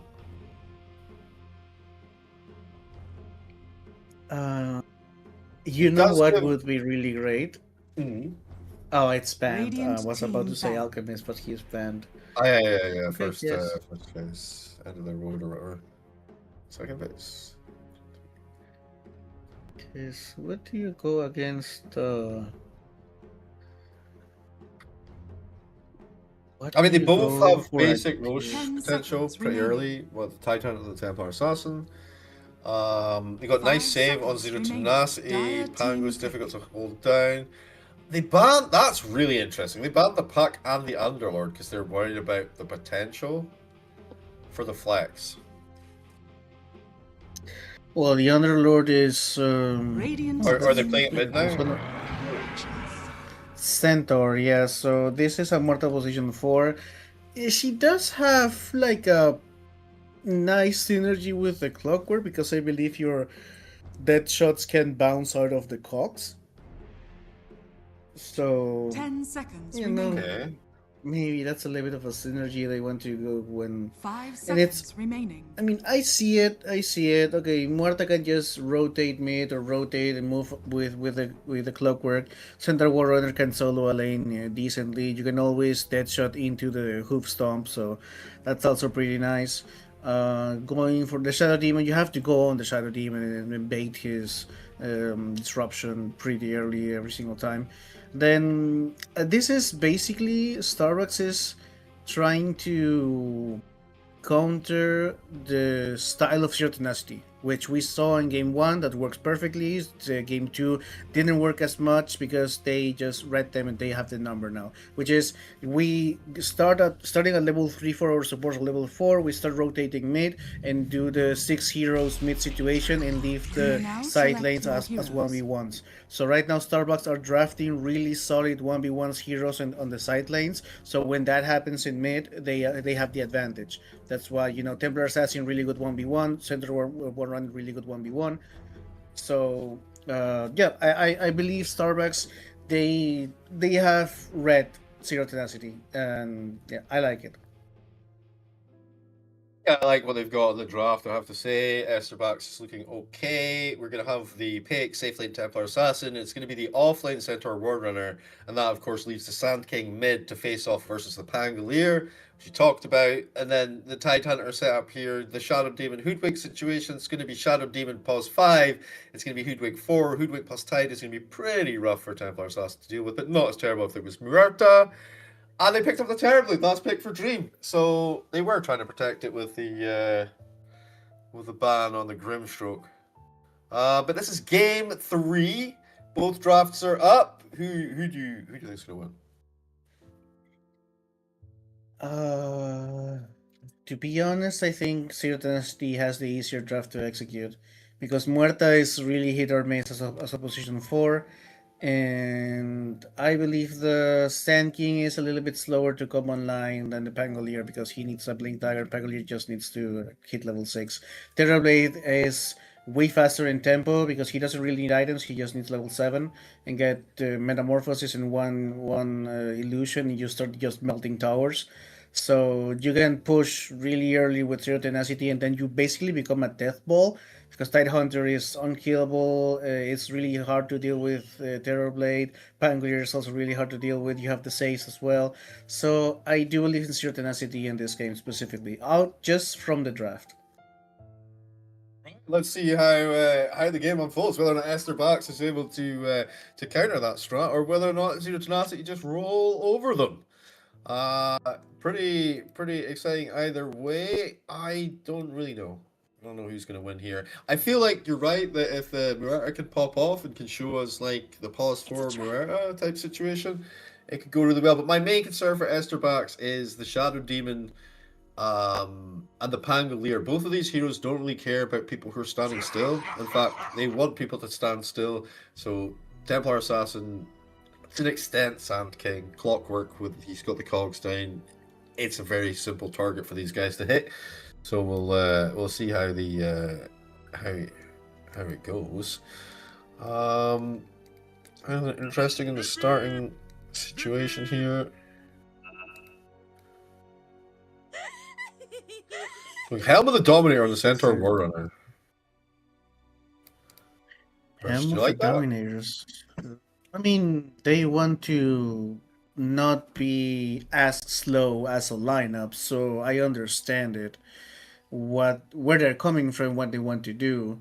He they want to basically do what they did in game 2 with Lycan, which is, get the Dominator, get the Overlord, and start pushing towers early, and then get a little bit of tempo out of it. And then maybe the Templar Assassin has a Desolator or something like that, and she can just start melting towers, go for the objectives. But I believe we know when a team is doing better or positioning themselves ahead when we get into the 15-16 minute mark and we see the Roshan script, right? Like go into Yeah. Roche, force the reaction, maybe fake back with a smoke. If not, just take the Roche and then take the Tormentor. Yeah, like it's going to be around about the meta timing with the Gush. They're going to be able to kind of combine up, hopefully get themselves Aegis on the side of Zero Tenacity. And then for TA, it really depends on which order she goes in. Depending on the tempo of the lane. I imagine it's Deso first item still. Normally, if you're mid, you probably go for like the Blink first or something. But yeah, Deso, I'm not really. If you get that, before the 15-minute mark, with whatever other item you're building as well at the same time, then you also have a really good Roche potential. Both teams going to be able to contest and challenge that quite easily. I think the help of the Dominator is because you don't build boots on Centaur or War Runner. Like normally in the lane versus a Terrorblade, you probably get yourself a little bit of armor to start off with, like Phase or something. It's not really an option for Centaur, so I wonder if that's the it gives them everything you're talking about, but also gives them a little bit of lane sustain. Yeah, the Timber Assassin needs to get an early Deso, 100%. And yeah, the Falcon Blade is something you need mana, right? So and you're not going to be fighting the entire time, so that's why you just need the sustain on the Falcon Blade, and that's I'm okay it. with the Falcon Blade. Fine, Yeah, but you do need the Deso early. I do agree with that. Even though the Trailblade has a lot of like 10 armor at level 1, that's insane. But still, yeah, you can always try to burst it. It used to be 12, so they actually have nerfed this hero so much. But yeah, it's significant. That's actually with 1 and 2 sticks, so even then I think they must have nerfed it even more. But yeah, it's more just to do. It's more to give you that the kill threat on like Shadow Demon, Pango, also the Tidehunter and the early Roche potential. I guess it gives you tower pressure as well, right? Deso, yeah. What else can you do? I mean, you can if you want to play it quote unquote safer, you can always go for the Dragonlance first. Yeah, I mean that's probably might be something to do if they have a decent lane as extra stats and trying to ramp up a little bit more. So that if you don't go for that, you're getting Deso at like 12 minutes or something. So I imagine you get like the Falcon Blade, the Dragonlance into the Deso, and then their timing is probably look about right now. Both teams smoked up though, but look at this smoke top from Zero Tenacity here. This is quite the adventure they're on here as they go wandering around the top half of the map.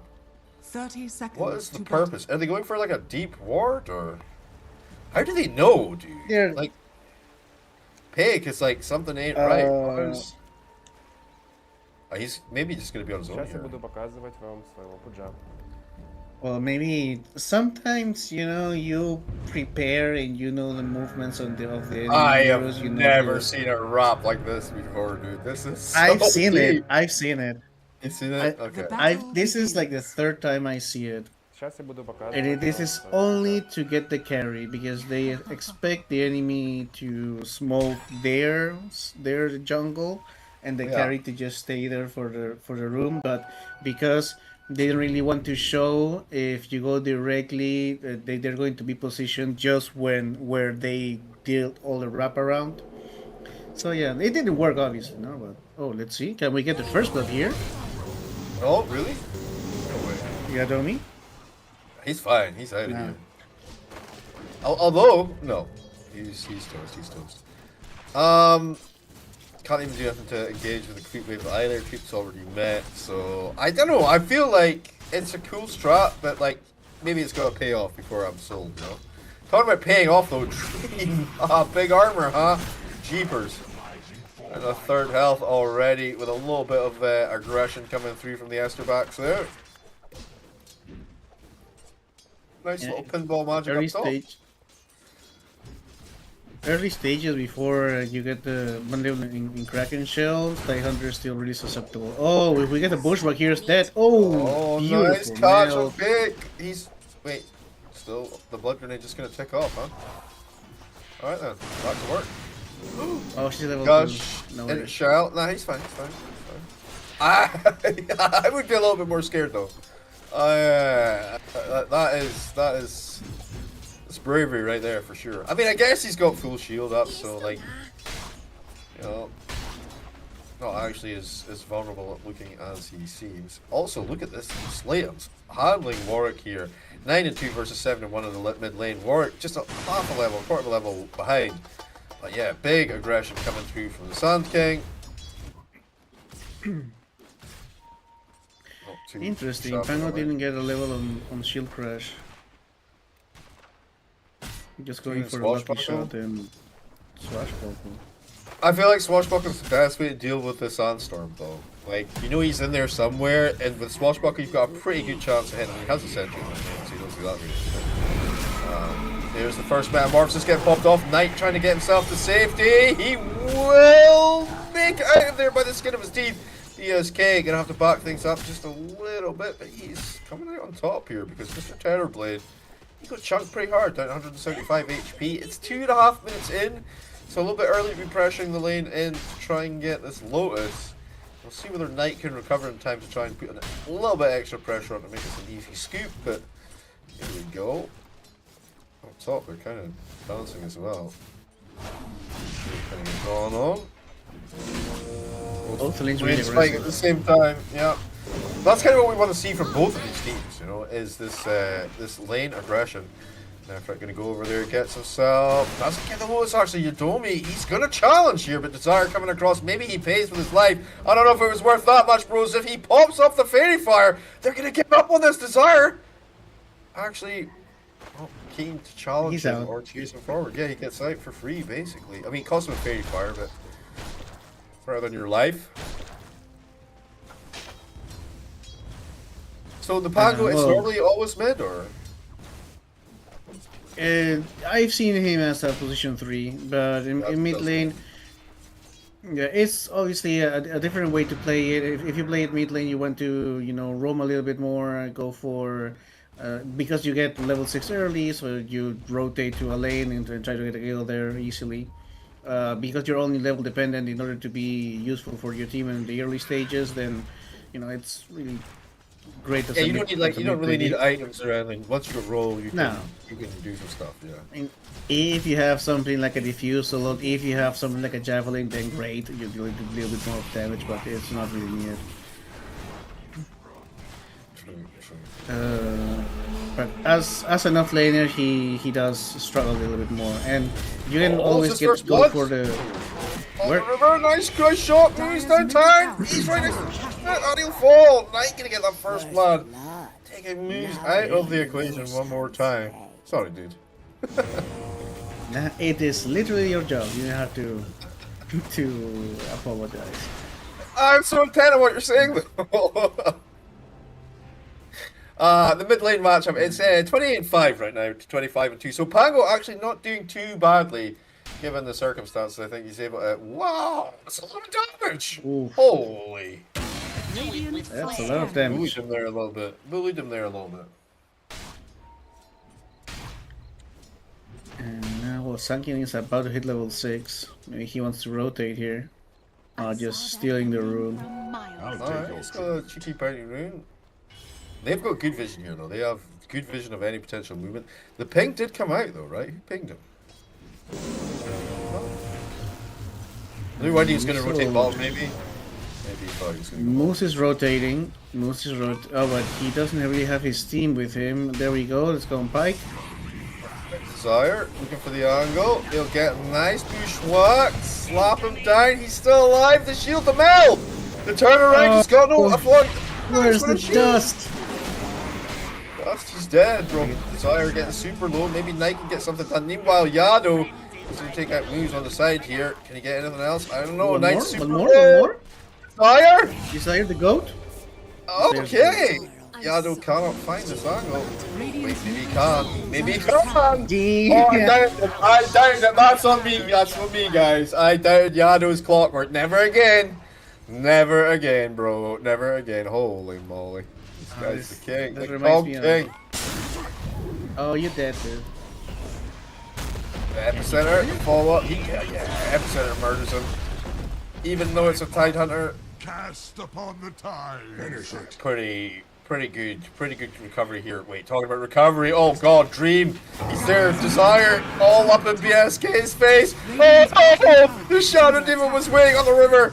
Little bubble trouble. He goes for the stop. Tries for the deny. It's not there. It's not there. Oh no. This is a good use of the metamorphosis though. Dire are scanning. Yes, I agree. And they're going to steal. Oh, this is going to be so painful for Zero. Yeah, they need to bring out the Power Rangers. They need to bring it. The clock marketing. Oh no, Peg is here as well. Oh, you just have to give up. Just give it up. It's fine. It's fine. You lost both Wisdom Shrines. Big oof. Oh, that's the worst thing that can happen to you if you're a support player, because your level 6 is going to be like minute 11, minute 12. The other supports already have level 6. It's the worst. And then the mid has been really Slayton's actually doing something really, so a little help from Knight. Yeah, because Warwick has basically just been sitting mid, there's been no opportunity for like Desire or anybody else to kind of go there and soak a little bit of XP, you know. It's just how the game's played out. There's not it's not like a criticism. It's just literally that's how it's been.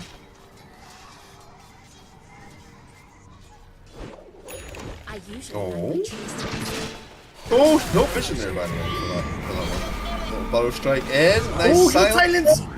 Oh, beautiful. Nice rotation from Knight. Knight is on fire, dude. This guy. He was instrumental in game 2 in their victory, and this game as well. He is making the moves. This pause for Muerta. We talked about how it was a bit of an unknown quantity, a bit of a wild card, but yeah, he's making the rotation. It's clean. He's getting stuff done so far. He was really good in game 2. Yadomi was also extremely good. Like he reminds me of Schofield. Oh, yeah. Yeah. There's big Schofield energy, especially on the clockwork. And Peg, he went power treads. He went Falcon power treads into the Deso, so his timing should be pretty good as far as being able to actually do more stuff. BSK, he does have that Helmet Dormer. He just went double Gauntlet's strength, by the way. He didn't finish up into bracers or anything. He's quite happy just to use them as transitional items. And now he's going back now for the Crimson Guard, which makes sense given the circumstances as well. Does it? Yeah, because they're Terrorblade illusions. Yeah, Terrorblade and Pangolier. Like there's not much. Pango and Swashbuckle. Yeah. That's a good point as well. Yep.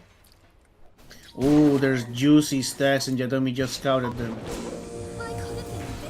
Wait, in the jungle? Oh, okay. They got big stacks on the Dire side as well. I mean, how do you contest? Oh, Swashbuckle's here. I don't think you can. Like they have Ravage and stuff. You don't want to go in there, bro. Although those ancient stacks are looking kind of juicy. Yeah, well, he was just standing there, to leech a little bit of XP. Like he's just being annoying, which is, Schofield School of Clockwork. Dire are scanning. Dire's middle tower is under attack. Read from Sire. He's trying for the deny on the road, or maybe he can get out. Oh, hook shot way by. Leafs Pig a little bit vulnerable though, because they are going to rotate up now, are they? No, they. Radiant's top tower is under attack. Maybe Pig's a little bit too scary. Almost with that first Mithril Hammer finished up. Williams mid, almost with the Blink Dagger. Phase is already finished. Blink is 400 gold away, 550 away. Radiant's bottom tower is under attack. Quick math. We already see the next timing for Starbucks, which is Deso, Vanguard, Blink Dagger on the cores, and then you can try and go take the tier 1s. Terrorblade should be moving as well pretty soon. He's level 9, so they can start hitting tier 1 towers and melting Radiant's them top pretty tower is fast. under attack. There's... Oh, he's going for Mage Slayer, the Pangolier. Interesting. That's great against Muerta and great against tanking as well. I like it. Yeah, yeah. There's the first, well, our first Radiant tower are man. scanning. And Start to drill in here. this is basically what you do with Terrorblade if you want to play faster tempo. Just hit the tower with Metamorphosis and Illusions. Yeah. Oh, but wait, there's your dummy. Oh, bad bushwhack. Tommy gonna force Just him shy. back. He's taking so much damage just from the clockwork, dude. I mean, he doesn't have a lot of HP inherently anyway, but still. Die him, son. What's he got here? The Forager's Kit? Bad intel. Radiant's top tower is under attack. Killing off his Okay, creep, take getting the on tower. Tower has fallen. Mid lane. Slane's just doing some counter pressure.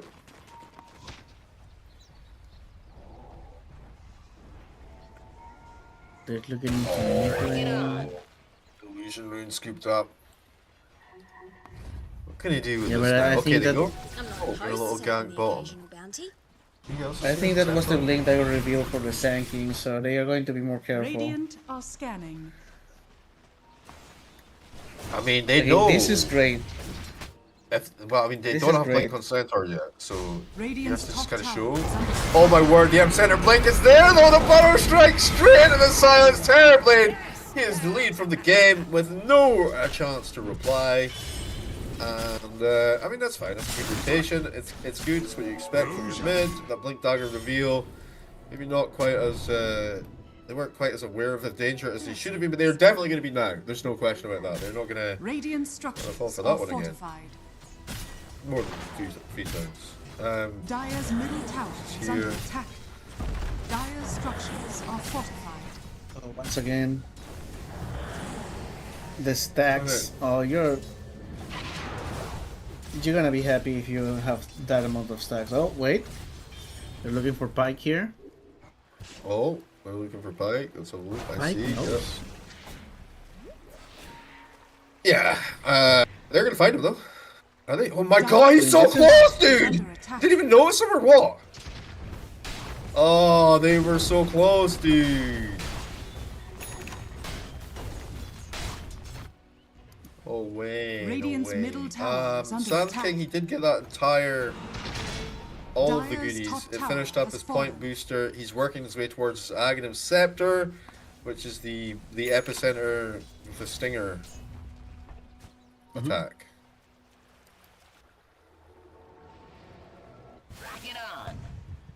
Let's see. What can you do now? Your Dire's shield middle tenacity. tower You're just is waiting under for a attack. timing. Oh, you got the TIE That's Hunter what there? Just trying to chase No in on ravage. top of the murder, but she's fine. Not He worth had it. Ravage Not available, worth but he it. just didn't want to use it on her, which is fair. Oh, cog block, the gosh. Maybe now they can set up for something here. Oh, there's Oh, Terrorblade. he Maybe did- the he tower did just the gets man. drilled instead. Dire's middle tower I is get Don't under be so Cog. annoying. Yeah. With the fog monitor. Radiant's bottom tower is under attack. Ah, this feels real bad for Esterbacks, man. It feels like they've got the advantage. They've got like the tempo control, but they're the one losing towers, you know? Radiant's All bottom three, tower well, has been that's going to even denied. things out a little bit. Radiant's That was a top deny tower in is under itself. So attack. all three towers taken on the Dire side. The tier ones are gone, and you know they didn't get any of them on the Radiant side. The Radiant denied their own tower. So a little bit I of think an this is economic something control. you.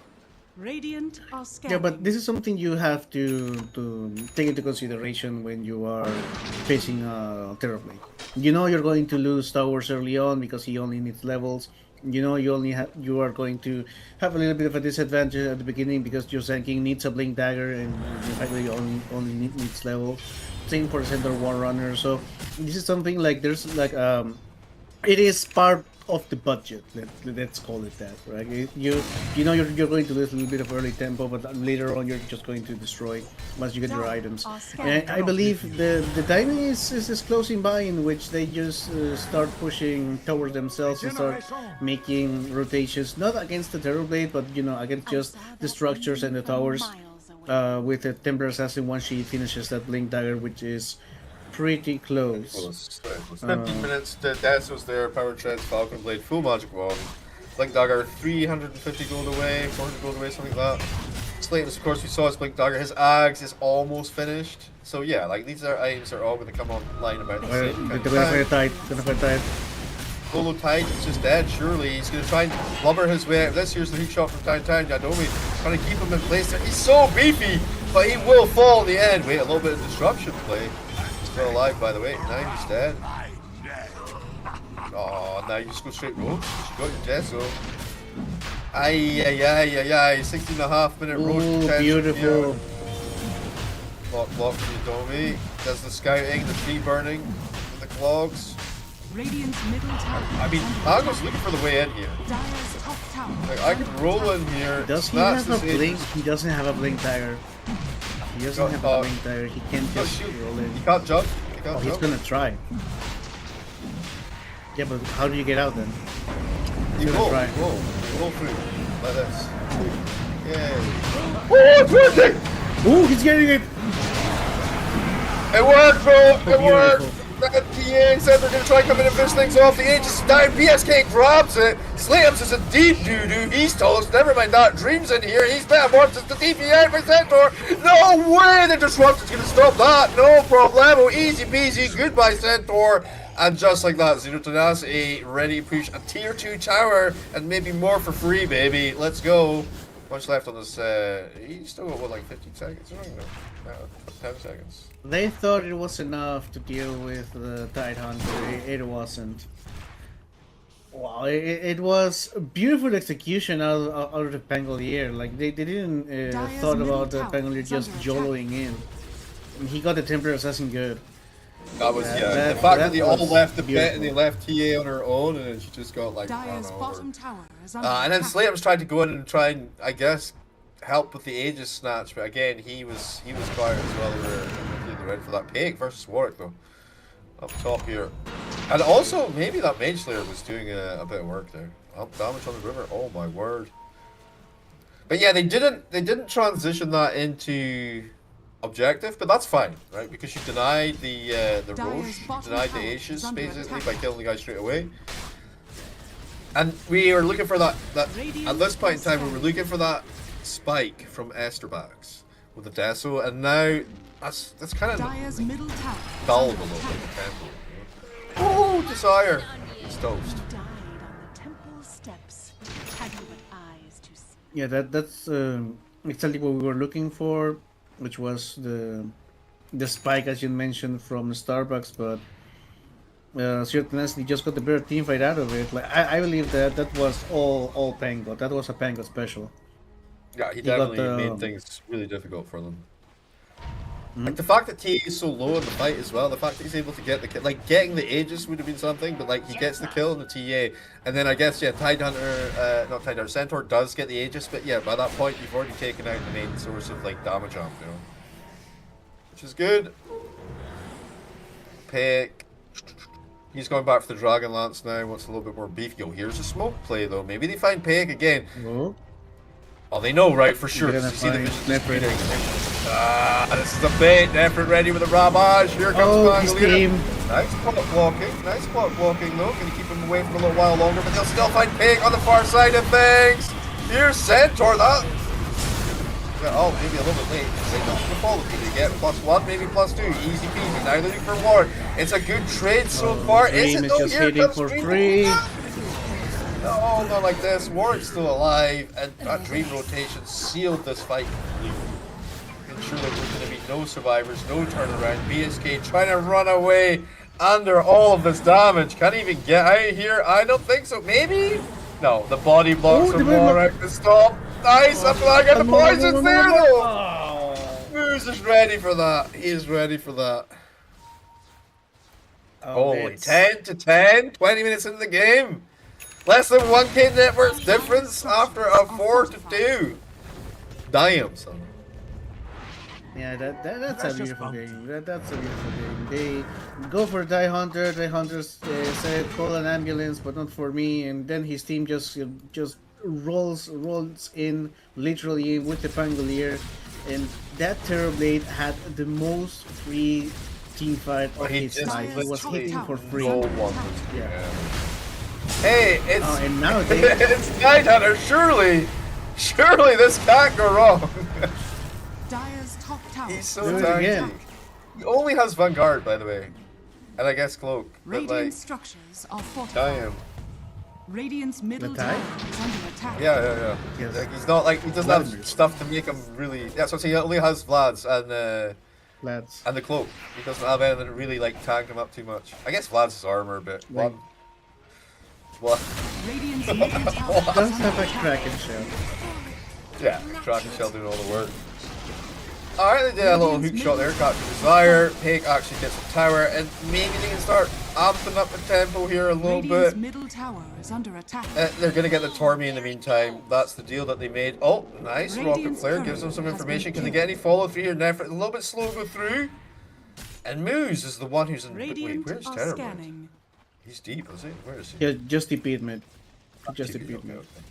I see the illusions. Oh, Moose, the sneaky guy, stealing it back for his team. Just TP. And you got four times as much, you know? That's an 800 bad boy.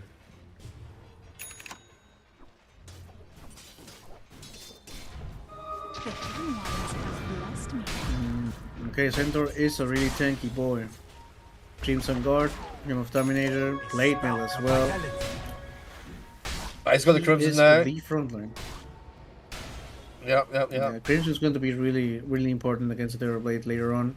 Oh, Terrorblade is going for the Scatty. That's nasty. Especially when slows are really big this game, especially against Templar if you can kite her. Templar went for a Dragonlance. Going for a Shadow Blade. Sand King. Now, Crystal Clock damage. getting slapped around. Goes for the Stampede. Here's Terrorblade from the side. Right clicks coming through. Yado down. That's a triple kill ended. Now BSK can be up by his own reflection. We can get back Dire's in top here. tower is under No attack. need. Wow, they're just going to be able to stand here and chunk the tower. No. When's the Blink Dagger coming on Centaur? He has it? Or no, it's a while away. Okay.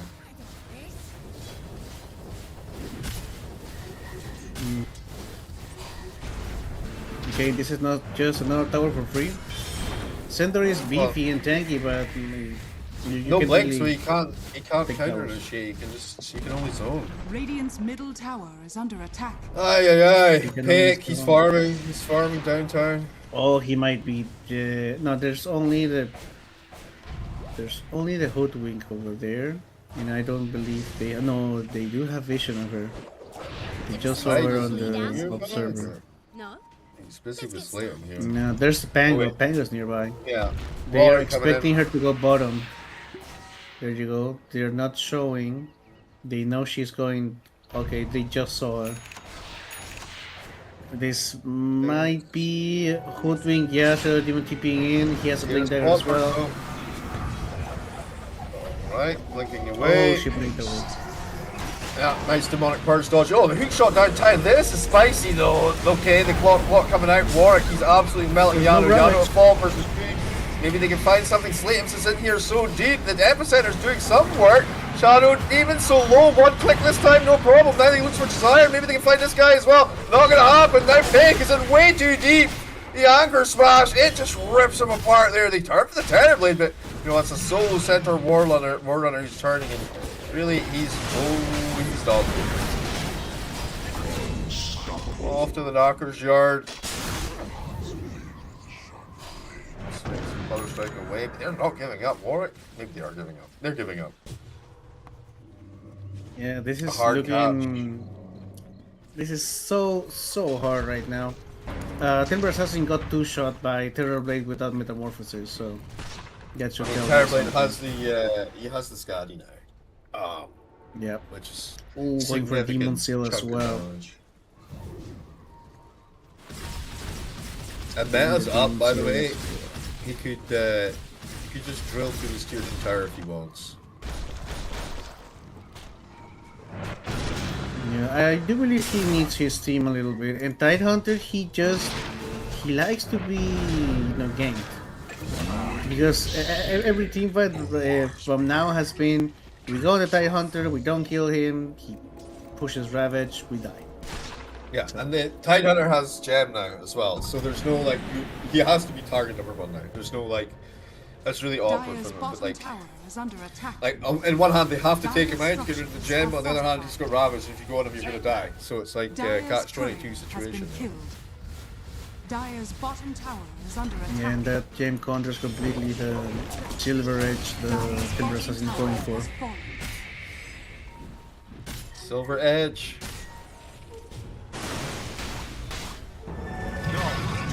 Okay, we go mid. Centaur getting shredded by Dream, no problemo. Now they dig down this tower, and by the way, that was just a shard. Dire's middle Wait, no, he tower did use that, has okay. fallen. Where did he use it? The bomb? He took the tower bomb and then he came in. Okay. Dire's middle tower is under attack. Could this be Rax or are they waiting for a next Roche? I don't think they should can. be I don't waiting. think they. It's yeah. You go Roche. You don't try and push higher in there. I mean, you could. You're quite strong. 6k net worth advantage. Not much. But no metamorphosis, and Roche is up in 2 seconds potentially. So I think you. Yeah, he's definitely up. 100% up. So yeah, that's what you play around. You kind of need to hold the triangle though, I think, and maybe Radiant's get like a top tower is pick. under attack. Like the clockwork is going to give you troubles anyway because of their rocket players. So let's see what they decide to do. Help from Roaring. There's the rocket player giving them the information. They're going to try and contest this. It's taking a little bit of time. Centaur wants to get in there. It's gonna die fast. It's gonna die before they try and. Radiant structures Yeah, are they are fortified. smoked. There's the roar. They know he's low. Radiant's top tower is Find under it. attack. Okay, they fight Desire. Gush gonna come through. It's gonna zone Yado. Actually, Warwick gonna come back the other way. Now the anchor. Snatch down it! onto Snatch Yado. it! Snatch it! Snatched What by happened? Warwick. The kill went to Desire. Warwick ends up with the Aegis. He goes for the Sunder play. Tries to get Oh, more. he The got the TP Roche out. Radiant's top tower is under attack. Oh, that's so sad. Slapping's got the Roche banner instead of the Aegis. Sad. Oh, and now fight And now fighting. Well, they gave it a good college try. But with that Aegis snatch on the Pango, Terrorblade almost has a BKB. Where does Terrorblade want a BKB? He had full inventory, and he only got the Roche banner. That's a clip. If I've seen one. And now the tempo is up for Zero Tenacity. They are looking pretty strong. Terrorblade is doing whatever he wants in team, but he Radiant are is scanning. unkillable basically because I mean we haven't really seen a Sunder yet. Defensive or aggressive. And he hasn't. He did one Sunder on Pangolier once Pango picked up the Aegis, and then turned on the Mirror. But it wasn't. It was like he was low, but it was just in case Mirror was like about to kill him, and he just kind of turned it around, and then they got the kill off the back of that. Because like obviously, Pango doesn't care. He's got Aegis, right? Here we go. Indeed. High And ground. now They've we have still got good Demon defense, Seal. though. Get Demon Seal in 1 second. He can go in. There's a Blink Dagger on tight with a Ravage ready. So I mean, initiation is there. let's see. Radiant's bottom The tower horse? is under attack. Okay. Oh, Ooh. oh, anchor action. Nice win. A blink up to the high ground from Pick. Wait, what? How does that work? He killed himself? What happened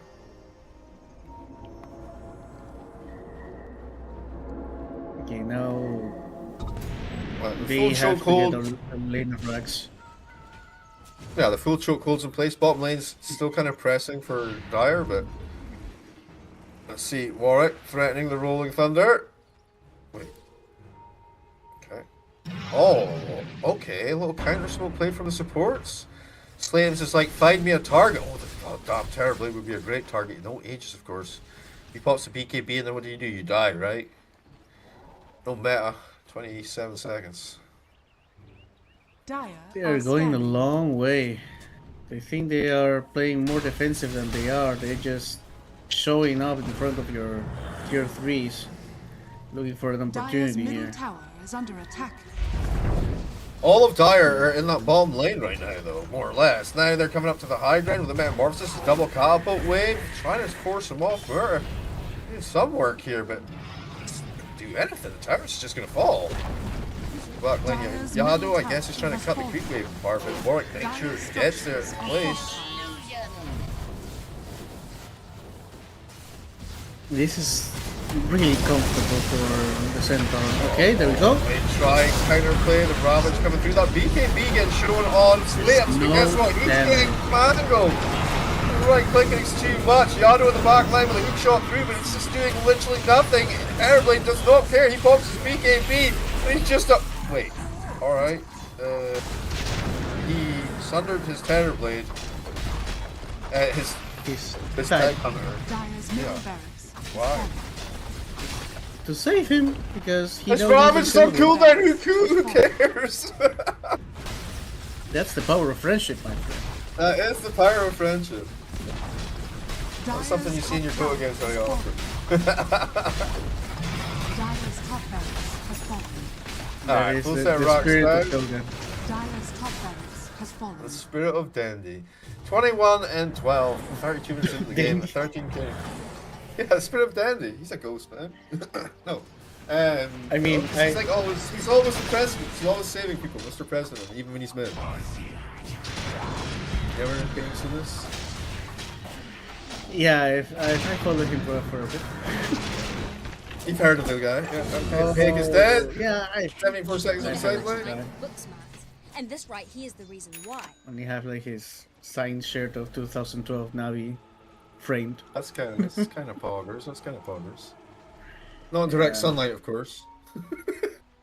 No. That baby's a family heirloom.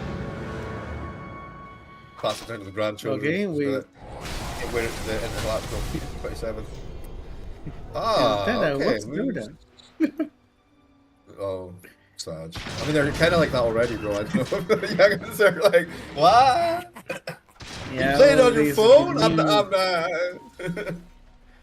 All these new kids with their Valorants and their Mobile Legends and stuff. Yep. Big Siege. Posture here. Terribly does have mana. He has Demon Zeal. Goes up, he starts to give a little poke. Nefrit's just going to sit there. He has no Ravage, of course, for 3 seconds. That was the window. You watched it closing right there. There's nothing you can do about this. I don't think so, though. There's nothing they can do about this. One final fight. Yeah, they're going to get jumped on. The silence? Trying to isolate Terrorblade. He still has BKB. And he has Hydra's Breath as well, so like even getting in there is hard. Okay, there's the get in there, the bounce right there. Disruption safe though. Turns around with the Sunder onto Centaur. Not ideal. Slaves with BKB does not matter, gets burned down. Godlike for Dream. He brings another one home. Warwick on a mega kill streak, and the GG is called. Zero Tenacity take the series 2-1. Kind of what you expected from the start, right? With that game 2, it put a little bit of a wrench in the works. Showed a little bit of vulnerability. I do blame the Lycan. You weren't liking the Lycan? Fair. Yeah, I do blame them. I mean, I blame the Lycan pick, not the Lycan player, because Lycan player just played that Tidehunter. So... I feel like the Faceless Void was a little bit rough into the draft as well, though. I don't think it was entirely the Lycan. Just the whole draft was kind of like, meh. But they managed to flip the script upside down, take it back, get that 2-1 victory. Got to be feeling pretty comfortable. What about Esterbacks though? Like after that kind of game 2, like the game 3, it was more about like an execution kind of issue. But then Zero Tenacity just kind of came online, easier to execute draft, and Terribly just left completely alone in the middle of the team fights was like their major problems, right?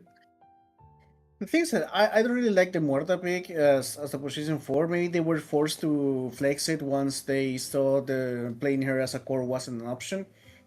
Because on the second game when they won, they had like 2 ways of saving their cores, 2 ways of disrupting the team fight. And with Muerta, you only have the calling and that's it, right? It's just a silence and you can just BKB out of it or just don't get hit by the ghost and that's it. You just get slowed.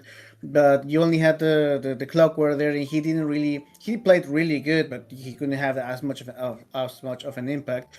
And on the other team, you had both saves, right? You had the Hoodwink with the Bushwhack. You had the Hoodwink with the damage piercing ultimate, the Shadow Demon with the save. So when you have something to let's push a reset button on a team fight, then it goes better for you. And Starbucks had that in game 2. They didn't have that on game 3, and I believe that's why they didn't do as well, because on the last 2 team fights, every single epicenter was countered by a Shadow Demon disruption.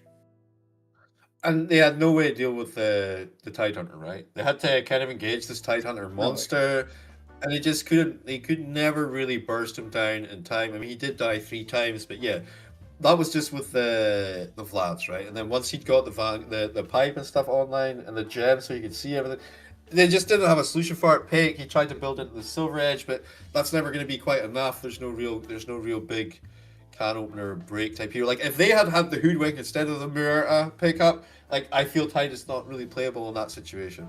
But yeah, unlucky to Esther Backs. I'm sure their next series will go much better. And congratulations to Zero Tenacity starting day 1 with the W. When's who's playing the next series? What's the situation? The next series should be Bitcoin Gaming against Power Rangers.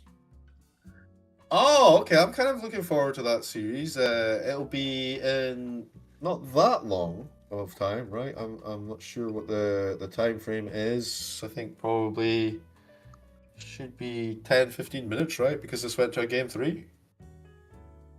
Yeah, this should be going up in about like an hour or so. But well, we will see when we see it. Yeah. Okay. Well, thanks guys for joining us. We'll be back in about an hour, half an hour or so for the second series of our day, probably the 4th series of the day in general. But we'll see you guys soon. Thank you so much, and see you soon.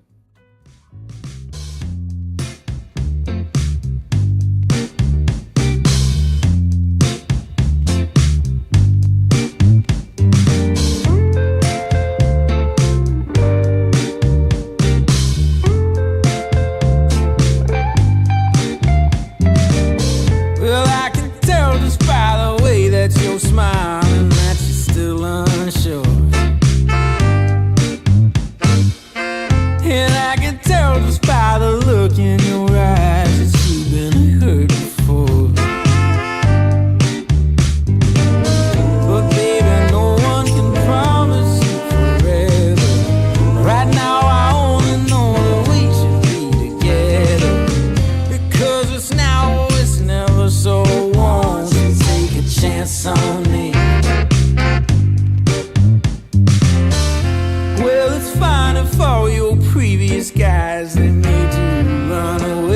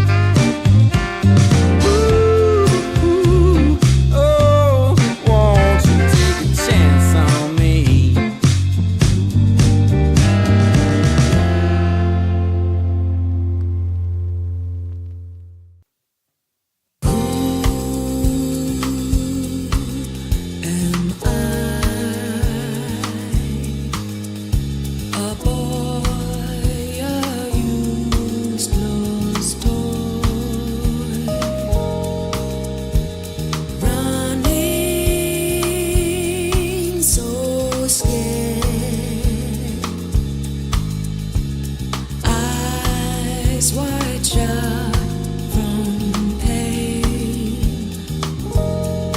This fight, this poisoned land of fools and broken dreams. Oh, please set me free. Take me home.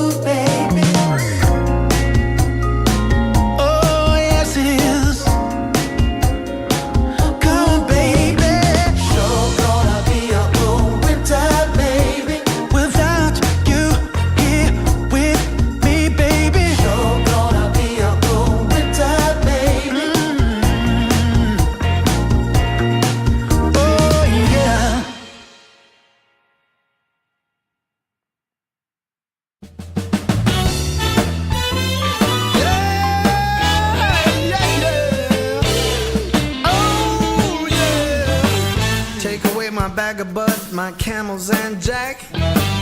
Go ahead and take them all, I don't want them back. Those nasty things mean really nothing to me, 'cause lately it's so plain to see. All I want is you, honey, it's so true. Give it to me, baby, all I need is you. Yeah, yeah, yeah. Come on, you can take away my mint Cadillac, take my Harley too, I don't need them back. I got an engine, Lord, it runs so right. As long as I get your loving each night, all I want is you, honey, it's so true. Give it to me, baby, all I need is you. Yeah, yeah, yeah, yeah, yeah. Well, early in the morning, late in the evening, right around noontime, right about noontime, baby, 24/7. Give it to me, baby, all I need is you. Yeah, yeah, yeah.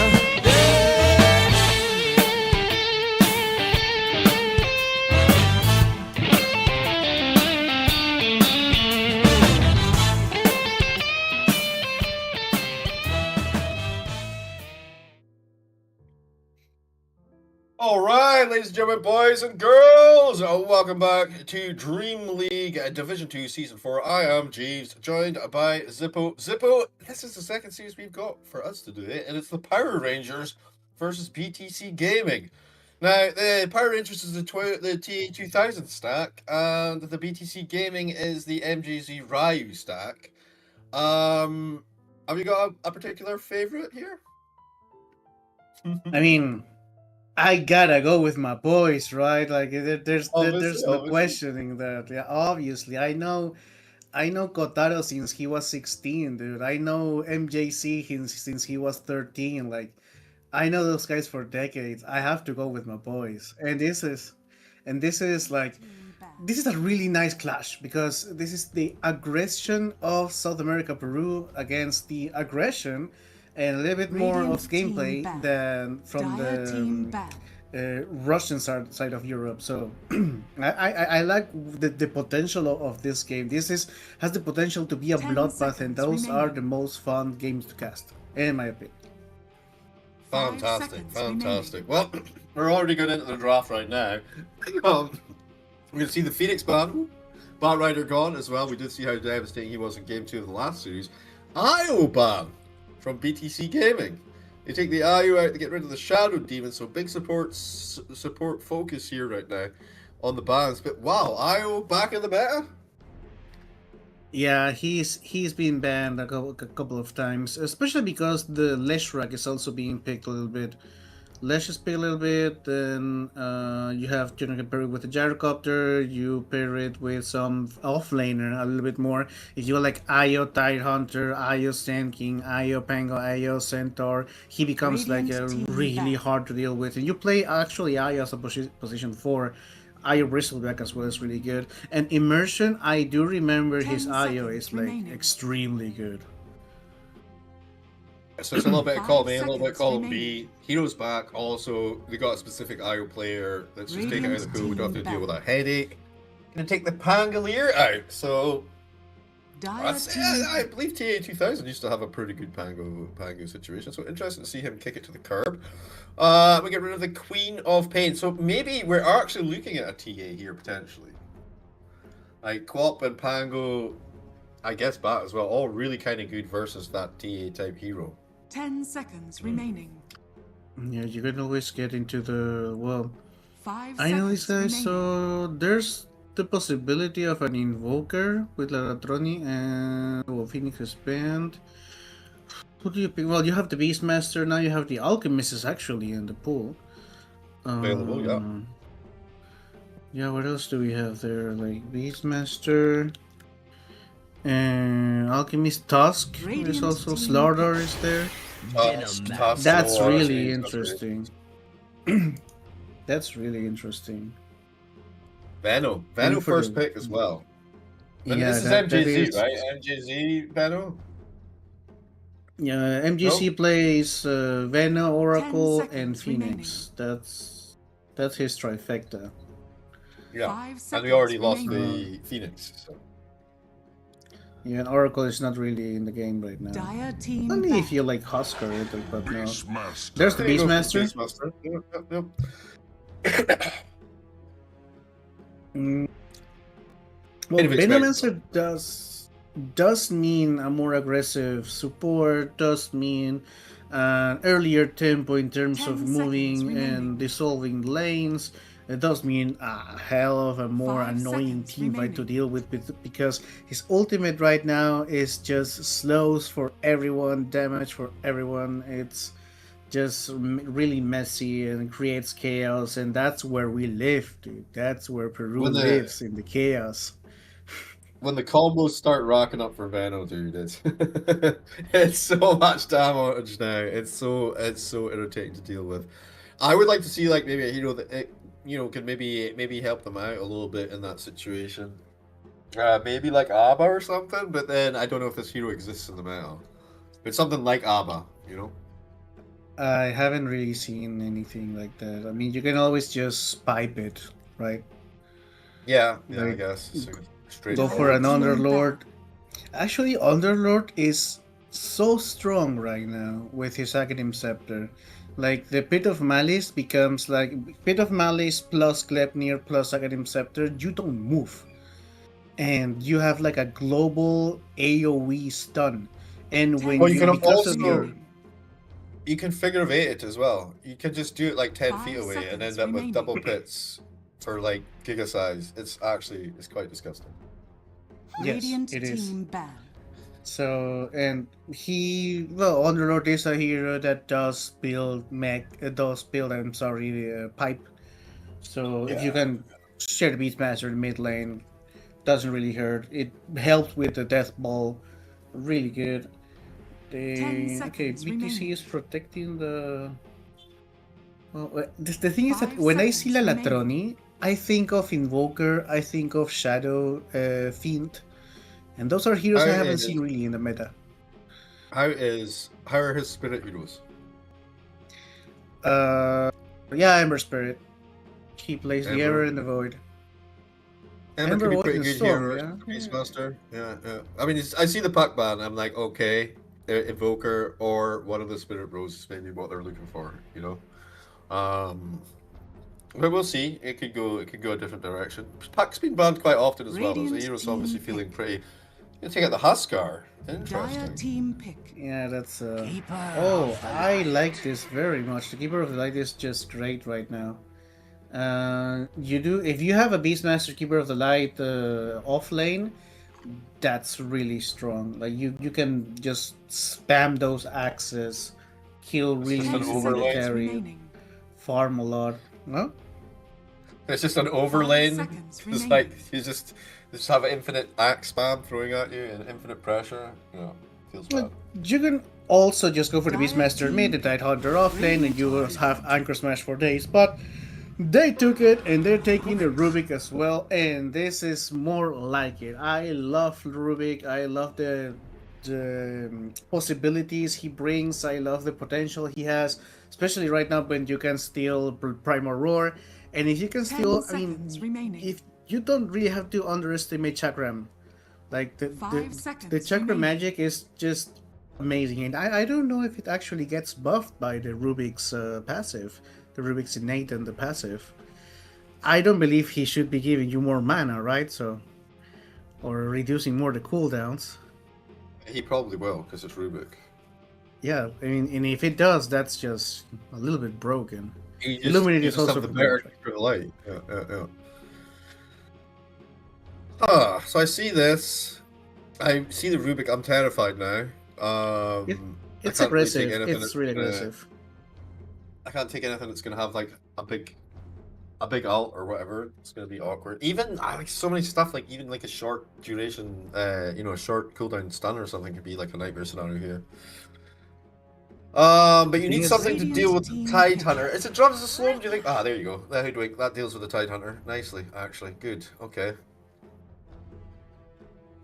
So Yeah, 5 that's, keeper, 4 hood. Oh, or 5 hoods. Because then you've got the hood in the lane versus Tide.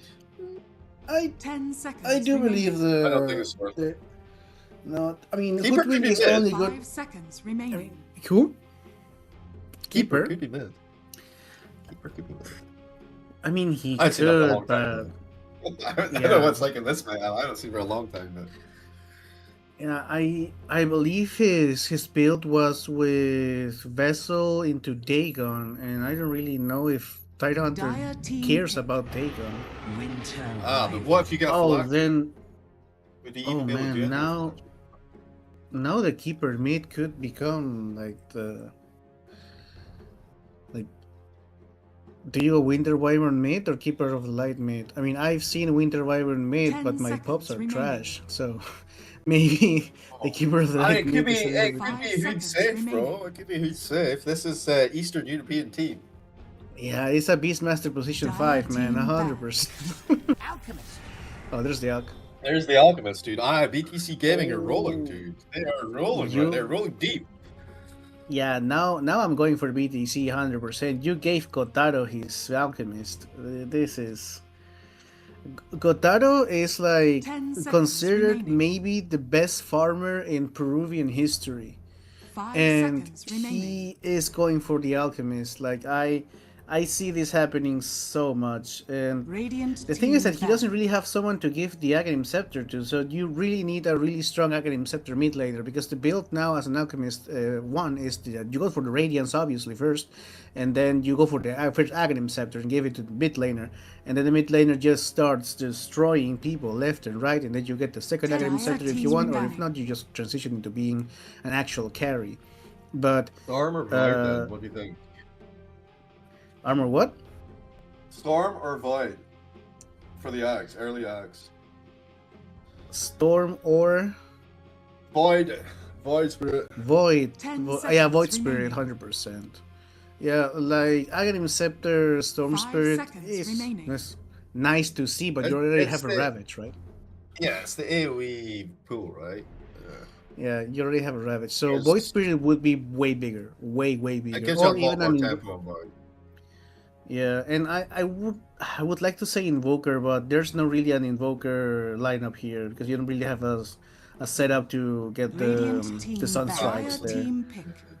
And there's a found the Void, Void yeah. Yeah, they're to get the Monkey King Well, because right. of the implication versus Tide in the lane.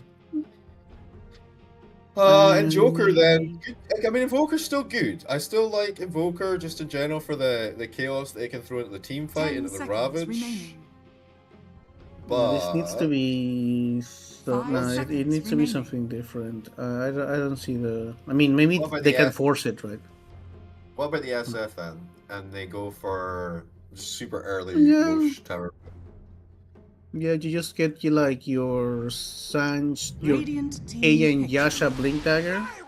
No Gyrocopter. Okay. Oh, so this is an Alchemist mid from Lalatron. No, from Lalatroni, and you get Kotaro. Yeah, Kotaro loves Gyrocopter. Okay. Kotaro loves his Gyrocopter. Or I would- maybe. That's 10 totally seconds blindsided me. remaining. But I was watching Gunner last night, and he said, "I'm just gonna first pick Alk 5 seconds and play it remaining. mid or safe lane, or trade it because it's so broken right now." So it's obviously playable, and you're gonna It have is more playable. levels. So you're gonna have more goals. I think it's. I mean, I just wasn't expecting it. I didn't even think about it. I've seen some teams play the Alcas 4, play with an unstable concoction, obviously go for the Aghanim Scepter either way, and then the Rubik mid. Rubik mid, I mean, I like the Rubik mid here. He So you does get really well Witness against the Beastmaster. Curse, the Beastmaster Roar, the Hoodwink. The thing is the also Bushwhack. that... You may Oh, now Doom. select your Okay, heroes. so it's a Beastmaster carry, I guess. No, Beastmaster mid. Right? Uh, It is a Beastmaster Yeah. mid, right? so who'd Nope, say it's- There's Beastmaster carry, Keeper of the Light mid, Keeper of the Light mid, and yeah, Keeper of the Light mid, Beastmaster carry, and we will see the Alchemist mid plus the Gyrocopter. Okay, that makes sense. Exactly. Position 5 Yeah. Rubik, that is interesting. All right. Well, I mean, we've got ourselves a draft for sure because this is going to be game 1, best of 3. Like you say, we have the Albercat Doom on the offlane there with the Immersion Hoodwink, and then on the safe lane we've got TA2000 with the Till the End Winter Wyvern on the safe lane position 5. Nikki Cool going to take the Keeper of Light to the mid.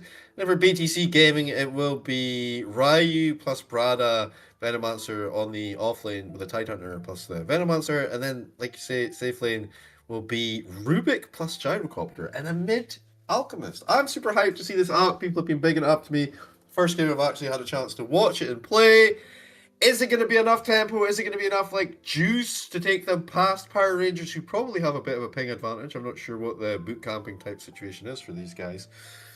Do you think BTC Gaming still have it? Or do you think maybe these last picks are going to change things around? I mean, there's a classic Peruvian saying that my heart is with BTC, but my wallet is with the other team. So, It's in ramen noodles tonight, guys. Let's find out. We have a game. We are into the match here. Early smoke's not quite coming out just yet. Mid Alchemist, what does that look like? So we go for double gauntlets of strength plus quelling blade and a fairy fire actually just for that extra +1 damage.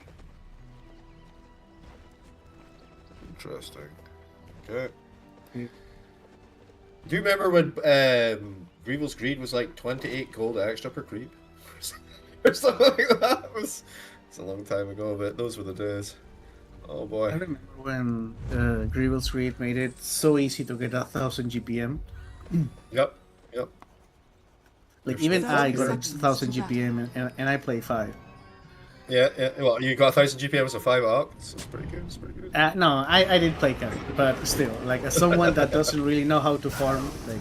Yeah.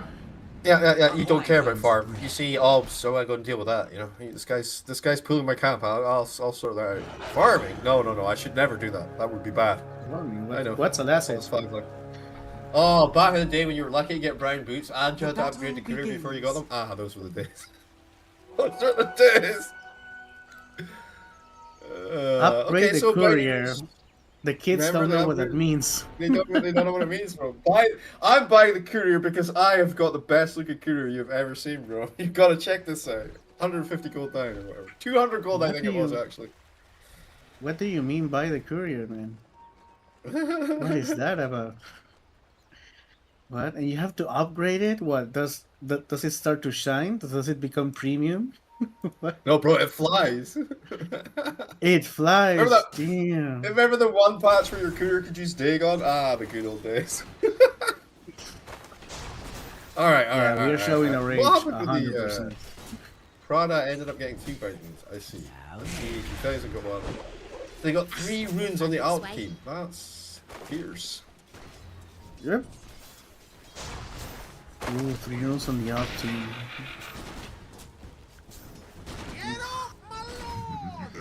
Also, dude, keeper of the light man, bro. Keeper of the light man. He is hard to deal with. Like once he reaches level 6 and he starts slowing you down and bursting you with illuminates, it's not fun to deal with. If Keeper of the Light gets level 6 before Alchemist, which should be the case because he can just start bursting lanes and farming the neutral camps, then could be a solo kill. Right. He's posturing so hard downtown on this Tidehunter. At the same time, though, like, he's so low, surely they can just turn around here and get the kill. Maybe not. He's a Tidehunter after all. What does he have? 1 point anchor space, holding a point as well. Or did he put one on the stats? No, he's holding a point. Interesting. Why? This is interesting. And MJC is playing 4.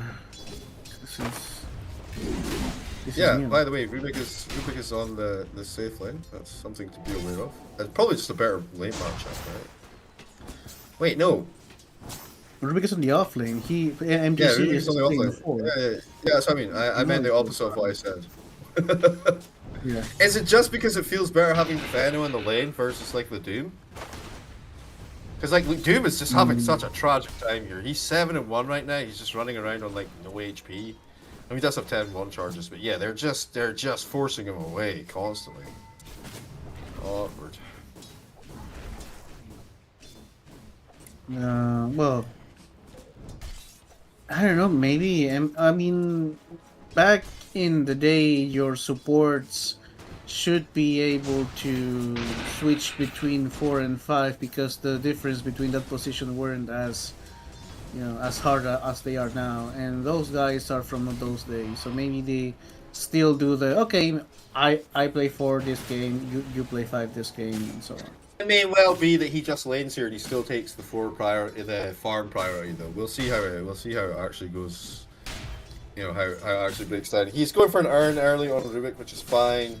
Prada, obviously, he's going to get more farm on a Venomancer just naturally anyway, because once the laning phase kind of starts to go, or if he gets left in a lane by himself, obviously he can hold for a bit.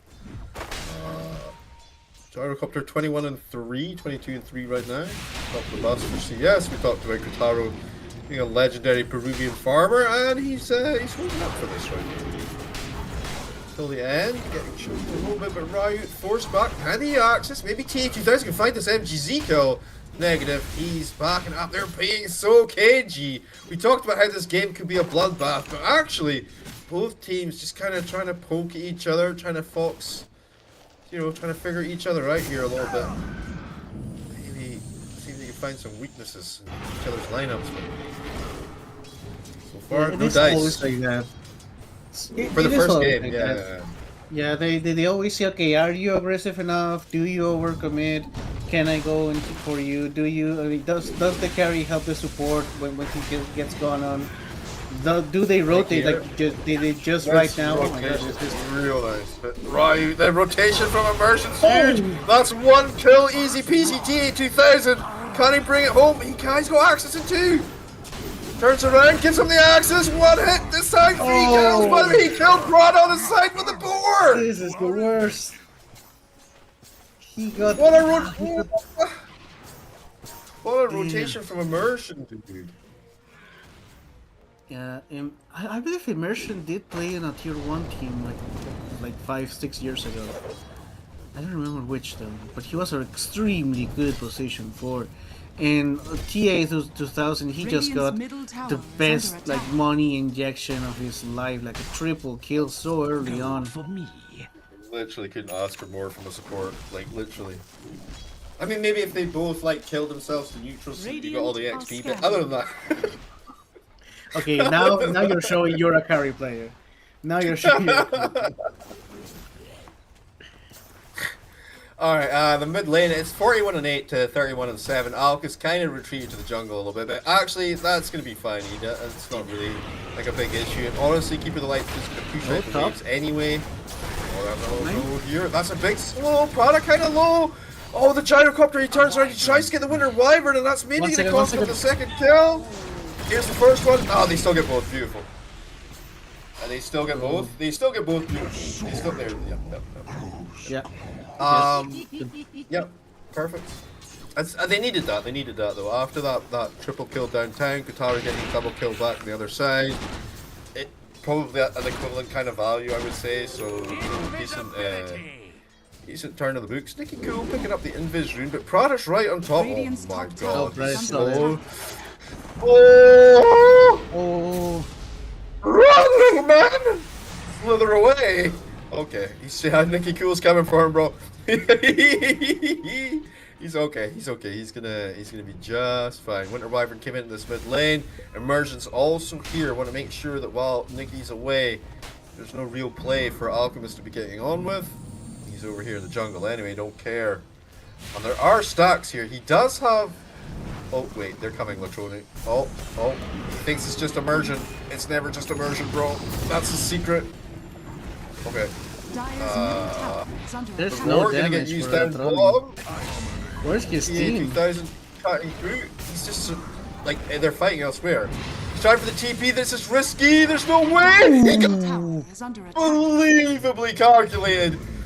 Meanwhile, Kataro kills Mr. Doom at the rune. Oh, double rune. Yes, wisdom. TA2000 did find another kill while that was kicking off, by the way. He did take down Dire's bottom Soul tower is Tidehunter, under I attack. believe it was. Oh, but Working BTC his got way. the double shrine. BTC got the double wisdom. Yeah. That's gonna hurt. Either way, this is the bloodbath we were waiting for. Like they were shy a little bit at the beginning, and then they got a little bit more confidence. Yeah. Once that TA2000 opened the floodgates. Yeah. Yeah, just started blasting. Radiant are scanning. Oh, blocking the camp as well. Devious, evil. I like it. I like it. Especially with the ARC, right? You want to kind of cut off as many of these Yeah. camps, make them spend as many resources as possible. But Electronic, he's on the other side. Yeah, he died, but did he die? He didn't even die, right? He got out alive. Oh my word, that TP I Dire's forgot. middle tower is under attack. Well, the thing is that right now your mid laner is not going to be much of much help, since he is Here just comes going the mid to farm. laner. Help. Did he get He's rotation? gonna try and put the boot in. He needs help. There's no Oh, DLC there's a here. doom. There's a doom. Gyro's coming in, the Doom gonna go out onto Electronic. That's gonna be a kill, probably. But maybe they get the Doom in return. Maybe that's still gonna be something. The poison. No! Here comes Bad Ruben. Oh, rotation. faithful action. Enough! Ay. Nicky Cool gets a double. Ends the triple kill streak. And now looking for MJZ, looking for +1, no problemo. Under the tower he goes. Actually taking a bit of punishment for this. MJZ can maybe get something back, but maybe there's too many bodies. Oh, a triple kill. Immersion. Once again, making it happen. Yeah, that one's not the best rotation out of Kotaro. Kotaro should have just continued farming. That was not the play. Well. Anyway, what's done, it's done. We got the triple kill on the Keeper of the Light, and we just saw why he is still, a mid laner. I mean, it's definitely going to be one of those picks, right, that you see from time to time. He got Vessel finished up, and we reckon Dagon's the next thing, right? Is there a world? Should be, yeah. Dire Should are be. scanning. It is. I believe it was Radiant's Vessel top tower is under into attack. Boots of Travel into Dagon.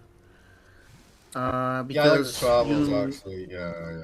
Radiant you want to be, defending when they try to push, go with your team if there's a team fight, and so on. That's Oh, so they scanned interesting, him. dude. They scanned the giant, they were right next to the arc. They walked right past him. Right, here's the call down, trying to slow things up, but they are really quite able to deal with that. No problemo. And Kataro to fall. Nicky Cool on this Keeper of the Light. 4-0-1 right now. And the pressure coming now. TA2000, this jacked up Beastmaster. He's only 900 gold away from his Ags at 10.5 minutes in the game. That's with Power Treads. Full one. And some cheeky infused raindrops. This guy is firing on all 4 cylinders right now. Yeah, the thing is that this is literally mid-diff. It's the mid-difference, not because of the players, because of the style of the hero. Keeper of the Light wants to be constantly fighting, constantly pushing, constantly applying pressure to the enemy carry. Alchemist just wants to farm. He just wants his radiance and start building the Daganim Scepter for his carry. So he's not going to move, he's not going to create space, he's going to take space, he's going to take part of the map for his team. So I believe they just shoot themselves in the foot by playing this type of mid laner against the Keeper of the Light, or maybe this Power Rangers just so okay, Alchemist, let's go Keeper of Light mid and just start blasting from early on. The Beastmaster 100 gold away from his Aghanim Scepter, and once he gets that, they just start going for towers and taking over the map. Oh, the tempo is going to be Primal fierce. Roar. MGD leading by Primal Roar. That's okay. It's a decent trade at 12 minutes in the game. This bottom tower is already gone, so though Mid tower now taking some fierce pressure as well. Kotaro kills off the Doom solo again. Actually had a little help from Prada, never mind. But yeah, he gets that kill off on the Doom again. But Doom at this point in the game, he's basically just making space. You know, he'll be alive again. His Doom is up. The mid tower is gone, so they took bottom tower. Like, you know, they're starting to choke out the map a little bit. Alchemist, of course, he is a big farmer, but he needs places to farm. He needs places to be able to go, and if those places don't exist no more, you can't do much of it. They need just kill him in the mid lane. Wombo combo. Yeah, Keeper of the Light is just the perfect counter for the Alchemist. Maybe that's why they left it in the pool, drafting, and they just got bamboozled. Yeah, I think they maybe baited them into it. Because you see the Keeper of the Light, and you're like, that's a bit weird for a 4, but okay. And then they're taking it. But then, I honestly thought Alk was going to be safe lane. So. Prada is toast. Ryu comes through with a Ravage, but it's a little bit too late, surely. Where's the damage? Wait, it's coming. The damage is... Never mind. They were on their way. But yeah, it was just... I would have probably saved... I mean, I guess he's trying to save Prada, but like... He's starting to get desperate. You can smell the desperation from BTC. The Sacred Relic is done. 13 minutes. We're only 13 minutes into the game, by the way. 17 kills already, and bear in mind, there were no kills until like 4.5 minutes into the game or something. So that's a lot of blood and not a lot of time. Dire's top tower is under attack. Yeah, and this is not the best timing for the Radiance on Alchemist. Alchemist normally wants to finish the Radiant at minute 12. 11.5, 11, 12, yeah. It's not good. Oh, Primal on the Highlander. Oh, let's go. Toast. Why? Yeah, Kotaro is just TP trying to save someone. Yeah, Kotaro is just TPing to try to save someone that's already dead, and he's doing like he's not continuing to farm. And the thing is that you just have to survive. You just have to survive for 20 minutes, and it's going to be really hard because they're going to push you like they're pushing right now. Look at the Keeper of Light; he is omnipresent. He is literally here every time. Lalatroni stunning himself up here. Immersion finding MJZ. Bodies just hitting the floor left and right. And the pressure not slowing down. All 3 lanes feeling pressure right now. As the Beastmaster, the Giga-fed Beastmaster, able to clear that creep wave out. Top wave. Doom just pushing things in here on the back of the own creep wave. And 3 heroes sitting mid, ready to take down this tier 2. It's just so difficult to try and pick your fight right now. And even then, who do you even go in with? Alk, like your Alk, he doesn't have his Radiance just yet. He's kind of almost there, 500 gold away, another minute or so. Dire are scanning. Maybe not even. Heroes that is just taking. Heroes that is taking his farm as well from his old own jungle. It's like Keeper is just. The map is choked, bro. Yeah, like where did he even go? Like. Can I get this kill on TA? Oh, the Ravage! He's got Axe, we can't man fight him, he's too strong, and here comes Kotaro again with the rotation to try and save a bro, get something done. I don't know, Prada is getting melted. Oh no! The horses, it's too much. MGZ trying to back up, he's blown up his tower. The dog eliminates, I'm seeing right now. Godlike on TA2000. This reminds me of something like I believe it's a British chant. He's here, he's there, he's everywhere. Leaky cool. No? No, I don't know this, but yeah. Sounds good. You don't like, you don't watch football? You don't watch football? It sounds like a football chant. It sounds like a football chant. Yeah. I don't watch football. Yeah, well, I watch Dota 2. It's just 5-a-side. Yeah, this is some esports that the kids are talking about. Dire's bottom tower has fallen. Yeah. No, I know what you mean. I know football chants. Yeah, like they're always really nasty and mean. I mean, Ryu tries to stick his neck out. Oh, Ryu. They chop his head off. All right, nice move. That's That's nasty and mean. Like, well, dooming when he's like 300 HP. That's. Do you think they will GG by 20 minutes, or do you think they will try and play it out a bit more? Because you're saying in 20 minutes, maybe by that time Gyro might have an item or two that will help, or. I mean, by 20 minutes, Radiance is finished! Radiance is finished, bro! It's on the courier! I mean, he's gonna die before it gets to him. I mean, it's the thought that counts. Is it gonna die? Is it gonna die? Is it gonna die? Can you get him? Can you get him? Oh, they didn't get the courier. It was about to. That would have been just the saddest thing ever. But yeah, this game is completely over. Like, I don't even starting know. with that. I can't even see a way they come back. Maybe there's no blink on Ryan. You want to blink in anyway. Vessel's coming on Rubik. Vessel's coming on Rubik. Okay. Actually, our boy Gavin still thinks it's only 82% win rate for. Okay. Gavin giving a lot more faith in the situation than we are, and I like that. Gavin obviously, protector. Don't want to hurt anyone's feelings. No, I mean, there's a world. Like, okay, hear me out. There's a massive power cut in Eastern Europe. Okay. Yeah. Are we getting? They don't notice. They don't notice for 3 minutes. Okay. And that allows them to win a team fight and get Roche. TA2000, he's just gonna drill on this. Itemization wise, where's he at now? BKB, Blink Dagger, Axe, Power Treads, 18 minutes into the game. Not too shabby, not too bad at all. That's a cheeky 739 GPM per second. Oh, the curse! Oh no, this is it. BKB! The murder! It's that's like 2000, and there's GG. Called before 20 minutes. They recognize, they acknowledge.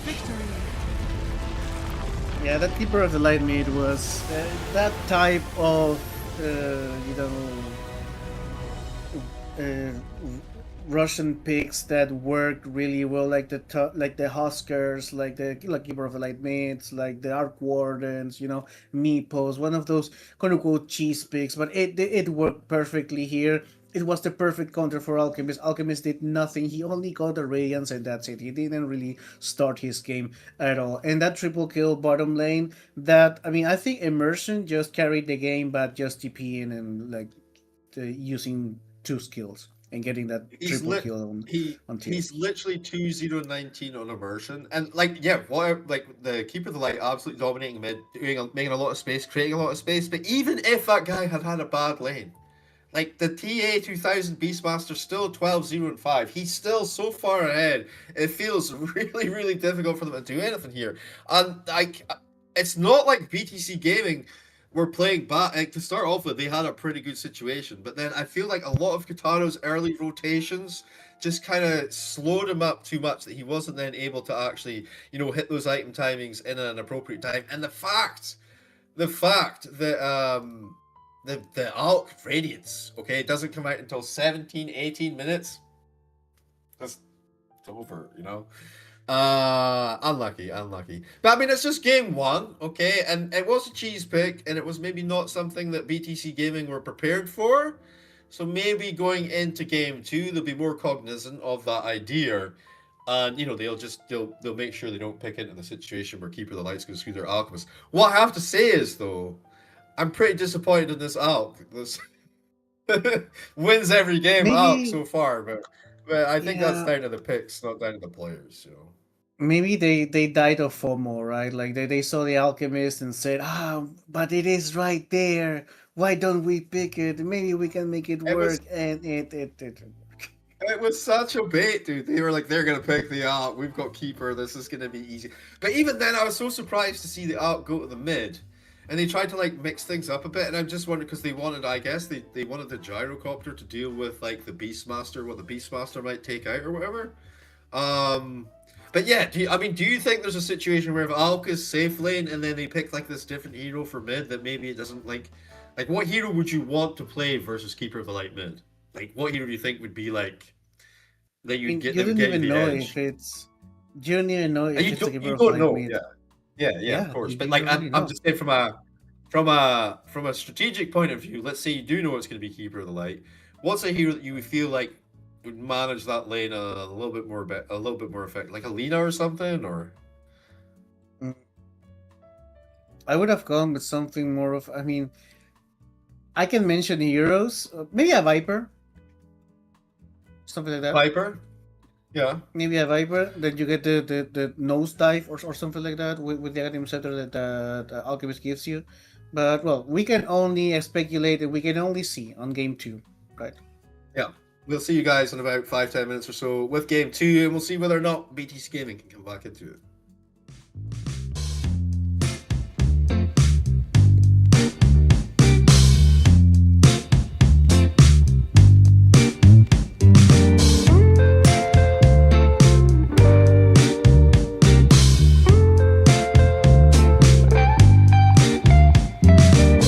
Well, I can tell just by the way that you're smiling that you're still unsure. And I can tell just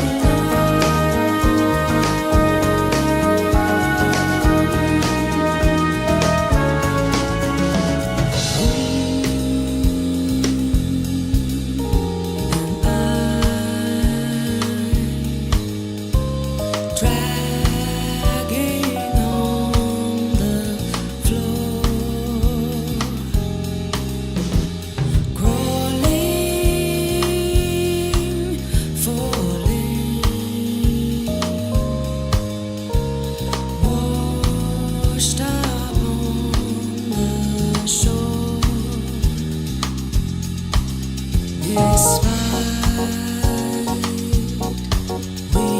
blindly chase, but lose the natural way. Oh, please set me free. Take me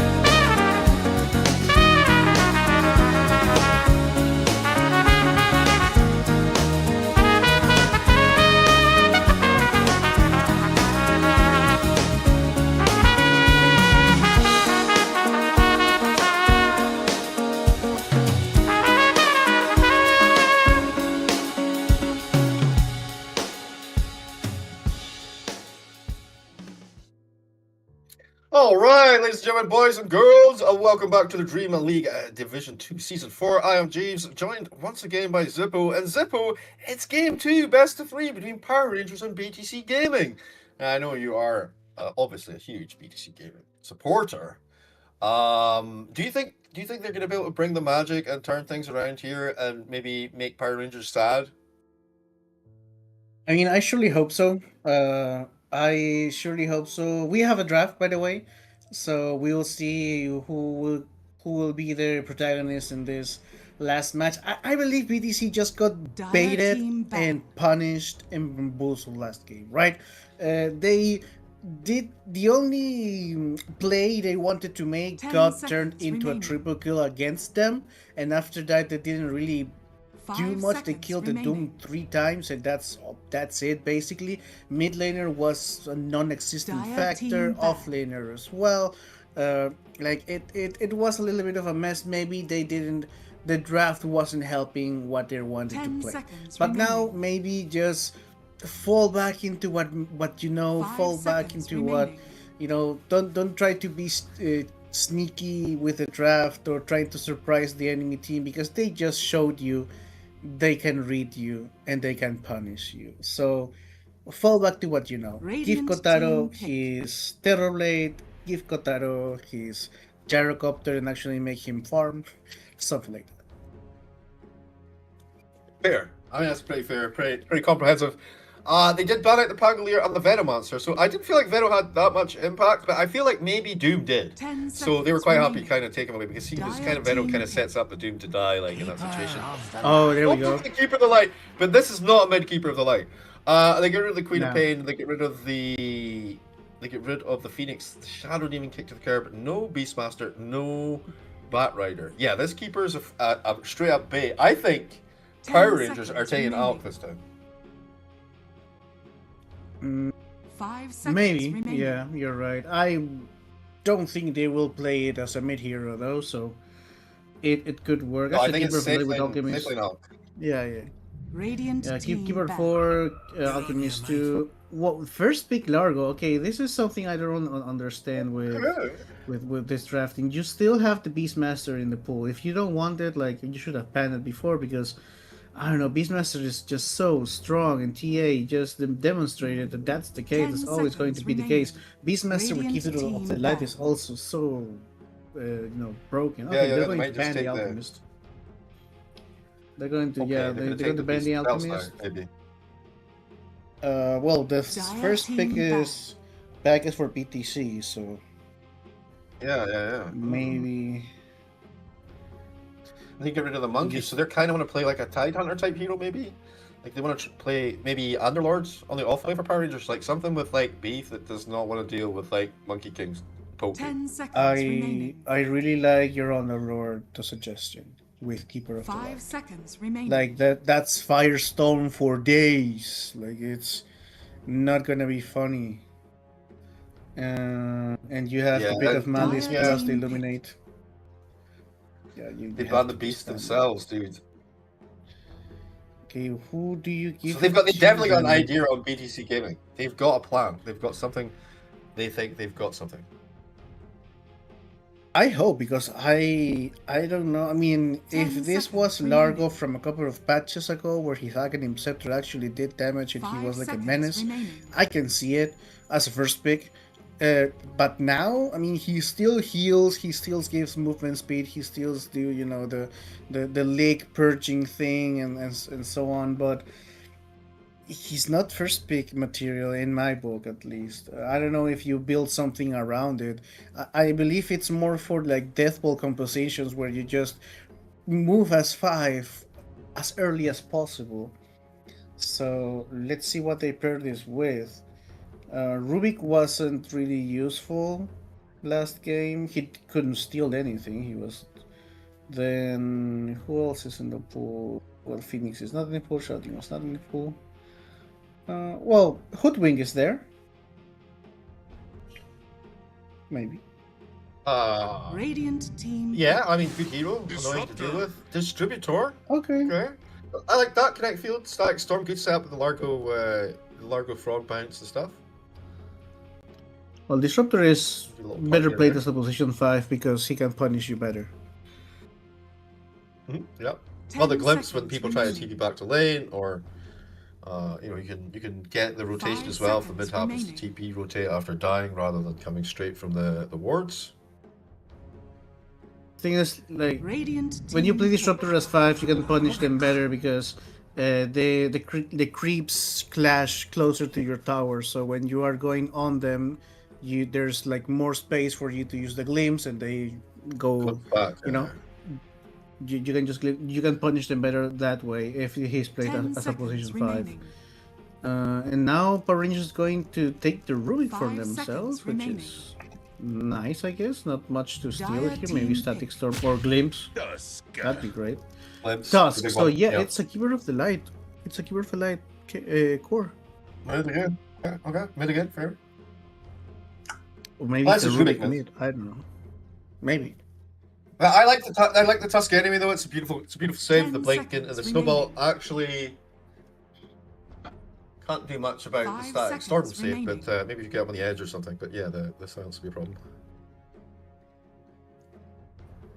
Dire team Axe pick. wise. Who do you pair it Ember with? Spirit. Ember Spirit. Okay. Ember Spirit. So it's Ember Spirit mid. Obviously going for. So potentially this is Ember versus Keeper, which is not terrible. You have Slight, obviously, so you don't get hit by 10 the emergency seconds situation. You can hold him in place. Flame Guard. 5 seconds remaining. Yeah, and Flame Guard. Yeah, obviously. I bet it's not. I don't think you win the lane. I think you can do okay in the lane. Yeah, but you don't die as much as Alchemist did, right? You have how to escape, because if he slows you, you remnant to our safety remnant you should have. Yeah. So, Yeah. You go that way. Yeah, when he hits that level 6, you probably don't insta die. Yeah. What do I want here though? I still like Tidehunter for Power Rangers. I think the Anchor could be really, really good here.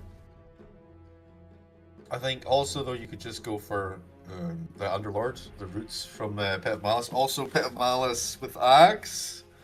The Gate with the pick could be useful to catch the Ember Spirit. You're already going to have a glimpse from the Disruptor, obviously. Radiant They're just going to steal team that.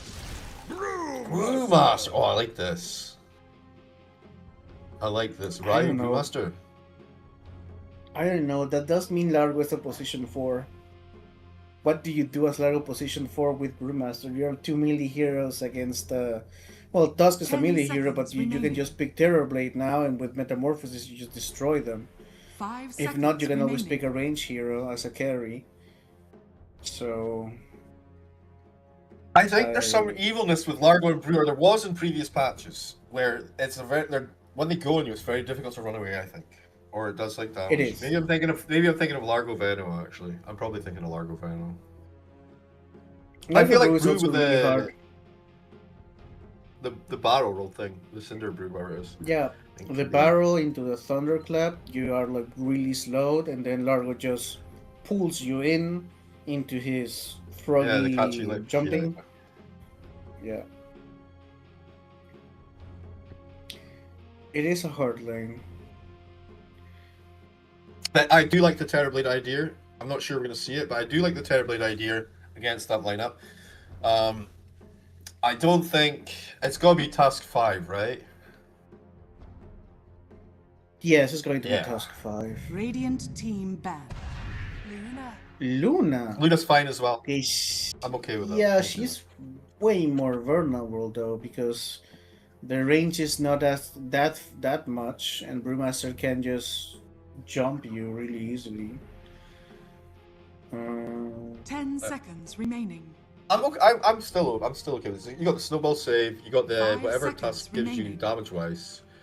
And then I mean you can go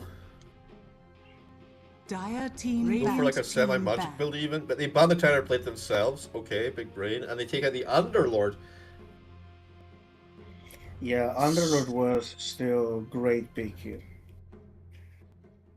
Does there's- Kitaro play? Well, there's still Gyro for him actually. 10 seconds And remaining. yeah, there's still a Gyro. Does he play like PL or anything like 5 that? seconds Is he remaining. an illusion, bro? Will he play a Naga? I mean, yes, he does play Naga Siren, he does play PL, but his best hero is Morphling. So I Yeah, don't know but if then you go Morphling full is magic on the good. Luna Dire team and Keeper back. of Light. Nah, I don't like. Okay, take out the No. Life Stealer. Life Stealer's okay. I mean, Morphling's a great hero, but like I feel like versus this lineup, they got the tech to bust you down. Slark is actually not that bad. Slark 10 Disruptor, seconds that's annoying. 5 seconds remaining. Slark also deals a little bit with the Tidehunter, which is still available. Clark loves the Tidehunter, yeah. Radiant team pick. Okay, the Doom, yeah, man, makes sense. It did wonders. Yeah, no, but even Dire team yeah, so they could still go for Slark, because Doom would be really annoying. Slardar though. Oh. That's bigger. Yeah, that's rough. Buddy. I don't want to play Slark and a Slardar, bro. Please pick me something else. Something big armor. Terrorblade's already banned, but I don't want to play Terrorblade at the start either because he'll just bash you to The death. thing is that you Um, you don't really want to play Dragon any Knight? melee heroes. 5 Reno? seconds Viper. remaining. I mean Viper. Is that a safe Viper thing you don't carry, want? yeah. No. You're just not gonna win the game. There it is. Told I'm gonna go ya. for the Morphling. I don't think it's good though. Like I believe you. Like you know what I mean? Like 100% believed you when you said Morphling. I was like, yeah, but like I will see how it goes. We'll see how it goes. Maybe he's just gonna break some backs. it and is- ankles. It is literally his best hero. He has like a couple of records It's a with good that solution. hero as well, like most rampages. And It's stuff not like bad versus yeah. Slardar. It's not bad versus Slardar. You can strength out of it. Yeah, it's not bad against Slardar. It does have an escape mechanism. It does have some way to stall the gang if he gets gone on. It does have a little bit of a burst maybe at the beginning. Know that you can hit people when you are mid waveform. It also deals a lot of damage. So the only thing that Morphling doesn't work, and the reason why maybe you feel he doesn't work is that he needs time. He's not one of those heroes that just gets level 6 or gets one item and starts roaming, start rotating with his team. He needs the 4 Protect 1. So that's the only thing I don't see him working with. And once again, my heart goes to BTC, but the wallet still is Mighty Morphing. Perfect. Mighty Morphing versus the Power Rangers. Is this scripted? I don't know. Could be. But yeah, we got ourselves a draft. The Power Rangers, they brought the Nikki Cool Keeper the Light to the mid lane again. Immersion's picking up the Rubik. Till the end on the task with the safe lane of Luna TA2000 and Alberca on the off lane. Slardar for BTC Gaming. We're going to see this Kotaro Morphling, the off lane Brewmaster. The position, what do we think? Position 4, Largo. Position 5, Distributor. And then the mid Amber Spirit. This is game 2, best of 3. Let's see if BTC Gaming can bring it back. This is interesting because the Largo position 5 is something kind of new. I want to see if the Croak of the Genius works with Morphling Adaptive Strike. Wait, we think it's 5? Oh yeah, MJZ. He played 4 Well, he's- last game, though, right? Yeah, he played 4. So yeah, it is a Largo 4. Largo with So that's Brewmaster. the Yeah, it the is. Brewmaster. I think it's pretty sick. I think It is hard maybe to Luna struggles to in deal the with. early game. Yeah, it is hard to deal with, smoked up, especially though. if your Keeper of the Light is. The Keeper of the Light can't do anything if they go against you. He can only illuminate, right? So. I mean, Keeper's mid. Oh yeah. Yeah, you're right. Keeper's mid. Who's the position? 30 seconds Uh, to It's battle. Tusk, right? Ah, He's gonna Tusk. have the snowball save. Yeah, Tusk is going to save you. Yeah. Yeah. Either with good shards or. Oh, Tusk is gonna be the first blood. Wait, no, MJC, it's my dude. MJC. Okay, he's up top. Here comes Nikki Cool from the side. The shards are. It's an odd angle, but actually it's gonna work out. And MJZ, he's toast. Looks like Frog Legs Don't and give it walk to on the the menu, mid lane. boys. Don't give it to Nikki Cool, bro. You don't want to guy this guy. And he got their bounty as well. Oh. Feels bad, man. Oh, they got their triple bounty, the first blood. Kitaro does get one for the boys. Actually, no, they didn't get double. They didn't get triple bounties. They only got 2. Immersion got the observer word, which is kind of like a bounty for immersion. Oh, okay, yeah. Immersion got the Observer Ward, which is better than the bounty, Yeah. because it's 100 instead of 40. Which it's was like 2 the- bounties. It was the jungle observer they put down when they were going for their gang. Yeah, it's better for him, but not for the team. Dire's courier has been Okay, killed. so the lanes are. Oh, they got his tangos. Now the shard set up. Right, in a bit of a pickle here. He's trying to maybe think about. No, he's not okay. He wants to stop this block from happening. MJZ, he's doing a bit back pulling of the creep wave. So, right, you're not going to get punished too hard for not having any regen just yet, but he's going to have to wait a little while for some tangos to come out. Radiant's courier has been killed. Oh, Product. these lanes are going to be. I mean, I believe it's going to happen like last game. We're going to see really just aggressive pokey lanes, and then one rotation, one level 3, one level 4, and then we just start blasting. Let's hope it doesn't translate into a triple kill for one carry, right? Because that's just much of an advantage. It's a little We bit wanna, yeah. They got massive cash injections, you know. Takes all the fun out of the game. But yeah, so I mean, kind of passive, like you say. TA2000 looking for Wraith Bands, pretty standard stuff. Ryu, he's gonna get himself some bracers, feels okay. Slardart already has one bracer, looking for a second bracer? Interesting. Okay. 14-5 versus 8-0. So, I mean, Kataro's laning, I don't feel too good right now, but he's versus a Rubik and a Slardart, and at level 1, level 2. Oh, that pause for Prada! The disconnect. Yeah. He is coming back to the black and white screen. He is literally going to be enjoying a shower. He's going to be getting all the HP and mana he can want for, you know? Yeah, he's coming back to the black and Interesting. white He's- screen. 100%. They have telekinesis. Yeah, but- like even if like the slithering crushes up as well, it's over. Yeah. It's over, dude. It's well, electromagnetic repulsion could still trigger. Maybe, I don't know. Maybe I'm just having so copium here. repulsion will trigger, immersion will lift him and throw him back, and then the third hit will come with a bash and kill him. Okay, no, they just fall back. What is this? Wait. This wasn't an option. Valid. Okay. Well, he died at the end. Okay, that's.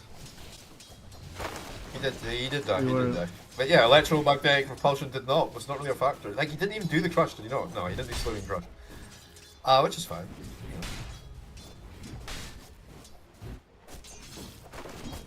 I have something for you. Oh, at least we got a kill on top. Interesting, like Keeper of the Light is just going for neutral creeps, like stacking them and such, giving the free lane to Ember Spirit. Oh, he'll just push the lane out and then hit the creeps and then push the lane. Actually, he's not even doing that, huh? He's literally just.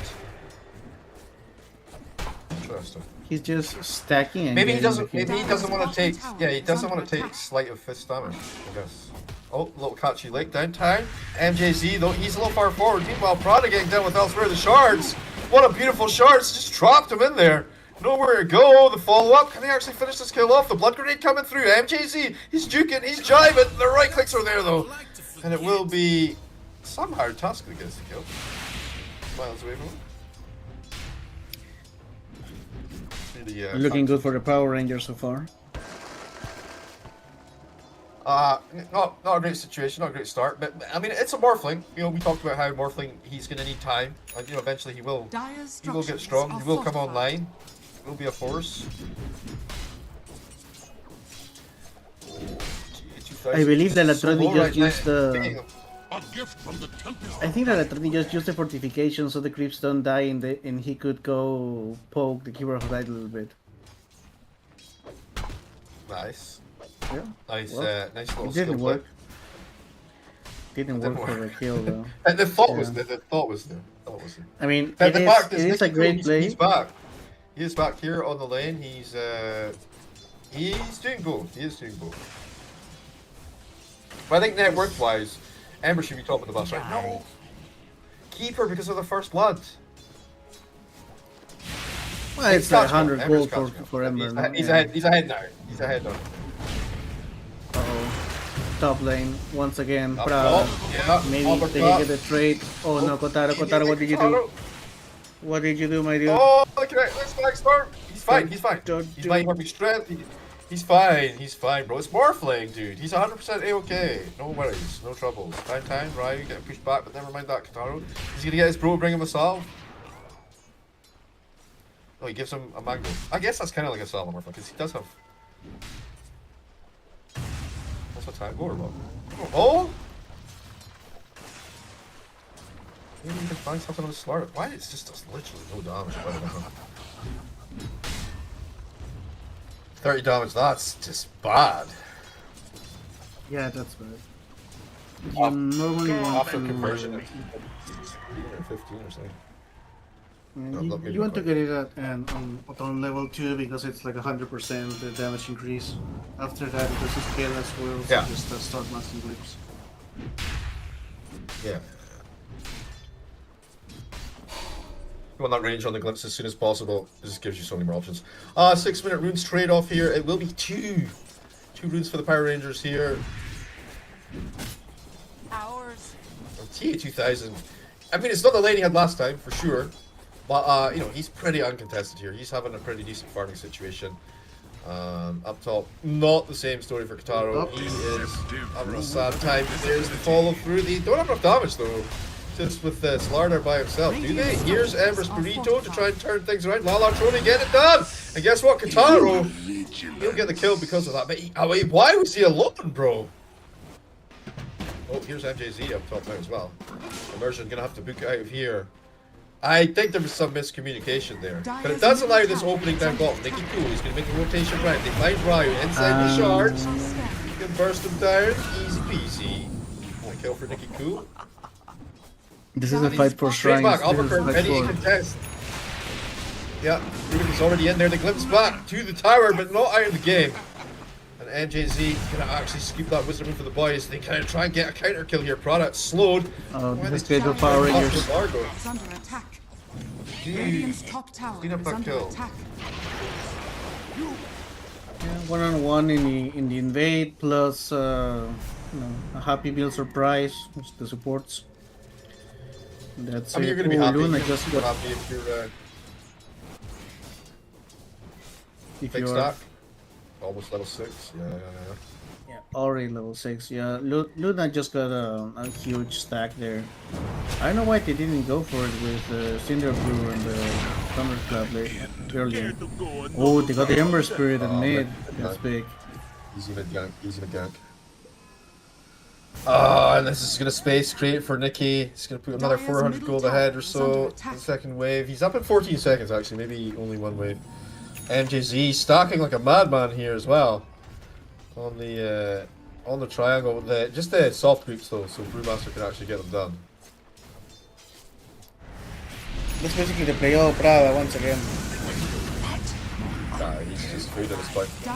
Oh, it's happening again. I mean, unfortunately, it's the life when you're versus like this Tusk, this beefy guy. Like even if you send him back, Protaro dead top. that's something. That's something. They trade it up. Kataro goes down, and they trade. Lala Trony comes in and collects the kill. But, I mean, you're quite happy with that, right? Okay, the Morphling's delayed, but your Slardar, you don't really need Slardar to actually be doing stuff right now. You got your Snowball King, MGZ, gonna get smushed under the tower. Another kill for Nikki Cool. 4-0 and 2. Top tower is under attack. Radiant And he already has his Spirit Vessel, 1k gold away from that Boots of Travel, and then he will just become omnipresent, do whatever he wants. Luna is just farming freely without a care in the world in his jungle, next to his tower. Yeah, this... Maybe TA didn't get the triple kill he got in the beginning of the first game, but now he's just getting all the space in the world. His first in net worth, like almost a K ahead of Kotaro. Like, honestly, as a Luna, that's all you care about. That's like this little bit of space right now just to get your first couple of items. Like, the kills don't matter. Like, it's like, who cares? Can he get himself out of here? Lala Trony, here comes Nikki Cool from the side. They will remnant him away. Tries to go through the gate, right? Showing in the lane. MGZ's around by the area as well. Ember backed out. So both these guys are going to have to back up themselves, because otherwise they're going to get run over. Immersion has the Urn finished up. Okay. Tusk, he's rocking out with Brown Boots and Stick, as well as the Blood Grenade. Bunch gaming right now. Oh, so Keeper like fully has the vessel. Those Lara. Yeah. Can he get one more? 1v4. He's trying, bro. I don't know if you had your chance. I was gonna say you had your chance, but Nikki cool with enough damage. Maybe something can be had here. The shardening. Where is it? It's coming. I don't know. MJZ. There's the shards. There's the dead. I think the glimpse back. The stolen glimpse from Rubik. Oh, the stolen glimpse. Aye, it's over. Just infinite glimpse now. Feels bad. Feels bad indeed. Yeah. So. Oh, because you can get the essence distiller now. Okay. Ooh, so close to getting Kotaro once again. But guess what? They have glimpse. Oh wait, the glimpse? Yeah, they have glimpse. One more. So. You lacked discipline. Yeah, and Ryu just used his ultimate just to survive. This is getting out of hand really, really fast.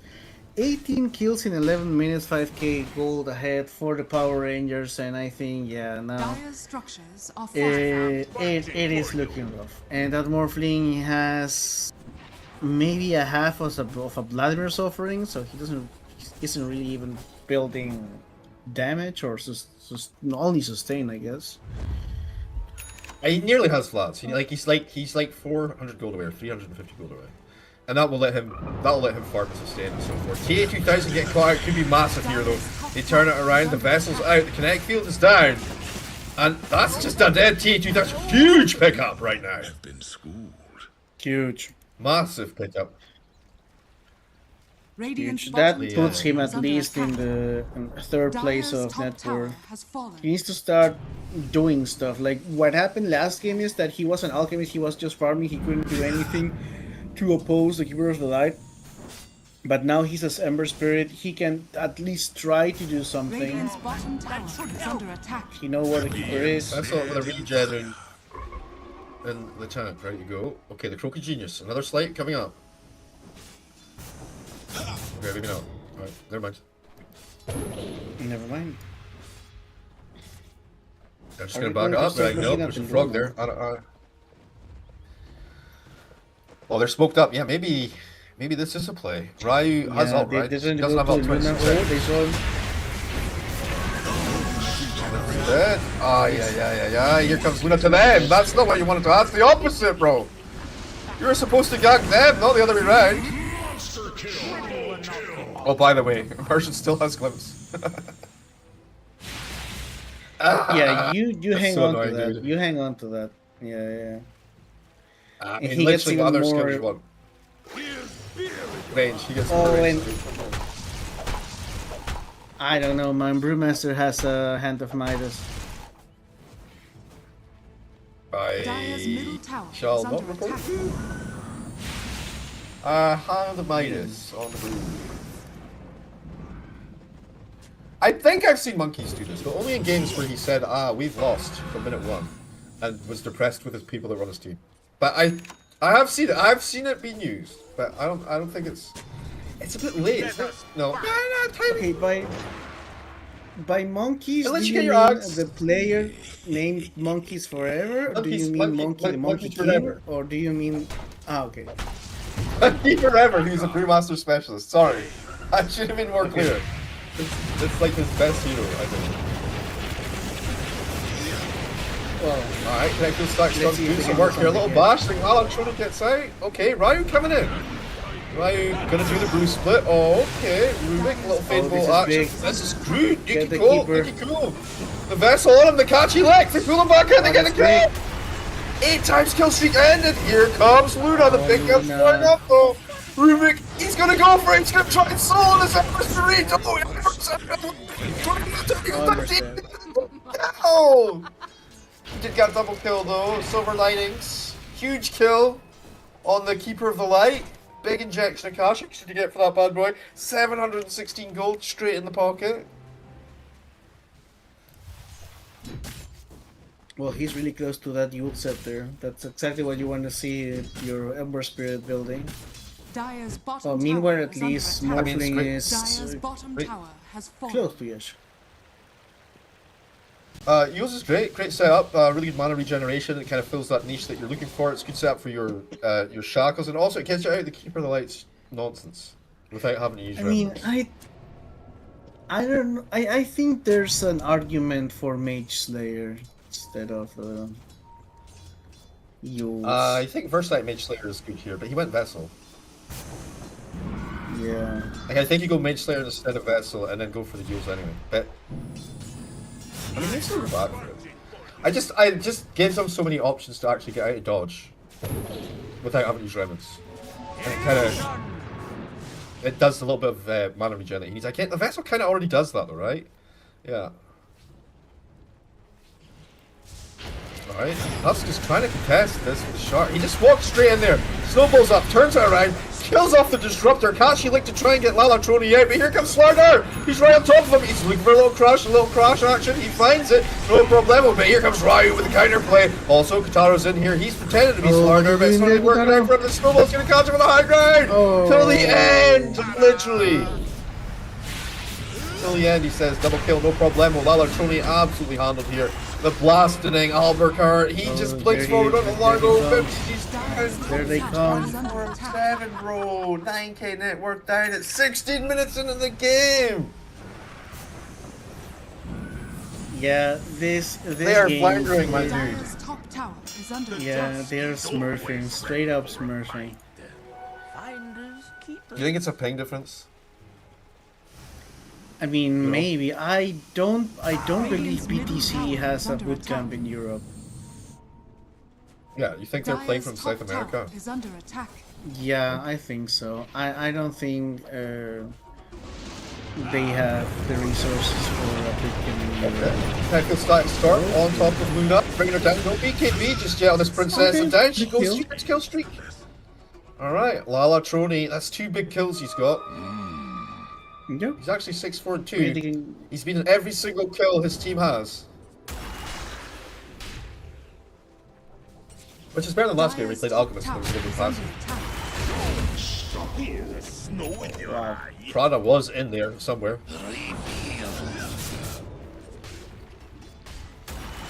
Well, Brewmaster is going for Aghanim Scepter next. His Hand of Midas slowly but surely placing him in Getting it. better in Guess the... what? Lalatroni no, handled by yeah. 3 Is under easily. attack. Easily. Dire's top tower is Meanwhile, under Top, attack. Keeper of the Light, just doing whatever he wants. He has an Orchid, so Lalatroni just can't do stuff. Brewmaster as well. Actually, it's really great against Morphling, Brewmaster, and Ember Spirit. That Are scanning. Orchid. He's, Next uh, item he's is got going to be Hex up Second as well. Slice. Tower is under attack. Yeah. Too much control. The damage What's is there he- because Slaughter hits like a truck. I have And hunted for you. Yeah. Luna. But even then, Luna's even going for Aghanim Slardar was underfarmed. Yeah, that's normal against Morphling. Dire's Slardar top tower having is under the Tusker as well. Like massive physical damage for him. Die with honor. Well, Ciao. Oh, you just put on Tusk and he snowballs in, dude. Ah, sick. There's a Morphling getting absolutely destroyed by Nikki Cool. And yeah, with the Orchid Spirit Vessel, like, it's really difficult for Morphling. It's really difficult. Monster kill. Do we continue? Okay, Yes, we maybe do. there's something. Oh, really? What are you doing, Why my would you dude? go You don't back have an in? ultimate. Dire's You don't have top ultimate. tower Wait, is under maybe? attack. What? Wait, no. Why are they? Okay, there we go. The Earth, that field starts, setting things up, Ryu getting absolutely handled. He's got some space to get out. Blue split. Why are you 3 seconds, no snowballing mana! in here? He's alive! Glimpse it! Oh, you don't have it. Dire's Oh, bottom this tower is just- under attack. Oh, Oof. that's a little bit tiny now. Oh no. No, bro, when he turns... Dire's middle tower is under attack. No, he did it! He stole it! Flips Away him, from flips away. him. Oh my Whoops. god, can you see it? Can you see it? Can you see it? Oh, he didn't see it. Perfect positioning Oh, from Rubik, bro. It wasn't cooldown as well. The glimpse was like 3-second cooldown. Oh, was it? Oh, okay. Yeah, still immersion is the goal, man. Lalatroni once again, he's dead. Nothing you can do. And yeah, this Largo, I don't know, man. He just has a Favis. He's been with Max in the Croco genius. Maybe it works with Slide of Face. I don't know. I don't know what the plan was. I like the idea of the Brewmaster plus Largo for the lane, right? I thought that was going to be okay, but it didn't really materialize in a bunch of kills. So maybe it's just not really feasible now. This is clinic now at this point. Like, they're not just really far ahead, they're just executing better as well. And BTC are so far behind that they're kind of panicked and scrambling, trying to like find something on the map, right? And it's exposing them time and time again. This is good though. They're kind of set up as 3. Here comes Lalatroni. Maybe they can play defensively around this Morphling until he finishes off this Manta style. The Manta is going to be really big. At least then he doesn't die instantly to the Keeper of the Light. What's the Roche situation? I have punching for you. Well, Top. Roche is chilling, and they might be going for the Tormentor. It's 21 minutes. They're having so much fun killing heroes everywhere that they just forgot. Yeah, they forgot to get objectives, guys. This is so quick as well with the Slardar, by the way. Just like straight up. Boop. Oh, this is huge. An immersion to get the shard. Oh. No, I believe he gets. Shard version of spells. Yeah. Oh, so he does have Hello killer there. defense? Huh? Okay, your carry is dead. You can really fight. What are you doing? Okay, maybe. Nikki. Another boost split. They can't kill the Spark Storm. Nikki's a huge kill. Somehow still alive amongst this. By the way, Luna is here. The glaives are flying. Oh, here we go. Albuquerque trying to lock down. And this Lalatroni guy, he's toast, by the way. +1, no problem. We'll turn around for MJZ. Prada up to the high ground. Oh no! Immersion! He comes in! He becomes Ember Spirit and then he gets glimpsed out to safety, bro. Not like this. He's just styling on them. Dire's top tower is under attack. Yeah. At this point, I don't believe it's a matter of who wins, but when they win. It is 19k gold, 20k gold ahead in 22 minutes. Almost 1,000 gold per minute of advantage. The difference between core and core is like 6k gold. It's just too much. They're going for Roche. So and would with you this say Roche, the Power Rangers have a slight advantage? yeah, like really slight. This could turn into dire combat at any moment. Yeah. We just need, a power outage. Power outage. 3 minutes Radiant's bottom tower before the DC, so we know. Right, he almost has a blink dagger. It's so difficult because they're not they're far as decent. Like he's got his Midas, he's got his axe, he almost has his blink dagger. 23 minutes in the game, but here comes Luna. Almost with a power flag. Okay. Has fallen. The C task here. Can I do anything about it though? We can't really kill him though. Dire's middle tower is under attack. T2000, he's just gonna sit on the high ground. Ult is up in 8 seconds. Oh, wait, Radiant's bottom tower is under attack. They find them. Oh, nice. Play the immersion. Sick. Killed him with his own abilities. Radiant structures are fortified. By the way, Nicky Cool is doing 1v2 downtown. He killed off the Morphling, and then he half murdered the Largo as well. That's pretty deep though. They get the task. Something. Right. He goes for the Bruce Split the last second. The buyback on Disruptor. Then they come into the fight. The TP is there. The Connect Field, the Stack Storm. They're setting up on to TA2000. He does something. Just remember. And actually, he's fine. Oh. I mean, they killed the Slardar. They're backing it up. They wanna reset. The Glimpse back though. Got nowhere to run, nowhere to hide. Or they could just lift up and save him. You'll be fine. This word here. Give them all the information. And they're going back in, I think. Yeah, they're going back for seconds. You wanna wait for your boys though, surely. La Electronic. I see everything, obviously. What is happening? Seating chains on Rubik. Okay. But this ward, they found the ward eventually. Okay. The Tusk now with the Yules finished up. La Electronic, he went back for Veil of Discord. And then PKB next. Right clicking in. K2000, of course, still with the Aegis. Decent length of time on that at the moment. Dire's middle tower has fallen. Now you got Luna in your base. Just hitting towers. Punching them down. The defense is so strong right now from BTC though, by the way. Like the fact that they're so disciplined. And you know, like normally some guy jumps in and then your whole defense collapses, but they're still there. They're still a threat. Dire's bottom tower is under attack. Potentially threatening. Potentially threatening. I mean, in paper, in theory. I think it was so good. There's the axe from TA2000. That threat is not actually real at all. They're all dead. Yeah. Wait, Largo with the buyback. Nagachi lick. He wants to try and pull him in. Get him, bro.